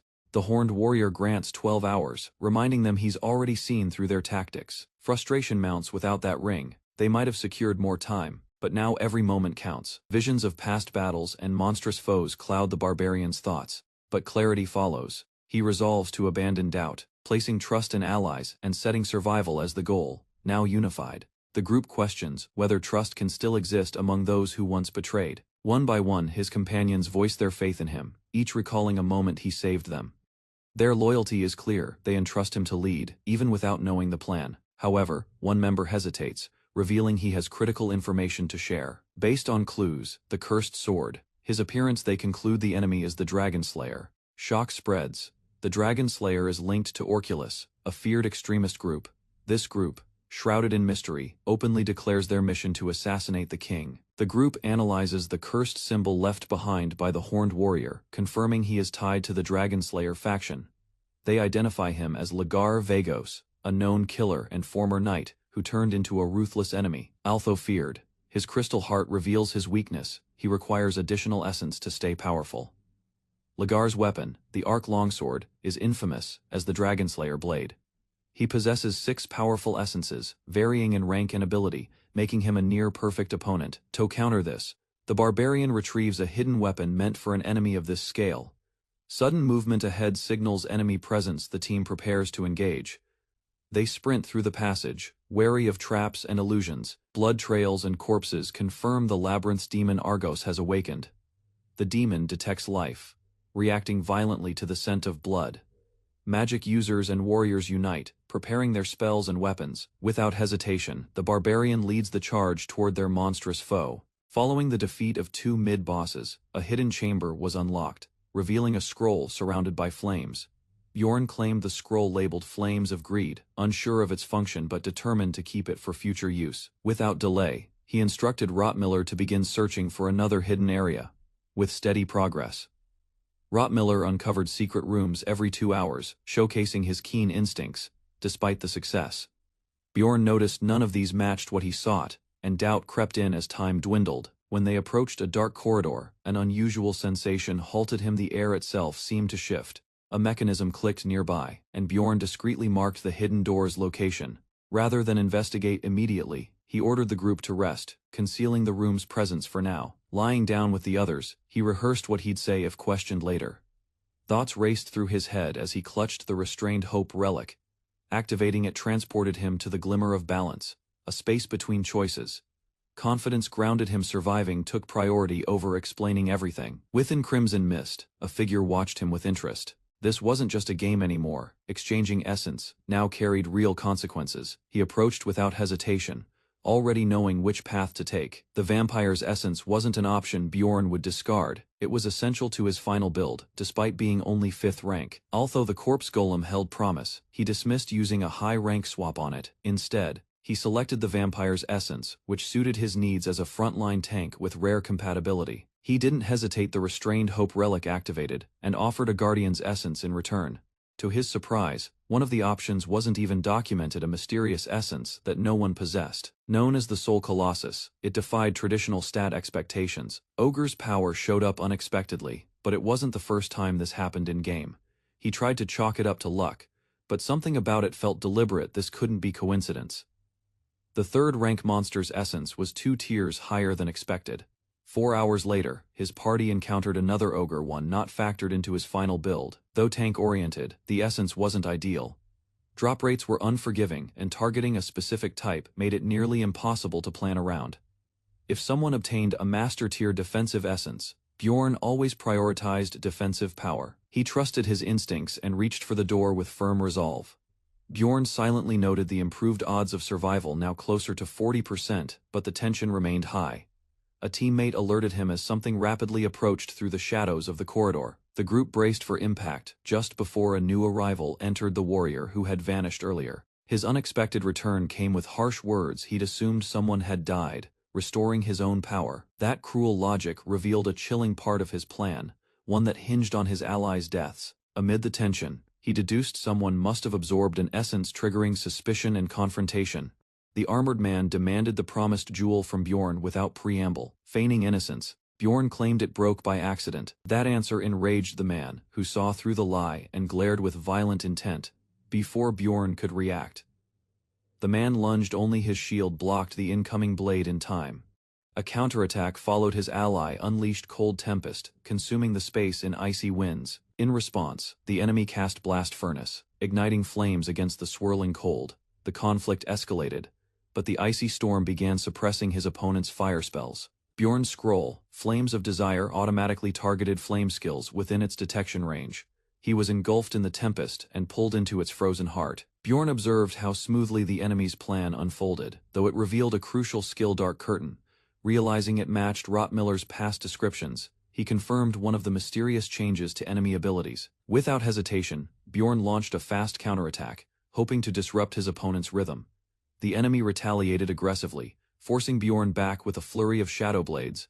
Bjorn endured the darkness, waiting for a clear opening to strike with precision. Identifying the enemy's predictable pattern, he prepared Iron Leader, his first major offensive skill. Without delay, Bjorn lunged at the caster, determined to keep the pressure relentless. In defense, Lior Woodery unleashed a dark curse that warped space and pulled enemies toward him. Reacting instantly, Bjorn triggered advanced acceleration, cutting through the distortion with a blinding charge. Every ounce of strength was poured into his next strike, ignoring pain to maintain his assault. Lior tried to retreat, but Bjorn activated Autumnal, propelling himself forward with enhanced momentum. With another fierce swing, he forced the Dark Mage to his knees. At that moment, Misha attacked from behind, catching the enemy off guard. Bjorn seized the chance and followed through, their combined assault overwhelming Lior's defenses. Frustration cracked the mage's focus, as Misha taunted him without restraint. Lior's retaliatory strike missed its mark as chaos intensified, Lightning tore across the field, Mukrad's spell arriving just in time. Crackling energy split the air, forcing the mage to stagger backward. Refusing to fall, Lior invoked Seal of Terror, drawing on forbidden strength. The red eye glowed, amplifying his power with each flicker of fear around him. Unmoved, Bjorn advanced resolute and fearless. Mukrad activated the spell Berserker's ward circle, generating a powerful force field. The effect repelled enemies and shielded all allies from incoming magic attacks, knowing time was limited. Bjorn triggered Wild Outburst, boosting his physical stats for a direct assault. Lior Vagos prepared a counter, shouting as he summoned his skill Holy Blade. A radiant sword of energy sliced through the battlefield, forcing everyone to scatter. Bjorn barely dodged as the massive wave of light cut into the stone floor behind him. Despite taking a hit, one ally confirmed they were still standing, refusing to fall back. The enemy roared, proud of taking someone down, then rushed forward with reckless speed. A storm of arrows interrupted the charge, forcing the Dark Warrior into a clumsy retreat. Bjorn observed the chaos, quickly analyzing the pattern of attacks. The ongoing fight wore on, but he realized his potion timing had been perfect. He refocused, relying on instinct and brawling skills honed in countless battles. Lior's battered face twisted in frustration as he glared at Bjorn. Recognizing the fight's turning point, Bjorn readied for the final strike. He decided to end it now before reinforcements could arrive. Bjorn's eyes sharpened as he spotted the red light blinking on the enemy's ring. Without hesitation, he launched a surprise punch aimed straight at Lior's exposed flank. Recognition flashed across the enemy's face. Bjorn's trap had worked perfectly. Lior staggered under the force, barely managing to block with his cursed blade. Bjorn closed in, locking him down and shouting the activation of his final move. Using instinct, he pushed his body past its limits, slamming Lior into the barrier's core. Cracks spread across Lior's armor as the energy barrier began collapsing inward. With the illusion broken, the transformation ended, and his borrowed power faded. Bjorn didn't pause, he prepared for what he knew was still coming. Suddenly Misha staggered, weakened by an unknown field effect. The Guardian of Balance equalized everyone's stats, leveling the playing field completely. But Lior revealed he had sealed a 4th rank essence to stay ahead. Despite his preparation, Bjorn underestimated the Arc Greatsword's raw force. He launched his strongest strike, powered by Ogre Essence and perfect timing, but his energy drained. Stats dropped sharply, leaving him breathless. Bjorn stood still, breath ragged, as despair began to surface behind his focused gaze. Thoughts of past tragedies haunted him, disease, accidents, and endless misfortunes piled without pause. He recalled the fire that consumed his temporary home, swallowing stability and safety once more. Memories of his mother's sudden disappearance added weight to the burden he carried. Every loss, every unanswered moment, built a reality where hope vanished without warning. Meanwhile, Lior composed himself again, unaware his advantage was crumbling. A missed attack left Lior frustrated, as his power temporarily depleted. Bjorn and Misha regained footing, both gasping from exhaustion but refusing to give up. Wasted time couldn't be retrieved, but resolve kept Bjorn advancing without hesitation. A sudden warning cry echoed. Misha called out as danger loomed again. Blades clashed, and Misha's fierce attack struck, knocking the enemy off balance. Silence fell as Bjorn and Lior locked eyes once more in the aftermath. Arrows rained again, forcing both fighters into motion. Despite injuries, Bjorn's mind processed the gaps and clues instinctively. He realized the opponent's arc sword was spent, and now was the time to strike. Bjorn reflected on the priest's last words while tension grew between both sides. The enemy priest activated a massive divine spell, surrounding the battlefield in a glowing barrier. Energy surged outward, signaling an overwhelming power shift as the spell neared completion. A barrier seals the central chamber of the Larexia's maze, cutting off pursuit as tension hangs in the air. Once a devout high priest, Hector Ludwig now stands tainted, enslaved by the will of the Dragonslayer. Tormented by whispers of darkness, he clutches his staff as corruption creeps ever closer. Flashes of the past reveal his desperate attempt to stop a vile ritual, choosing compassion over creed. Despite the consequences, Hector affirms that he'd still follow that same path. Suddenly, a demon lunges forward, forcing Bjorn to act and shield their vulnerable ally. Charging his magic, the young mage prepares to defend Misha with unwavering resolve. Suspicion rises as Bjorn senses something wrong. Only Misha remains truly herself, realizing the danger. The mage pushes hesitation aside, ready to intervene.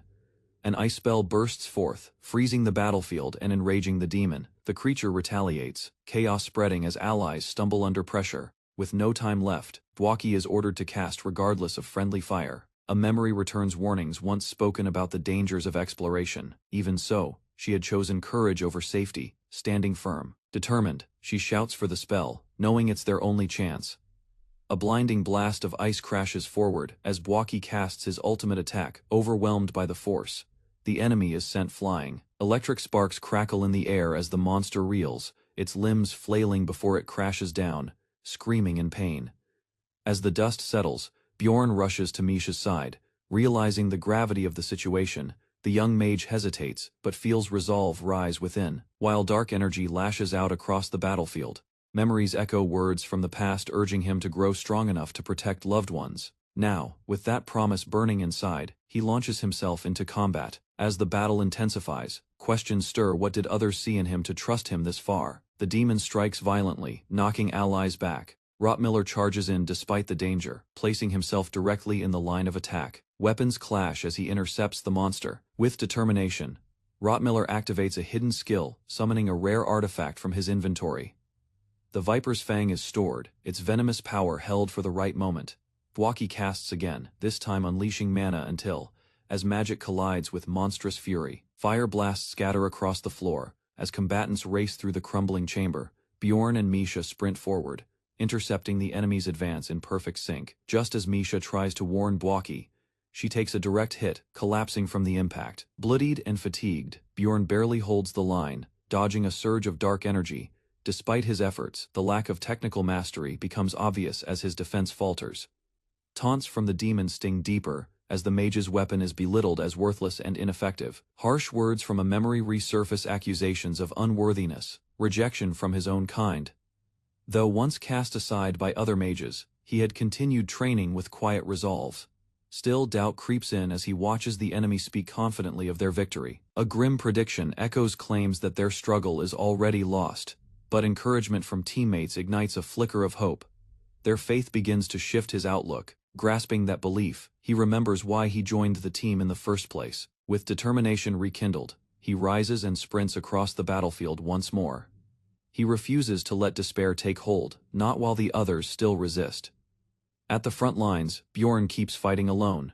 The mage grips his staff again, ready to follow. Two figures speak privately, one offering a deal. The boy reflects on his bond with teammates, but a warning looms. Determined, he activates powerful spells: acceleration, mana amplification, and heart acceleration. More layers of magic ignite perception expansion and sensory enhancement. Power builds further with mana control and blood resonance. Weapons fall from the air as Bjorn rushes in, embracing raw instinct. Fear flashes in his eyes, but he doesn't stop. Power explodes outward in a storm of mana and steel. The spell is unleashed, Thunderstorm Shell awakening. A surge of energy explodes as Bjorn descends, cutting through magical beams with unrelenting force. The brutal impact sends his enemy crashing into the ground, rattling the entire battlefield. Blinding light bursts outward, scattering allies and foes alike in the chaotic aftermath. Despite severe injuries, the enemy staggers to his feet, body riddled with wounds. Bjorn observes closely, noting his strikes were deflected from lethal zones. Reinforcements finally arrive as another warrior steps into the fray. The mage quickly evaluates the wounded, demanding immediate support. Bjorn admits the healing potions are inaccessible in his pack. Instead of wasting time, the group decides to end the threat first. With cold certainty, the enemy warns them that time has run out. He unleashes a colossal spell, awakening Ice Spear, swirling power into form. Bjorn grimaces, activating his cursed arm, despite the dangers it brings. Dark energy coils around his fist as he lunges ahead.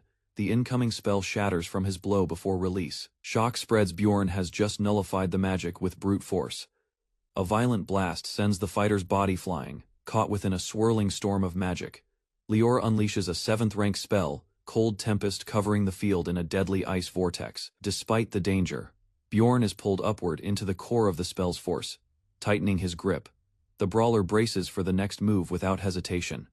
Recalling his role as a tank, he charges in to defend his allies once more. Leaping downward, he strikes with fury while the enemy prepares a fatal blow. Panic sets in as one warrior questions if death is inevitable. Bjorn, bleeding and furious, launches a counter using cursed strength. The corrupted power surges, his weapon breaks through magical resistance. A comrade shouts a warning. Lior has cast back-to-back curse spells, thou injured. The team believes they still hold the advantage. Yet unease creeps in, something about the situation feels wrong. Desperation rises as time runs short. Bjorn demands Lior use Cold Tempest, again despite the risk. With no choice left, the mage obeys, unleashing one final, devastating attack. Snow swirls violently as silhouettes emerge from the white haze, dragging injured allies behind them. Bjorn, barely standing, pulls his comrade out of danger while clenching his wounds. Blood trailing down his face, he forces himself onward, determined not to collapse. A burning red light erupts from the battlefield, signaling a new phase of chaos. Lone warrior charges through the bloodied snow, unleashing a brutal finishing blow. System messages confirm it. One character's death triggers the awakening of another. The red-haired berserker revives in a monstrous form, covered in thorns and rage. He had secretly kept a hidden number and healing item, defying expectations. Fueled by hate, he launches verbal fury at his foe with renewed strength. Faced with a critical choice, the party splits their healing items between the wounded. Though reluctant, the decision was made in urgency and uncertainty. Both fighters now sit among the injured, fate hanging in balance. Life and death blur as recovery begins. Magic points stabilize, and stats return. Relieved, the warrior rises, thankful to be alive. Attention turns to Dworki, whose silence leaves the group in dread. Bjorn assures the others that the worst has passed, though tension still lingers. Misha checks on the wounded, insisting he only needs rest and minor aid. Even so, one warrior reveals that the damage is too deep for potions alone. Leaning beside the fallen, he listens closely to final words meant for Rottmiller. A flickering lantern marks the solemn moment as the mage begins his confession. He speaks of his mother's dream to see the ocean, an image that guided him. The mage explains how something he never had, belonging, was finally within reach. His voice trembles with gratitude as he calls his comrade something precious. Tears well as Misha pleads for him not to speak, as if it's goodbye. Bjorn responds with sincerity, calling Lior a noble mage and treasured ally. Overwhelmed, Lior reflects on being remembered by someone he admired. He finds peace knowing he became part of another's legend. Sorrow floods the room, death now feels real and permanent. Bjorn offers space, ready to leave if needed. But Misha, sobbing, begs Dworki not to die, gripping him tightly through tears. Blood drips from Lior's mouth as his fading strength clings to one final truth. He looks at Bjorn, urging him to understand something left unsaid until now. Bjorn finally responds, but before anything more is exchanged, the cursed seed pulses nearby. Lior assures Bjorn that with him alive, the others will survive. His eyes soften, accepting his fate after fulfilling his role. With peace on his face, Lior worried Dworki dies a heroic death. Bjorn stood frozen, trying to silence the world around him. Even with eyes closed and ears blocked, the sounds of violence refused to fade. Around him, others fought with reckless desperation.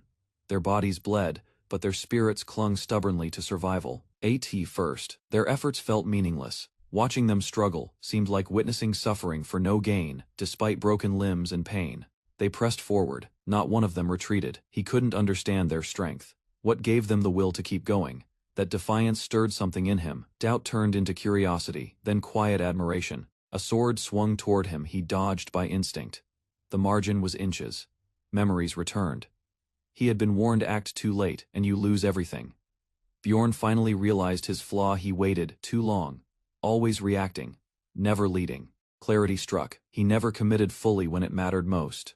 His allies fought for others. He fought only for himself, and that was never enough. Now, he knew this time, he must kill, or they would all die. Battle orders echoed. Hikarad stepped up, rage flickering behind his helmet. Their armored enemy waited, surrounded by corpses, his blade eager for more. Bjorn passed a shield to his comrade. Fury wasn't strategy. Survival demanded control. A blue aura surged as Hikarad activated emergency restoration. Magic pulsed around his armor, signaling renewed strength. With calm certainty, he reassured his team. Dworki's intentions were clear. They had to act now, not later.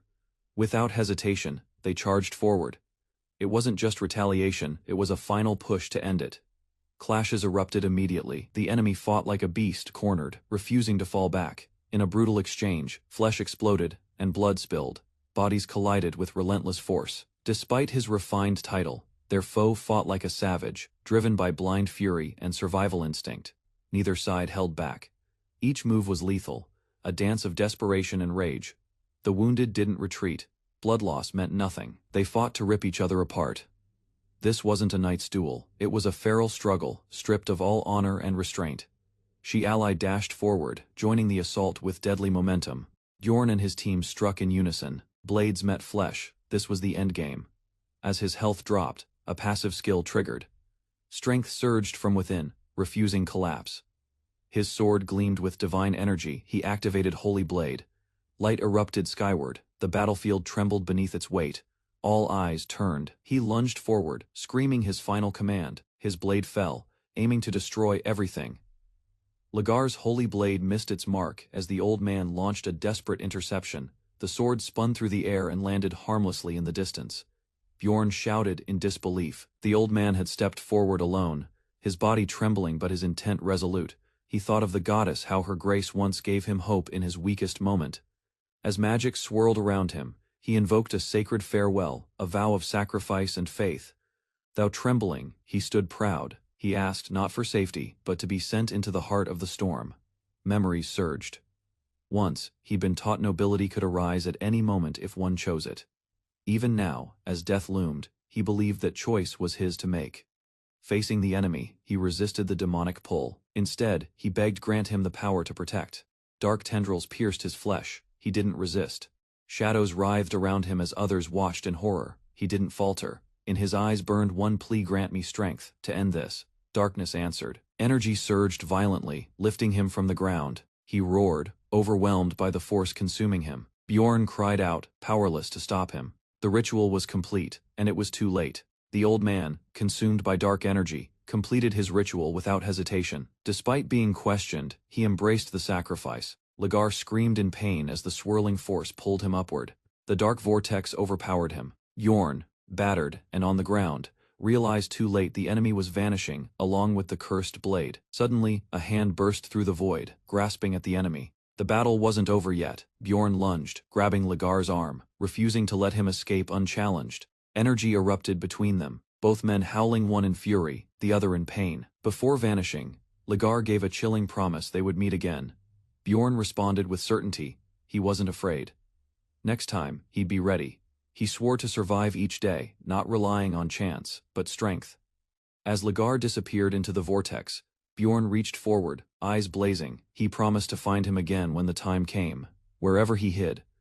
The void swallowed Lagar completely. Only silence and purple mist remained. Divine energy erupted as Bjorn clutched the radiant spear.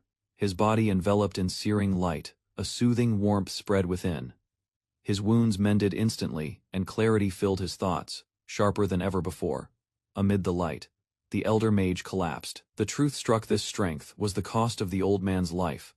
Barely conscious, the mage extended a relic, whispering its intended destination to devoted followers of Letless. Bjorn questioned the sacrifice. Saving strangers made no sense, especially in this brutal world. Only a faint word left the man's lips: mage. It was all the explanation he gave before closing his eyes forever. Bjorn stood in silence as the others began to move. Misha gasped. The dwarf groaned, and Rottmiller wiped blood from his face, injured, but alive. Despite the chaos, every member had survived. Guilt crept in. The promise to protect had not been fulfilled by Bjorn. Their true savior had been the dying mage. His intervention changed the outcome of the entire battle. They now knew his name, Lior Worried Bwaki. His legacy wasn't just magic. It was their survival together. They left, vowing to honor the man who gave them life. Questions circled as they assessed the strange device within. Rottmiller explained it was a trap room meant to eject intruders into the central zone, originally his escape plan if things went wrong. The dwarf admitted escape would have failed regardless. Notices confirmed their escape. They had entered the 4th floor's sky tower. Camp was set. While the group recovered, Misha stayed beside Bwaki's lifeless body, unwilling to leave him alone. Bjorn revealed that corpses couldn't be taken to the city yet. A barbarian's heart could return above ground through ritual. Reality's cruelty settled in. The one who saved them couldn't even receive a proper burial, choosing to stay behind. Misha quietly mourned. In it, he learned of a grandson taken to the underground city, tied to a deeper conspiracy. Names emerged: Nork and Orculus. The mage had discovered a hidden portal and linked them to a larger threat, This wasn't in the game. The letter held secrets unseen before, pointing toward dangerous enemies. Each clue revealed a wider network, and Bjorn realized the danger ran deeper than expected. Fire crackled as Bjorn decided to let go of thoughts for now. They needed rest. The labyrinth was safer than the city after the Dragonslayer's defeat, though exhaustion weighed on them. Something about the calm felt unnatural. Lying awake, Bjorn stared at the ceiling, unable to find rest despite their recent victory. Misha silently walked past, sharing his sleeplessness as the labyrinth prepared to close. Moments later, the party was teleported to Raftonia's Dimension Square. Their next task was obvious: exchange the magic crystals gathered inside. At the guild, they reported Bwaki's death. The officer registered it in minutes, reducing the mage's life to paperwork. Bjorn reflected grimly. Death, though tragic, was routine here. They were just another group with another name. Next, they visited the Temple of Lietlus to deliver the relic and Bwaki's final message. A temple knight greeted them and explained the seriousness of the request. Proof would be needed. Because of the generous reward, many faked reports in the past, the knight remained cautious. Bjorn asked about the reward, but the man replied it varied, depending on proof and information value. He presented the letter, hoping it would suffice to confirm their claim. The knight took the letter seriously and asked them to wait a moment. After some time, a door opened. They were led to the second floor, an area reserved only for those granted special permission. Inside, priests in ornate robes awaited, and a new stage of their journey began. The group entered respectfully, and Bjorn greeted the room's highest authority, the Holy Archbishop himself. Bjorn had read about this level of the clergy in an old book and recognized the faces before him. He mentally noted the presence of 3 paladin captains, the Archbishop. Among them stood the Pope like holy archbishop and high-ranking priests. A young boy dressed in ceremonial robes caught Bjorn's attention, someone unfamiliar among so many renowned figures. While introductions were exchanged, Bjorn awkwardly followed temple etiquette. The archbishop thanked them for delivering the letter. Bjorn explained briefly what had occurred in the labyrinth, and handed over the letter Bwaki had entrusted to him. Though the relic was missing, the contents of the letter were enough to verify the priest's final moments. The group hadn't recovered the relic, likely taken by the Dragonslayer, but their sincerity was unquestionable. Cardinal Greyond approved their reward, 70 million stones, shocking everyone present. Stunned, the group could barely respond to the enormous sum granted. Bjorn, overwhelmed, began to feel something unusual. Was this faith? Before he could reply to the Archbishop's question about their next move, divine light erupted, a celestial power descended, and the Archbishop declared, "Do not worry, great warrior." As brilliance engulfed the room, the sudden eruption of light signaled a divine message. Bjorn observed he radiating sacred energy. He realized the child was no ordinary priest, but a living saint. The boy revealed a new divine relic, said to be crafted by the goddess herself for the one chosen to receive her will. A divine proclamation declares that the ring will sever the connection to a looming threat. Bjorn suspects the threat refers to Lucas Wardo, the Dragonslayer. The mention of connection sharpens the implications. Instructions follow once the divine will fades. Destiny itself unravels. He must be ready to oppose fate's collapse. Reactions erupt from his allies, stunned that a barbarian could receive divine recognition. Such an act defies all expectation. Rather than answers, the priests retreat in silence. The ceremony ends abruptly, leaving only questions. Inside a quiet chamber, Bjorn and Crowitz reflect, unable to make sense of what just occurred. Among scholars, confusion persists. This is only the 3rd time a barbarian has received an oracle. Those marked before were ostracized, rejected by their kin, labeled heathens, and exiled. Such cases were hidden by the church, the truth buried to avoid unrest. Exile would sever his bond with the spirit seal, halting future strength. Vows of silence echo from his companions. Their loyalty feels genuine. Even so, unease stirs. Trust must now be tested. Bjorn swears off drinking, choosing caution over comfort. Though the ring protects him now, it's only temporary. He estimates 6 months remain and begins preparing for what comes next. An unexpected snap is felt. Misha's expression turns from disbelief to alarm. Shock ripples through Bjorn as he confirms the break. The ring that safeguarded his fate is no longer intact. Far above the fortress walls, the goddess's influence quietly retreats. Meanwhile, a battered man named Lagar Vagos lies bleeding in the open. Standing above him suspects he betrayed someone during his mission.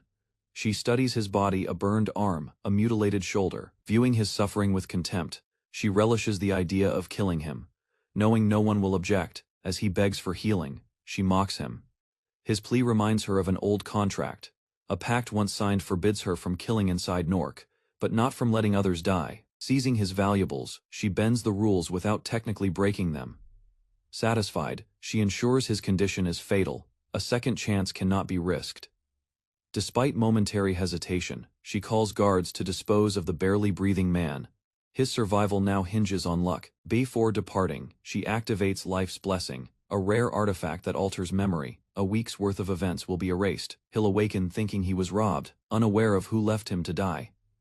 Bjorn exhales deeply, realizing the real concern isn't the first ring. Aat interrupts his thoughts. Curious, he looks toward the door as a voice asks for entry. She requests permission to come inside, catching him slightly off guard. Her visit isn't personal. Instead, she merely wants to talk about the previous events in the labyrinth. As their conversation drags, Bjorn ends it, insisting she leave. She protests, but eventually accepts his decision. The following morning, the party is summoned to the guild news tied to their recent battle. They learn that Dwarkit had listed their names in his will, preparing for death without telling anyone. Though optimistic in life, he planned for the worst. His will grants them his home and belongings. Bjorn alone stays behind to handle unfinished matters. He confides in the priest about the sword that resists them. The sword, revealed as a draconic relic, was never cursed, it simply rejected those unworthy. Only true draconic humans can wield it. That betrayal placed a curse not on the blade but on Lagar Vagos, who stole it. Transformed into a hybrid, his corrupted form is a consequence of that theft. Ultimately, the curse bound to him explains his suffering. Bjorn receives advice to purify the Dragonslayer's sword by bringing it to a sacred temple. After thanking the priest, he jokingly asks for free blessings. Realizing the goddess's warning was clearly aimed at him, Bjorn accepts the offer to exchange help for future favors. He heads to the tavern where his companions await. The group mourns their fallen ally, Dwalit. Everyone grieves in silence, sharing the weight of loss. Bjorn quietly joins them in solemn respect. Later, the group leaves together, the mood heavy. Despite the pain, they move forward. As they walk, Misha suddenly grabs his arm, prompting him to stop. She thanks him shyly, her tail flicking as they near their destination. With sunset behind them, Bjorn quietly acknowledges their arrival. Misha halts and asks a direct question, her expression serious. She wants clarity about their relationship more than teammates. Bjorn's slow realization brings her words into focus. A sudden tension crosses her face as unfamiliar emotion grips her chest. Standing beside her, Erwin immediately senses something and asks with concern. She tries to deflect, claiming it's just her heart reacting. Suspicion rises as Erwin mentions the barbarian. The girl stammers, insisting he didn't do anything, only that he looked unwell after returning from the labyrinth. Erwin offers to look into it herself. The girl hesitates, surprised by the offer. With a calm expression, Erwin reaches out and reassures her to relax. Elsewhere, the barbarian reflects quietly, uncertain if she ever truly remembered his name, but unable to stop thinking about it. Her feelings, unspoken, yet clear, left him with no room to run. She asks what he thinks. Though hesitant, he responds that she's an important teammate. Those words sting. Disappointed, she lowers her eyes, silently hurt. Trying to stay composed, she says emotions complicate survival. He suggests keeping things professional. She explodes with emotion, striking him with ice magic in frustration. Yelling, she accuses him of forcing her into confession. Magic crackles again as she blames him for dismissing her feelings. Tears follow as she leans against him, whispering she never wanted much, only not to be denied. Still emotional, the girl accuses him of making her spill her heart out against her will. She storms off, footsteps sharp, leaving him alone under the dim night sky. Before disappearing, she announces she won't be cooking for him tomorrow.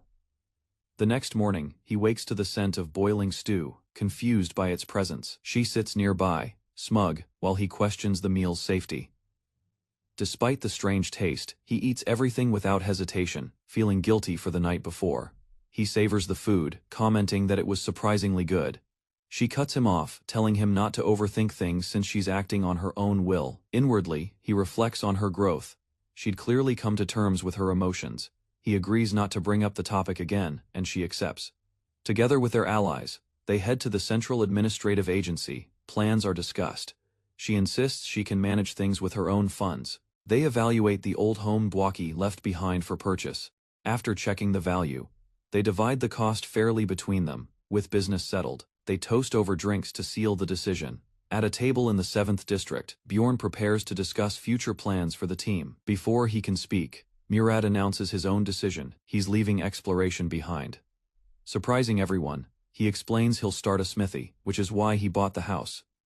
Murad admits the labyrinth was just an escape and that he lacks talent as an explorer. He wants a future he won't regret, one Daki would be proud of. The group offers their support. Misha promises to visit, and Bjorn excuses himself to maintain his gear. To ease the mood, the others reveal they plan to retire too. After the last evaluation, each member admits their doubts, but encourages one another.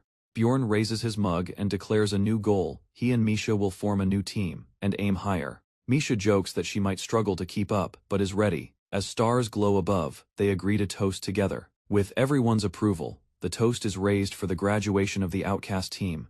After drinks, Murad and Misha fall asleep at the table.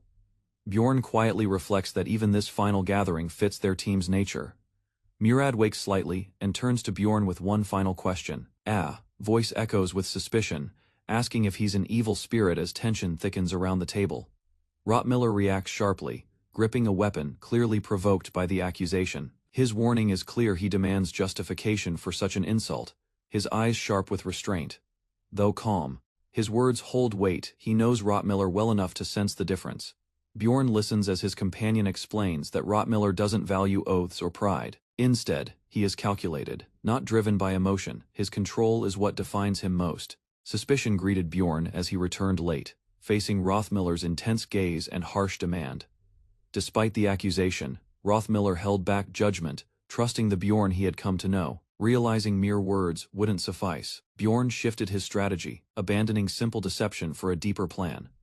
Rottmiller admitted that even he didn't enjoy doubting a close friend without reason. Rather than pressing further, he watched Bjorn's quiet reaction unfold with curiosity. A small smile formed as Rottmiller acknowledged what set Bjorn apart. He was simply too unusual.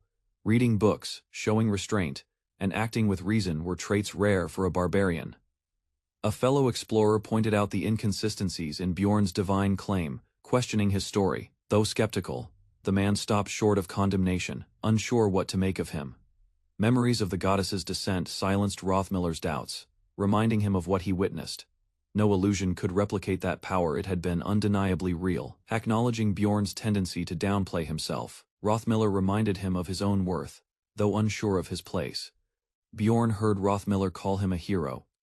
Joining a new party came with danger, and his reputation made him stand out. Blending in, Rottmiller warned, might be his best defense against future trouble. Standing before the statue, Bjorn searched for meaning in the silence of the divine. No answers came, only the weight of expectations he barely understood, rather than explain. He kept his thoughts hidden as Misha walked beside him in concern. Dark memories resurfaced, visions of the goddess, and an encounter with death still fresh in mind. Explaining such events risked disbelief, so he chose secrecy over confusion. Instead of talking, he trained with Misha, masking truth behind routine. Evening arrived as they returned home, fatigue trailing quietly behind them. Misha's question about teammate preferences caught him off guard. Her blunt rejection of fairies left him silently puzzled. Rain began to fall while Bjorn reflected on her surprising bias. Rather than confront her, he let the moment pass without comment. Moments later, the guild's familiar noise pulled him from thought. Questions about his past party brought casual answers, hiding deeper thoughts. He listened more than spoke, watching others with cautious interest. Choosing to move forward, he focused on what tomorrow might demand. Doubts filled Bjorn's mind as he pieced together his sudden connection to the name Jandal. Nearby guild members shared rumors, leading to unexpected recognition from a stranger. Without realizing it, Bjorn had gained the reputation of a barbarian with ancestral ties. News about forming a new team spread quickly, triggering a strong reaction from the tavern couple. Laughter echoed from the woman, pleased her husband would join Bjorn's party. Despite appearances, the muscular man seemed more carefree than responsible, shocking Bjorn with his YOLO mindset. The next day, Bjorn arrived at the barbarian sanctuary, confused by the empty surroundings. A fellow warrior mentioned a funeral, revealing a ceremony Bjorn hadn't known was today. Caught off guard, he hesitated as others gathered for an event he hadn't prepared for. As they entered the forest, the ritual had already begun, drawing attention from the gathered clan. A familiar woman noticed Bjorn's solitary arrival, questioning his absence of companions. His quiet response masked confusion, unaware of the deeper meaning behind the gathering. Among barbarians, half a year of intense training was known as tempering. Once completed, it led to spirit succession, a sacred right to inherit strength. This powerful ritual could only be performed once, at the cost of the giver's life. Bjorn stood among the crowd, learning the elder had chosen him for a sacred reason. Shock overtook him as he realized no one had told him the cost of the ritual. Tension rose when the vice chief called Keduva a coward, drawing a strong objection from another warrior. The vice chief challenged the warrior's anger, questioning whether she truly accepted the elder's will. She lunged forward but was swiftly restrained, the room growing heavier with emotion. Silence followed as an elder reminded her of the warrior's path, one that demanded clarity and strength. Tears mixed with blood as the elder's expression hardened, grief burning deep behind clenched teeth. A solemn silence spread while the tribe listened. Aluna's spirit had returned to the forest. In quiet reverence, warriors stepped forward, each seeking to honor the fallen through ritual. Inside a small hut, the masked shaman greeted Bjorn, fully aware of his arrival. The young man placed the ingredients down, admitting they were purchased rather than gathered. Amused, the shaman scoffed at his spending, hinting that sacrifice held greater meaning than gold. Bjorn avoided the deeper question, his silence earning a cryptic lesson on strength through loss. Without hesitation, he demanded the spirit seal, proving his resolve to proceed with the ritual. The shaman agreed, preparing the vessel as the ritual officially commenced. Dark wings scattered in the sky, as arcane power surged from the ceremonial seal. Energy coursed through Bjorn's body, awakening stats, senses, and a new physical threshold. Now reborn, he stood firm, one step closer to mastering the barbarian path. With armor bound to his spirit, his gear would now grow with his transformation. The hassle of stripping down was gone, equipment adapted instantly with gigantification. Laughing wildly, Bjorn imagined crushing foes with an enormous mace as onlookers whispered, unnerved. Sunlight filtered into the tent as Bjorn slowly stirred, body still resonating with ritual energy. Breaking the stillness, the shaman questioned him about tampering with human souls. Caught off guard, Bjorn was shaken by how accurately the shaman sensed the truth. Legends passed down through generations spoke of a great journey guided by ancestral spirits. Barbarians once left their homeland behind to embrace a new era of learning and cities. Through that transformation, they came to know civilization and confirmed that gods truly existed. Confused, Bjorn pressed the shaman, unsure what deeper meaning lay beneath the tale. Rather than clarity, he received a veiled warning. Power invites conflict and rejection. Defying the chief meant facing exile or death, the price of challenging authority. Races like dwarves and fairies survived by discarding tradition when survival demanded change. Even Earth's history mirrored this cycle of abandonment and progress. To remain, one must evolve or take command to shape the future. Unconventional as it sounded, the answer fit a warrior's logic: eliminate the obstacle. Bjorn envisioned himself as chief, armored and towering over the tribe. The more he thought about it, the more reasonable the madness became. Through the shaded forest path, Bjorn moved with purpose, his mind weighing recent revelations. Before making any bold attempt, he recognized the need to build support within the tribe. To his surprise, Einar lay asleep nearby, undisturbed and unaware of his approach. Waking abruptly, she blinked in confusion as Bjorn called out her name, scrambling upright. She rushed to explain, claiming she didn't mean to fall asleep. Once settled, she admitted she felt somewhat annoyed but physically much better. Memories of past humiliation flooded her mind, the sting of betrayal still fresh. Trust had been misplaced, leaving her exposed and ashamed in front of others. In her eyes, Keduva's deception had reduced her to something less than herself. Sensing something was off, Einar gently asked if Bjorn was dealing with his own trouble. Though he tried to hide it, she noticed his expression lacked the energy it once held. Eventually, he admitted a teammate's death had left a void he hadn't processed. Softly, she asked what exactly had happened in his absence. Bjorn explained briefly. Lior, a comrade, was now gone. Rather than mourn alone, Einar proposed a sparring match, hinting at moving forward together. Bjorn reviewed his new team composition, confirming they had covered every essential role. The final slot, meant for a mage or long-range support, remained undecided. Facing Einar, he explained the position was open, though initially reserved for someone else. As the spar began, Einar lunged with full force, testing her strength without restraint. Momentum shifted between them as fierce blows clashed, neither yielding ground. Observing her performance, Bjorn considered pushing her further to assess her potential. Bjorn activated his abilities, unleashing a sudden combination of raw power and combat skills. Spectators gasped as the ground cracked, sensing the escalation wasn't just for show. Now forced into a real trial, Einar faced Bjorn's overwhelming pressure without hesitation. Training concludes as Bjorn raises his hand, signaling the end with a sharp and silent gesture. Thou Einar questions her performance. He bluntly confirms she is good enough, offering no extra praise rather than retreat.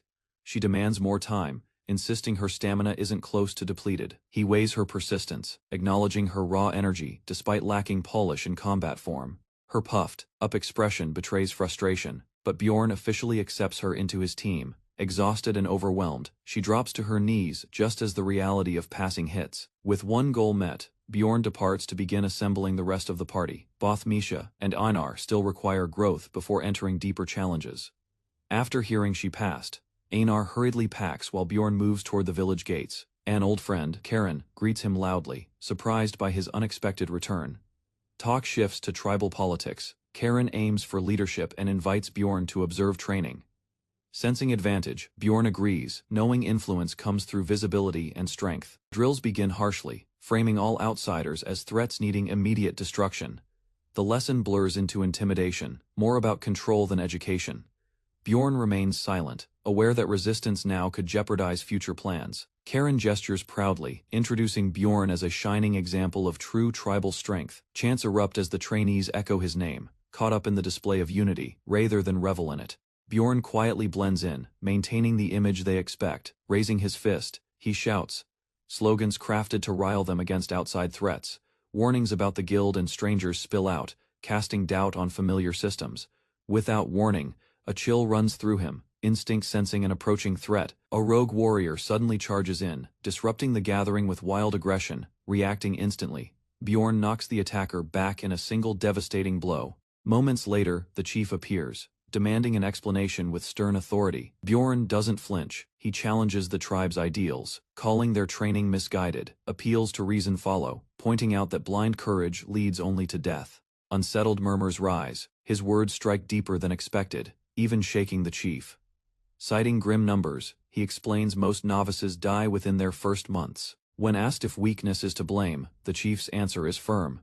No, true danger, he confesses, lies in monsters wearing human faces within the labyrinth. One warrior voices frustration, comparing their treatment to that of goblins. Bjorn snaps back, rejecting the idea that it is due to bias. He blames inaction and silence.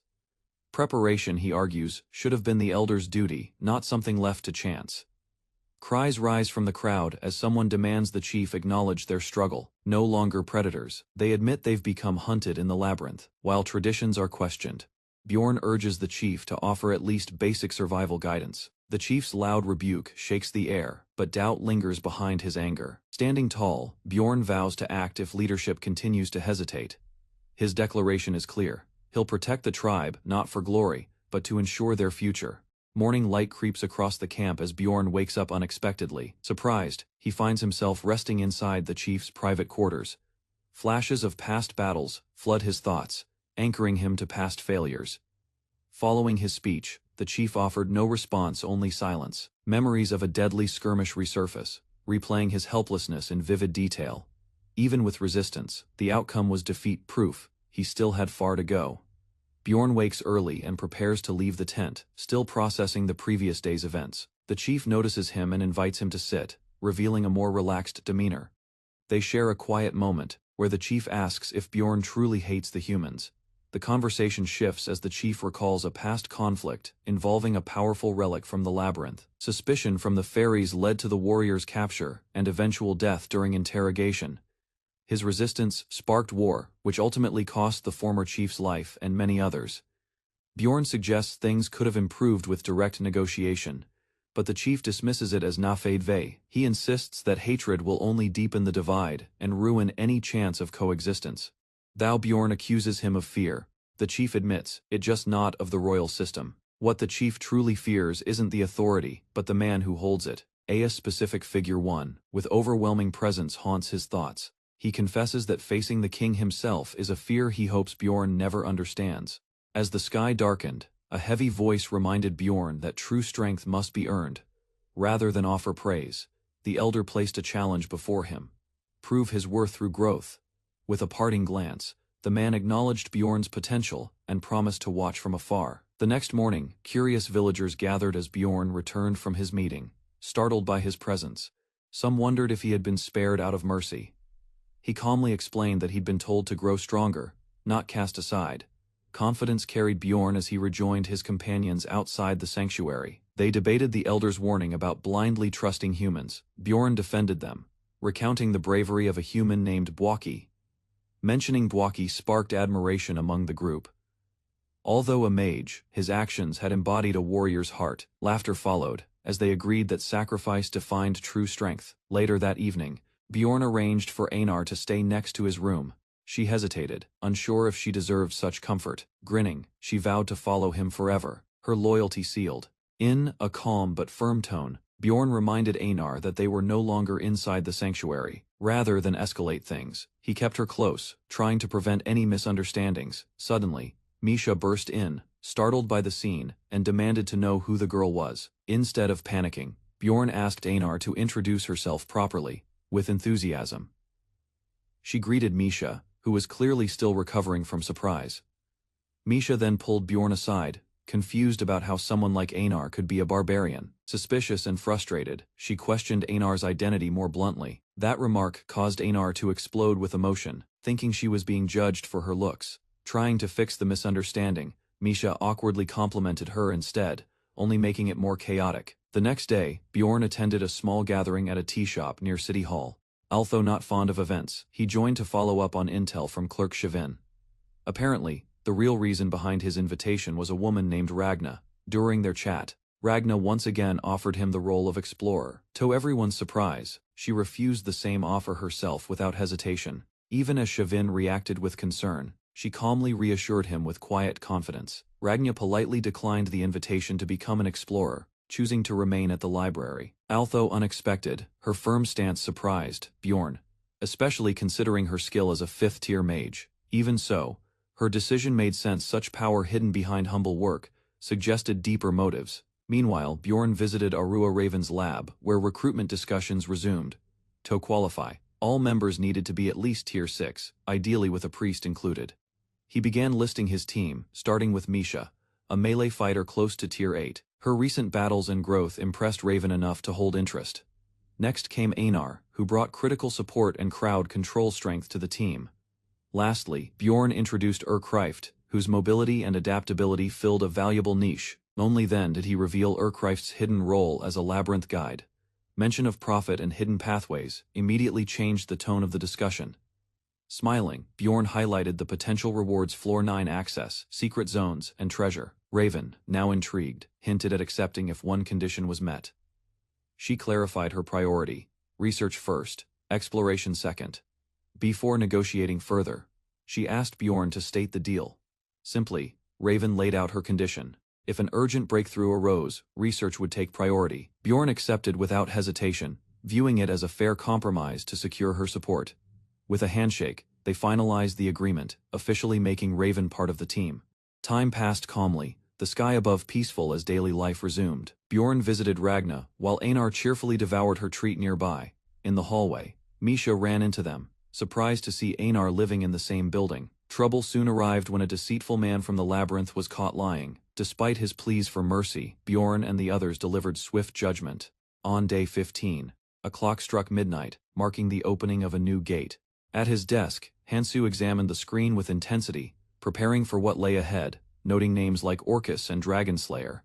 He considered how each detail might influence his fate. With character changes now irreversible, he dug into forums, determined to gather every critical insight. A loud voice interrupted his thoughts as a man rushed over, shouting Hansu's name. Accusations followed 3 minutes late, concern exaggerated, emotions pouring out in dramatic fashion. Rather than argue, Hansu took a seat, realizing this man didn't behave like others. Memories of past friendships flickered, but Hansu remained wary of possible manipulation. Despite cheerful smiles, trust didn't come easily in a place like this. Even so, casual talk began, loosening the tension between them. Their conversation shifted to military life, drawing laughter and shared experiences. Jokes about idols sparked surprise, quickly turning the mood awkward. Neither knew what to say, the moment hanging between them. One laughed aloud, breaking the silence that followed. It wasn't just the words, it felt like a moment from home. For a while, they simply talked, forgetting the danger surrounding them. Worry surfaced as he admitted to seeing everyone like game characters, hiding potential danger. Even meeting new people triggered suspicion, a mindset shaped by survival instincts. The cheerful mood faded, leaving behind a heavy silence neither of them expected. Gratitude came first, but he confessed trust wasn't easy after everything he'd endured. While hesitant, he still opened up, recognizing the rare moment of understanding between them. Curiosity took over as the topic shifted to Orcus and the missing treasures. Rather than accuse, he posed a question: what if someone had stolen the artifacts? A composed response followed, confirming the theft and easing his growing suspicion. Hearing that brought relief, knowing his thoughts weren't entirely unfounded. Bako's words echoed. All 6 treasures were stolen at once, half a year ago, given the scale. It was clear Orcus couldn't be behind it. He urged his friend to share any leads, clinging to hope of returning home. A laugh broke through, momentarily lifting the tension from the room. While one joked, the other silently questioned how much of it was sincere. Despite doubts, their fragile trust began to take form, shaped by mutual purpose. Information about Nork revealed hidden truths that the narrator had never encountered before. One major event involved preparations to launch an army against the Nork Orcus alliance. A warrior named Dragonslayer vanished after losing both a hostage and his memories. Events that once felt real were exposed as carefully scripted illusions. Warnings followed. Joining the rebellion blindly could lead to disaster. Without finishing his thoughts, the man abruptly vanished, leaving behind more questions. Returning to his desk, the protagonist knew he couldn't stay connected much longer. Meanwhile, characters within the world moved under royal command. To avoid detection, he purposely kept a low profile. Inside the masked gathering, someone's absence was immediately noticed. Members grew uneasy at the newcomer's presence, unsure of his purpose. A warning rang out: hesitation would only invite trouble. A brutal show of force erupted, asserting dominance over the group. Rather than panic, the newcomer stayed composed, observing carefully. Though labeled a rookie, he had returned with experience and wasn't afraid to show it. The masked group watched in silence as tension from earlier slowly turned into mild curiosity. Each member observed the newcomer, unsure how to judge him, some dismissive, others intrigued. One member hinted at upcoming chaos, while another quietly anticipated the unfolding events with excitement. A solemn chamber fills with masked figures, tension rising as towering doors signal the gathering's commencement. One member urges urgency, while another mocks the group's past failure, stirring unease among the attendees. Anxious glances spread as masked individuals braced themselves, some dreading another repeat of humiliation. Dark thoughts momentarily grip the lion, masked man, haunted by the pressure and weight of expectations. He apologizes stiffly, regaining control as the others observe him with mixed concern and suspicion. Rather than begin, he insists on going last, claiming his role is most significant. The first speaker reveals a priest's disappearance, pointing to a kidnapping that occurred weeks earlier. Confusion strikes the protagonist. Most seem aware already, yet he only learned of it recently. A fox, masked figure downplays the secrecy, suggesting such things are typical for this circle. Others admit ignorance, proposing a deeper alliance between temple and royalty this time. Suddenly, the lion interrupts, accusing someone of violating their rule about revealing informants. An apology follows, and the group silently agrees to maintain stricter discretion moving forward. The protagonist questions whether the lion's outburst was genuine or intentionally manipulative. Suspicion deepens. Was the disclosure meant to expose a clue about his identity? If so, he might hail from the temple, or perhaps the hidden underground city instead. The paladin hesitantly brings up an oracle from the goddess, though details remain frustratingly vague. Others press for answers, even offering payment, but no one seems to know the oracle's target. That even a paladin is left uninformed raises concern that the temple is hiding something deliberate. Apologies come half-heartedly after a rule is broken, brushing off the slip as insignificant. Amid the tension, a sudden announcement points to a newcomer's presence, shifting the group's focus. Without delay, the meeting resumes with coded updates about events unfolding across the continent. A powerful relic is set for auction next month, drawing quiet ambition from some attendees. The Dragonslayer's gear surfaces on the black market, but his famed sword is absent. This absence leads to one conclusion: something unknown has happened to the legendary warrior. Initial confusion gives way to analysis. Baiko might have suffered amnesia from a past incident. Based on old reports, a memory-erasing drug is suspected to be the cause of his condition. Samani likely erased his past on purpose, a calculated move to mask his identity. Taking his turn, the clown boldly claims a new spell will unite 6 minds as one, quiet. When the crystal glows green, it is clear he's not lying, or at least believes he isn't. A dramatic shift is introduced, a system change that could redefine party composition entirely. Players who once couldn't coexist in the same mode may now join forces in unified roles. As a result, the odds of clearing the game skyrocket, drawing everyone's full attention. The lion-masked figure casually passes the spotlight, prompting the next participant to speak. Though prepared, the blue-cloaked man struggles to select information worthy of the group's rising standards. Eventually, he offers one detail, viewing it as a fitting token for their earlier amusement. News of a newly born divine relic stuns the assembly with its unexpected importance. The paladin reacts with disbelief, frustrated that such critical knowledge eluded even him. However, the clown demands a trade. Only valuable intel earns more details. Hints about a return to the tower are dropped, but specifics remain deliberately vague. Gasps and chatter fill the room, some impressed, others skeptical of his cryptic tone. To their disappointment, he dismisses the reaction as dull and unworthy of further reward. Deer Mask clarifies their identity, not tied to any guild, only business through secrecy.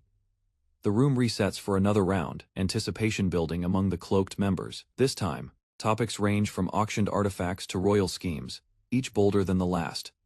The clown considers his turn, revealing that each mask reflects the fate of its wearer. He explains that Goblin's weakness isn't random but symbolic of his cunning, not strength. Though the claim sparks debate, the group allows the topic to pass after brief objection. Another member reveals rare intel. The mythical stone of resurrection truly exists within the world. Its presence draws immediate interest, but confusion arises as someone interrupts the discussion mid-reveal. The speaker clarifies that the stone can revive the dead once, then permanently vanishes. A tense breath escapes the red-haired woman as she reveals the rumored item said to revive the dead. Across the table, several explorers doubt such a miracle could exist in their unforgiving world. Their skepticism falters when the masked informant confirms the item's power. Any attempt to ask for more details is shut down as the informant abruptly ends the explanation. Driven by desperation, the lion-masked man tries shifting the topic, hoping to earn clues through negotiation. Maintaining his disguise proves difficult as the protagonist struggles to match the aloof persona he plays. He eventually claims uncertainty about his own interests, adding to the mystery around his behavior. Observers exchange wary glances, unable to predict the intentions behind his vague answers. Their confusion grows while they debate what information might even appeal to someone so unreadable. Rising from his seat, he ends the discussion with an intentionally brief remark. The sudden movement startles several members, forcing him to improvise a calm exit. With a polite farewell, he concludes the tense meeting and steps away from the council. Once he departs, 2 members quietly speculate that the newcomer could belong to their secretive faction. Another veteran dismisses the assumption, criticizing the careless leap in judgment. He reminds his companion that reckless conclusions can be dangerous. Unspoken tension hangs in the room as the council reflects on the masked man's presence. Consensus begins to form. His actions align too precisely with unfolding events to be accidental. One figure leans back, admitting they may have underestimated the stranger's true capabilities. Suspicion intensifies when someone recalls his awareness of a confidential raid plan. Fox Mask speculates he has access to palace-level intelligence, or perhaps the power to rival it. With a grim voice, another remarks that such confidence only belongs to those drenched in blood. A theory surfaces they might already know who he is, without realizing it. The moment he mentioned the resurrection stone, his gaze locked onto one individual. That deliberate look now feels intentional, almost like a personal message hidden in plain sight. Others remain skeptical, questioning whether they're overanalyzing the situation. Still, past moments, his silence, timing, and reactions continue to feed their doubt.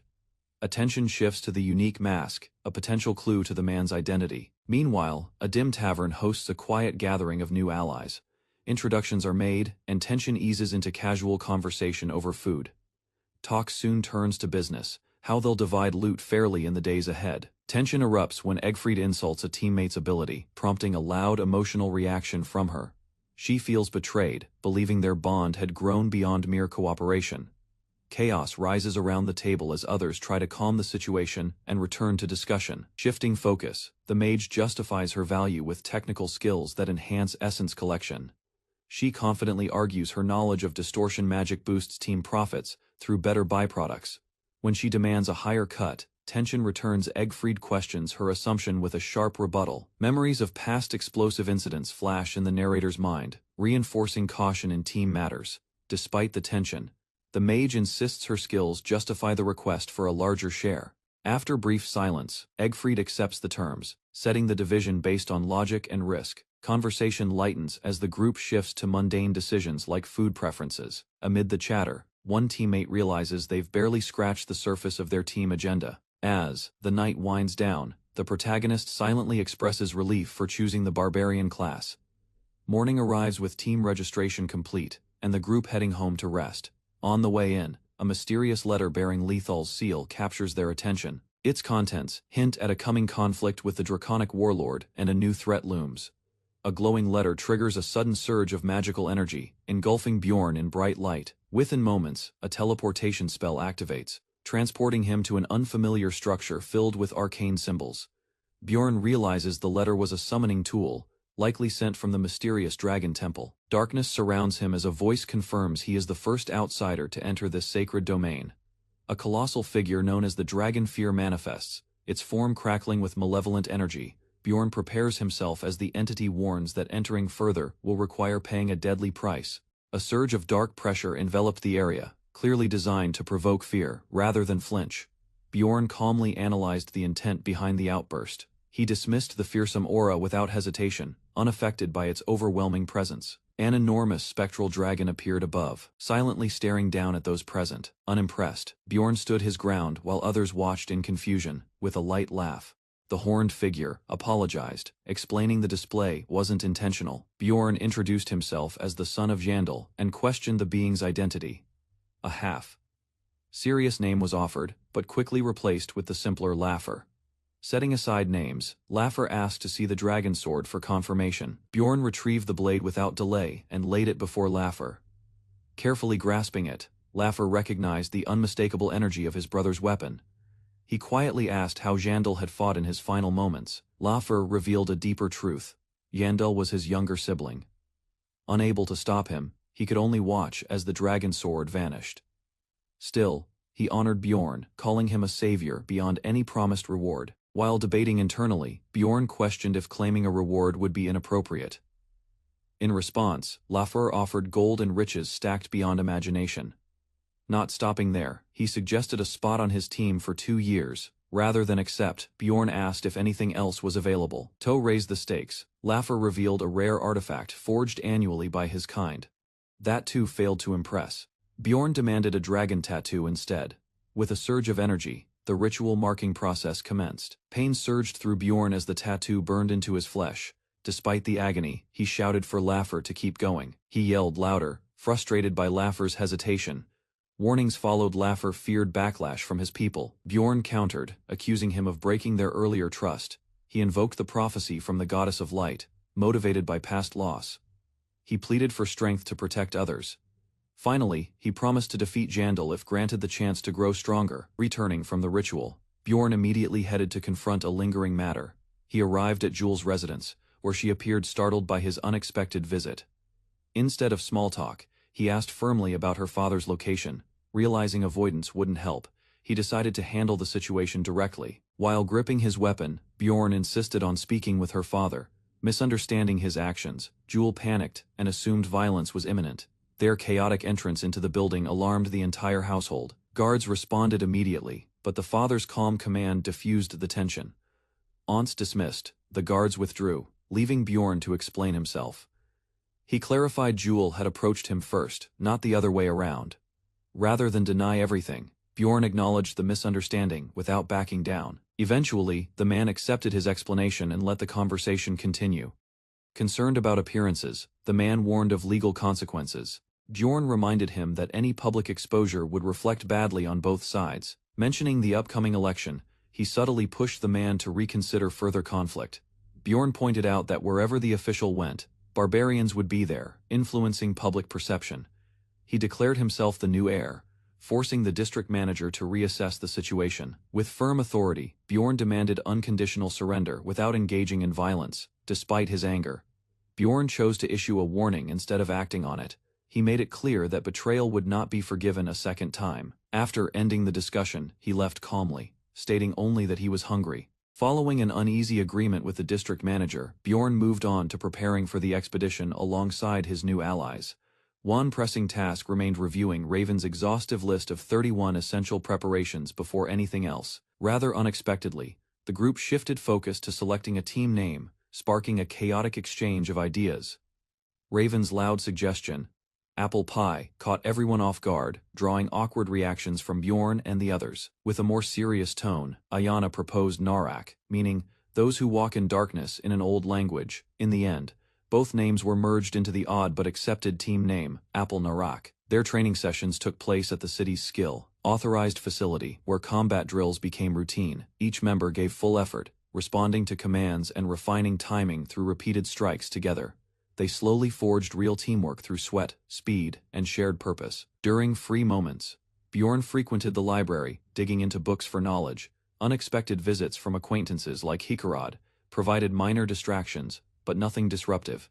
Eventually, the day of the labyrinth's opening arrived, marking the start of their true challenge. Inside the crystal cave, the group stood before the great sage's monument, ready for exploration. Confusion struck quickly as one member's terrible sense of direction led them off course. They wandered aimlessly for 15 minutes, frustrated but still intact. A penalty was issued for their late arrival, and the guide's weak excuse didn't help matters. Claiming it was her first time navigating at night, Ayana only deepened the group's doubts. Rather than complain, Bjorn decided to lead himself and prove a guide should have direction. He stepped forward, requesting Ayana simply point out the portal's location while he handled the route. With that settled, they moved forward through the cave. Trusting Bjorn's judgment, thou leading for the first time, he drew on experience and survival tips from Rottmiller's training. Soon, the group descended to the next dungeon floor without incident. They discovered valuable mineral stones, used later for forging equipment, and quickly gathered them. Venturing farther, they remained alert, searching for the next portal through dim forest paths. To improve visibility, Raven conjured more light spheres without hesitation when asked. Her flawless execution impressed the team, especially those used to less capable mages. Illuminated surroundings revealed hidden traps, allowing them to progress safely through the danger-filled woods. Unfortunately, the increased light attracted goblins lurking nearby. They launched a swift ambush, but the party responded with sharp coordination and force. Once the threat was handled, the team crossed into a mysterious new spatial realm. Mist curled through the labyrinth on day 3, cloaking the terrain in a dense, eerie fog. Rather than rush forward, Raven pointed out the danger in limited visibility. Drawing from Rottmiller's lessons, Bjorn kept the group cautious while navigating deeper into unknown ground. Near a glowing river, a formation of monsters awaited, clearly guarding a vital passage. Without hesitation, Jandal activated his full buffs and surged forward like a living battering ram. Momentum carried the rest of the team as they charged in behind him, breaking the enemy line. Explosions erupted when Raven cast a high-level fire spell, engulfing enemies in flame. Her raw power drew praise, confirming the team now had multiple heavy hitters. With their current strength, Bjorn estimated they could dominate up to the 5th floor. Progress stalled at the Stairs of Wisdom, a brutal test of timing and logic. Unlike Rottmiller, who cleared it swiftly, Bjorn's path was clumsy and inefficient. Eventually, they halted at nightfall, agreeing rest was wiser than rushing forward. Campfire warmth soothed their fatigue as the party settled into quiet conversation. Raven calculated their pace and warned Bjorn they wouldn't reach the 5th floor efficiently at their current speed. Bjorn insisted the team would improve with experience, though Raven's stern reaction made him uneasy. Raven calculated their pace and warned Bjorn they wouldn't reach the 5th floor efficiently at their current speed. Bjorn insisted the team would improve with experience, though Raven's stern reaction made him uneasy. Despite her intensity, he remained determined not to lose ground during their internal negotiations. Later that night, Bjorn sensed something unusual while recovering and called Jandal's attention to it. He realized another presence was hiding nearby and instructed caution before acting. The hidden figure stood directly behind Raven, creating immediate danger for the entire group.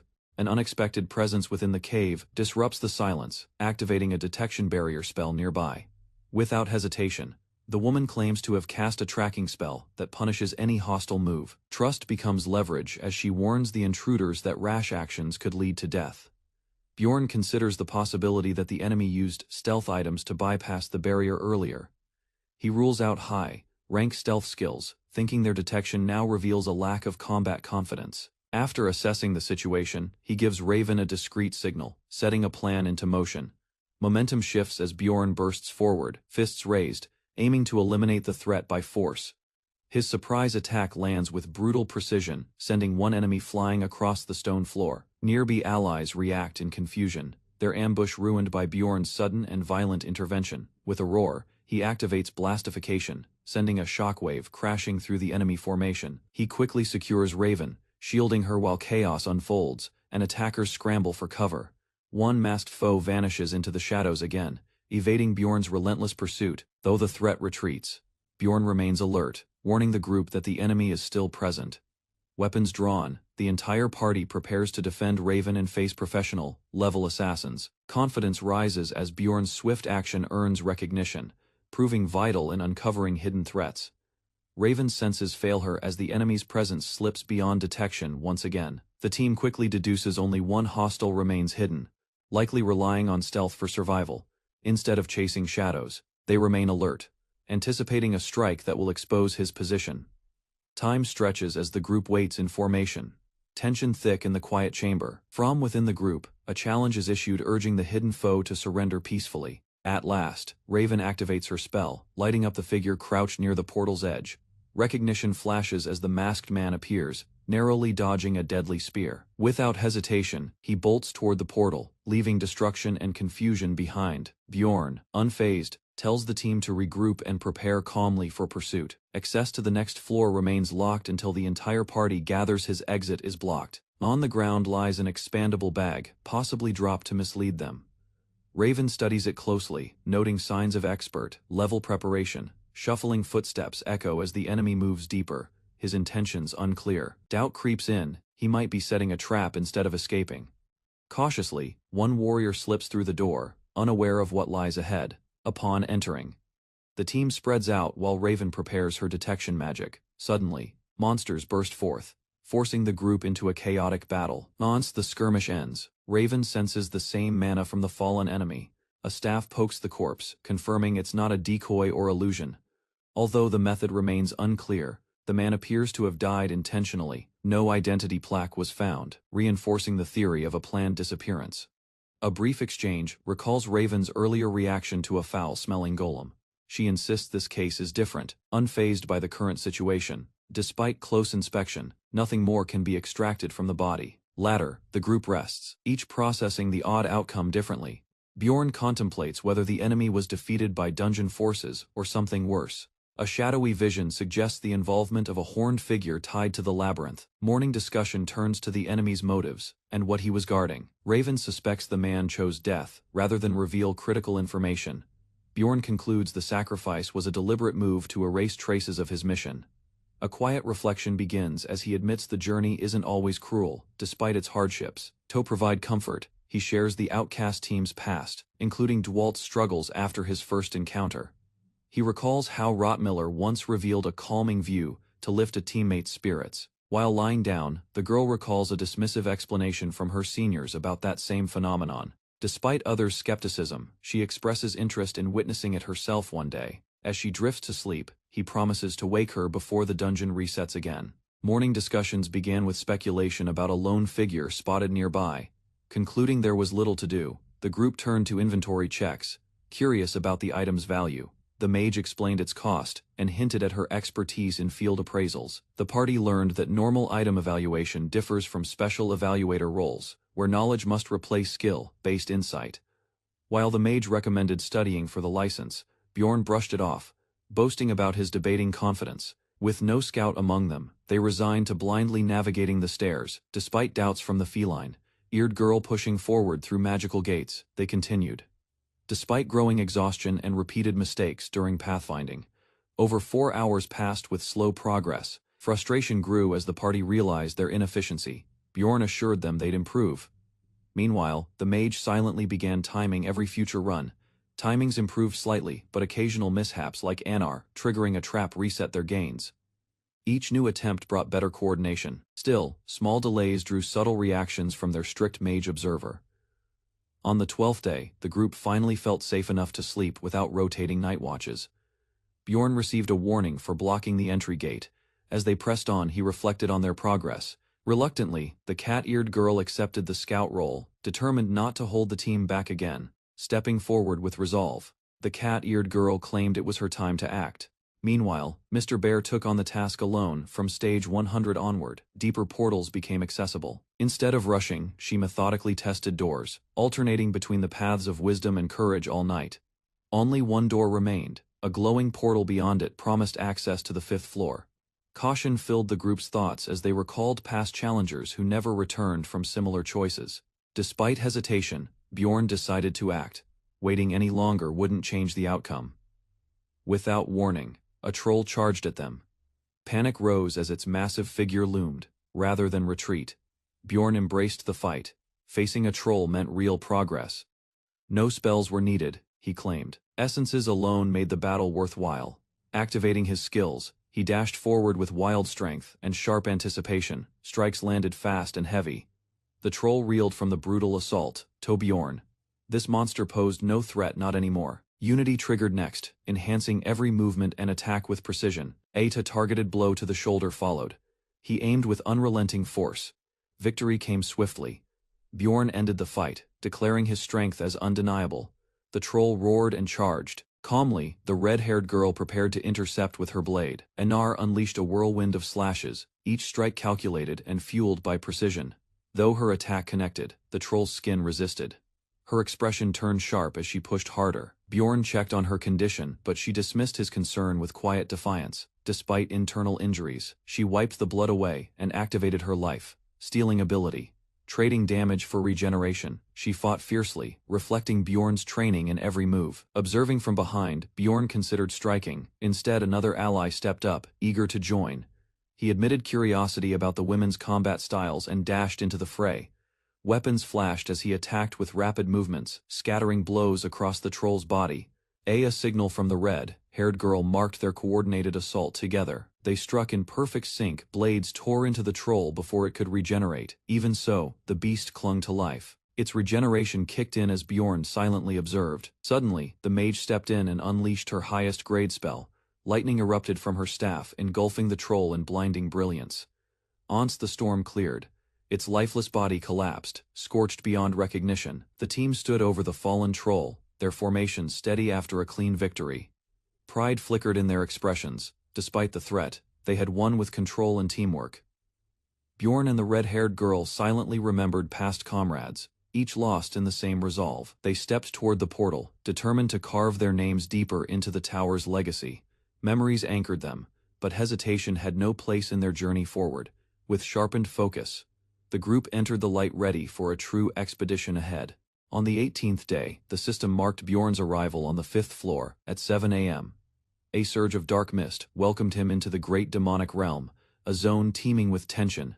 Nearby adventurers instinctively turned toward him, unsettled by the unnatural pressure now spreading through the camp. This level separated true guilds from small teams, its harsh regions causing many to falter, just like in the game. The safest refuge lay at the starting point, crowded with tents. Bjorn's stats rose sharply upon entry, gaining immediate attention from those stationed nearby. An unfamiliar wave passed through them, described as the labyrinth's welcome for new entrants. This phenomenon, called baptism, enhanced mana and mental clarity, especially useful for mages like Misha. Watching in silence, a strategist calculated her remaining mana, already anticipating the next move. Tension built further as whispers spread. Several warriors were clearly observing Bjorn's group. A veteran squad approached and confirmed they'd also faced an unknown ambusher. The attacker was masked, and their tactics mirrored what Bjorn's team had endured earlier. The stranger they fought had ended his own life before capture. Of all parties that escaped, only 3 returned alive. Bjorn's team was the sole unscathed group. Suspicions of Nork's involvement grew, hinting at an escalating conflict against the royal kingdom. Grateful for the warning, Bjorn assured he would consult with his group before sharing anything further. The team moved out without delay, aware that lingering might only attract more attention. Rather than dwell on it, Misha focused on preparing for the path ahead. They soon stepped into the scorching hellfire rift, triggering a harsh environmental field effect. Heat surged instantly, weakening their resistance and doubling their stamina usage with each step. To counter the pressure, Alyssa cast an ice blessing, enveloping them in a cooling aura. Twin Ifrits emerged from the flames, their appearance signaling a high-threat ambush. Bjorn charged forward while support spells activated behind him in rapid sequence. Despite the danger, coordination held firm as blades clashed and magic surged. A critical blow struck the first Ifrit, cracking its fiery form. Following up, the group overwhelmed it and turned quickly to the next. Victory came, but not without draining nearly all their mana reserves. From afar, another party observed, estimating the fight would drag on. Complaints rose as exhaustion spread among them, prompting talks of retreat. Before they could act, a surprise attack interrupted, catching them off guard mid-escape. A sudden pulse in the air alerted Bjorn, his instincts sharpening as the ground began to stir. Without warning, a fiery essence erupted, its presence unsettling everyone within view. Nearby adventurers readied themselves, one leader instructing his team to stay put and let him handle it. Misha voiced her worry, but Jandal reassured the group with a calm assessment. Rather than panic, he noted the threat consisted of only 5 humanoid figures. Tension thickened as weapons slid free from sheaths, signaling a fight might be unavoidable. The two groups stood locked in a standoff, each unwilling to back down first. Victory would go to whoever held their ground longest. Retreat meant defeat. After one final warning, Bjorn received only smug defiance in return. He outlined a strategy: isolate the leader, then use force to knock him from the cliff. Disapproval surfaced immediately, Alyssa calling out the plan's unnecessary risk. Internal arguments flared as frustration spread within their own ranks. To ease rising tension, Alyssa introduced herself formally, prompting her counterpart to do the same. Talk shifted toward shared knowledge. Mention of classified research stirred unease. Faced with mounting evidence, the mage faltered. Alyssa subtly advised surrender over resistance. Faced with mounting pressure, the enemy mage hesitated, swayed by Raven's confident stance. Velrod, realizing the situation was hopeless, backed down, stating they would retreat without conflict. Peace returned as both sides avoided escalation, agreeing to part ways and sell the essence. Jandal's group prepared to leave, but Bjorn noticed Hans glaring at him in frustration. Before anyone could react, Hans suddenly charged forward, causing confusion among his allies. His reckless move shocked everyone, completely disrupting the resolution they had just established. Bjorn attentively refines a hand-drawn map while his teammates watch with mild concern. While others question the effort, he insists that the process itself builds valuable knowledge. Rather than relying on others, he embraces the challenge. Taking charge allows him to guide the group toward his intended goals. They resume their journey along a well-known path. Complaints arise about monster scarcity. Larger clans dominate hunting zones, leaving independent parties like theirs struggling to find prey. Disappointment spreads. Despite reaching an advanced floor, the lack of action stems not from danger but monopolized territory. Recent days have involved avoiding conflict more than seeking it. Bjorn acknowledges the imbalance. Those with connections accelerate faster, yet he refuses to feel defeated by their advantage. With determination burning, he marches forward. A teammate reflects that outsiders wrongly assume monster battles are the harshest part of exploration. In truth, the grueling nights, poor rest, and constant fatigue are what truly wear adventurers down. Sweat, soaked clothes, and damp bedding become daily burdens, reminding everyone of the physical toll beyond combat. It's commonly believed that lower floors pose fewer problems. On day 77, after defeating hounds, the group pauses. Instead, they decide on a rare treat: a proper meal cooked over flame, not another bite of dry jerky. Internally, Bjorn questions Raven's needlessly grand phrasing. She could have just asked for better food. While he warns about the smell attracting monsters, she casually offers to nullify it using magic. Rather than argue, the team accepts her solution, deciding to rest, while the meal is prepared safely. A rich, bubbling stew fills the pot, meaty, aromatic, and far more appetizing than their usual rations. Excited cheers erupt as the group tastes Misha's cooking, jokingly proposing marriage in appreciation. Though flattered, Misha hesitates, touched by their joy but unsure how to handle the sudden attention. Bjorn notes the complete absence of food scent, impressed by how effective the spell really is. Raven explains the technique: confidently air control, mixed with combustion to eliminate all odor traces. With bellies full, the remaining members stand guard, giving others a chance to enjoy the moment. Calm settles over the group as evening deepens. Their laughter fades into silence. A bashful Misha watches Bjorn, who compliments the food with simple sincerity, before anyone can respond. Movement in the bushes catches his eye, something draws near. The black moss begins to vanish unnaturally, raising immediate suspicion. Sensing danger, Bjorn urges Raven to check the surroundings without delay. Her detection spell activates, casting radiant lines that reveal a concealed disturbance ahead. Magic surges ahead as Raven announces the presence of something concealed beyond the moss. Without warning, the spell uncovers a creature's outline, furry, striped, and alert. Out pops a round rodent with glimmering eyes, instantly melting Misha's composure. While Misha gasps in awe, another teammate excitedly declares, "It looks delicious." Bjorn identifies it as a miller rodent, a rare and fortunate discovery for beginners. Just as Raven tries to delay action, the group prepares to secure the prize. The rodent is struck down before any spell can be cast, ending the encounter swiftly. Holding the body, Yandel celebrates, while Raven explains how moss zones increase appearance rates. Not only is its leather valuable, but its organs also serve critical roles in magic crafting. Raven reveals the most important part, a mirror gleaming with enchantment. Said to unlock hidden spaces, it's a coveted tool among explorers. Bjorn silently appreciates no longer needing to over-explain everything. The group finally understands. Unsure how to activate it, the team turns to Raven for direction. She senses mana absorption from the mirror, and considers channeling power into it. Bjorn recommends using Unity magic first. She agrees and prepares a safer attempt. The group descends to the 6th floor, where cliffs and rocky terrain signal a harsh environment ahead. Moments later, creatures burst from the canyon walls, catching the team off guard during their advance. Bjorn braces for battle. Recalling dungeon patterns, ambushes like this were common in early game zones. Monsters swarm rapidly, far more than expected, overwhelming the team's formation and triggering a swift counterattack. Utilizing a rare skill, Bjorn amplifies his body's mass and force to crush incoming threats. As chaos unfolds, 2 glowing essences rise from defeated enemies, hinting at a hidden reward system. Blades clash as Misha dives into the horde, cutting down beasts with feral precision and speed. Surrounded by blood and chaos, her eyes burn with excitement, fully immersed in the thrill of battle.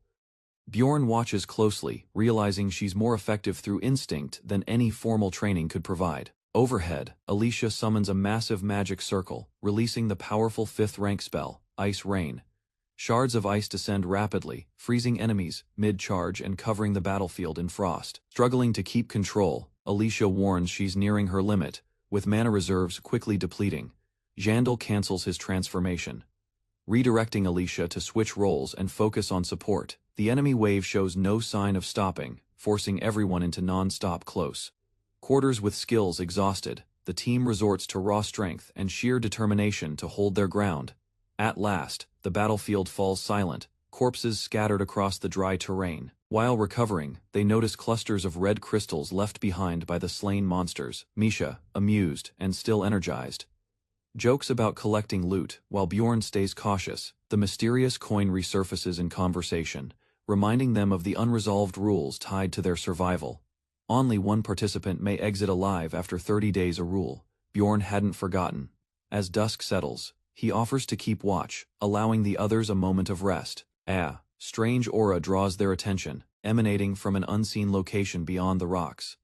They cautiously approach, aware it might lead to valuable resources or an ambush. Bjorn decides to press on, convinced that reaching it first could offer a major advantage. Enemies fall one by one: Hell Guardians, Doom Warriors, and Chaos Beasts, each kill granting precious experience. For 3 days, they navigate dry wastelands, defeating monsters once blocked by other clans. Fatigue sets in.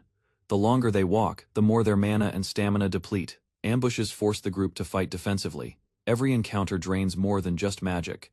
They pause frequently to recover, conserving energy and preserving mana stones. Unlike before, income now steadily flows from monster drops, especially the prized mana stones. They reach a crimson portal. Crossing into enemy clan territory is now inevitable. Another group prepares for their turn. Casual chatter turns tense as alerts trigger. Panic rises when a Vertar's elite threat begins to emerge from the gate. A massive roar silences the squad. The summoned Vertars has begun its entrance. They rally into formation. Every face tightens as a monstrous form reveals itself. The creature fully materializes, towering above all, radiating pure, killing intent. Inside, the mirror side of the burning forest, cursed energy stains the trees with eerie violet light, cautiously advancing. The group notices familiar terrain. This isn't their first time here.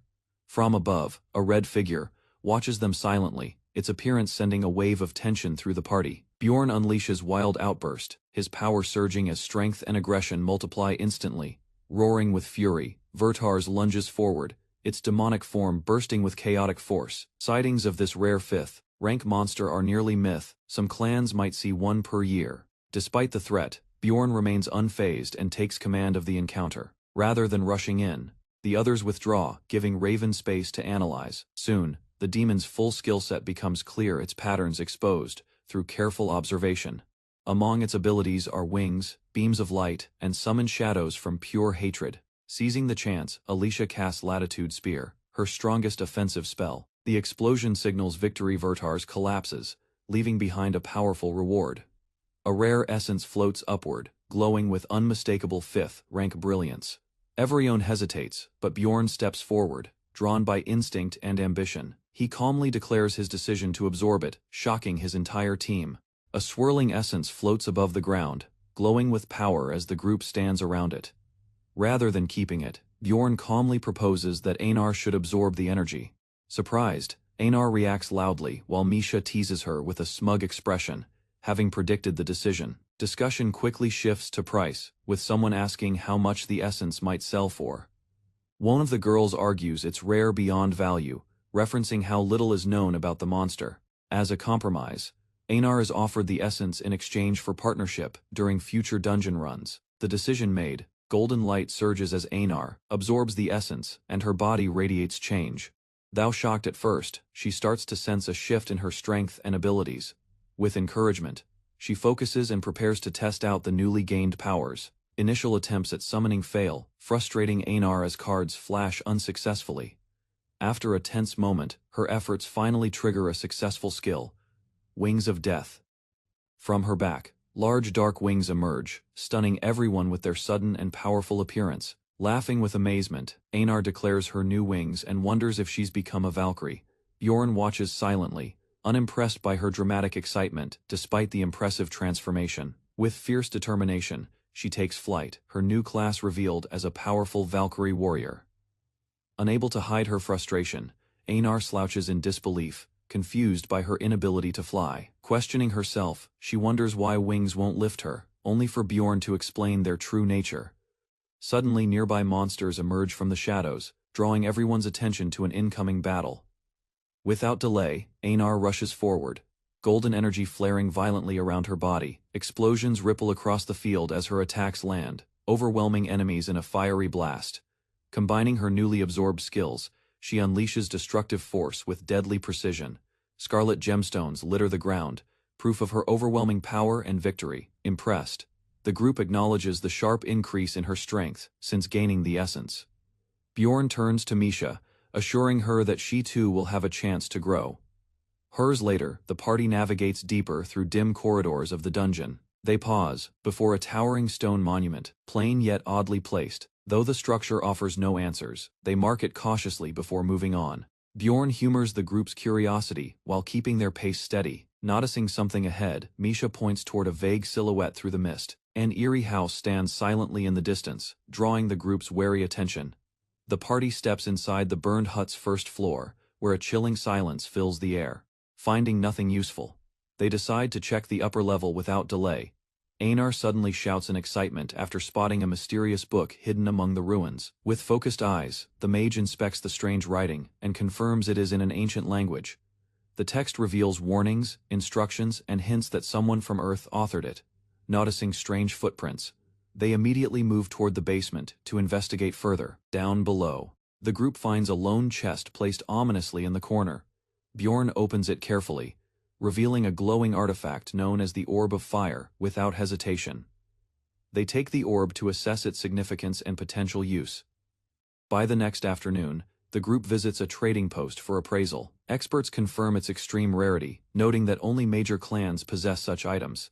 They explain that the orb reduces fire damage within a 15-meter radius.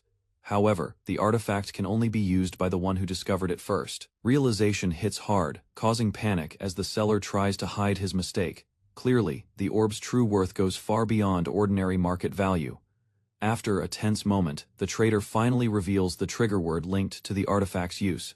When asked about its origin, the group chooses not to disclose any information for security. They leave the shop calmly, uninterested in sharing secrets other clans refuse to reveal. Walking through the city, they reflect on the orb's usefulness in combat situations. Bjorn questions the decision to reject a valuable offer, considering its long-term benefits. The mage insists on keeping the diary a secret, determined to study it alone.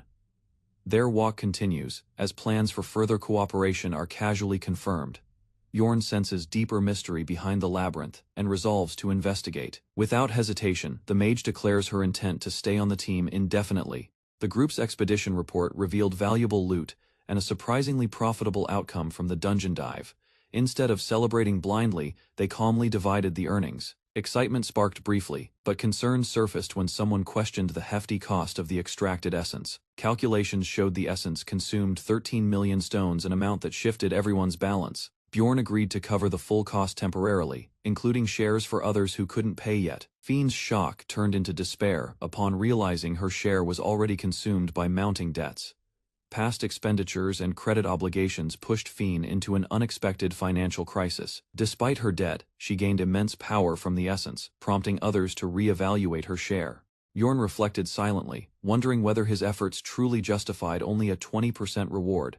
After 3 days, Bjorn rested and reassessed his strategy for tackling the next dungeon floor. Progression beyond the 5th level demanded more than strength, it required adaptability and foresight. Still, he remained focused, eyeing the next essence awaiting him on the 6th floor. A massacre, involving 471 casualties, disrupted the tower's balance and revealed a criminal group's presence. The royals swiftly issued a call to arms, offering rewards for joining a raid campaign. While Misha considered her options, Bjorn weighed the risk against the lure of advancement. Despite the tempting rewards, Bjorn heeded the warning about the underground city and rejected the raid. Rather than deciding alone, he planned to consult both Raven and Awan about the situation. When Misha brought up Anathar, he offered to handle the conversation directly. Hearing about the announcement, Anathar dismissed it as a disguised war, not a true raid. Awan echoed her thoughts, reminding everyone that injuries could halt progress for years. During a calmer moment, Yandel proposed a drink, hoping to ease tension and build connections. Evening settled in as Bjorn made his way to the tavern gathering. Inside, unfamiliar faces filled the room, all quietly observing his every move. Though it seemed casual, the air was thick with quiet judgment and expectation.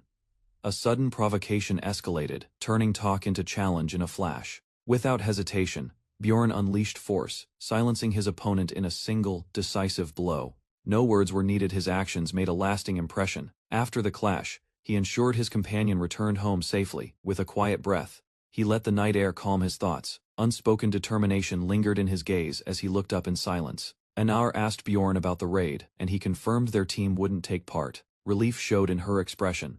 Though she quickly asked him to forget she said anything. Rather than press the moment, he thanked her for the concern she struggled to express. Later he strolled through the streets, thinking he should check the forums for more details. Reaching home, Bjorn noticed Misha waiting at the door, catching his scent of alcohol. After hearing his explanation, she praised him for acting like a dependable team leader. When she peeked in the bag, Misha found skewered apples, meant for the group. Bjorn admitted he thought others might enjoy them, even if he didn't like sweets. Calling him a dad caught him off guard, but her words were sincere. One apple fell out, prompting a quiet moment between them. As she bit into it, a childhood memory flickered to life in her mind. Under the stars, that brief feeling of warmth felt more vivid than usual. Soon after, their daily routines resumed, filled with small tasks and shared meals. Bjorn lent Einahar money for her seal, removing her hesitation to proceed. Within days, she reached level 3 and unlocked a useful warrior skill called Satiation. Misha invested heavily in beast blood once more, aiming to enhance her unique abilities. The effort paid off. Her spirit beast underwent its first awakening, triggering a powerful transformation. She unlocked Glacier's Blessing, a skill that drastically reduced ice element resource consumption during combat. Bjorn reflected on her unexpected progress, impressed by how far she'd come ahead of his plans. Meanwhile, he focused on his duties, now acting as a guide and arriving on time daily. Under Ro Miller's mentorship, he began considering teaching as a meaningful future path. During dinner, the group shared food and friendly teasing, exposing their daily gathering routine. Jokes escalated into playful accusations, revealing their growing comfort around one another. Bjorn silently wished their bonds would strengthen, anticipating future party expansion. Later that night, Bjorn's consciousness was pulled into the guide realm once more. There, he encountered a guide warning him urgently to avoid the upcoming raid. Without time for explanation, the visitor disappeared, leaving only the warning behind. As teleportation light fades, one member departs while another remains locked in combat. The observer grows uneasy, realizing no one would fight this late without a serious reason. Recalling the recent monster raid, he connects the dots. Someone might be in serious danger. At his desk, the player scrolls through a forum buzzing with rumors and strange reports. Among the threads, one post stands out: a lone barbarian seen fighting near dawn. A screenshot shows him surrounded by monsters, clearly outnumbered, but still swinging his axe. Dozens of comments argue over the post's authenticity, with many dismissing it as fake. The original poster, however, insists he lived through it, claiming to be that very barbarian, despite the doubt. His persistence catches attention, and support begins to build. Staring at the screen, the reader feels an unexpected tension tighten in his chest. Mockery fills the thread, yet something about the story refuses to leave his mind. His pulse quickens, drawn deeper into the tale of struggle and survival. He scrolls up, rereading the post that revealed a glimpse into the player's hardship. A kind response urges the barbarian to keep fighting, offering hope instead of silence. Without hesitation, he replies too, just in case those words might reach the one still fighting. A new arrival steps into the round table hall, only to find the chairs empty. Surprised by the silence, he realizes no replies came. He too has been ignored, with attendance too low. The session abruptly ends before it can begin. 17 days later, the underground city of Nork lies beneath a cold, quiet sky. In front of a mirror, a red-haired woman touches her ear, lost in thought. She stares at her reflection, expression unreadable, as if preparing for something serious. Summoning knocks, summoning her with a message from the Lord. Beyond, the door waits a familiar figure, one she didn't expect to meet again. Discussion turns grim as the man reveals the royal family's strongest weapon is now in play. Through stained windows, crimson skies hint at the chaos unfolding outside. He confirms the worst enemies are striking targets one by one. Her question about the royal forces draws concern over how desperate the situation has become. Rather than deny it, he confesses to sparing someone dangerous in the past. His casual tone fails to mask growing tension beneath the surface. Doubt lingers in her mind. Something doesn't add up. Amelia enters a dimly lit chamber where the seated lord delivers a grim update. Camilla interrupts cheerfully, referencing the madman's presence below the city. One warrior explains their captain is buying time, but won't last much longer. With no better options, the lord declares a full lockdown for the next 2 years. He warns that exiting through the secret path will activate a defensive seal.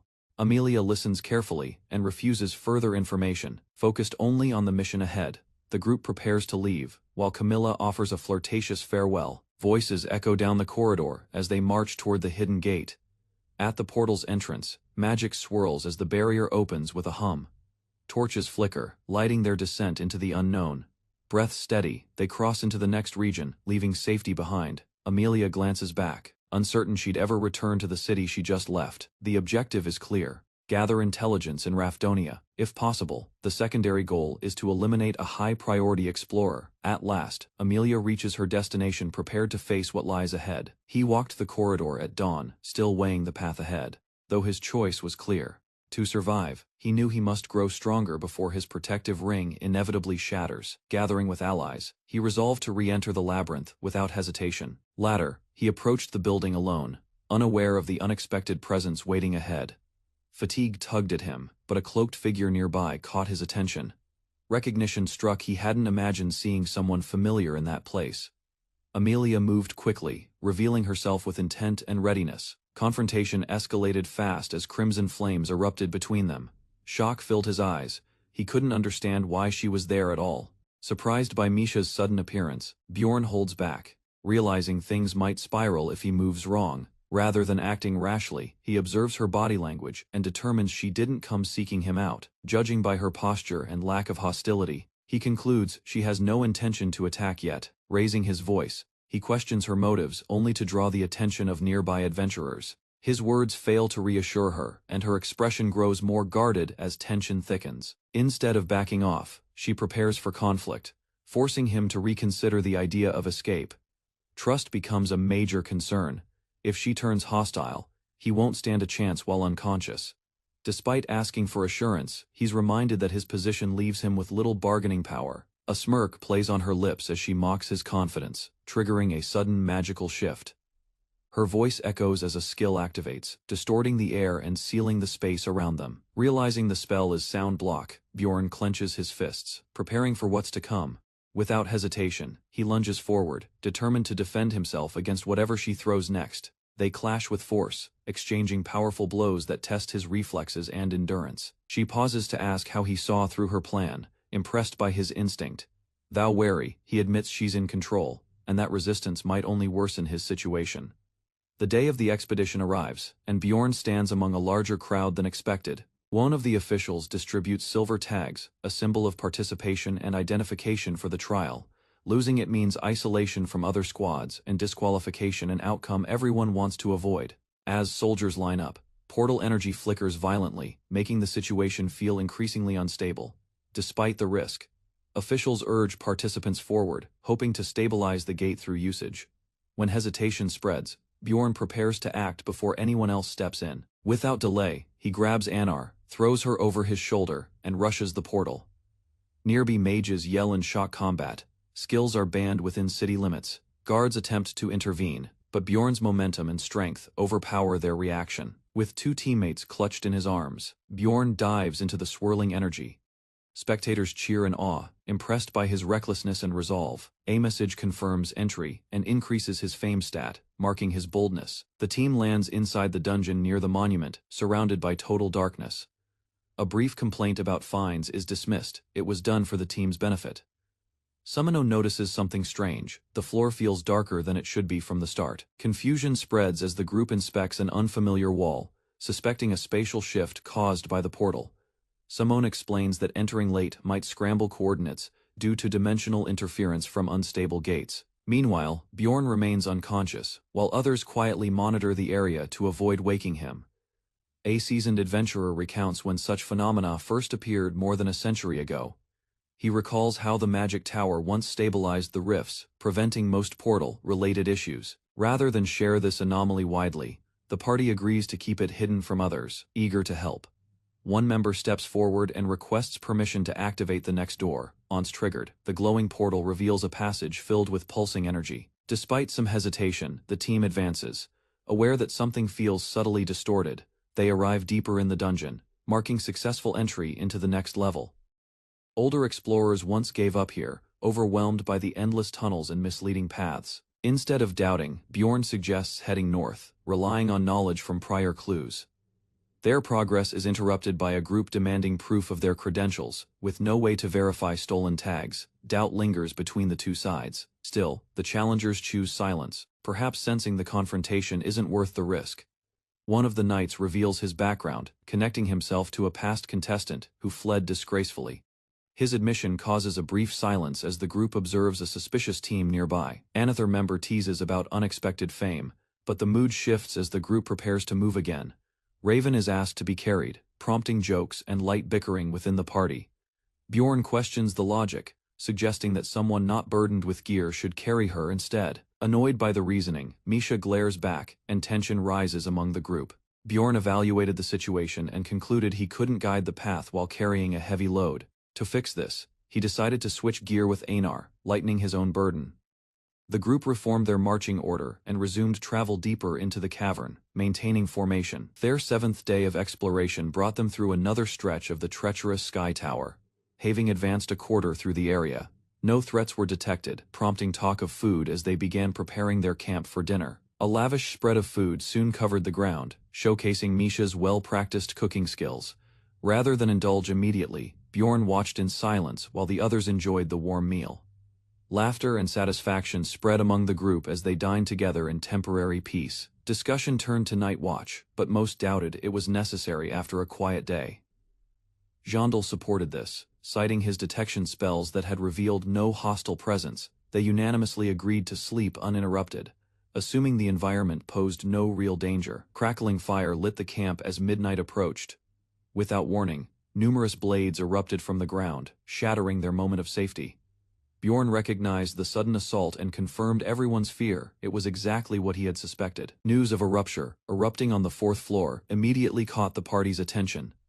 Known as instance dungeons, ruptures offer rare rewards and greater essence drop rates. Without wasting time, the group gathered supplies, ready to enter the portal once it appeared. A direction was quickly chosen. Onayan pointed toward the likely area where the portal formed. Yandel voiced concern about hallucinations, but others preferred illusions over more dangerous surprises.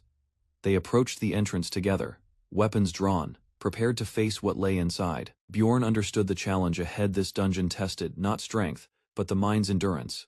Dark figures emerged from shadows, memories twisted into threats meant to fracture their resolve. He clenched his jaw and advanced, determined to push through without succumbing to the fear. Voices from the void mocked him, resurfacing regrets long buried under grit and survival. But pain had dulled over time. Such torment now felt routine for him. With steady steps, he moved onward, barely shaken by what once crippled him. Elsewhere, illusions overwhelmed his allies, tormenting them with distorted faces from the past. Bjorn pressed forward alone, prioritizing mission over emotion as the illusion thickened. When the trial ended, he emerged successful, rejoining the group visibly shaken but safe. Bjorn gently guided the exhausted girl to rest, ensuring the area was secure. Misha finally allowed herself to relax, trusting Bjorn's judgment and the calm around them. 2 hours passed before the portal appeared, glowing a vivid green and beckoning the group. Shadow Cave revealed itself, a 4th floor rupture unlike the golden ruins they had seen before. Bjorn assessed the situation, noting the limited entry meant only a few teams could enter. Others waited their turn, watching cautiously as the party prepared to move forward. Command fell to Bjorn, who took responsibility for guiding the group through the complex dungeon. He recalled lessons and strategies, planning the safest approach for navigating the perilous environment. The team regrouped, tension and focus rising as they entered the unknown. Dawn broke as they advanced, carefully observing their surroundings while stepping cautiously through the forested floor. Suddenly, a powerful forest warrior emerged, forcing the party to react instantly. Weapons were drawn, and coordinated attacks began as they engaged the enemy. Bjorn endured the warrior's rapid strikes, analyzing each movement for weakness. Knives embedded in the walls indicated traps, prompting the group to switch to defensive tactics together. They launched a precise counterattack, combining skill and strength to overpower the foe. The party continued their battle inside the rupture, facing increasingly powerful forest enemies. Bjorn and the others coordinated attacks, dodging traps while pressing forward with precision. Raven struck decisively, enabling the group to gain an advantage and push deeper into the dungeon. A sudden strike whipped through the air, nearly catching Bjorn by surprise. Though his reflexes saved him, the unexpected pressure reminded him how dangerous the situation had become. Grinning, he acknowledged his strength, welcoming the challenge with unsettling enjoyment. Time passed, and Bjorn deliberately dropped to one knee, feigning weakness. His enemies seized the moment, rushing in as Misa prepared to land the final blow. Without warning, he clutched her tightly, leaving everyone stunned by his sudden move. Misha hesitated as his fake confession caused her expression to soften. Instead of attacking, she questioned him, momentarily breaking the flow of battle. From the sidelines, confused allies watched in silence as tension shifted. Raven stepped in, pressing him to clarify his strange words. Bjorn responded coldly, claiming it was just a tactic to survive. Shrugging off their judgment, he admitted he'd say anything to stay alive. Fury twisted Avman's face as he realized the deception. Energy exploded from Bjorn's body, fueled by a hidden technique. With a final, brutal attack, he retaliated, ending the charade in a flash of power. Avman clenched his jaw, furious at what he believed he had just witnessed. As smoke settled around the battlefield, Misha's confusion turned into explosive rage. Rather than respond, Bjorn chose to stay quiet, gauging her reaction carefully. Flames erupted violently as Misha launched a devastating magic attack, without hesitation. Despite the heat and pressure, Bjorn blocked it with raw strength and sheer resilience. Witnessing the aftermath, the others stared in disbelief at his charred but standing figure. Misha, uncertain, asked if he was truly dead, while tension still hung in the air. No one wanted to confront him again, so the team agreed to continue forward. Clouds of dust masked Bjorn's body as they left him behind in silence. Their steps halted when unknown figures appeared deeper inside the dungeon, Asked for identification, one stranger hesitantly gave the name Kristen. Not taking chances, Jandal ordered a test to confirm his humanity. Bjorn's eyes widened in alarm upon hearing the name Hans Kristen. Recognition sparked fury, driving him into an immediate offensive stance. Dark energy exploded around the imposter as monstrous forms began to emerge. A single overpowering thought seized Bjorn's mind as monsters and dark energy began to surge. The beast roared to life, unleashing a massive flame in all directions. Reacting instantly, Bjorn charged through the inferno and swung with brutal precision. Smoke thickened as he emerged, dragging his shield across the scorched battlefield. One teammate recoiled, warning him not to approach out of fear. Confused by her reaction, Bjorn realized the issue wasn't a trap but something worse. While he tried to clarify, his presence still unsettled everyone around him. Suddenly, a body fell from above, signaling a deeper threat. A piercing roar echoes through the dungeon as Bjorn slams his axe into the enemy's head. Despite the brutal kill, tension hangs in the air. The monster's death hasn't calmed their nerves. Bjorn's group trudges deeper into the cavern. Their mission continues, the danger far from over later. Bjorn reflects on his name's curse. Every Hans he meets leads to disaster. He recounts multiple unfortunate encounters: Hans Argot, Hans Staub, Hans Horse, all tied to misfortune. Their association with demons or apostles only intensifies the pattern. The Hans name haunts him. A mage in the group realizes a troubling pattern. She recalls their odd luck with Hans. Suspicious and concerned, she offers Bjorn a mage's blessing to ward off further misfortune. Bjorn accepts, confused but willing. She prepares the ritual as teammates look on cautiously. Bjorn kneels before the mage. She places her hand on his head with practiced calm. Her ceremonial words declare good fortune. Bjorn receives the blessing without resistance or protest. He stands up, slightly relieved, though uncertain if the ritual had any real power. A glow surrounds them briefly. The mage staggers, light fading. The atmosphere returns to normal. She scolds Bjorn to act serious. He's their leader. He responds with a quiet nod, still reflecting. Bjorn concludes, it's just a superstition. Yet doubts linger as they march on. With dramatic thumbs up, Bjorn overplays the blessing ritual, confusing his already skeptical teammates. The mage averts her eyes, clearly uncomfortable, while the others sit quietly in awkward silence, exasperated. She questions if all explorers are this strange, revealing a more sarcastic side. While regrouping, they reflect on the cursed name, Hans, and its dangerous past associations. Apparently, the second exploration team ventured ahead without leaving proper contact behind. Planning next steps, Bjorn confirms they'll track the third team before advancing any further. A red crystal glows inside a newly uncovered chest, drawing the group's immediate attention. Explanations follow. Such crystals often linked to doppelgangers or hidden magical traps. Although familiar from gaming, Bjorn now senses a disturbing realism in this world. As Day 9 begins, Bjorn's unit pushes into a deeper, unfamiliar zone of the cave. A different group appears ahead. Their sudden presence triggers suspicion and caution. Bjorn immediately insists on ID tags to confirm authenticity and rule out imposters. Reluctantly, everyone complies. No issues are found during the inspection. Yendel introduces himself, and others follow. One man names himself Hans Kristen. Despite cooperation, Bjorn grows uneasy. These people clearly don't belong to the city. Thanks to Raven's sharp observation, a hidden marking on the tags was discovered just in time. Tiny numbers written in an ancient script revealed explorer ranks 1 for low, 2 for mid, 3 for high. Judging by their impressive gear, the imposters clearly didn't match the low-rank tags they presented. That contradiction exposed them as fakes, likely outsiders trying to infiltrate the team unnoticed. They attempted to stay involved by offering to cooperate, though trust remained absent. Rather than push back directly, Bjorn shifted focus to gathering information and observing their behavior. Roles and classes for both groups were compiled, showing a balanced mix of fighters and casters. While reviewing team compositions, some were surprised to see a priestess included. That detail stirred comments about luck and hidden strengths among the gathered explorers. With the boss fight approaching, Kristen's usefulness was questioned by the others. He accepted the criticism, though another teammate scolded the blunt remarks. To decide loot, a penalty-based dice system was introduced for fairness and accountability. Kristen asked for a chance to restore lost points through effort. Agreement followed. Contributions could cancel penalties, a system both flexible and motivating. Although Bjorn nodded, he silently doubted their sincerity, sensing hidden motives behind polite smiles.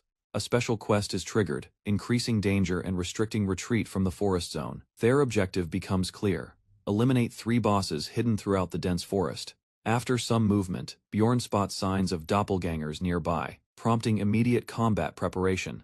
The group faces a sudden ambush and aggressive manticore charges at full speed. Quick reactions follow, weapons are drawn, and party members scatter to defend. Bjorn leads the counterattack using skills, while teammates unleash spells against the beast. Just as night falls, chaos escalates when the manticore retreats and confusion spreads. Kristen panics, unable to track the enemy properly, worsening the situation. Bjorn calls for calm, preparing dice to trigger a power, boosting essence as backup. A passive ability called Heredity allows users to gain stat boosts by consuming magic crystals.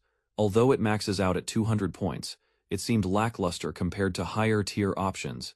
Bjorn dismissed it at first, but the group's cautious reaction to the essence hinted at its importance. Its real value emerges during temple rituals, when the skill is erased from the user's soul.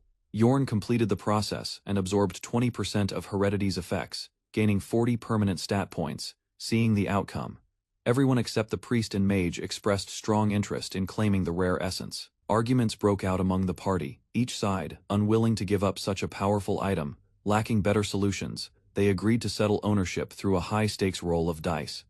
Excitement flared as the blonde woman initiated the contest, inviting others to try their luck. The first roll landed on 1, drawing gasps and disappointed groans from his companions. A dramatic 10 followed, shaking the group's expectations and drawing cheers from observers. Bjorn calmly reminded everyone of the extraction cost, hinting it wasn't over yet. The dwarf's roll shocked everyone with a lucky 6, placing him narrowly in the lead. Laughter and shouts erupted, but Bjorn remained focused, silently assessing the shifting odds. Despite the setback, he refused to quit. Too much rested on his shoulders. Encouragement came from teammates as they cheered Bjorn on, masking nerves with loud confidence. Without hesitation, he grasped the dice and launched them skyward, leaving fate to decide. Eyes followed the spinning cubes as they tumbled, revealing a disappointing result upon landing. A low roll crushed the momentum, sending waves of disbelief through the group. Laughter erupted instantly, with even the dwarf unable to hold back his booming amusement. Regret flickered in Bjorn's mind. Perhaps Misha would have brought better luck. Switching focus, the dwarf casually demanded payment, hinting at profit over fairness. Bjorn offered 7 million, only to be countered with an inflated and absurd price. Embarrassed, the others confessed they lacked even the proper tools for the essence. Negotiations spiraled, exposing their poor grasp of value and supply. Bjorn ended the talk with a firm ultimatum: no discounts, no bargaining. Unable to meet the demand, hesitation spread across their faces. An attempt to pay in city currency was swiftly rejected. With 0 patience left, the barbarian doubled the price to 20 million. Monopoly secured the win. The essence remained in his grasp.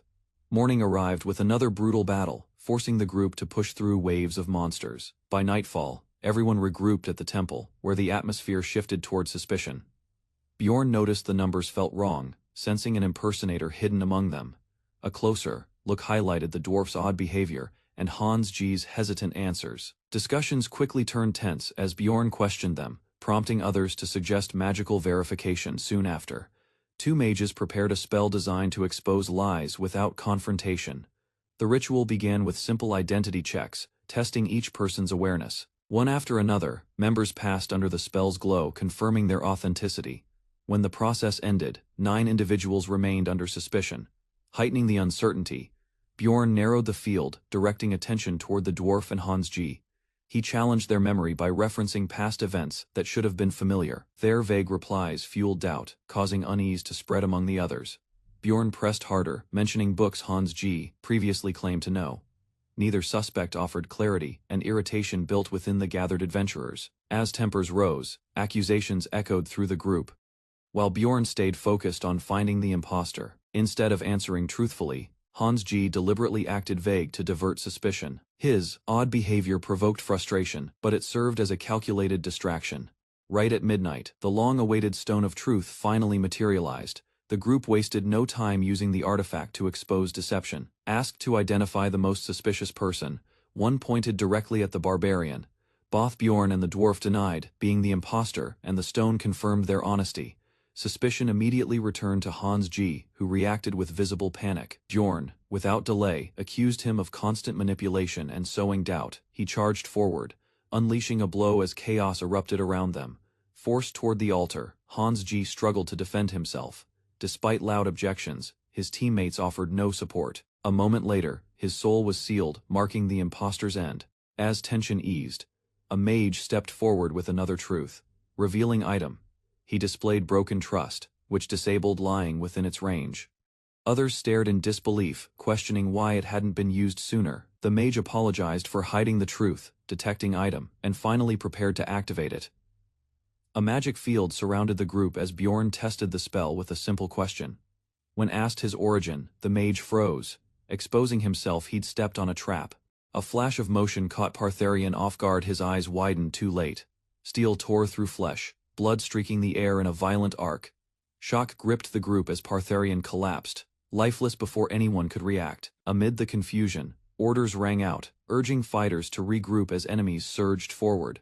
A voice accused Hans Krashen of being an evil spirit, triggering immediate unrest. Chaos deepened when a bag supposedly holding proof was thrust into the spotlight. Clutching a glowing artifact, one man realized the item still functioned, despite the accusation. A fiery explosion engulfed the area, setting a figure ablaze with terrifying speed. Overcome with remorse, the survivor mumbled apologies as flames roared behind him. Survivors argued, uncertain whether to trust others claiming to be from the same world. Accusations flew, while a dwarf demanded they honor the path toward Nohar. Exhausted, Bjorn nodded, silently burdened by the weight of recent events. Without hesitation, he charged forward, shield raised high against the enemy's advance. Magic and steel collided, each strike pushing back the relentless foe. With one final burst, the team broke through, securing victory at a steep cost. A sudden blow interrupted the martial artist's movement, his expression twisting in pain. He leapt back swiftly, blades spinning as the red-tailed enemy confronted him head-on. From across the field, a woman yelled with fury and lunged forward to strike the evil spirit. Violent bursts lit up the terrain as two powerful skills detonated in tandem. Caught off guard, the blonde warrior dodged left, barely avoiding the blazing impact. Meanwhile, allies surrounded her, glowing with magic just before a massive creature appeared before them. Electric shock coursed through the air, forcing two figures to reel from its force. Emerald beams shot downward in succession, cracking the ground where they landed. Charging forward, a massive bear-like beast unleashed a roar unlike anything, human or animal. Fire erupted as a warrior slashed forward, his strike laced with explosive power. Standing amid the destruction, a dark figure revealed a chilling truth. With one step, he entered a void of shadow, an ominous realm unfolding around him. Hidden chambers emerged beneath their feet, shaped like ancient stone pathways. Guidance echoed. Escape was possible only by ascending the platform. Trusting the voice, they climbed together, unaware of what awaited at the top. Red energy surged as the enemy dismissed the clash, calling it a waste of time. With brutal speed, he launched an overwhelming strike that knocked Bjorn to the ground. Recovering, Bjorn steadied himself as the next barrage crashed toward him. A strange battle mechanic appeared, resembling a giant whack, a mole arena. Repeated hits landed hard, especially after the 13th blow crushed the dwarf. Reacting quickly, Bjorn grabbed the fallen code token mid-chaos. The defeated opponent crumpled as Bjorn stood victorious at last. Now holding the reclaimed potion, a wave of relief washed over him. Spotting his team still engaged in combat, he prepared for re-entry. Enemies swarmed the remaining party near the portal exit. Bjorn launched skyward, using Leap X concentration, soaring above the field. His teammates gawked upward, shocked by the barbarian's sudden flight. Like a falling meteor, Bjorn slammed into enemy ranks with thunderous impact. Waves of force scattered foes, clearing the path below. Grinning, he realized the leap had been more effective than expected. Bjorn landed heavily, preparing for more enemies while his skill effects lingered in the air. He activated Wild Outburst, gaining temporary power as the remaining enemies hesitated in fear. Witnessing his aura, the enemies surrendered immediately, collapsing and admitting defeat without further resistance. Among the spoils, Bjorn discovers a strange gas. Raven casually admits it's hers, startling the group. Instead of clarifying, her awkward reaction sparks suspicion. Though she insists it is for research, others hesitate, questioning why such an item was even brought along. Tension escalates as Raven demands space. Bjorn halts, confused by her sudden shift in tone. She imposes a strict 1-meter boundary. While he obliges, the situation becomes increasingly absurd. Elsewhere, the priestess begins treating the wounded, offering relief and restoring order among the injured. Misha confronts a teammate over poor judgment. His careless choice had nearly cost them everything. Bjorn questions how the enemy spotted them. The man hesitantly blames it on sensing an evil spirit. Though dubious, the claim raises alarm. The group starts to suspect something more dangerous at play.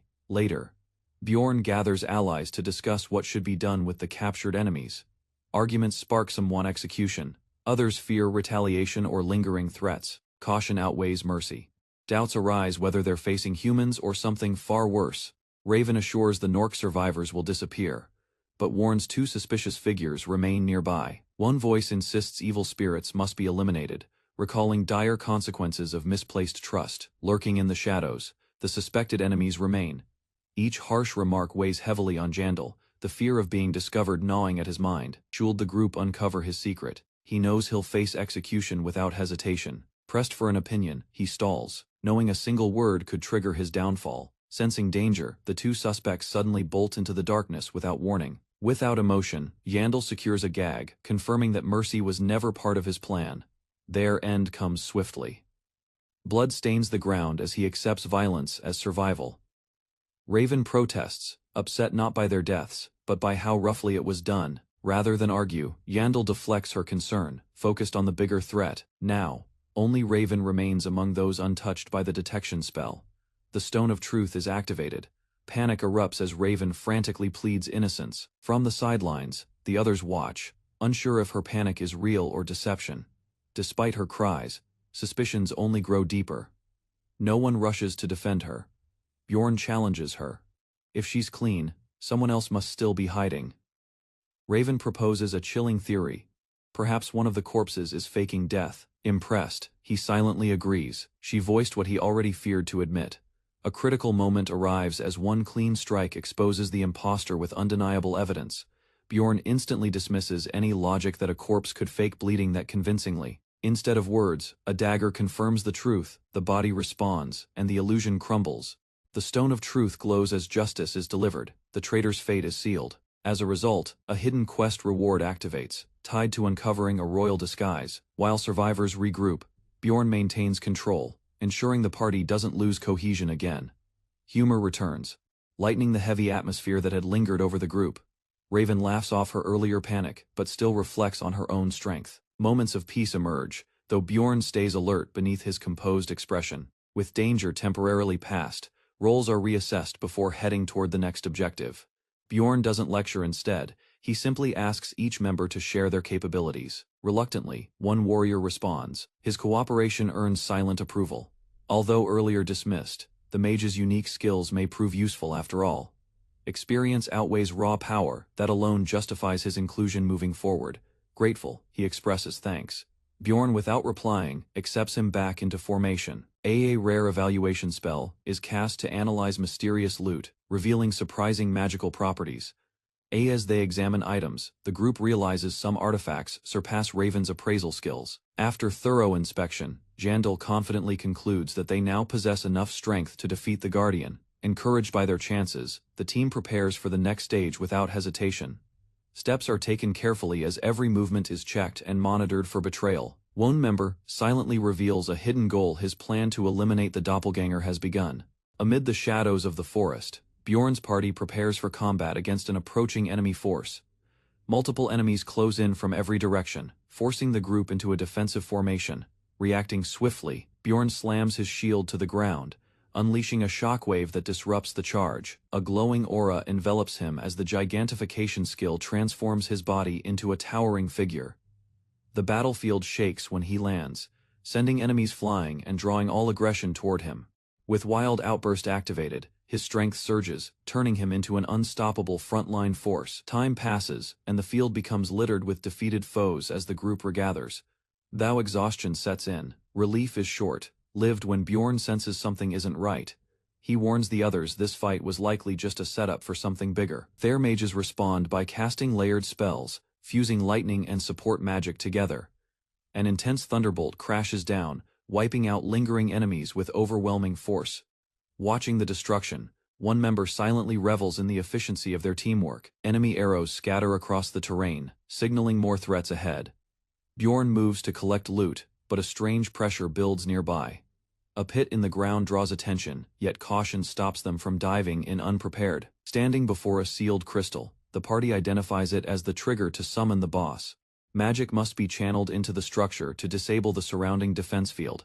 Once activated, a massive beam shoots skyward, announcing the start of a major encounter. They descend into the arena, where the battle interface activates, confirming entry into boss territory. A grotesque figure mocks the intruders, recognizing them as players who've died countless times before. Bjorn responds with brute force, launching a sudden assault to begin the first phase. By activating overcharged strength, he unleashes a barrage of high-speed strikes with enhanced impact. At the same time, Raven joins the fray, coordinating clean hits to support the charge. Enemy counterattacks begin, but the group maintains control through focused teamwork. The environment shifts as a nameless tree emerges, releasing clone, producing spores into the air. To suppress replication, the mage casts flame magic directly onto the enemy's spawn point. Fire spreads fast, destroying the clones before they can multiply. Bjorn rushes in, expecting resistance, but finds nothing standing. Victory becomes clear. Every clone was eliminated before replication finished. With tension fading, he roars, bracing for whatever comes next. Clones scatter across the room, but Raven swiftly eliminates most before they fully materialize. Frustration boils over as Bjorn smashes the remains, unleashing his anger on what's left. With the area secured, the team successfully concludes the first phase. A third vibration signals the final seal's release. Just as the strategy had anticipated, suddenly, the nameless thief triggers switch, creating a copy that blends seamlessly with the team. The situation escalates when two ravens stand side by side, identical in every way. Tension spikes as no one can determine who's real due to the mimic's distortion. Using the Stone of Truth risks the ritual, yet inaction could cost everything. Before a decision is made, one clone attacks, revealing itself through aggression. Fortunately, Aruru's number tag confirms her identity, just in time. Without pause, the enemy shifts into its berserk phase, abandoning mimicry entirely. Clones erupt at high speed, aiming to flood the battlefield. Shield raised. Bjorn intercepts the onslaught to protect his allies. He times his item usage perfectly, keeping their offense stable. Even without skills left, he fights on because items count as skills too. Hours before the battle, a strategy meeting unfolds. One member brings up the outlaw class tactic. Doubts surface as the idea of letting the doppelganger clones live is discussed. Concerned for Jandal's safety, the mage firmly objects to him taking such a risk alone. Despite the warning, Jandal calmly accepts the danger, knowing survival is the only requirement. He convinces the others to hold off the clones while he prepares to act.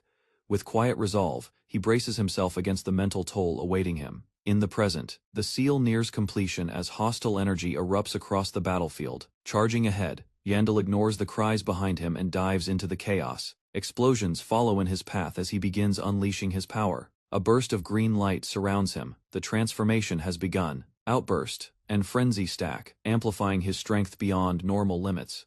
The final blow lands with overwhelming force. Ultimate damage. Barbarian. Cool. Corrupted terrain breaks apart, leaving enemies stunned. Jandal doesn't pause, striking fast and hard as the tide turns. The team spots the crystal time for the finishing move. Jandal's fierce blow shatters the enemy line, giving his allies a brief moment to breathe. Trusting his instincts, he commits fully. The group places every hope on this single charge. From above, a devastating lightning spell descends, annihilating several enemies in one blinding strike. The barrier starts faltering, prompting a warning that it won't sustain much longer. Clones close in from every side, forcing Jandal to hold his ground without pause. Meanwhile, the support mages burn through mana rapidly, unable to prolong the spell's effect. After breaking through, Bjorn finally nears the target.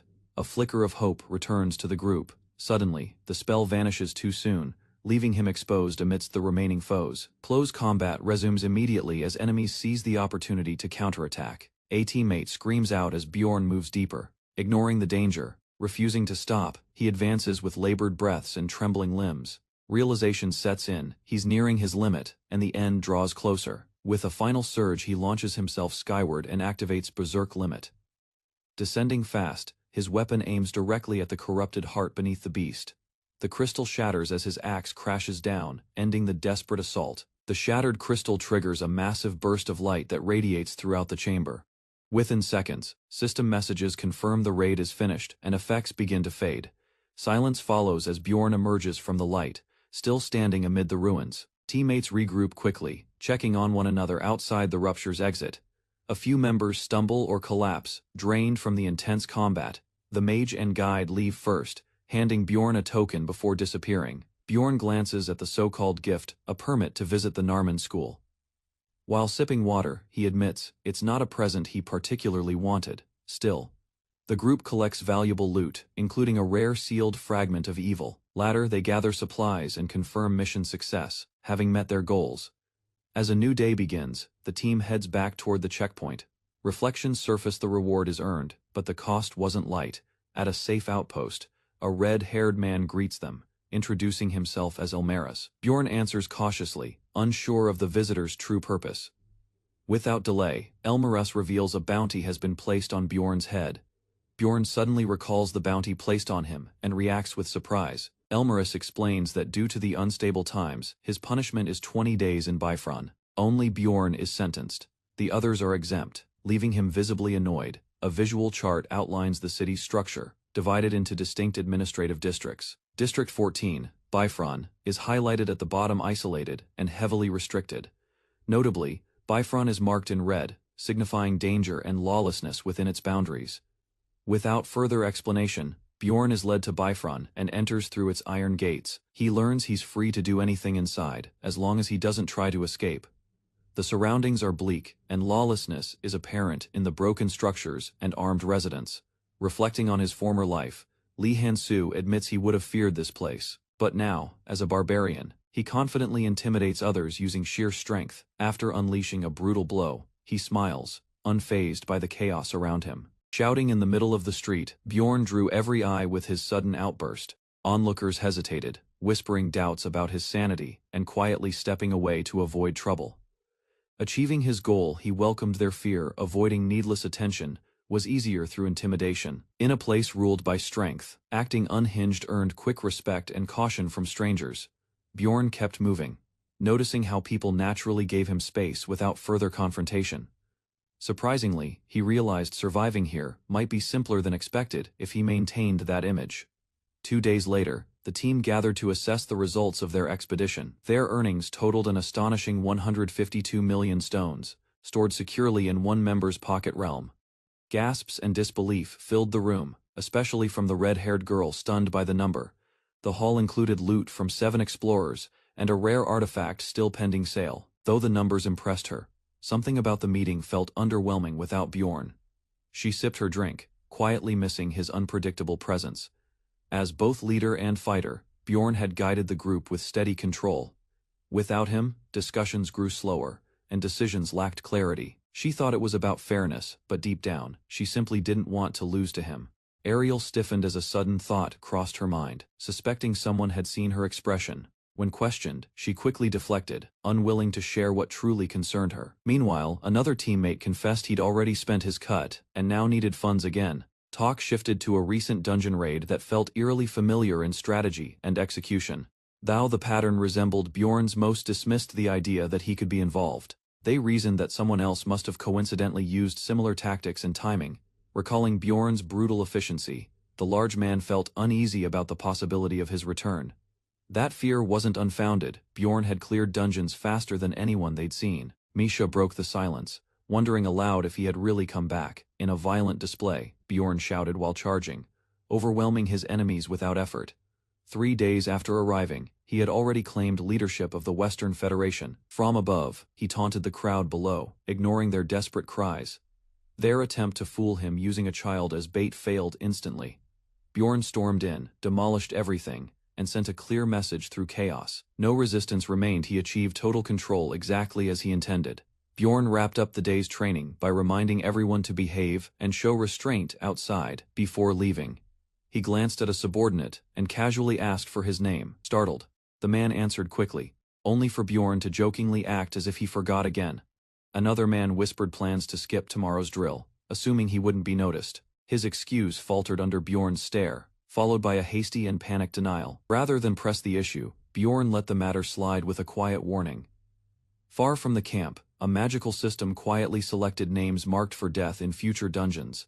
These chosen individuals remained unaware that survival was already beyond their control. Among them stood someone Bjorn had once fought, now unknowingly facing another end. Suspicion stirred as Bjorn noticed odd behavior among townsfolk. The Eastern Federation's movement seemed linked, prompting caution instead of confrontation. He advised a retreat, preferring to avoid unnecessary fights. From the distance, Bjorn recognized a familiar red-haired figure in the crowd. Fate had brought them together multiple times, yet they had remained strangers.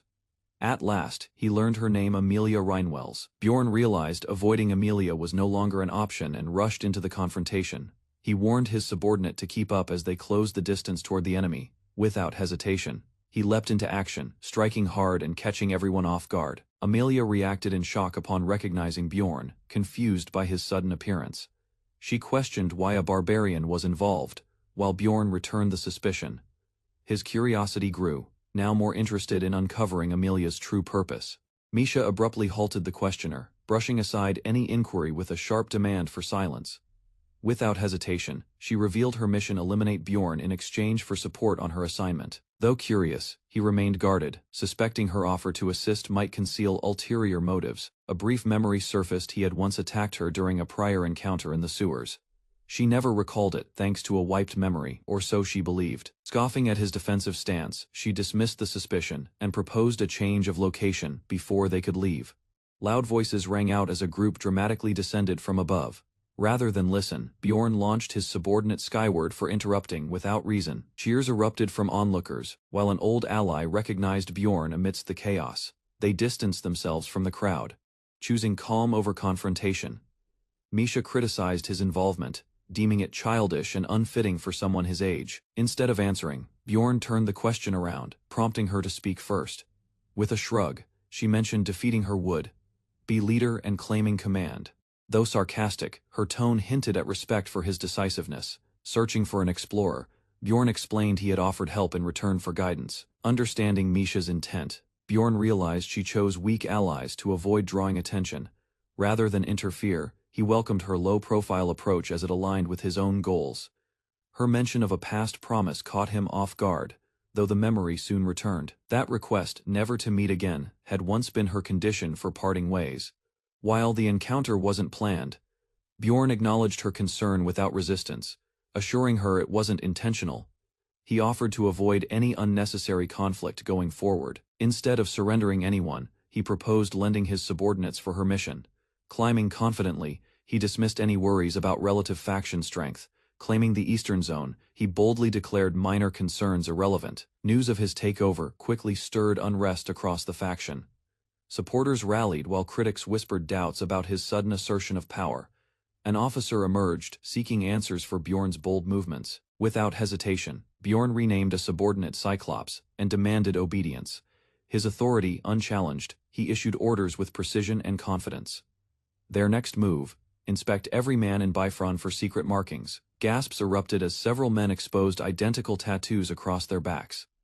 Bjorn immediately commanded his group to gather everyone marked that way, without delay. Some misunderstood the request, prompting him to shut down the awkward confusion in frustration. Curiosity, not duty, drove Bjorn to investigate the identity behind Misha's search. The name, Oriel Gabus, surfaced: the very developer of Dungeon and Stone. Rumors hinted he could still be alive, preserved through unknown means. Finding Oriel might lead to a path back to Bjorn's original world. A potential solution felt closer than ever, hidden behind this unexpected lead. Although Misha stayed vague, her sincerity wasn't in question. By the 6th day, their routine had settled into something almost peaceful. Hope gradually faded on the 8th. Oriel was likely not in Bifron. Even so, Bjorn acknowledged the small victories they'd achieved.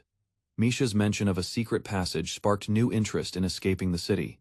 Though hesitant, she eventually agreed to reveal the way underground. Bjorn grinned silently, knowing this was the break he needed. During the quiet night, Bjorn recalled how much he had learned about Misha over the past days. Details such as her eating habits and her preference for reading gave him glimpses into her personality. When he asked about the barbarian she once mentioned, she avoided the topic entirely. Her refusal to elaborate only made him more curious about the person she respected. He questioned her reasons for stealing, convinced her behavior didn't match the impression she gave. Eventually, she admitted her targets deserved it and decided to end their talk for the night. Before leaving, she mentioned they would meet again soon, though she offered no certainty. Bjorn watched her walk away, noticing a rare brief smile as she turned. Later, he rested in his room, waiting for the community forum to activate. As midnight approached, his consciousness began shifting toward the familiar alternate realm. The transition strengthened, signaling the forum's arrival. Moments before the transfer completed, he hoped everyone would appear online this time. At an upscale lounge, Hansu listened as a man vaguely mentioned Baiko's unexpected absence. His surroundings suddenly shifted, light and space bending unnaturally. Without warning, confused, he found himself disoriented, unable to grasp what had just occurred. A solemn man brought up Baiko, but quickly deflected further questions, refusing to explain. He hinted that Baiko wouldn't be found again. Hansu was left standing alone, forced into an unfamiliar and ominous environment. Nothing around him resembled the real world, only eerie silence and vague memories. Recalling an in-game event involving newcomers, he drew a chilling connection. Realization hit hard. He might have just encountered the dungeon's controller. Nearby beast, like figures, discussed their sudden arrival with no clear recollection. Each one remembered different circumstances before ending up here. A man on a throne dismissed them coldly, uninterested in explanations. An armored newcomer received mockery from a seated warrior. Despite insults, the others knew the goblin was a powerful paladin. The leader held back, provoking the paladin wasn't a risk he'd take. The goblin's sudden entrance caught everyone's attention as a masked man greeted him with sarcasm. Rather than welcome, he received ridicule, accused of behaving like a weakling. Although provoked, no one challenged the goblin. His reputation as a powerful paladin kept them cautious. Tension rose as the meeting officially began, and talk turned to the resurrection stone. Lion affirmed the promise still stood, admitting his decision stemmed from desperation. When asked who would begin, no one responded. Silence lingered at the round table. Uncertainty filled the room as masked figures exchanged hesitant glances. Then, without warning, the sealed doors creaked open again, defying their previous closure. An unfamiliar man stepped in confidently, unsettling the one who claimed control. A fox-masked girl reacted first, calling out to someone she thought she recognized. Suspicion spread as Lion confessed he didn't know one person present. Disbelief spread. No one admitted to inviting the newcomer to this secret meeting. Blame shifted toward Lion, accused of deception, but he calmly denied involvement. The group questioned how the man bypassed invitation rules, which should have expired. Shrugging it off, Lion played along, claiming unpredictability suited his image best. One of the masked members demanded an explanation, but the old man shut them down calmly. Rather than resist, the group quieted as the man claimed to recognize the intruder's origin. He mentioned the military, or perhaps a tiger, triggering a memory that clarified everything. Sergeant Lee. Lion addressed him cautiously, believing the intruder was someone from a known military figure's circle. The misunderstanding seemed logical after all. The fake identity was convincing enough. From the outsider's perspective, blending in as Lee Baiko's friend was a strategic advantage. A few members whispered, surprised by the mistaken identity and the implied connection to Baiko. Observing their reactions, the outsider realized this misinterpretation played in his favor. Still, the threat remained. If exposed, the leader could punish him harshly for deception. He quickly scanned the area, understanding the room and its rules with a veteran's eye. Rather than panic, he calmly awaited the leader's next question about what name to use. Amused, the old man accepted his vague response and played along. Their short exchange ended, but the leader hinted he wouldn't remain long in this space. The group reacted with surprise, unsure why he would leave before finishing his purpose. Before departing, the leader admitted there was still something important to share. The masked man warned them calmly, announcing a powerful spell that would soon reshape the world. He revealed the existence of 6 keys tied to the Abyss Gate, shocking the council. Despite the dramatic reveal, one figure remained unfazed, knowing the truth had already been exposed. Seated confidently, the clown dismisses the previous remarks, prompting the older man to show visible irritation. Rather than ignore it, the man considers the statement carefully, noting its unexpected nature. Dismissing sentiment, the clown clarifies he's only here to witness a specific reaction, not out of loyalty. A sudden glow in the man's hand signals his time is nearly up. Without hesitation, he announces his departure as energy begins consuming his form. Before he can vanish, a companion steps forward, grabbing his arm and expressing hesitation about letting him go. Shrugging, the man recalls being called Old Geezer, a nickname that stirs distant memories. He shares that it came from someone important, linking it to an unresolved past. As he walks away, he hints at future possibilities, leaving the atmosphere heavy with unspoken meaning. Questions surface about the master's return and his strange year-long absence. Observations suggest he had been losing contact, possibly restricted by external forces. Doubt spreads, especially regarding how he managed to reappear despite prior restraints. Thou pretending ignorance, the lion-masked figure cannot fully deny knowing something.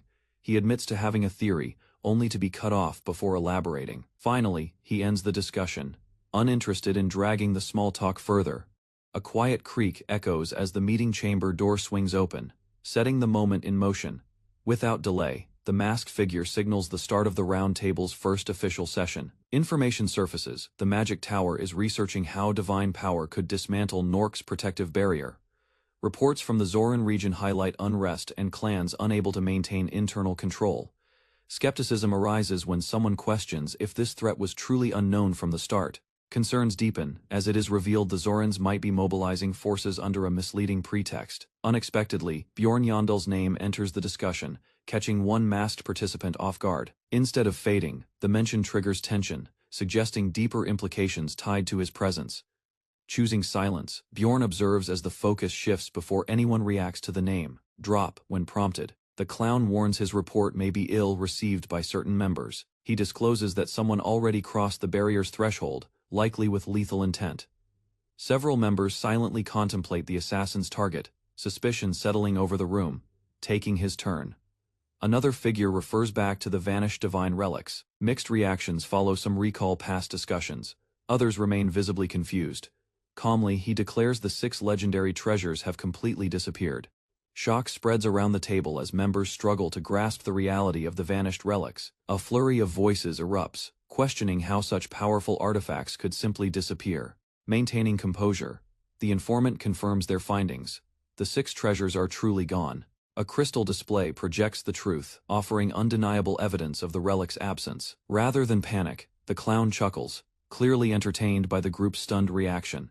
Internally, one masked figure spirals into uncertainty, unable to process what this means for their influence. Acknowledging the report, the lion-masked man presses for answers about the source of this sensitive information. Only a limited few should have known, raising suspicions about a possible breach. Visibly shaken, the speaker stammers, unable to hide his fear under scrutiny. Recognition dawns across the group. He must have known and kept it secret all along. As compensation, he's granted access to the Stone of Recuperation on the 9th floor. Bewildered, he questions the unexpected act of kindness shown to him. Rather than compassion, the gesture is revealed to stem from curiosity and entertainment. Declaring his desperation, the masked man vows to obtain the stone at any cost. Beneath his words, others begin sensing a deeper crisis that remains hidden. Remaining silent, the lion-masked man watches the group, relying on observation over participation. Summonon accuses him of knowing the truth all along, drawing attention back to him. The clown shifts focus, calling out the goblin, signaling it is now his turn to speak. The goblin is questioned about earlier comments implying someone surpassed even the game master. A correction is made. The GM didn't create the community forum but merely remodeled it. This revelation stuns the group, leaving them visibly shaken and uncertain. Members begin questioning who originally built the forum, now realizing the GM wasn't its founder. The lion-masked man silently notes their confusion, satisfied that he's grabbed their attention. He ends the topic by demanding more valuable information next time, asserting control once again. 3 rounds passed without revealing anything useful, dropped into unfamiliar surroundings alongside others. He gained no advantage. The lockdown method, used by Morak, appeared more like desperation than strategy. No critical insight emerged from it. Judging from the silence, the ongoing discussion offered nothing trustworthy. He quickly dismissed it as a waste of time. Inside the circular chamber, a tense quiet filled the space as the group awaited clarity. A masked woman finally spoke, wondering if someone held resentment toward them. Her tone carried unease. One of them denied it, stating they weren't valuable enough to provoke anger or attention. Acknowledging the truth, a member admitted nothing meaningful could be gained from their current position. His earlier confidence faded, replaced by caution after witnessing the new threat's presence. Others shared similar feelings, sensing intentional pressure when the visitor entered the room. Speculation grew that the master and the lion might have exchanged thoughts silently.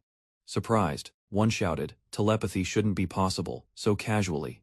Even the master had said so despite that another hinted he had noticed something different, something that set the lion apart. No thoughts were sensed from the lion at all, not even a trace. While the master's mind could be faintly touched, the lion remained completely closed off. This silence suggested something far more dangerous than anyone had expected.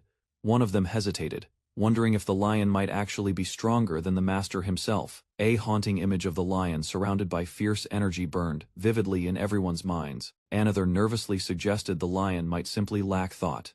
But his comment drew sharp, suspicious glances. No one dared speak further, and silence overtook the room. From a distant location, someone observed events unfold, curious how the lion would respond. Dread set in as he imagined the lion's fury. Perhaps he had gone too far. Restraint had its limits, and forgiveness wasn't always possible. Despite cutting ties, a hint of sympathy lingered. He'd once admired that person. Meanwhile, the outcast sought redemption, tirelessly working to return from exile. A glowing device flickered unexpectedly, drawing immediate attention. Without revealing an identity, the record showed a login at 3 a.m. an anomaly. Suspicion grew. Someone had clearly entered unnoticed with deliberate intent. It became clear they hadn't joined from the start, but slipped in midway. To uncover the truth, he activated meditation magic and searched the connection's trace. Realization hit hard. It was the same hidden observer they had exiled a year ago. A user labeled 0720 had first drawn suspicion nearly a year earlier. Entry logs revealed no assistance from any guide, raising more questions than answers.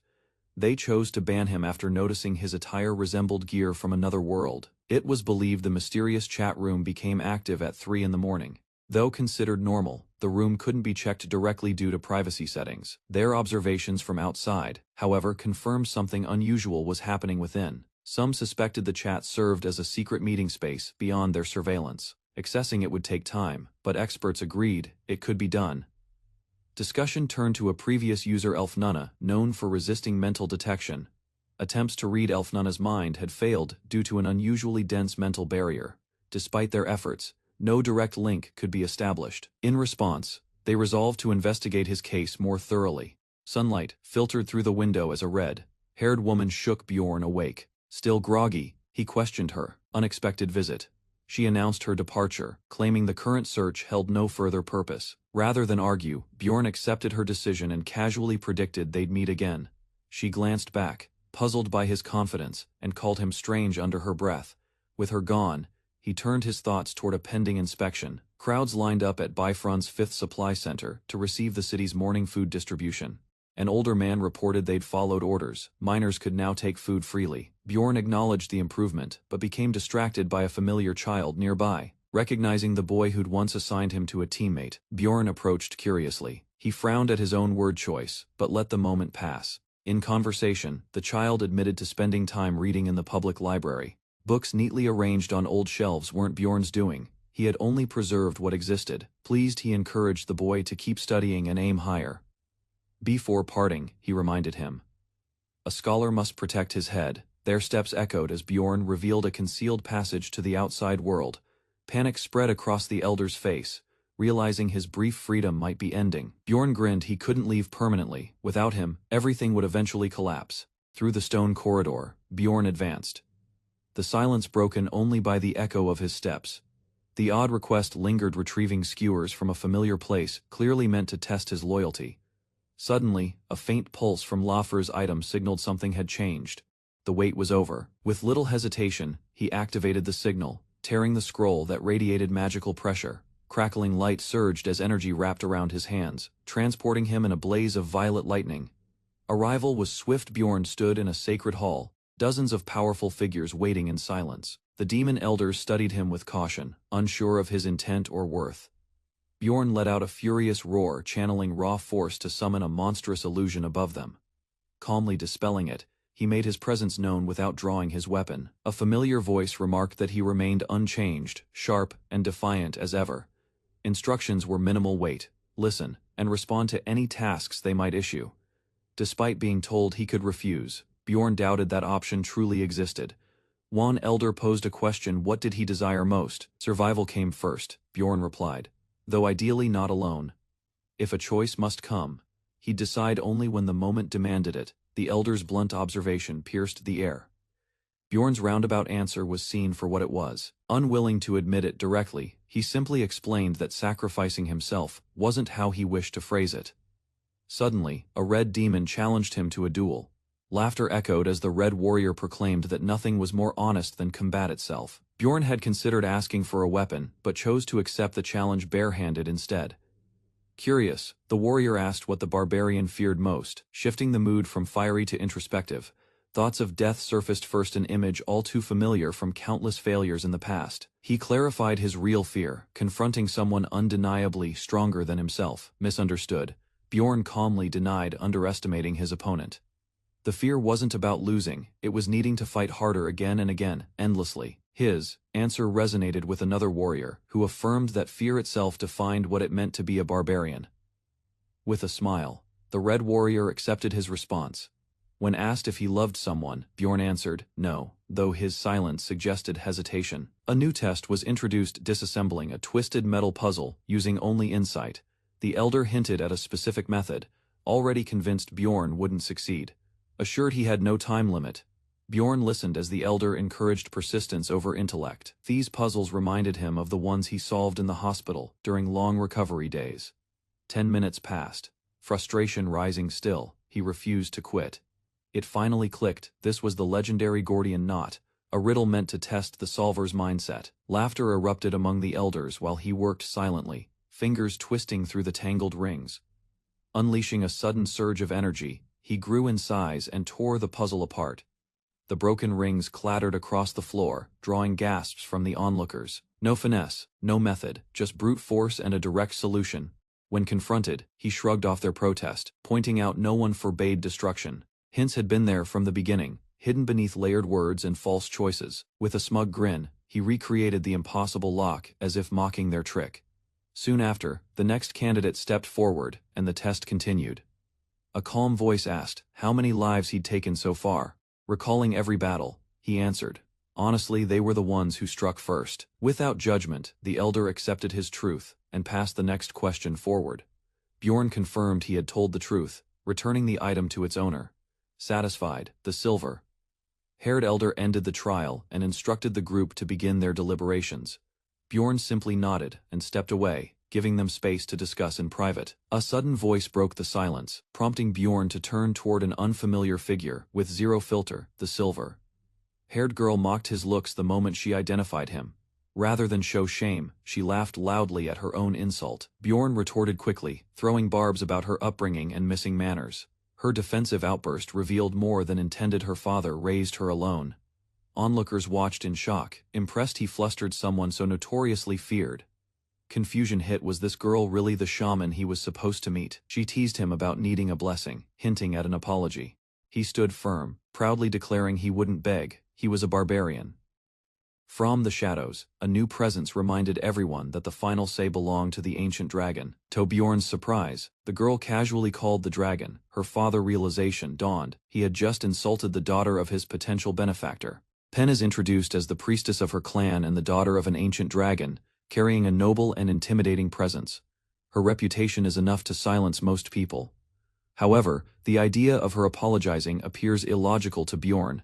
Bjorn reflects on the absurdity of the situation. Her status alone should make her untouchable, yet she acts differently. He realizes that reacting to her apology, or giving it too much attention, could make him look insecure. Treeing to avoid embarrassment, Bjorn denies that he was staring. Pen, not convinced, challenges his claim with directness, creating an awkward moment between them, as she questions his behavior. Another elf character appeared, as Bjorn mentally concludes that Pen's reactions are not normal. Suspicion builds that she may be mentally unstable, even if not outright dangerous. A third party steps in to end the tension. They scold both Bjorn and Pen equally, claiming they're both at fault in the confrontation. Bjorn is confused, thinking he only told the truth and didn't lie. The mediator calmly explains that sometimes even honesty should be withheld. Though the words seem diplomatic, Bjorn interprets them as a subtle insult, leaving him unsure of how to respond. An hour later, a dignified dragonkin, Lapper, arrives. He assumes the earlier conversation helped them bond, based on appearances. Bjorn and Pen clarify they were only sitting silently. Lapper reveals that their request has been accepted. Surprising Bjorn, however, he states a condition must be met. According to divine instruction, they must bring the heart of the Dragon Slayer, if they can kill him. Bjorn questions the strange request for the Dragon Slayer's heart.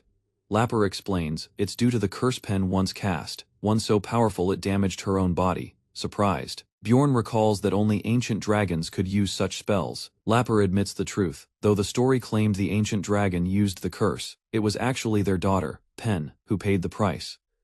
Pen reveals that her time stopped the moment she cast the spell, trapping her in an ageless state.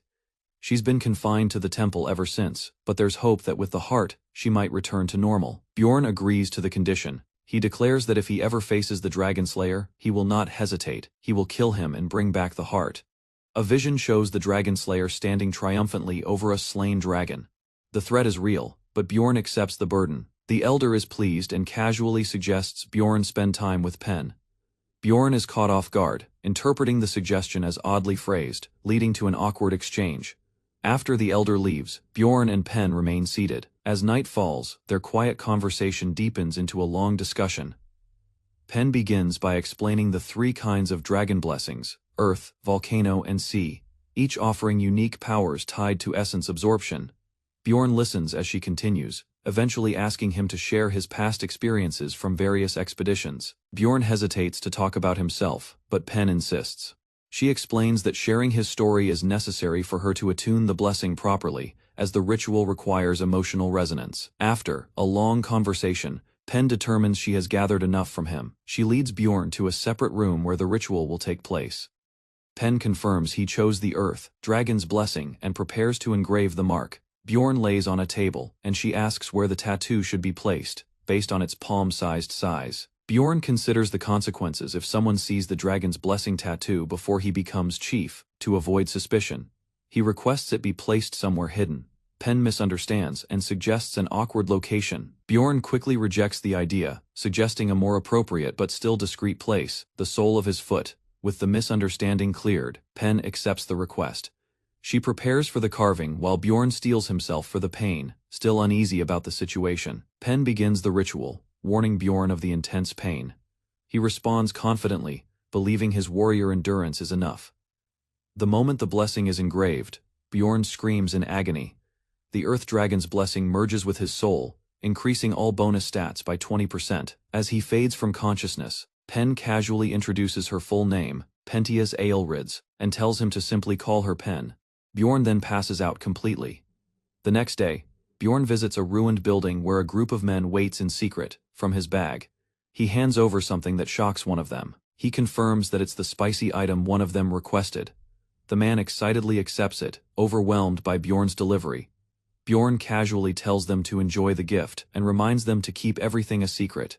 The group celebrates, realizing they've just received something special. After some time, Bjorn watches the group erupt in excitement as their exile officially ends. One man cries out, drawing a crowd's attention. The men run off, shouting their freedom and cheering for Bjorn. Now seen as a savior, he stands in the center, calm and unaffected by their emotional outburst. As they leave, Bjorn reminds them not to get caught again. He reflects that since he didn't force them into action, they likely won't be punished upon returning to their homes. Back at the inn, Bjorn knocks on Misha's door, but is interrupted when Einar bursts from the room next door, in a panic. She explains that Misha was taken while Bjorn was gone. Someone from Misha's own family appeared, and brought her away without warning. Einar insists Misha didn't want to go and calls it kidnapping. Though the family claimed it was a visit, Misha's expression told a different story. Einar insists Misha has been taken against her will, calling it a clear case of kidnapping. Bjorn, though skeptical, is pushed to act quickly. Einar's emotional plea convinces him. He promises to find Misha and heads out, leaving her to watch the house and maintain cover. Outside, chaos erupts from Einar's shouting. The neighbors complain. But Bjorn ignores the noise and focuses on his next steps to gather information. Bjorn decides to visit Raven first, unable to wait idly. He walks through the village, trying to learn what happened during his absence. Inside an office, Bjorn discusses settlement plans with Raven. She confirms things are moving forward and asks for updates in case of delays. Bjorn speaks with another man, who says nothing significant happened. He then asks Bjorn if he's doing well, subtly acknowledging concern for him. Bjorn meets with Ragna, who welcomes him back and apologizes, expressing guilt for not helping with Misha's situation. She explains that she wanted to act but was stopped by others who claimed it was out of their hands. Bjorn silently questions her sincerity. Later, Einar, now cheerful and eating heartily, suggests visiting the sanctuary together next time. Bjorn watches her eat, noting she had been broke and starving just before. Night falls as Bjorn waits for Misha's return. He grows concerned when she doesn't arrive on time, wondering if something truly went wrong. Just as doubts grow, movement is heard. Einar spots Misha entering the house, dressed in unfamiliar black clothing. Misha seems annoyed and exhausted. When Einar tries to engage cheerfully, Misha brushes her off, clearly not in the mood for conversation. Bjorn reassures Einar that Misa is safe and sends her to bed. He greets Misa calmly, expressing relief and concern. When asked who took her, Misha answers vaguely, saying it was one of her brothers. As a member of the family, she had no choice but to go. Bjorn suspects there's more to the story. Misha, surprised by his insight, asks how he could tell. He explains that his instincts told him something was off. Bjorn calls it a barbarian's intuition, brushing off her surprise. He directly asks if she plans to tell him what really happened. Misha finally admits her father sent someone to bring her again. Though she could return, she firmly refuses to ever go back, no matter the reason. Bjorn accepts her decision with a quiet smile, respecting her choice without pressing further. The group gathers at a table for the first time in a while. Einar, Misha, Bjorn, and Raven sit together, reflecting on how long it's been since they reunited. They calculate the total earnings from their recent expedition. The amount reaches 159 million stone, including the value of the rare foxfire knot. Einar expresses excitement about the money, while the man calmly explains the deductions. His share only includes equipment costs, and the rest of the payment was considered communal loot. Bjorn is surprised Raven didn't take a bigger share. He reflects on how much Raven has changed since they first met. Raven hands over detailed documents showing that each member gets about 30 million stone, excluding pending settlements from personal loot. Bjorn tells the others to hold off on spending and wait until after the next expedition to buy gear. Einar reacts dramatically, thinking she can't use any money again, only to be reassured that she can spend a little. Bjorn notices Misha, hesitating, and encourages her to speak. She shyly asks if they could move to a better place now that they're financially stable. She explains that she wants to cook for them, something she can't do in their current living conditions. The man, quietly listening, reacts in surprise, while Misha remains flustered but hopeful about her suggestion. At night, Nork Castle loomed under the stars as Lord Alphonse inquired about a mysterious person's whereabouts. His subordinate, Amelia, had not yet found the individual despite continuous effort. Inside the castle, Alphonse read a royal order delivered from the kingdom's archmage. The document instructed him to begin a dangerous expedition immediately, placing heavy pressure on his next actions. Elsewhere, a red-haired woman examined a glowing magic item at a secluded desk. She had already gathered critical information and prepared a detailed report, hinting at her deep involvement in the unfolding operation. A formal report was relayed using a magic item placed on a grand desk. The artifact glowed faintly, conveying status updates to the authorities monitoring the situation. Two advisors discussed the possibility of recreating the item locally. They concluded it would take several months to develop a similar device, due to its complexity and unknown origin. Thanking the messenger, Alphonse dismissed the aide. As the magic item pulsed, he began muttering to himself, clearly calculating the implications of the news received and the timing of next month's events. Alphonse asked about their current state of survival. Without entering the labyrinth, their supplies could only support the population for 3 months under normal living conditions. He then questioned their limits under extreme austerity. The analyst estimated a maximum of 7 months if everyone endured hunger and rationed severely. Realizing the grim timeline, Alphonse clenched his jaw. The situation was dire, and hard choices would soon be unavoidable. Lord Kalstein issued a firm order to seal the labyrinth, forbidding any access without his command. The decision shocked his aide, who warned of the risks and opposition this would spark. Despite concerns, Kalstein insisted they endure the mounting pressure. He revealed a hidden agenda: the restriction would disrupt external plans, and delay any military actions tied to the dungeon. With unwavering eyes, he declared that only by holding firm could they exploit a moment of weakness. That single opening, once it appeared, would turn the tide in their favor. In a village, Misha offered to cook again, trying to lift spirits, despite lacking proper facilities. Her cheerful suggestion caught the group off guard but sparked a rare moment of joy. Einar enthusiastically supported Misha, loudly claiming her cooking. Laughter erupted as the team shared a light-hearted exchange, briefly escaping the grim tension that surrounded their lives. Raven, calm and calculated, reminded Kalstein that resource calculations were incomplete. Still, she handed him revised numbers, suggesting a potential breakthrough in supply planning.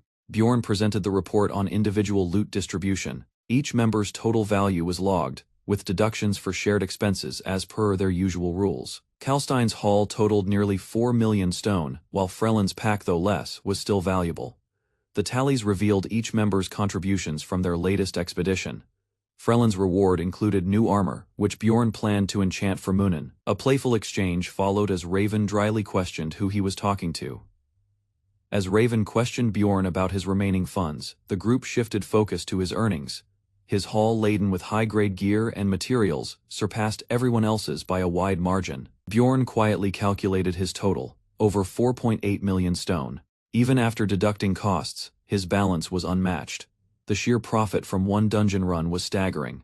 Einar interrupted with playful chaos, trying to snatch Raven's attention while teasing Bjorn. The moment broke the tension as everyone laughed and bickered like old friends. Misha reviewed their financial target.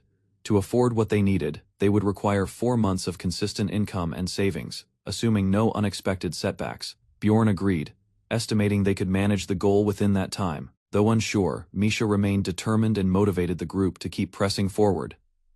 Suddenly, a magical shift occurred. The spatial transfer gate activated, and their surroundings dissolved. The team had unknowingly been transported to a new region, Raptonia, without prior warning. 6 months passed. The group had settled into a new home within Raptonia, having finally achieved their goal. Einar, Bjorn, and Misha arrived cheerfully at their new residence. They had moved in just 2 days earlier. Though modest, the home symbolized stability and a fresh chapter in their journey. Bjorn reflected on their progress. Surviving in this city required strength, money, and consistency, and now, they finally had a base to call their own. Bjorn began to let go of his survival rigidity. Daily comforts like shared meals and warm moments with his companions slowly replaced his earlier cold routine. Enjoying simple pleasures, such as proper food and a real bed, he found a strange satisfaction in the stability they had built after months of chaos, yet doubts lingered. With the loss of the creation relic, his path home was uncertain. Even the desire to return began to waver as he questioned his true intentions. Bjorn and Raven finished their tasks earlier than expected and headed to the tavern, where they planned to regroup with their team after a successful loot sale. Arriving early, they found the place still empty. Instead of waiting idly, they took the chance to relax, enjoying the rare quiet before the others arrived. Time passed slowly, and Bjorn reflected that waiting felt longer than usual. Every minute dragged, despite the calm, as if building towards something unforeseen. Bjorn quietly thanked Raven, acknowledging how she always managed the group's burdens, though his tone suggested a deeper gratitude than usual. She teased him for being too dependable, asking for payment before praising him again. Bjorn played along, pretending he'd become a rich man at this rate. Just then, a strange presence shifted the mood. Bjorn sensed something wrong. An unfamiliar aura had entered the tavern, hinting that peace might soon end. The group reunited at the tavern, enjoying a well-earned meal. Thanks to Raven's precision, everyone received an equal share, 3.5 million stone per person. During the meal, Raven reminded Bjorn he had something to announce. With a nod, he paused, gathered his thoughts, and drew their attention. As the group waited, Bjorn poured a drink and set down his mug. The air shifted as everyone sensed the weight of what he was about to say. Bjorn declared he wouldn't enter the hunter's zone anymore. The group was surprised and questioned his decision, seeking clarity. He explained that after 3 entries into otherworldly realms, they had exhausted all meaningful gains. The fights had grown repetitive and unworthy of the risk. Instead, he proposed a new direction, the Ice Gorge. Though distant and dangerous, it offered untapped potential. Bjorn hinted that it might even hold an answer he was seeking. Bjorn outlined his long-term plan: secure an item in the Ice Gorge, then prepare for the deeper, deadlier dungeon floors that lay ahead. Misha warned him not to reveal too much, but he confirmed what they feared. His goal was tied to a powerful hidden trigger, the Dragon Slayer's flag. In his hand, he held the item with 2 vines entwined. The second vine was the key to keeping the legendary flag's fate intact until the moment came to act. Amelia, holding a glowing orb, analyzed her new target. She identified it as a transdimensional item, most likely created through forbidden alchemical methods. Curious, she questioned the source of the material. The orb showed a magical reaction but provided no precise details, deepening her intrigue. While she deliberated, someone approached from the shadows. Their heavy steps echoed as a voice demanded she stop stalling and deliver results. Frustrated, Amelia dismissed small talk and demanded specifics. The other party revealed that all parts for the ritual were now gathered. As the figure left, they casually requested a rare monster's brain as the final piece. Amelia, unfazed, revealed she already had it in her possession. She explained that the item had been secretly handed over through a hidden transaction at a unique auction, without raising suspicion. Amelia questioned the reason for the unusual request. The man admitted there were rumors of a relic that could restore lost memories. Shocked, Amelia began to realize the true motive. Someone was trying to reclaim their forgotten identity, possibly something dangerous. As the mysterious man waited for results, Amelia prepared the final ingredient, but she quietly muttered her own plan to lace the mixture with deadly paralytic poison. Bjorn Yandel focused on surviving, planning to clear the 6th-floor dungeon efficiently. He recalled his past, remembering lessons from Hansu, promising to join the team later. A female ally sat quietly, waiting, remembering her own experience and previous reduction task. She hesitated, speaking nervously, realizing she might never achieve her original goal now. Bjorn listened carefully, trying to understand her concern while eating his prepared meal. She admitted regret, wishing she had accepted the offer immediately, now feeling distant. Bjorn acknowledged her feelings, noting the gap between them continued to grow unexpectedly. The female ally attempted to explain her hesitation, struggling with the timing of words. He recognized her struggle, preparing himself to respond calmly and clearly to her concerns. Bjorn stopped her, revealing he never intended to place her in the team. Initially, he announced his plan to create a new clan, surprising her greatly. She reacted with shock, realizing the significance of his decision for future teamwork. Bjorn confirmed the clan formation, estimating it would take several months to prepare. She agreed, enthusiastically, deciding to join him despite not understanding every procedural detail. Bjorn reassured her, emphasizing this information would remain secret until the clan officially started. Bjorn woke up early, noticing the clock and sunlight streaming through the wooden window. He reflected on his repetitive daily routine, realizing every day had become exactly predictable. A red-haired companion appeared, greeting him while handing groceries and suggesting a library visit.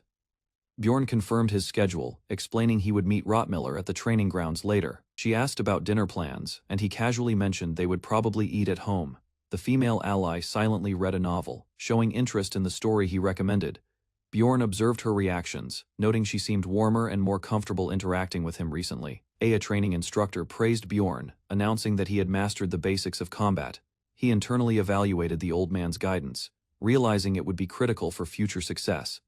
The group prepared to leave the city, discussing responsibilities and assignments before continuing their journey. Bjorn enjoyed a brief moment of comfort and relaxation, drinking and observing the surroundings carefully. Despite the calm, he remained cautious, aware that unusual events had occurred recently, without explanation. A clown appeared, unexpectedly, drawing attention and creating tension among the adventurers during the gathering.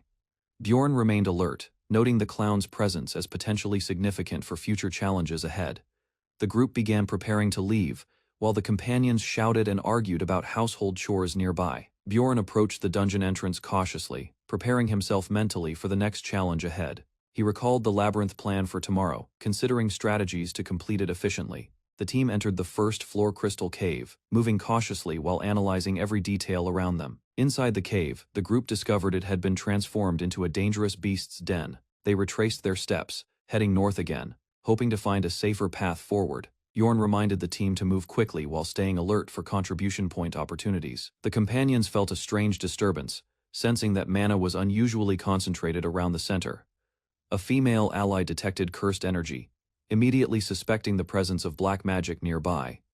Bjorn acknowledged the abnormal situation, understanding that proceeding normally could result in serious danger. A knight suggested increasing speed to escape the first floor as quickly as possible. Suddenly, a magical attack struck from behind, forcing the group to react defensively immediately.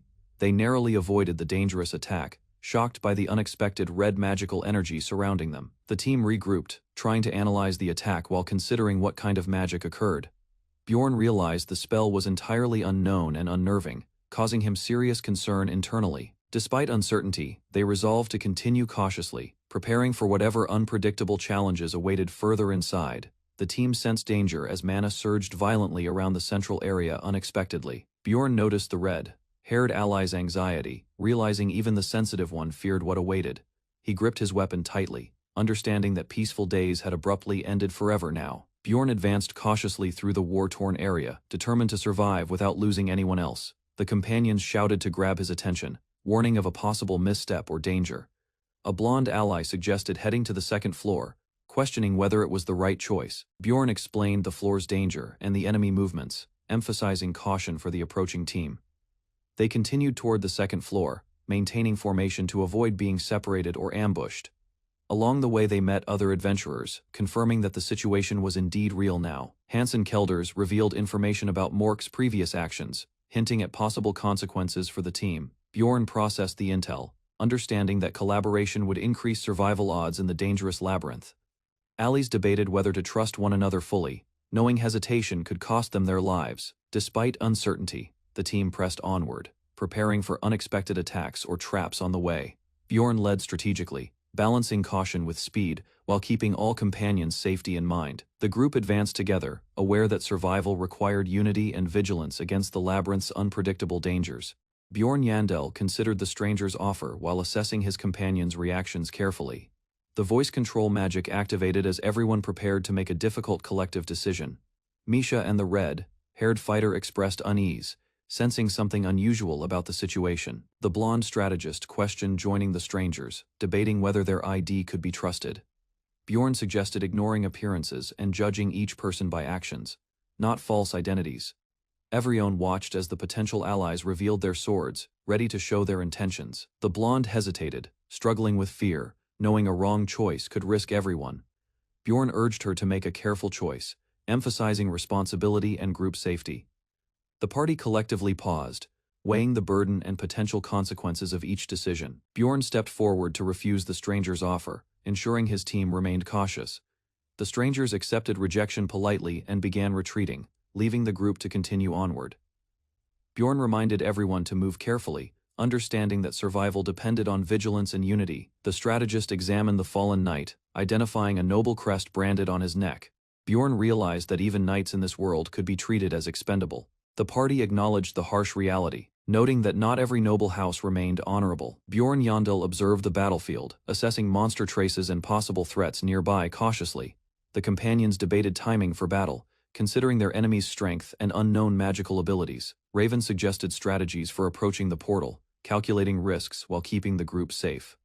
Bjorn imagined worst-case scenarios if the party retreated, facing complete destruction in the forest. Every warrior prepared for attack, knowing hesitation could cause irreparable damage to all members. The red-haired fighter kept alert, scanning the skies and shadows for possible incoming enemies. The group turned, surprised by an unexpected movement. Realizing an enemy had approached rapidly, Bjorn reacted swiftly, using his barbarian instincts to counter the powerful wind magic. Gale struck the battlefield, forcing everyone to brace themselves while evaluating the enemy's power. Bjorn identified the skeletal warrior, recognizing a past foe who had threatened them previously. The companions froze briefly, remembering the previous battle against the dangerous clown figure. No immediate relief appeared, as the clown's presence made everyone tense and anxious immediately. Bjorn recalled the clown's manipulations, realizing the enemy had previously controlled events from shadows. The group prepared cautiously, knowing every misstep could give the clown lethal advantage rapidly. Raven, Misha, and the others readied weapons, following Bjorn as they cautiously advanced forward. The skeletal clown commanded the army, clapping hands while preparing everyone for the upcoming battle. Raven activated voice control magic, ensuring the clown could no longer hear their tactical discussions. Misha and the others readied weapons cautiously, observing the clown's reactions with careful attention. Bjorn unleashed his power, casting gigantification and wild release, transforming into a monstrous barbarian warrior. The companions struggled to comprehend the abilities, realizing attacking recklessly could result in total disaster. They positioned themselves behind Bjorn, trusting him to absorb the unpredictable attacks from the enemy. The skeletal clown reacted angrily, unable to understand Bjorn's abilities, and prepared his next lethal strike. Misha realized the enemy might drain their magic, urging the group to conserve critical MP carefully. Raven recognized the danger, identifying the clown as a highly skilled agility poison necromancer. The corpse collector rose suddenly under the clown's control, threatening the group with deadly surprise attacks. The companions retreated strategically, dodging attacks while attempting to analyze the necromancer's weaknesses and tactics. Bjorn and Raven coordinated silently, planning to freeze the corpse while minimizing potential risks to everyone. The companions observed the corpse collector's powers, realizing it specialized in summoning and agile close-range combat. Raven prepared a precise spell, focusing on stopping the animated corpse while protecting nearby allies simultaneously. The group advanced cautiously, understanding that reckless aggression could allow the clown and necromancer to overwhelm them. The skeletal clown began chanting, casting a powerful curse of stone targeting Bjorn's entire body. Bjorn braced himself, using all his magic resistance and strength to withstand petrification. The companions watched carefully, preparing to react in case the curse immobilized their leader. Bjorn's enhanced magic resistance nullified the curse, allowing him to stand and continue fighting. The red-haired fighter analyzed the battlefield, realizing the clown's power had spread far beyond expectation. Bjorn charged forward, relying on gigantification and wild release to counteract enemies' overwhelming magical strength. The clown mocked Bjorn's resilience, acknowledging that his reputation had grown faster than anticipated recently. Raven prepared the corpses, freezing them with careful precision to limit the necromancer's control effectively. The group coordinated silently, following Bjorn's lead, while carefully tracking every enemy movement across the field. Bjorn confronted the clown, activating hazardous substance reinforcement to strengthen his sword for sudden attacks. Companions observed as Bjorn's enhanced attacks collided with enemy forces, forcing the group to adapt rapidly. The battlefield erupted in magic and steel, demonstrating Bjorn's incredible strength and strategic mastery under pressure. Bjorn commanded a retreat, ordering everyone to run, evading the clown's dangerous assault immediately. The companions followed obediently, ensuring each teammate stayed safe while avoiding unpredictable magical traps. Raven froze obstacles with precision, allowing the party to escape the chaotic battlefield effectively and safely. The skeletal clown deactivated Bjorn's bone armor, surprising the group with unexpected magical precision. He observed their retreat, analyzing whether curiosity about another powerful monster might compromise their safety. The clown questioned the situation remotely, confirming that the battlefield was sealed and no intruders remained. Bjorn noticed a strange laugh, recognizing it as a habitual response while wearing a mask. The companions discussed the implications quietly, realizing the enemy's behavior could signal further hidden strategies. Raven and Misha planned their next movement, preparing carefully for upcoming confrontations during future gatherings. Heavy footsteps echoed through the corridor as Bjorn and his party rushed forward, without hesitation. Their speed was fueled by urgency rather than fear, each movement calculated to create distance from the threat behind them. Bjorn led the charge, his large frame clearing the path while the others followed in tight formation. They weren't retreating, they were repositioning with purpose. Weapons drawn, eyes focused. They understood this wasn't a blind escape, but a tactical shift. Sweat rolled down Bjorn's face as his breathing grew heavier. The pressure of leadership weighed on him, but he didn't slow down. Behind him, a calm but commanding voice ordered a halt, and the party responded instantly, skidding to a stop as tension filled the air. Aunts regrouped. One member suggested they slow down and return to their original formation. The decision to avoid reckless engagement was acknowledged as wise. Bjorn glanced back at his companions, assessing their reactions. One of them, wearing cat ears, questioned his decision to retreat.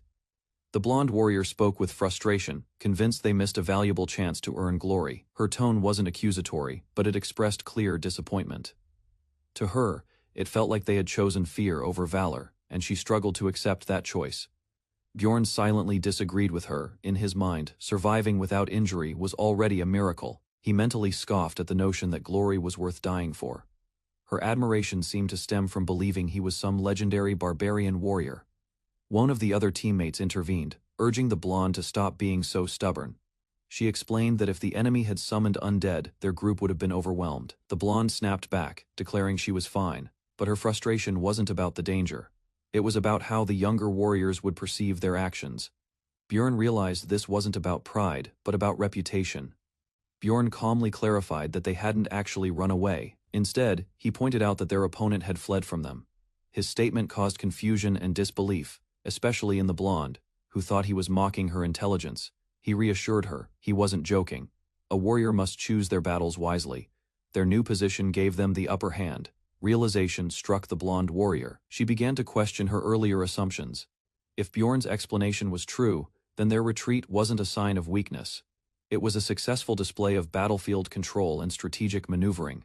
Bjorn reminded them that he had never said they were abandoning the fight. His order to run was part of the plan, not an act of surrender. The blonde lit up with excitement, convinced she had understood his strategy all along. Another party member teased her enthusiasm, but also admitted admiration for Bjorn's decisiveness and calm judgment under pressure. Bjorn turned serious again, grounding the moment. He reminded the group of their objective, the center of the first floor. Bjorn halted the party, raising his shield as armored figures emerged ahead. Their movement was orderly and disciplined, identifying them immediately as knights.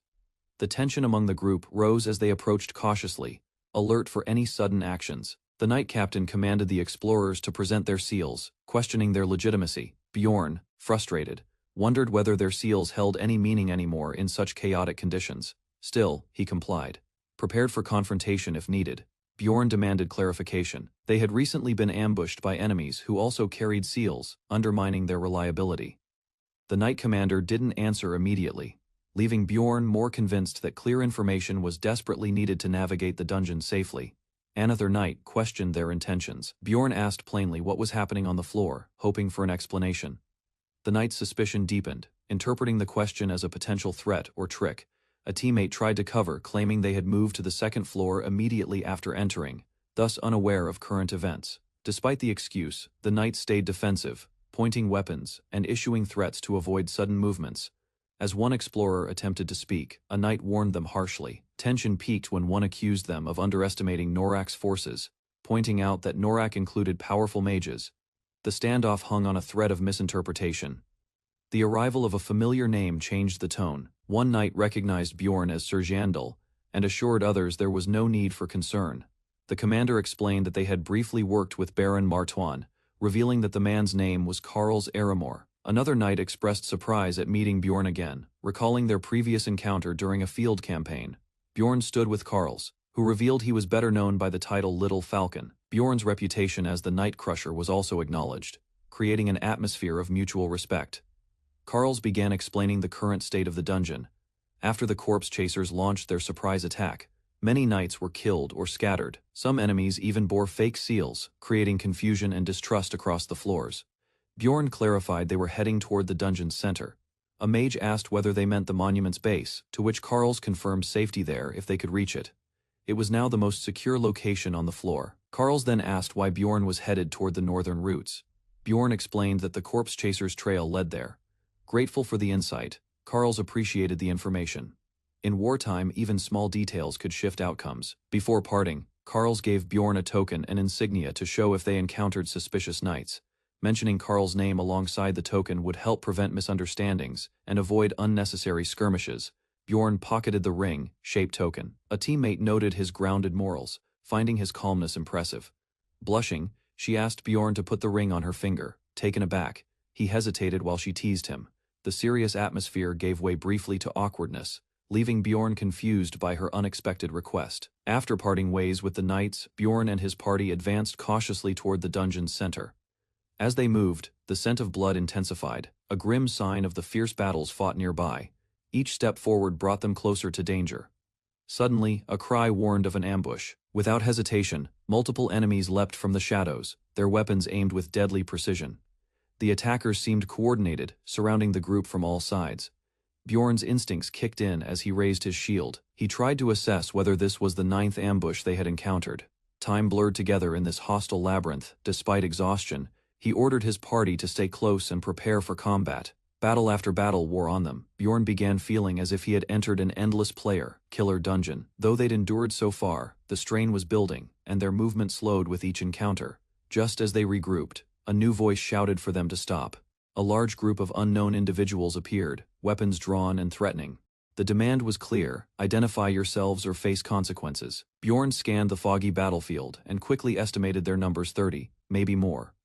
If all of them were from Norak, the threat would be serious. His mind raced, calculating their odds if a fight broke out.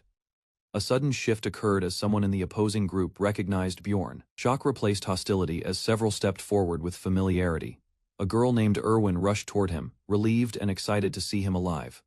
Bjorn recognized her as well, but was puzzled by her unexpected appearance. His thoughts turned to the strange composition of her group. When asked who Bjorn was, Erwin casually explained he was someone they knew. Another familiar woman stood beside her. The tension eased slightly, though uncertainty about their presence still lingered. Erwin's companions accepted the reunion as good news. A well-dressed man introduced himself as Versal Gowland, vice leader of the Lalur clan. His presence indicated influence and structure within this new group. Bjorn introduced himself by his alias. Recognition followed immediately. The clan seemed aware of his reputation, especially the title Little Falcon. Their exchange hinted at mutual respect built on battlefield reputations. Bjorn remembered that the Lalur clan was just below the top 10 in ranking, made notable by their predominantly female membership. He hadn't expected to meet someone of such high rank here, and it complicated his plans. Versal clarified that the 6 teams currently gathered in the area had all been identified and verified. Bjorn asked how this had been managed. Versal explained that anyone unrecognized had been excluded. Their goal was simple: reach the safe zone at the center of the floor together, minimizing risks. Versal invited Bjorn's team to join them. Bjorn considered the offer, noting that Versal's position as vice leader likely meant she possessed significant combat capability. The alliance could prove useful. Bjorn accepted the handshake from the vice leader, acknowledging the temporary alliance. In a place filled with uncertainty, having capable allies increased their chances of survival. Trust had to be earned quickly in the chaos. With no immediate threats nearby, the group took a short break. Bjorn told his teammates to rest while he kept watch, staying alert even while others relaxed. He recognized that their safety was only temporary. The party gathered, sharing brief conversation. One teammate praised Bjorn's decision, noting how strong the vice leader and her companions were. Morale lifted as they realized how fortunate they were to meet these allies in such hostile terrain. Erwin spoke light-heartedly, claiming fate had brought her and Bjorn together again. Her words hinted at a personal attachment, making others nearby visibly irritated, though she seemed oblivious to their reactions. She turned to the mage and praised her skill, claiming to have heard about her even before they met. The compliment surprised the mage, who wasn't used to receiving attention like that. Erwin continued bonding with the group, showing enthusiasm over a new weapon. She tested it with ease and praised its design, displaying genuine cheerfulness that softened the mood among the battle. Wary members. Bjorn quietly questioned if Erwin had always been this sociable. She interacted easily with others, a contrast to the person he remembered. The new group dynamic shifted with her upbeat presence.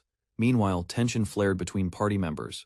One of them was scolded for laughing during a serious moment. Flustered, he quickly tried to deflect attention by pretending loyalty to another teammate, hoping to avoid further conflict. Bjorn interrupted the bickering with a calm demeanor. He addressed Erwin, stating there was something he wanted to offer. The playful air vanished as the conversation turned serious once again. Erwin proposed an idea: her group could temporarily move with Bjorn's by combining forces. Their 2 teams would stay together within the larger alliance formation. It was a practical suggestion for mutual defense. Bjorn considered it reasonable, but asked whether the proposal had been approved by her team leader. As a mercenary, she operated under a chain of command, and disobedience could create friction. Erwin acknowledged the hierarchy, noting that both she and Daria served under the Blue Barrier clan. While they weren't leading, she believed she could persuade the leader if necessary. Her confidence in negotiation was firm soon after.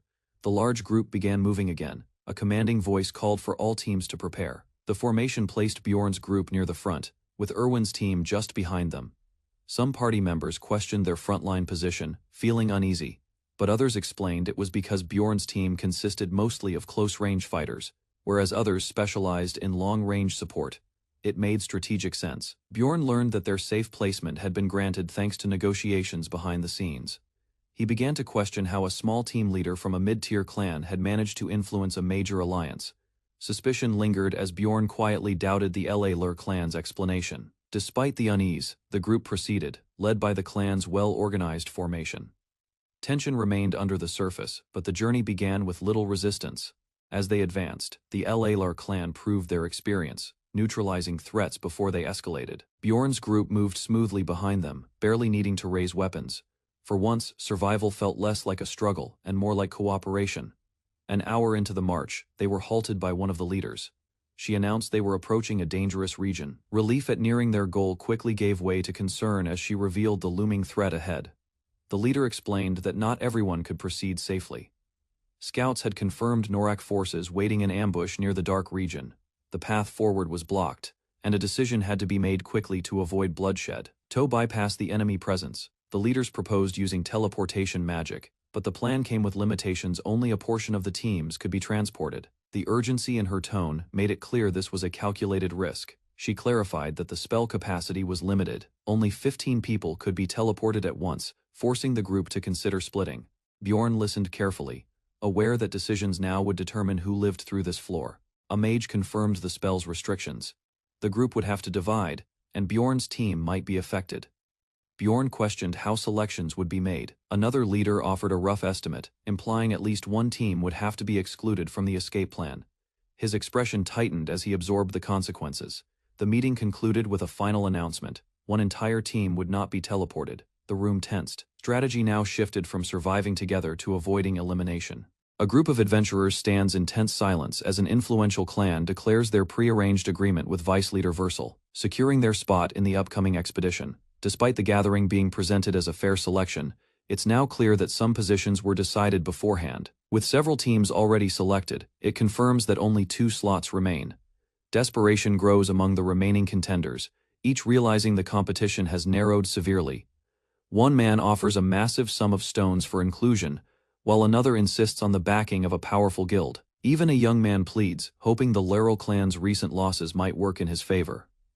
The vice leader of the Laurel clan steps forward and calmly announces that the final selections will not be made by favoritism or bribes, but through a random draw. This declaration overrides the chaos and restores a fragile order among the candidates. Observers quietly acknowledge her fair stance, noting it aligns with the reputation of her clan. A member of the selection team implies that none of the offers presented were persuasive enough to bypass the process. The final method is revealed. Teams will draw stones from a pouch, and those who draw white will secure the remaining slots. The crowd stands still, waiting to see who will be the first to test their luck.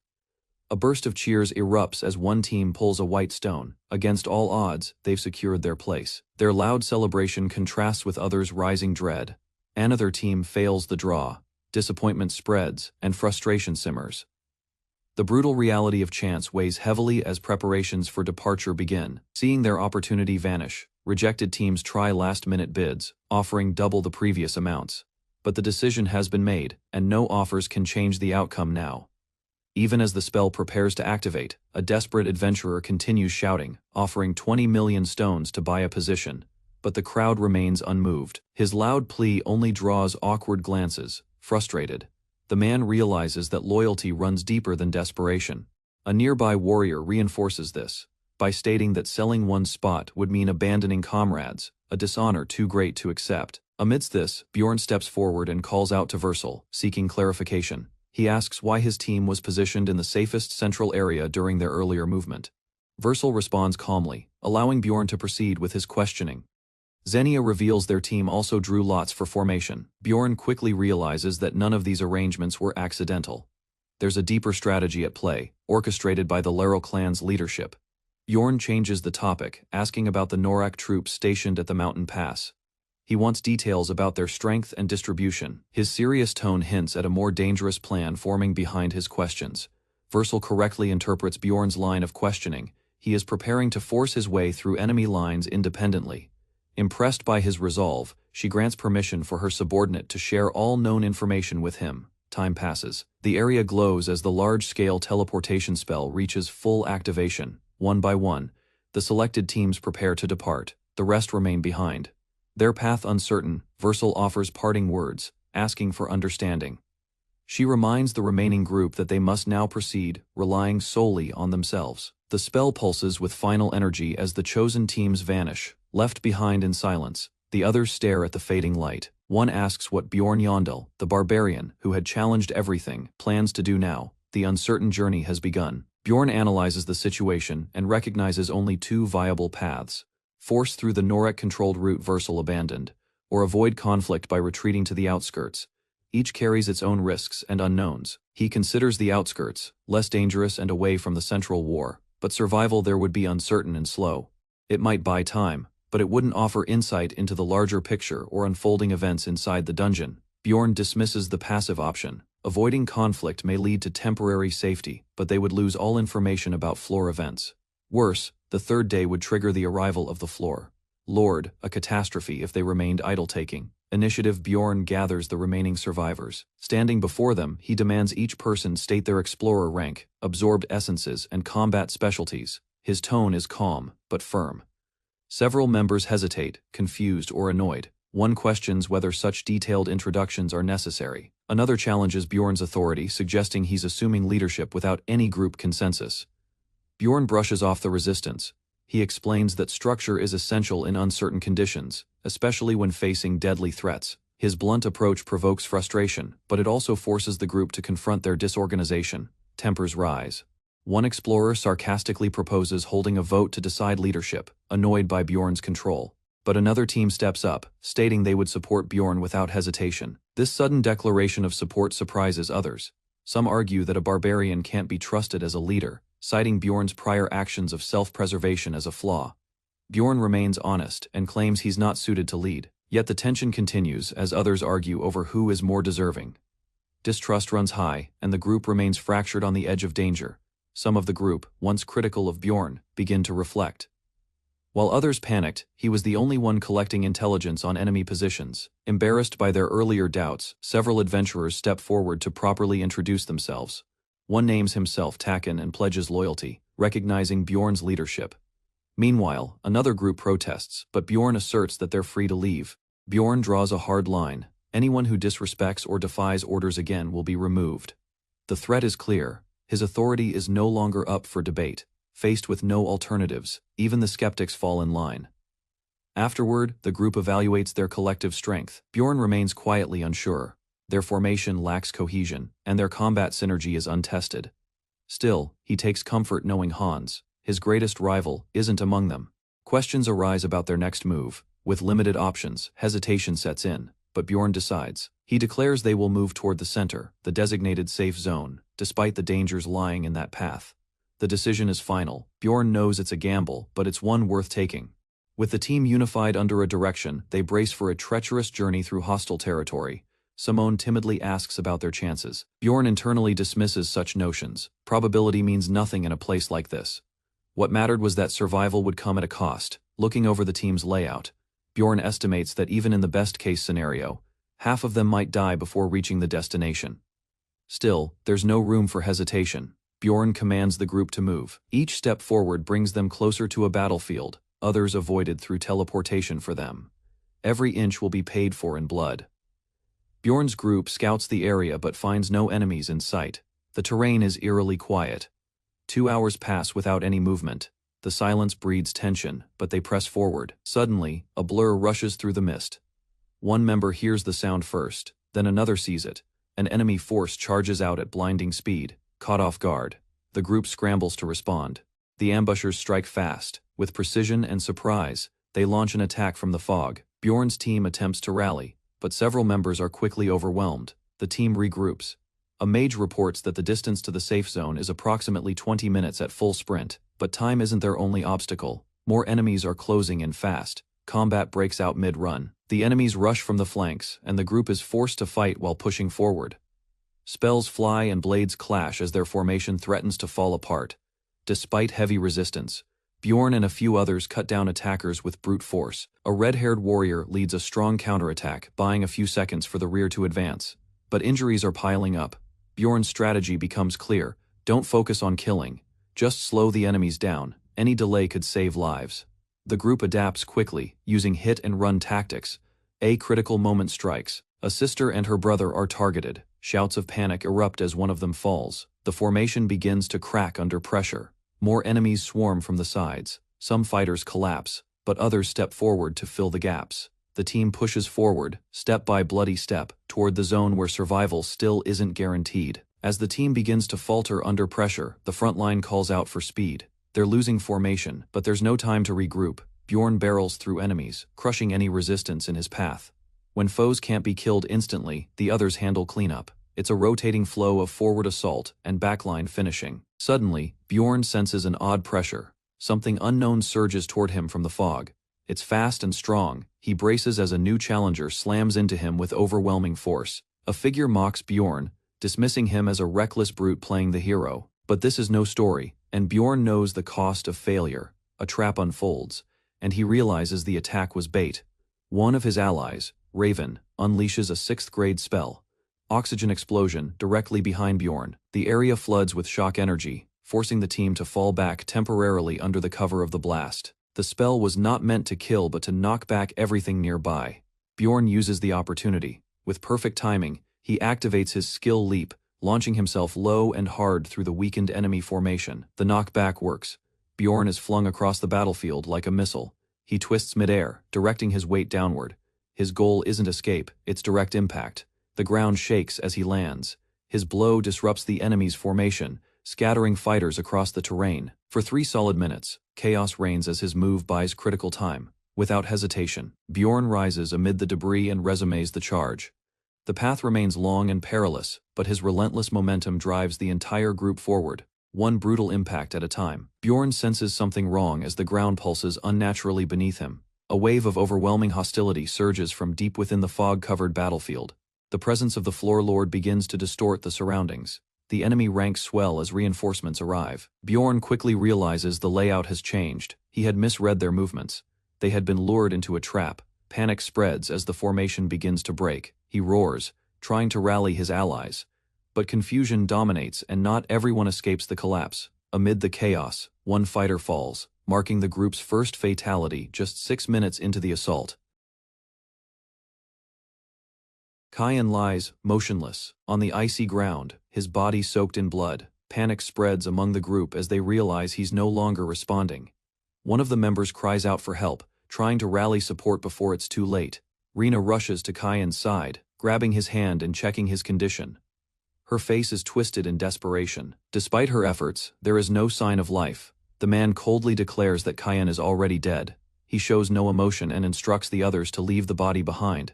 Rena lowers her head, clenching her jaw in frustration. The group moves on. The fight continues as another member of the party is struck fatally. The attackers move with speed and coordination, overwhelming the defenders. Bjorn reacts immediately, moving through chaos with urgency. Bjorn shouts that the wizard has been hit. Arrows fly, magic explodes, and enemies continue to close in. In the confusion, allies and enemies clash violently, blurring the lines between strategy and instinct. Dozens have already fallen. Their corpses litter the battlefield, and morale begins to crumble. Smoke and blood fill the air. The reality of death becomes heavier with each moment as the survivors are forced to push forward, with no time to grieve. Bjorn charges into another wave of enemies. His axe cleaves through one attacker as Rena supports him from behind. Despite being surrounded, they fight relentlessly to protect the rear. Magic surges from a nearby spellcaster. A protective barrier forms, allowing the group a momentary escape. With a powerful blast, the path behind them is sealed. Suddenly, a girl sees her sister struck down by a bolt of dark magic. Her eyes widen in horror. Her scream pierces the battlefield, but no one can afford to stop. The battle demands their full attention. As the clock reaches 17 minutes, chaos intensifies. A system message signals the death of another player, confirming the loss to everyone. An ally is thrown backward, her body slamming hard against the stone floor. Rena is struck violently, her body spinning midair before crashing down. The strength of the impact leaves her stunned. Time is running out, and the situation grows more unstable with each second. The 18th minute arrives. Bjorn leads a charge through enemy lines. Others follow, but the number of active fighters has dropped sharply. The surviving group now fights just to delay the inevitable collapse. A soldier hears a signal, turning sharply toward incoming footsteps. In the distance, new figures appear, neither allies nor enemies from before. They enter the field with intent and readiness. A man clad in armor steps forward, confidently, weapon drawn. He slams his blade into the ground, marking his arrival with force. His presence shifts the attention of both sides. Another warrior follows, sword ignited in power. He joins the first without hesitation, charging into the fray. The attackers brace themselves as these new fighters make their move. The warriors descend with crushing force. Their timing is exact, disrupting enemy formations. Bjorn recognizes the pattern and prepares for impact. They deliver quick strikes, targeting key positions. Bjorn adjusts his stance to avoid becoming an obstacle. The newcomers' coordination forces a temporary shift in momentum. One attacker tries to break their formation, but a brutal counterattack knocks him back. Bjorn doesn't engage. Instead, he focuses on survival, letting the stronger fighters clear the way ahead. Bjorn launches a powerful attack, striking downward with all his strength. His weapon meets resistance, and the enemy barely avoids a direct hit. The intensity of the strike shakes the ground. The enemy taunts Bjorn, his movements fast and mocking. Bjorn, bloodied and breathing heavily, prepares for the next blow. His eyes stay locked on the opponent's footwork, continued in next message. But Bjorn closes the distance, grabbing his opponent with sheer force. He drives his elbow into the man's chest. The two crash into the ground as Bjorn continues his assault without hesitation. A nearby ally shouts in frustration as another team member collapses.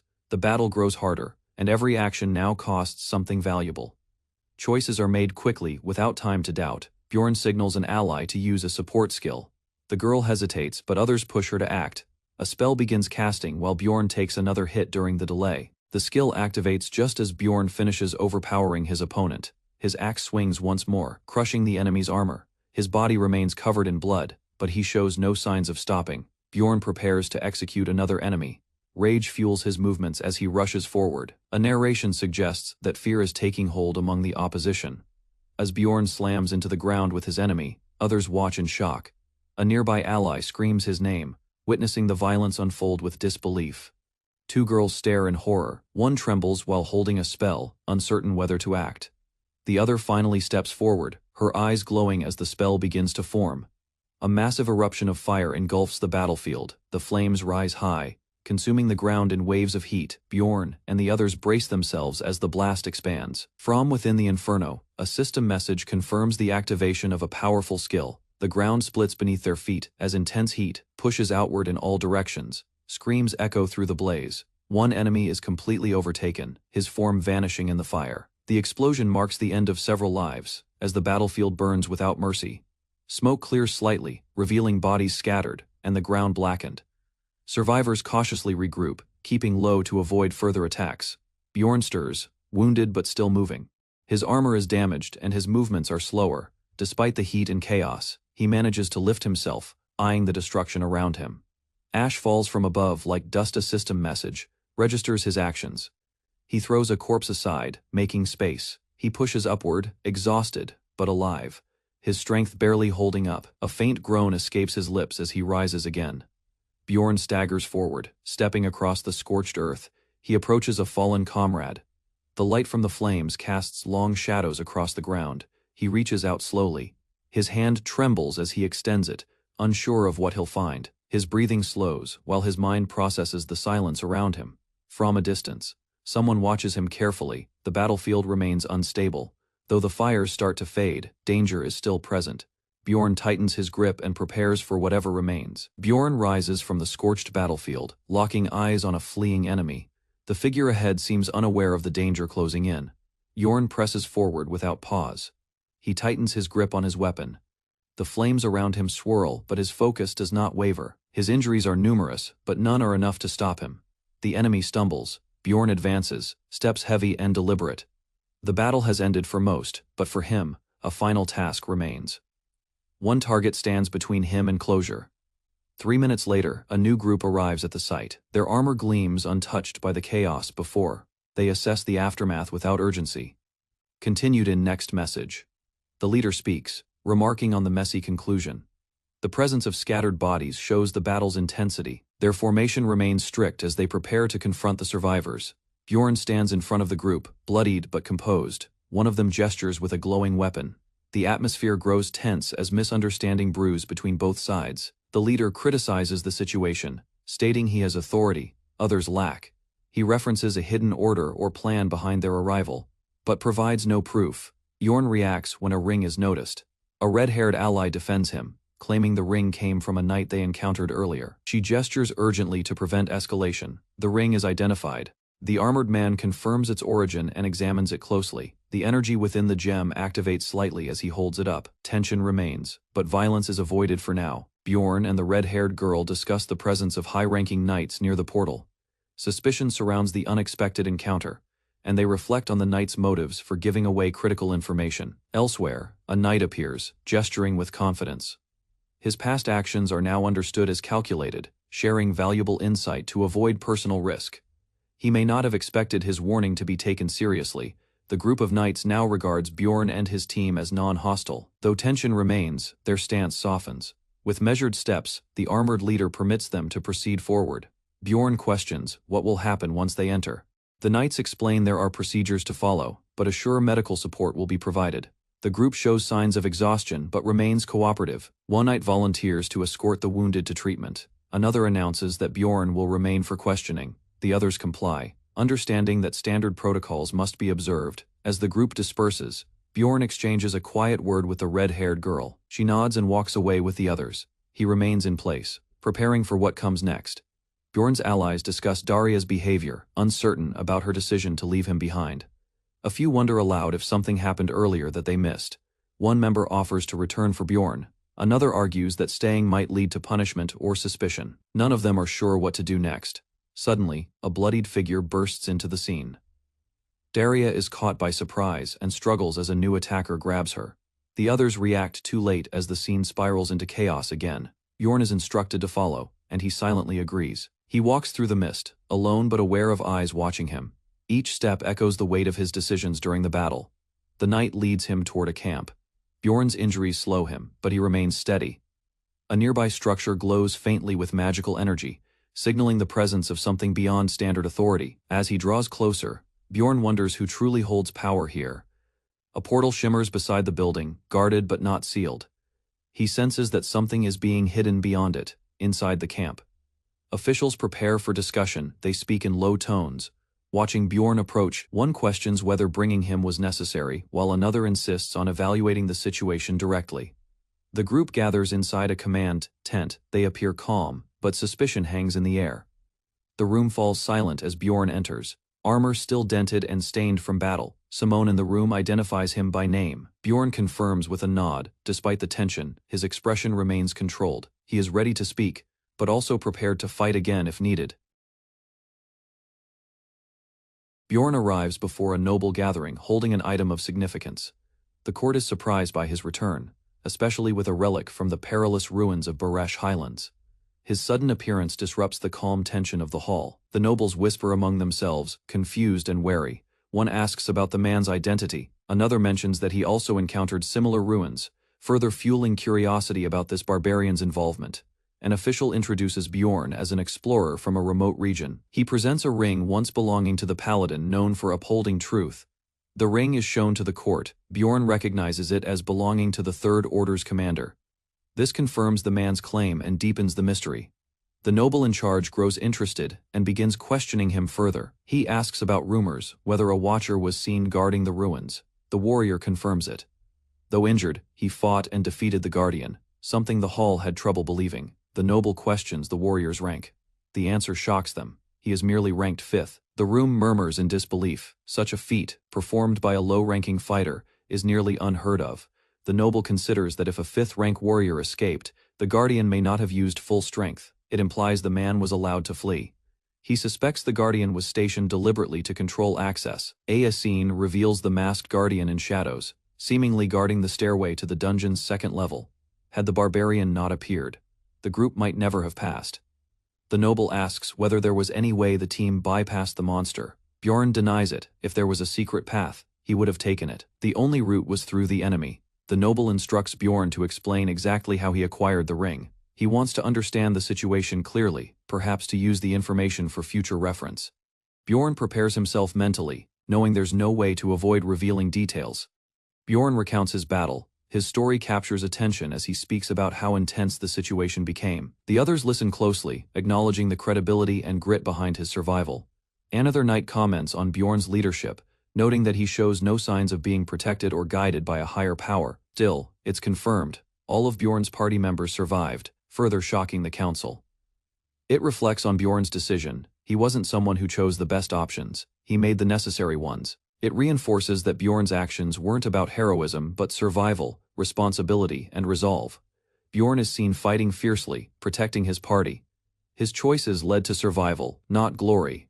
His strength lies not in brilliance but in accepting harsh decisions without hesitation. Just as Bjorn prepares to leave, he's stopped by one final question: whether the enemy he fought had a unique mark or insignia. Bjorn recalls the opponent's sword technique and confirms the attacker bore a knight's crest. Bjorn confirms the crest belonged to a fallen knight from a now extinct heretic cult. This enemy was far more dangerous than expected, suggesting deeper threats ahead. The noble praises Bjorn, saying slaying such a figure will raise his prestige. Others in the room congratulate him, assuming he sees it as a victory. Bjorn, however, frowns.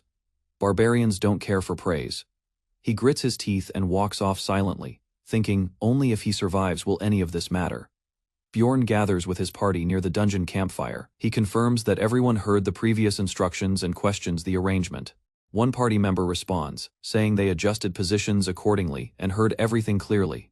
Bjorn reflects silently, concerned that someone might be acting on their own. He warns the group to follow rotations strictly starting tomorrow. He notices someone is missing and asks about Tyrell's whereabouts. The group hesitates. Bjorn is told that Tyrell went to a different section, assigned separately for safety. His suspicions rise as he realizes something happened while he was away from the group. The others explain Tyrell volunteered for a solo area because it was considered stable. Bjorn keeps his expression controlled but grows more cautious, realizing this decision was made without him. He acknowledges the mistake but doesn't pursue it further. One party member explains that elves are bound to blue flame altars by contract, which influenced Tyrell's decision to split. Bjorn notes silently that the reasoning seems convenient. The elf girl appears emotional, expressing guilt. But he concludes inwardly that the decision was calculated, not purely emotional. Bjorn stays alert, sensing something unusual. He prepares for a possible ambush and signals the others to stay sharp. The party recalls how many mistakes were made earlier, but they've improved. Bjorn notes that this progress was needed, and that one misstep could have cost lives. With everyone now organized and alert, their rest period ends. Elsewhere, a noble discusses Bjorn's progress. Noting the team has likely cleared the first stage, he prepares to observe their next move. An overview introduces the most dangerous types of criminals in the dungeon. The corpse collector, who manipulates the dead through eerie rituals, feared for unpredictability and vile methods. His crimes go beyond murder. The next is the demolitionist, a mage who caused mass destruction with forbidden spells. Known for eliminating entire cities during the Solar Eclipse War, he's considered a national threat. Following him is the Blood Knight, a berserker who kills with no restraint, driven by bloodlust. Finally, there's the rebel, a mastermind who gathered these criminals, formed a cult, and incited massacres. At the capital, the nobles analyze the implications of recent events. They acknowledge the return of the criminal known as the demolitionist. One soldier confirms these suspects may be operating within the second floor. The commander interrupts the briefing, focusing their priorities. He expresses concern that a single mistake could result in catastrophe. They must prepare for the worst-case scenario. Orders are given to secretly assemble mages, capable of detecting enemy magic.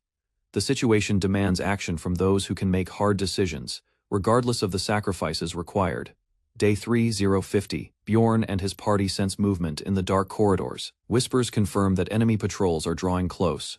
Anxiety spreads among adventurers resting in the area. Rumors of rising death tolls circulate. Some mention a failed southern assault. Others fear the silence from parties who entered the second floor and never returned.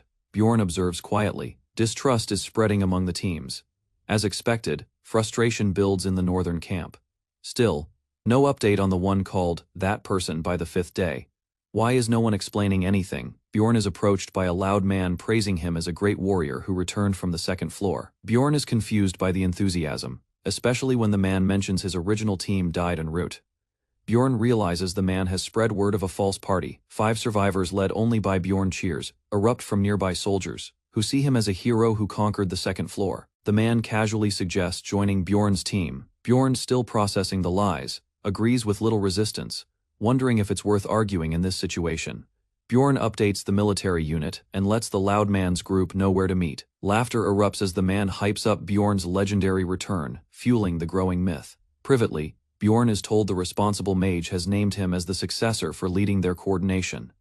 This places him under unexpected pressure to manage the team carefully. He then learns from a comrade that Tyrell had said some things in his absence, implying that he wasn't doing his job seriously.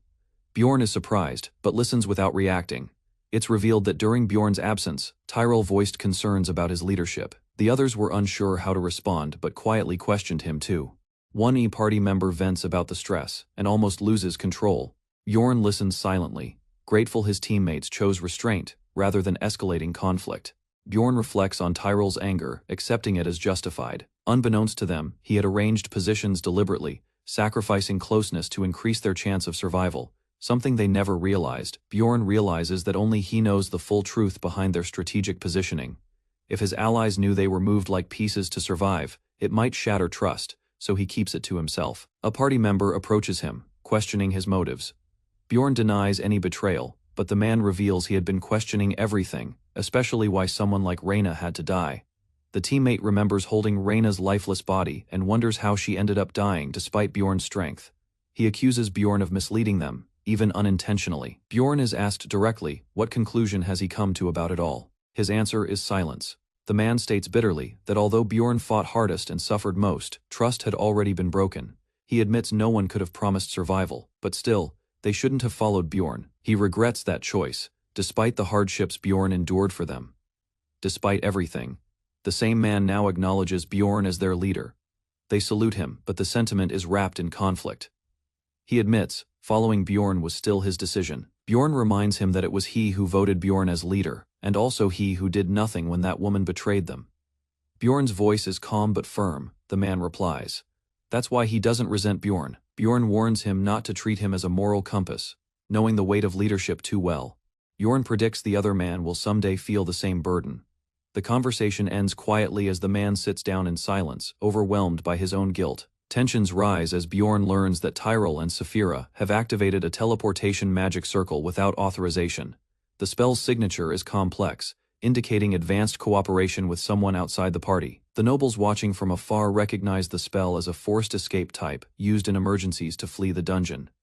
One of them immediately suspects betrayal, declaring that if they're stalling, execution is justified. Elsewhere, a cloaked figure flees with purpose. Bjorn catches sight of them and reacts.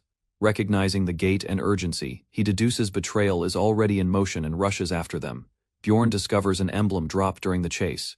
It matches a mysterious symbol from earlier events. A noble nearby connects it to forbidden magic users known for treachery. Bjorn is questioned. Does he know what that symbol means? His silence draws suspicion. The noble demands clarity, pressing Bjorn on the origin of his information. The mood shifts sharply. The noble's demeanor darkens, as he demands to know exactly where Bjorn heard about that name, whatever it is. It's not something just anyone should know. Bjorn realizes he's now under scrutiny. A forbidden spell glowed ominously in the hands of a robed sorcerer. This rare magic, once sealed deep within a female-only witch coven, had the power to shift locations instantly, even across distant realms.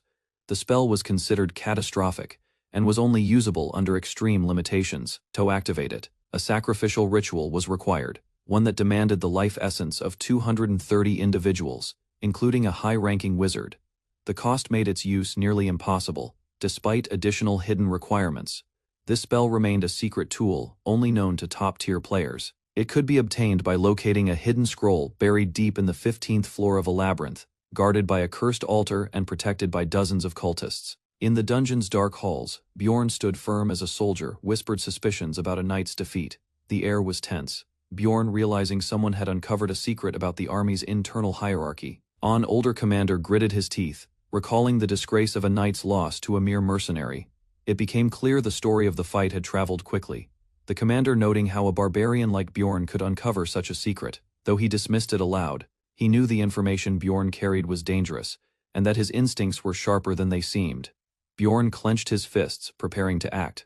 The others hesitated, as he took the burden of leadership, aiming to save the captured priestess regardless of the risks. Faced with doubt, his companion warned him of the dangers, but Bjorn remained silent, weighing the cost of sacrifice against his own resolve to protect the innocent and fulfill a promise. As he advanced alone into the mist, memories of loss haunted him, but his purpose stayed clear. He would save everyone, no matter what. He wouldn't fail. As time ticked down, the dungeon system announced the defeat of each group in rapid succession. Panic spread among the remaining survivors as the countdown accelerated. Bjorn turned as a worried mage approached him with frantic urgency. She relayed a rumor claiming the enemy was capable of warping through sealed areas. This revelation hinted at a threat far greater than anyone had anticipated. Bjorn stood before the group with steady confidence. Despite the rising fear around them, he addressed everyone boldly, calming the chaos. Though his behavior seemed overly optimistic, it provided a needed anchor for those on the verge of panic. Bjorn, maintaining his composure, redirected the group's attention toward their next step. He questioned the identity of a potential threat, trying to identify the one behind the strange events. The group entered a room filled with towering figures and multiple exit paths. A countdown loomed as one of the barriers began to fall, triggering immediate urgency. Bjorn led the charge through the tunnel as enemies emerged in pursuit. The entire group was forced into a narrow escape. The environment grew increasingly chaotic with each second that passed. A high-ranking player blocked their path with an unreadable expression. His motives were unclear, and his position raised doubts about his allegiance. Bjorn analyzed the scene silently, sensing potential betrayal among allies. Visions of past companions and choices resurfaced in Bjorn's mind. Every decision made now had consequences, and he knew that trust could not be given freely. With a single conclusion, Bjorn accepted responsibility. To save everyone, he had to predict every outcome, understand every pattern, and plan with precision. Only perfection would ensure their return alive. Chaos erupted when it was confirmed that the earlier rumors were true. Some allied knights had fled the battlefield, abandoning their positions. This sudden betrayal created shock and confusion among the remaining fighters. Bjorn clenched his fist silently as the gravity of the moment settled in. Without hesitation, he issued a command for everyone to follow him. His decisiveness cut through the panic, pulling the team back from collapse. Although confused, the group obeyed. Bjorn had no time to explain. He knew their survival depended on increasing their information and monitoring multiple escape routes. Still hidden in the ruins, Bjorn's team remained hidden behind cover, observing figures gathering in a distant chamber. They couldn't afford to be seen, yet action had to be taken quickly before the opportunity passed. He quietly signaled for movement. The team split into formations and advanced. Bjorn's goal was simple: seize control of the other scattered survivors and unify them under his direction before chaos escalated beyond control. The group followed his plan carefully. Bjorn already had multiple contingency plans prepared: Plan A for success, Plan B for fallback, and Plan C as a final resort. No matter the outcome, he would adapt and lead. In another part of the dungeon, a skirmish broke out between confused allies and advancing enemies. Miscommunication caused more losses, and panic spread among the less organized forces trying to retreat or regroup. A powerful enemy commander watched the battlefield unfold. With calm confidence, he evaluated the situation. He noted that the opposing sides' formations were breaking, which meant their time to act had come. He issued an order to begin their offensive. The enemy forces advanced under the cover of spellcasters. Whatever resistance remained would be overwhelmed unless someone intervened. Fast Bjorn stood beneath the eerie glow of magic as he mocked those before him. With chilling confidence, he claimed he had predicted this outcome, implying that the chaos was part of his design. Without hesitation, the commander turned toward the portal. His subordinate followed in silence as they activated a spell capable of devastating impact. The swirling energy grew volatile, signaling that their objective was no longer survival. As the portal ignited with a violent surge of power, cries of fear and pain rang out. Magical energy burst outward, consuming the area as the attackers unleashed a final deadly spell, with the intent to leave nothing alive behind. The defenders scrambled to stop the advancing enemy from reaching the portal, but their resistance faltered. Realization dawned: they were too late. The enemy had already completed their preparations.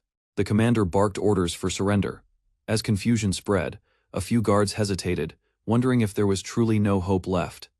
The atmosphere shifted into despair, clouding the soldiers' ability to act decisively. However, not all were ready to yield. Chaos returned as a warrior lashed out in defiance. Blades clashed again in the dark. Loyalty and betrayal intertwined under the flickering lights of battle. Enraged fighters demanded answers about the so-called final escape route. Accusations flew as tension exploded among both allies and enemies. No one wanted to be the last sacrifice. A silent knight declared coldly that someone had to stay behind. He saw no issue in abandoning others if it ensured his own survival. His tone lacked remorse. Another warrior stepped forward, challenging that selfish view. Though hopelessness loomed, they refused to let the remaining survivors be betrayed without a fight.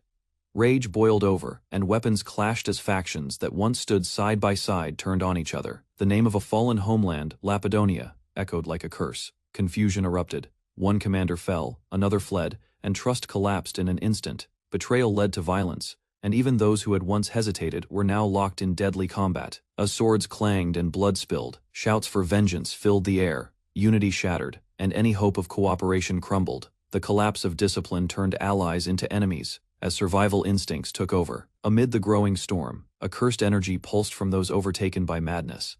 Their sanity gone, their hatred burned hotter than their reason. Screaming vengeance, they surged forward in a frenzy. The corrupted charged wildly, driven by hate and grief. Their strength grew terrifying, but their actions were no longer rational. They fought with reckless abandon, endangering their own allies in a storm of uncontrollable wrath. In the midst of this chaos, a soldier fought back with despair in his eyes. He cursed the moment, blaming everyone, himself included. As more fell, The battle became not strategy, but pure emotional collapse. An enraged fighter roared, charging headfirst into death. His blade cut through enemies, but also through comrades. Unable to distinguish between friend and foe, blood sprayed, screams rose, and control was lost. Knights clashed under a storm of brutality, with commanders unable to regain command. Even seasoned warriors succumbed to the violence, cornered by betrayal and fear, no longer fighting for victory but to vent sorrow. Then, heavy stomps echoed through the cave. A massive figure emerged from the shadows, drawing everyone's attention. A new threat had arrived, one powerful enough to silence, even madness. A violent force slammed into the battlefield, breaking the standoff in an instant. Bodies flew as the ground cracked beneath a brutal strike. The attackers' overwhelming strength shattered any semblance of resistance. The enemy's entrance was catastrophic. Warriors were thrown through the air like ragdolls. One soldier desperately clutched a fallen comrade, their expressions filled with terror as the attacker surged forward without pause. From above, a massive body descended like a meteor. The system displayed the devastating weight, over 580 kilograms, before confirming additional damage from the attacker's racial trait, rebound impact. Soldiers stumbled back, confused and horrified by what they had witnessed. As some struggled to their feet, Bjorn emerged from the dust, raising his voice to rally those on the verge of despair. He declared his identity boldly, Bjorn, son of Andal of the Redfoot clan. He demanded that any ally who recognized him fall in line immediately and follow his lead. To his surprise, others stood. Fellow barbarians, inspired by his words, echoed his declaration. Their recognition reignited the flame of unity. What was once a collapsing crowd began to reform around him. The roar of a barbarian war cry shook the cave. Unity spread fast, and those who once quarreled were now driven by shared identity. A mob formed. No longer enemies, but a single tribe under one command. Bjorn reminded them they could not fight amongst themselves. In unison, the group shouted, "We must not fight each other."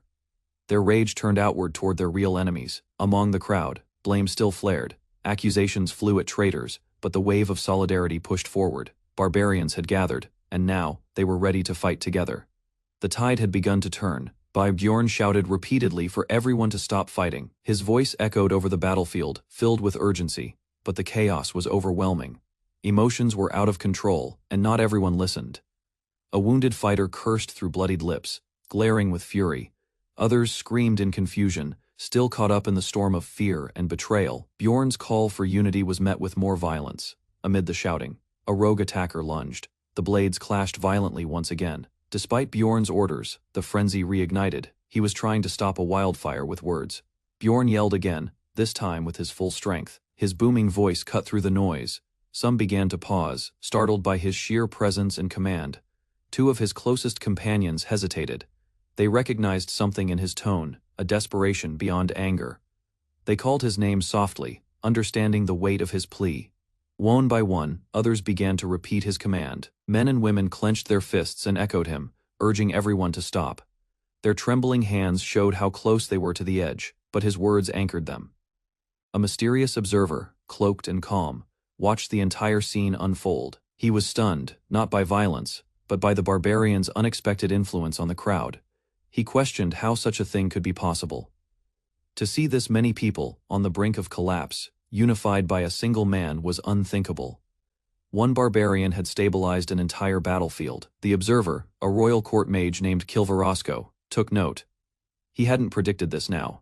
His attention was fully on Bjorn, the barbarian who silenced chaos.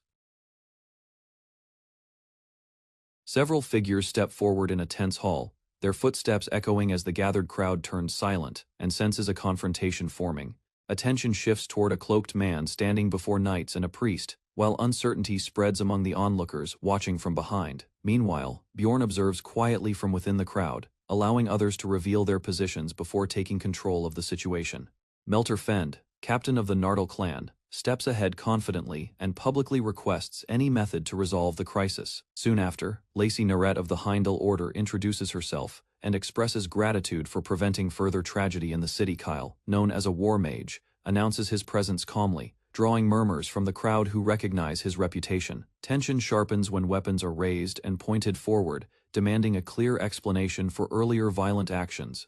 Questions spread rapidly as suspicion grows about whether the barbarian acted recklessly without a structured plan. Bjorn, wearing his helmet firmly, remains composed and reflects that he had not expected such a swift reaction. Without warning, Bjorn suddenly shouts loudly, startling nearby adventurers and drawing every eye toward his imposing frame. Rather than presenting a detailed strategy, he admits acting on instinct, relying on direct action instead of careful calculation.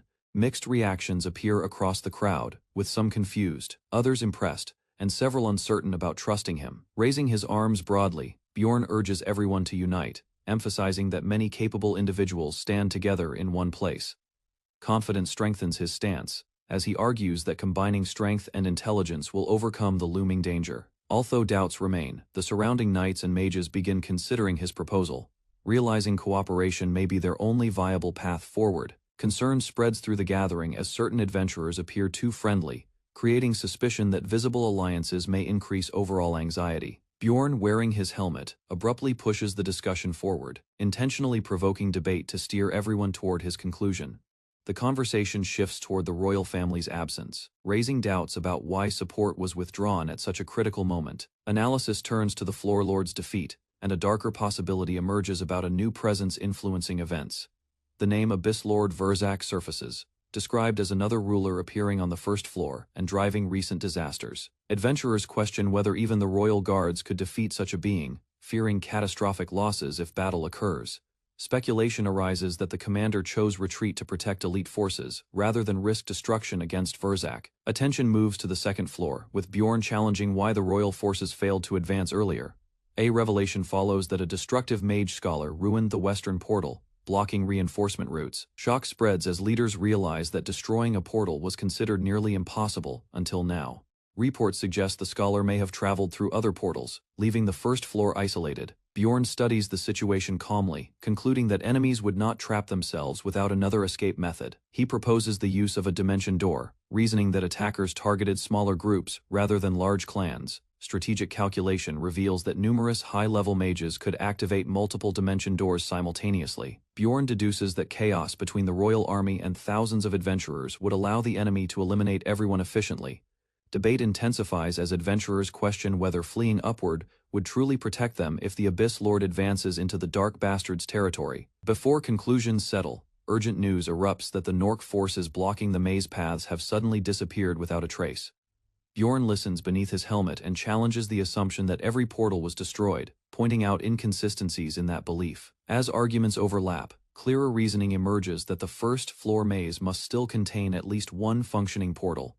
Careful deduction suggests that if enemies vanished so quickly, they likely escaped through a hidden route rather than perishing. Despite fears that powerful foes may be waiting near any exit, several leaders admit that remaining in place guarantees slow annihilation. Bjorn proposes dividing the adventurers into organized groups of 300 to improve mobility and reduce total losses. He stresses that a direct clash against Verzak would destroy most fighters, making coordination and speed their only advantage. Gradually, determination replaces panic as various clans begin gathering members and forming structured units for departure. A red-haired captain loudly calls for high-ranked warriors to join the Red Light clan, hoping to secure elite strength first. Sensing the urgency, Bjorn steps forward, intending to move before rival leaders recruit every capable combatant. A cloaked mage approaches him directly and insists on fighting at the front, claiming instinct draws him toward Bjorn's side. Bjorn questions the mage's judgment, warning that leading the charge places survival at extreme risk. The mage responds with unsettling calm, accepting the danger and agreeing to cooperate, which triggers a system notice announcing an advanced mage's appearance. Surprise spreads among nearby adventurers, and suspicion grows that Bjorn may gain a powerful ally before anyone else secures him. Movement begins quickly as leaders urge nearby adventurers to head north and reorganize before confusion spreads further. Bjorn advances through the crowd, and others instinctively follow his steady pace, despite the lack of formal orders. Recognition grows that people are naturally gathering behind him, creating an unspoken center of gravity. Volunteers from different floors step forward, offering their strength and requesting permission to join his formation. A priest and several fighters express belief that he can save the greatest number if properly supported. Various adventurers of different ranks present their abilities, seeking roles within the developing group. The cloaked mage observes quietly and remarks that individuals consistently gravitate toward Bjorn's presence. Gradual acceptance forms in Bjorn's mind as he begins to acknowledge the weight of responsibility settling on him. Determination replaces hesitation, and he silently resolves to move forward with those who trust him. A seasoned warrior named Taklin approaches from the shadows, requesting acknowledgement before stepping closer. Without hesitation, Taklin positions himself at Bjorn's side, signaling loyalty through action rather than words. Standing together at the front, they prepare to guide the newly formed group toward the uncertain path ahead. A grief-stricken man stands beneath the fading light, his eyes empty as he questions the purpose of surviving after losing his wife and everything that anchored him. Nearby, Taklin watches him carefully, understanding that despair often disguises the instinct to endure that still burns quietly within a broken heart. Dangling over a deadly drop, the man faces the edge of death. Yet even in that moment, his body resists surrender, revealing an unspoken attachment to life. Suspended in darkness, he struggles against gravity and fear, discovering that humans cling to existence, even when their words claim exhaustion. Images of his lost wife surface through pain and regret, but grief alone cannot overpower the natural drive to keep breathing and searching for meaning. When he finally stands again, Taklin silently acknowledges that decision, later choosing to align himself with those who refuse to collapse under despair. Bjorn studies Taklin's composed demeanor, sensing kindness mixed with guilt and an awareness of his own contradictions. The knight admits inwardly that helping others eases his conscience, recognizing that survival often demands uncomfortable compromises. Despite this honesty, he commits to the group, accepting that flawed intentions can still produce necessary alliances inside the dungeon. A sudden roar shatters the tension as allies rush toward Bjorn, relief spreading quickly when they confirm he remains alive. Questions are exchanged while the priest avoids direct eye contact, her discomfort visible as she reports what she overheard earlier. Bjorn notices the hesitation but refrains from pressing her, choosing instead to observe and preserve stability within the team. Overcome by instinct, Bjorn shifts into a commanding presence, unintentionally drawing the attention of survivors gathered nearby. With steady authority, he instructs them to assemble and prepares to count their remaining numbers before taking further action. Facing the crowd, Bjorn concludes that the key to overcoming the dungeon lies not in strength alone but in organized leadership and collective resolve. Bjorn introduces himself firmly while clasping hands with a hesitant man named Sebastian, establishing recognition through a direct and steady gesture. Around them, survivors murmur about the importance of names, noting how openly Bjorn declares his identity without hesitation. Observers quietly question why Sebastian rejected an earlier offer from a captain, sensing embarrassment beneath the surface. The blonde warrior explains that he chose to follow Bjorn based on instinct rather than logic. From a distance, the group watches Bjorn's broad back, sharing the unspoken belief that standing near him feels safer. Agreement spreads subtly through the crowd as they decide to observe his actions before committing fully. A dwarf openly praises Bjorn's strength and presence, offering trust without reservation. Bjorn pauses when a knight passes, recalling the man's name as Darcis, and surprising him with that memory. Recognition turns into mutual resolve as they acknowledge the necessity of fighting together. Ebertine proposes a drink if they survive, and Bjorn accepts the gesture as a promise of shared survival.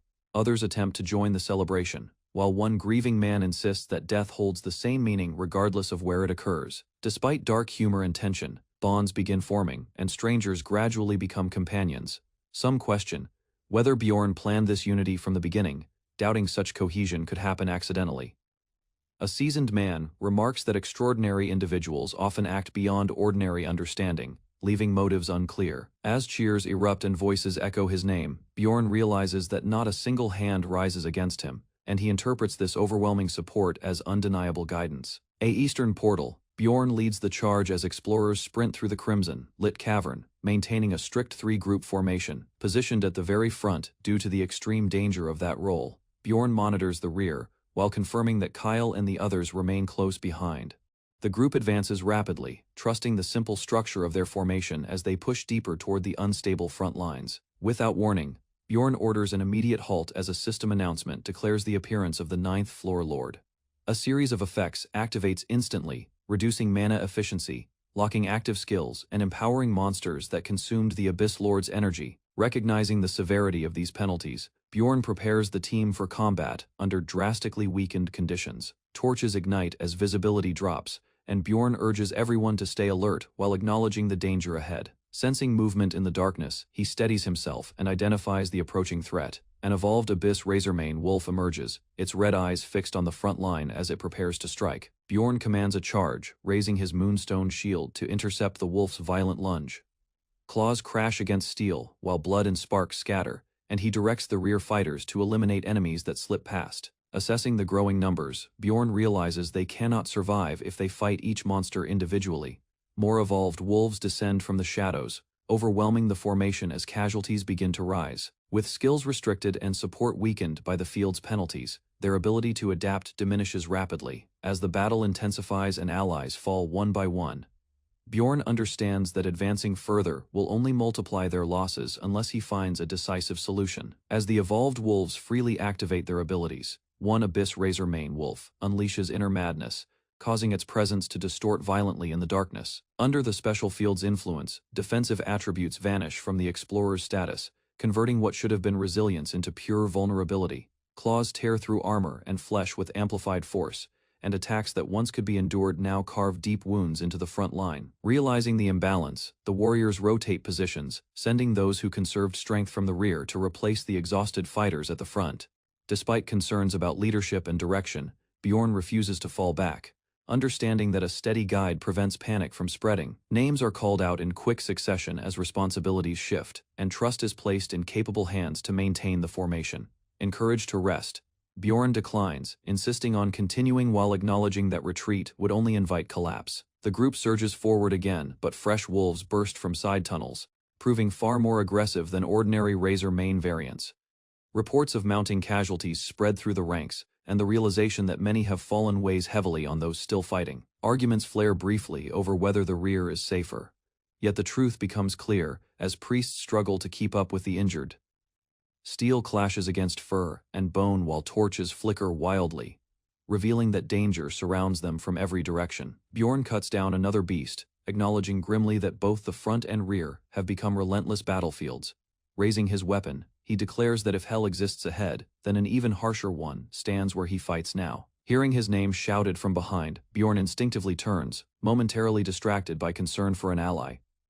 A sudden strike knocks the breath from him, and as he steadies himself he forces his focus back to the fight, knowing hesitation will only claim more lives. Bjorn forces his body forward through the chaos, gripping his shield and mace as blood and pressure build around him in the collapsing formation.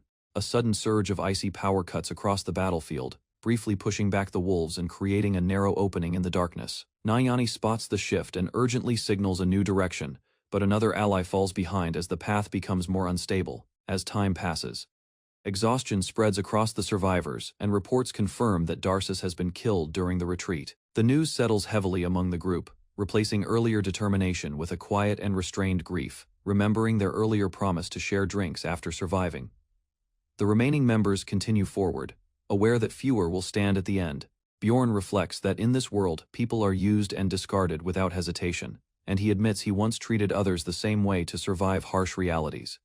A strange sensation spreads through his chest as heat rises with his circulating blood, and the discomfort forces him to confront emotions he long ignored. Overwhelmed by the burning in his heart and the pounding in his head, Bjorn realizes he no longer seeks justification, and instead embraces the violent resolve forming inside him. Red energy surges around him as he accepts a fierce desire to repay those who tried to break him, including his comrades and the countless people advancing behind him.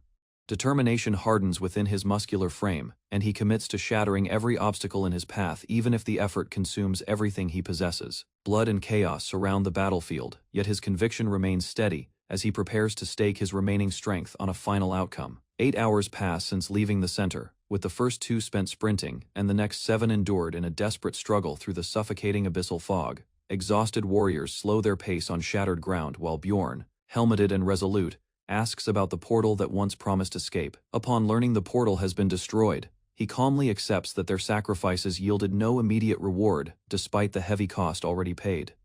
Grief flickers across his expression as he acknowledges the many deaths, but he forces himself to regain composure in the silent aftermath. With few portals remaining, he understands a swift decision is required because hesitation will only invite further disaster. Comrades rally behind him without question, trusting his judgment and strength even if his choice leads them toward greater danger. Relief cools his earlier fury as he evaluates the labyrinth's structure and considers where an enemy commander would likely relocate. A mental map unfolds before him, revealing strategic positions across the maze while he calculates the most advantageous northern route. Certainty settles in as Bjorn identifies the Goblin Forest as the destination, preparing to lead everyone toward that decisive battlefield.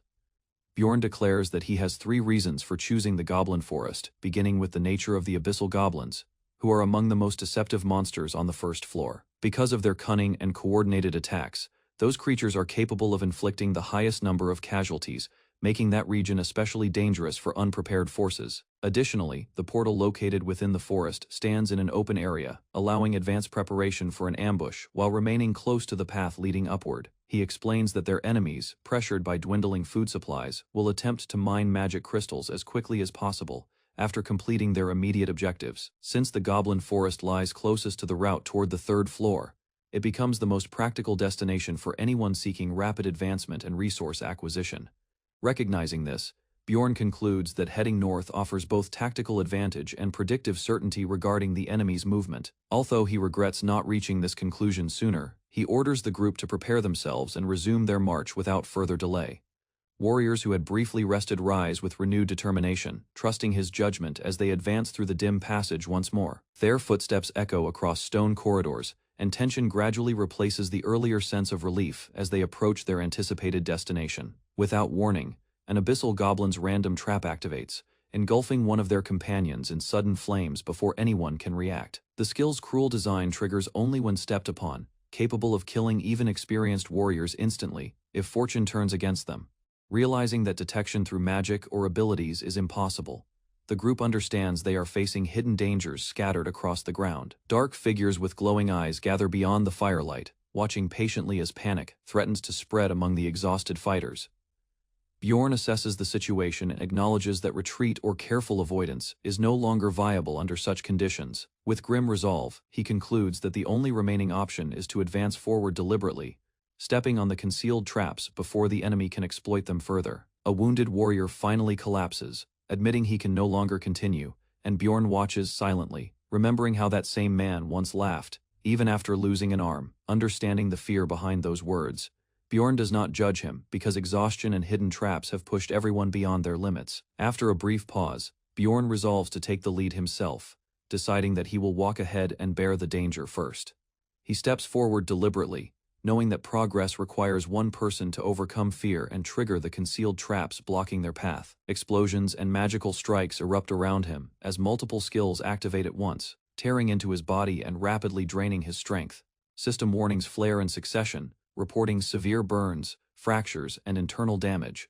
Yet he continues moving despite the overwhelming pain. The traps activate almost instantly upon contact, far too quickly to avoid, confirming that careful detection would never have guaranteed survival.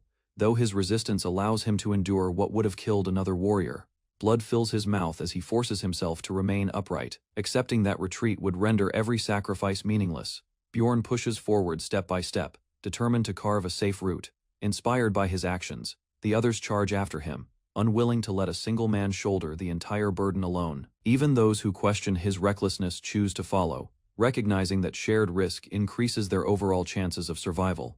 One by one, they commit to advancing through the deadly corridor, rejecting hesitation despite the mounting injuries. As another trap detonates nearby, a companion shouts for everyone to keep running, refusing to allow fear to halt their momentum. Bjorn endures further impacts while maintaining his forward pace, ensuring the triggered traps clear the path behind him. Through pain and chaos, their formation holds together, and that relentless advance becomes the only reason they continue moving deeper into the labyrinth. Bjorn continues stepping onto hidden traps so no one else will be forced to fall behind, refusing to abandon anything or anyone in this deadly corridor. Another explosion erupts beneath his boot, and the shockwave throws debris and sparks across the narrow passage where his companions struggle to keep up. When his vision clears, he realizes someone is carrying him again, though he does not ask what happened since this has already occurred multiple times. Despite drifting in and out of consciousness, Bjorn focuses only on how much time has passed, measuring progress instead of questioning the cost. Comrades shout his name as they move, their voices strained with fear while they continue advancing through smoke and scattered flames. Regaining clarity, he insists on moving forward under his own strength, unwilling to remain a burden while others bleed around him. A warrior urges him to rest, warning that at this pace his body will collapse before they reach safety. Bjorn rejects the suggestion immediately, his gaze sharpening beneath the helmet as he calls for Kyle and demands a precise update. Sweat runs down Kyle's face as he calculates the distance and reports that they will arrive in 2 hours if they maintain speed. Hearing this, Bjorn estimates how long he was unconscious and realizes precious minutes were lost while others fought in his place. The priest's divine power continues to drain rapidly, and Bjorn wonders how many allies have fallen ahead of him during each lapse. His bloodied hand tightens around his weapon as guilt and urgency mix, reinforcing his decision to resume the lead. A companion questions whether he truly needs to keep pushing when others are already guiding the path forward. Bjorn answers through action rather than reassurance, stepping ahead once more despite the tremor in his legs. With determination overriding exhaustion, he advances toward the next unseen trap, intent on ensuring that no further sacrifices occur because of hesitation. Bjorn hears pleas urging him to stop, words that once would have sounded reasonable, yet now strike him as dangerously comforting in a place where hesitation leads to death. Despite their concern, he states that he must continue, stepping past them while their confusion grows over why he keeps choosing the most perilous position. Questions follow him through the corridor, but he does not slow down because he believes stopping now would only repeat the same cycle of loss.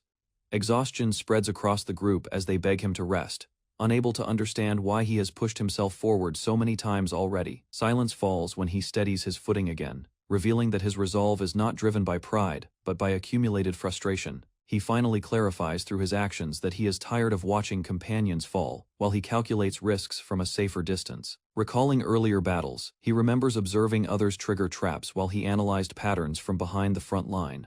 Through repeated exposure, he identified a simple calculation: the one who leads controls how many hidden dangers are activated. Accepting this conclusion, Bjorn chooses to remain at the front, convinced that placing himself in danger will ultimately result in the fewest deaths.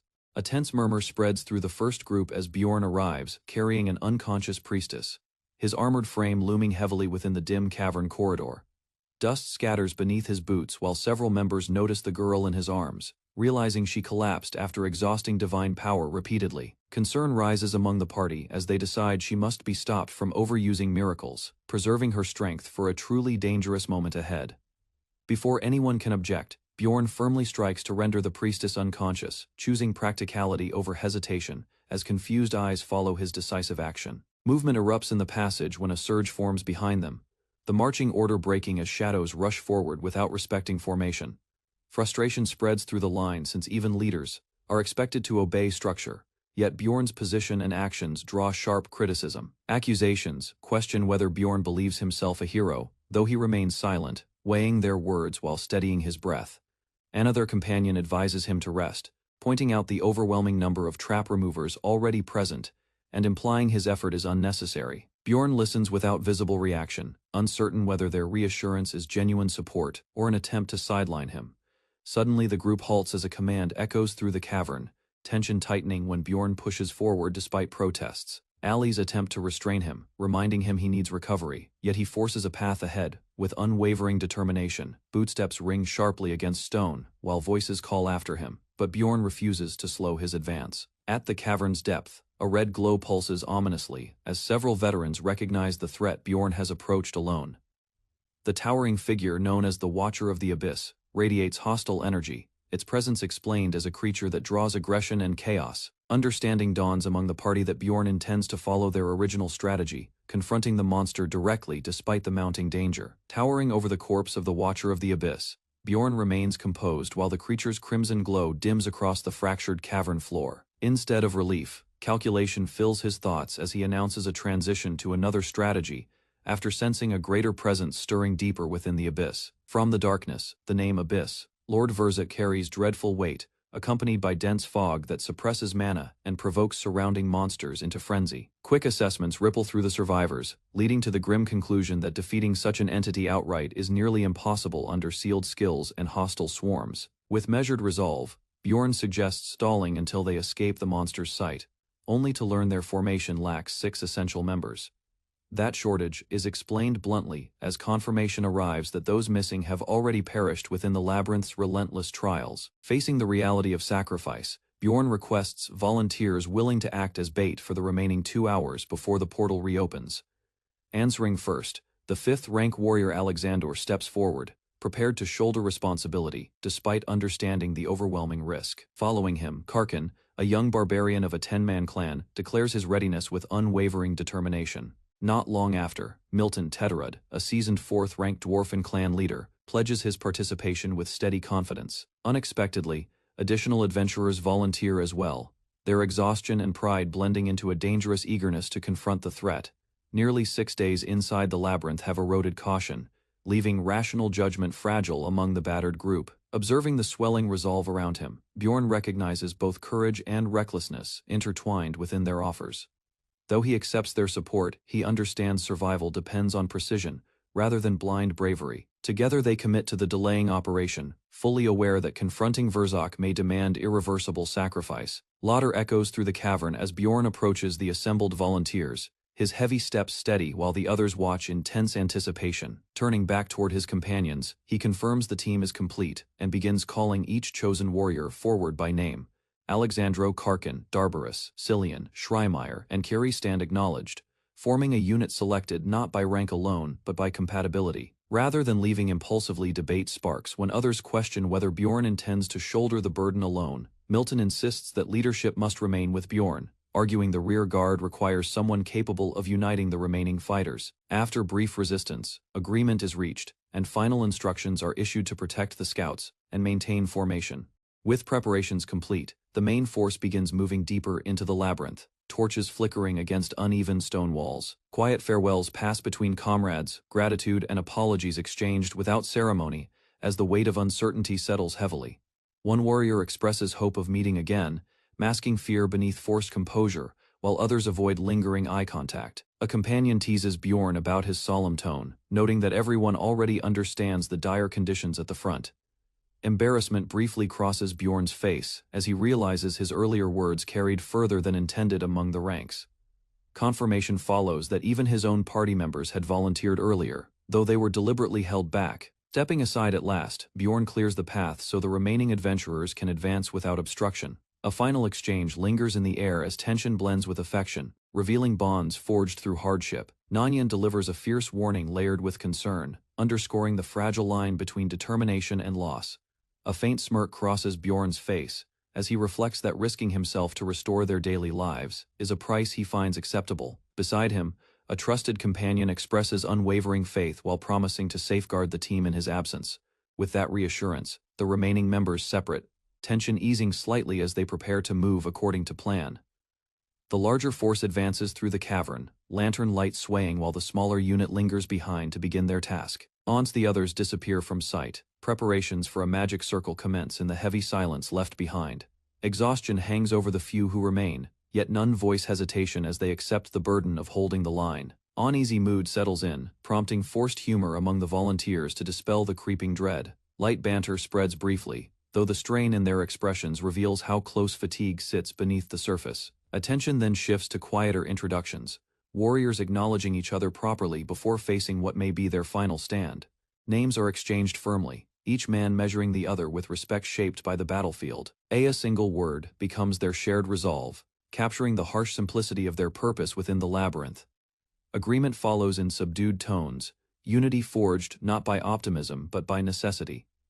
Suddenly, countless crimson eyes open across the darkness, signaling the Abyss Lord's arrival. Bjorn commands preparation as hostile energy floods the cavern and oppressive pressure bears down on the small formation. While the strategy demands enduring only minutes, a final order circulates among them to ensure Bjorn survives regardless of the outcome. Doubt flickers among the rear guard when Milton quietly accepts Bjorn's resolve, choosing not to question the burden he intends to carry alone. Confidence spreads through the group as they reaffirm a simple belief that their survival depends entirely on Bjorn remaining alive. Crimson light thickens ahead, signaling the Abyss Lord's movement while the formation tightens in preparation for impact. A violent clash erupts as Bjorn intercepts the first strike, his shield absorbing a force strong enough to fracture reinforced stone. Shock registers briefly across his expression when he realizes the monster's raw power exceeds earlier calculations. Despite that revelation, the rear guard steadies themselves, committing to endure 10 full minutes regardless of mounting damage. The towering form of Abyss Lord Verzak emerges fully identified as a boss defeatable only in later phases and otherwise overwhelmingly superior. Acknowledging their limited knowledge, the warriors abandon hesitation and treat the enemy as merely another trial in the labyrinth. With resolve hardened, Bjorn advances under the red glare, determined to withstand hardship long enough to secure tomorrow.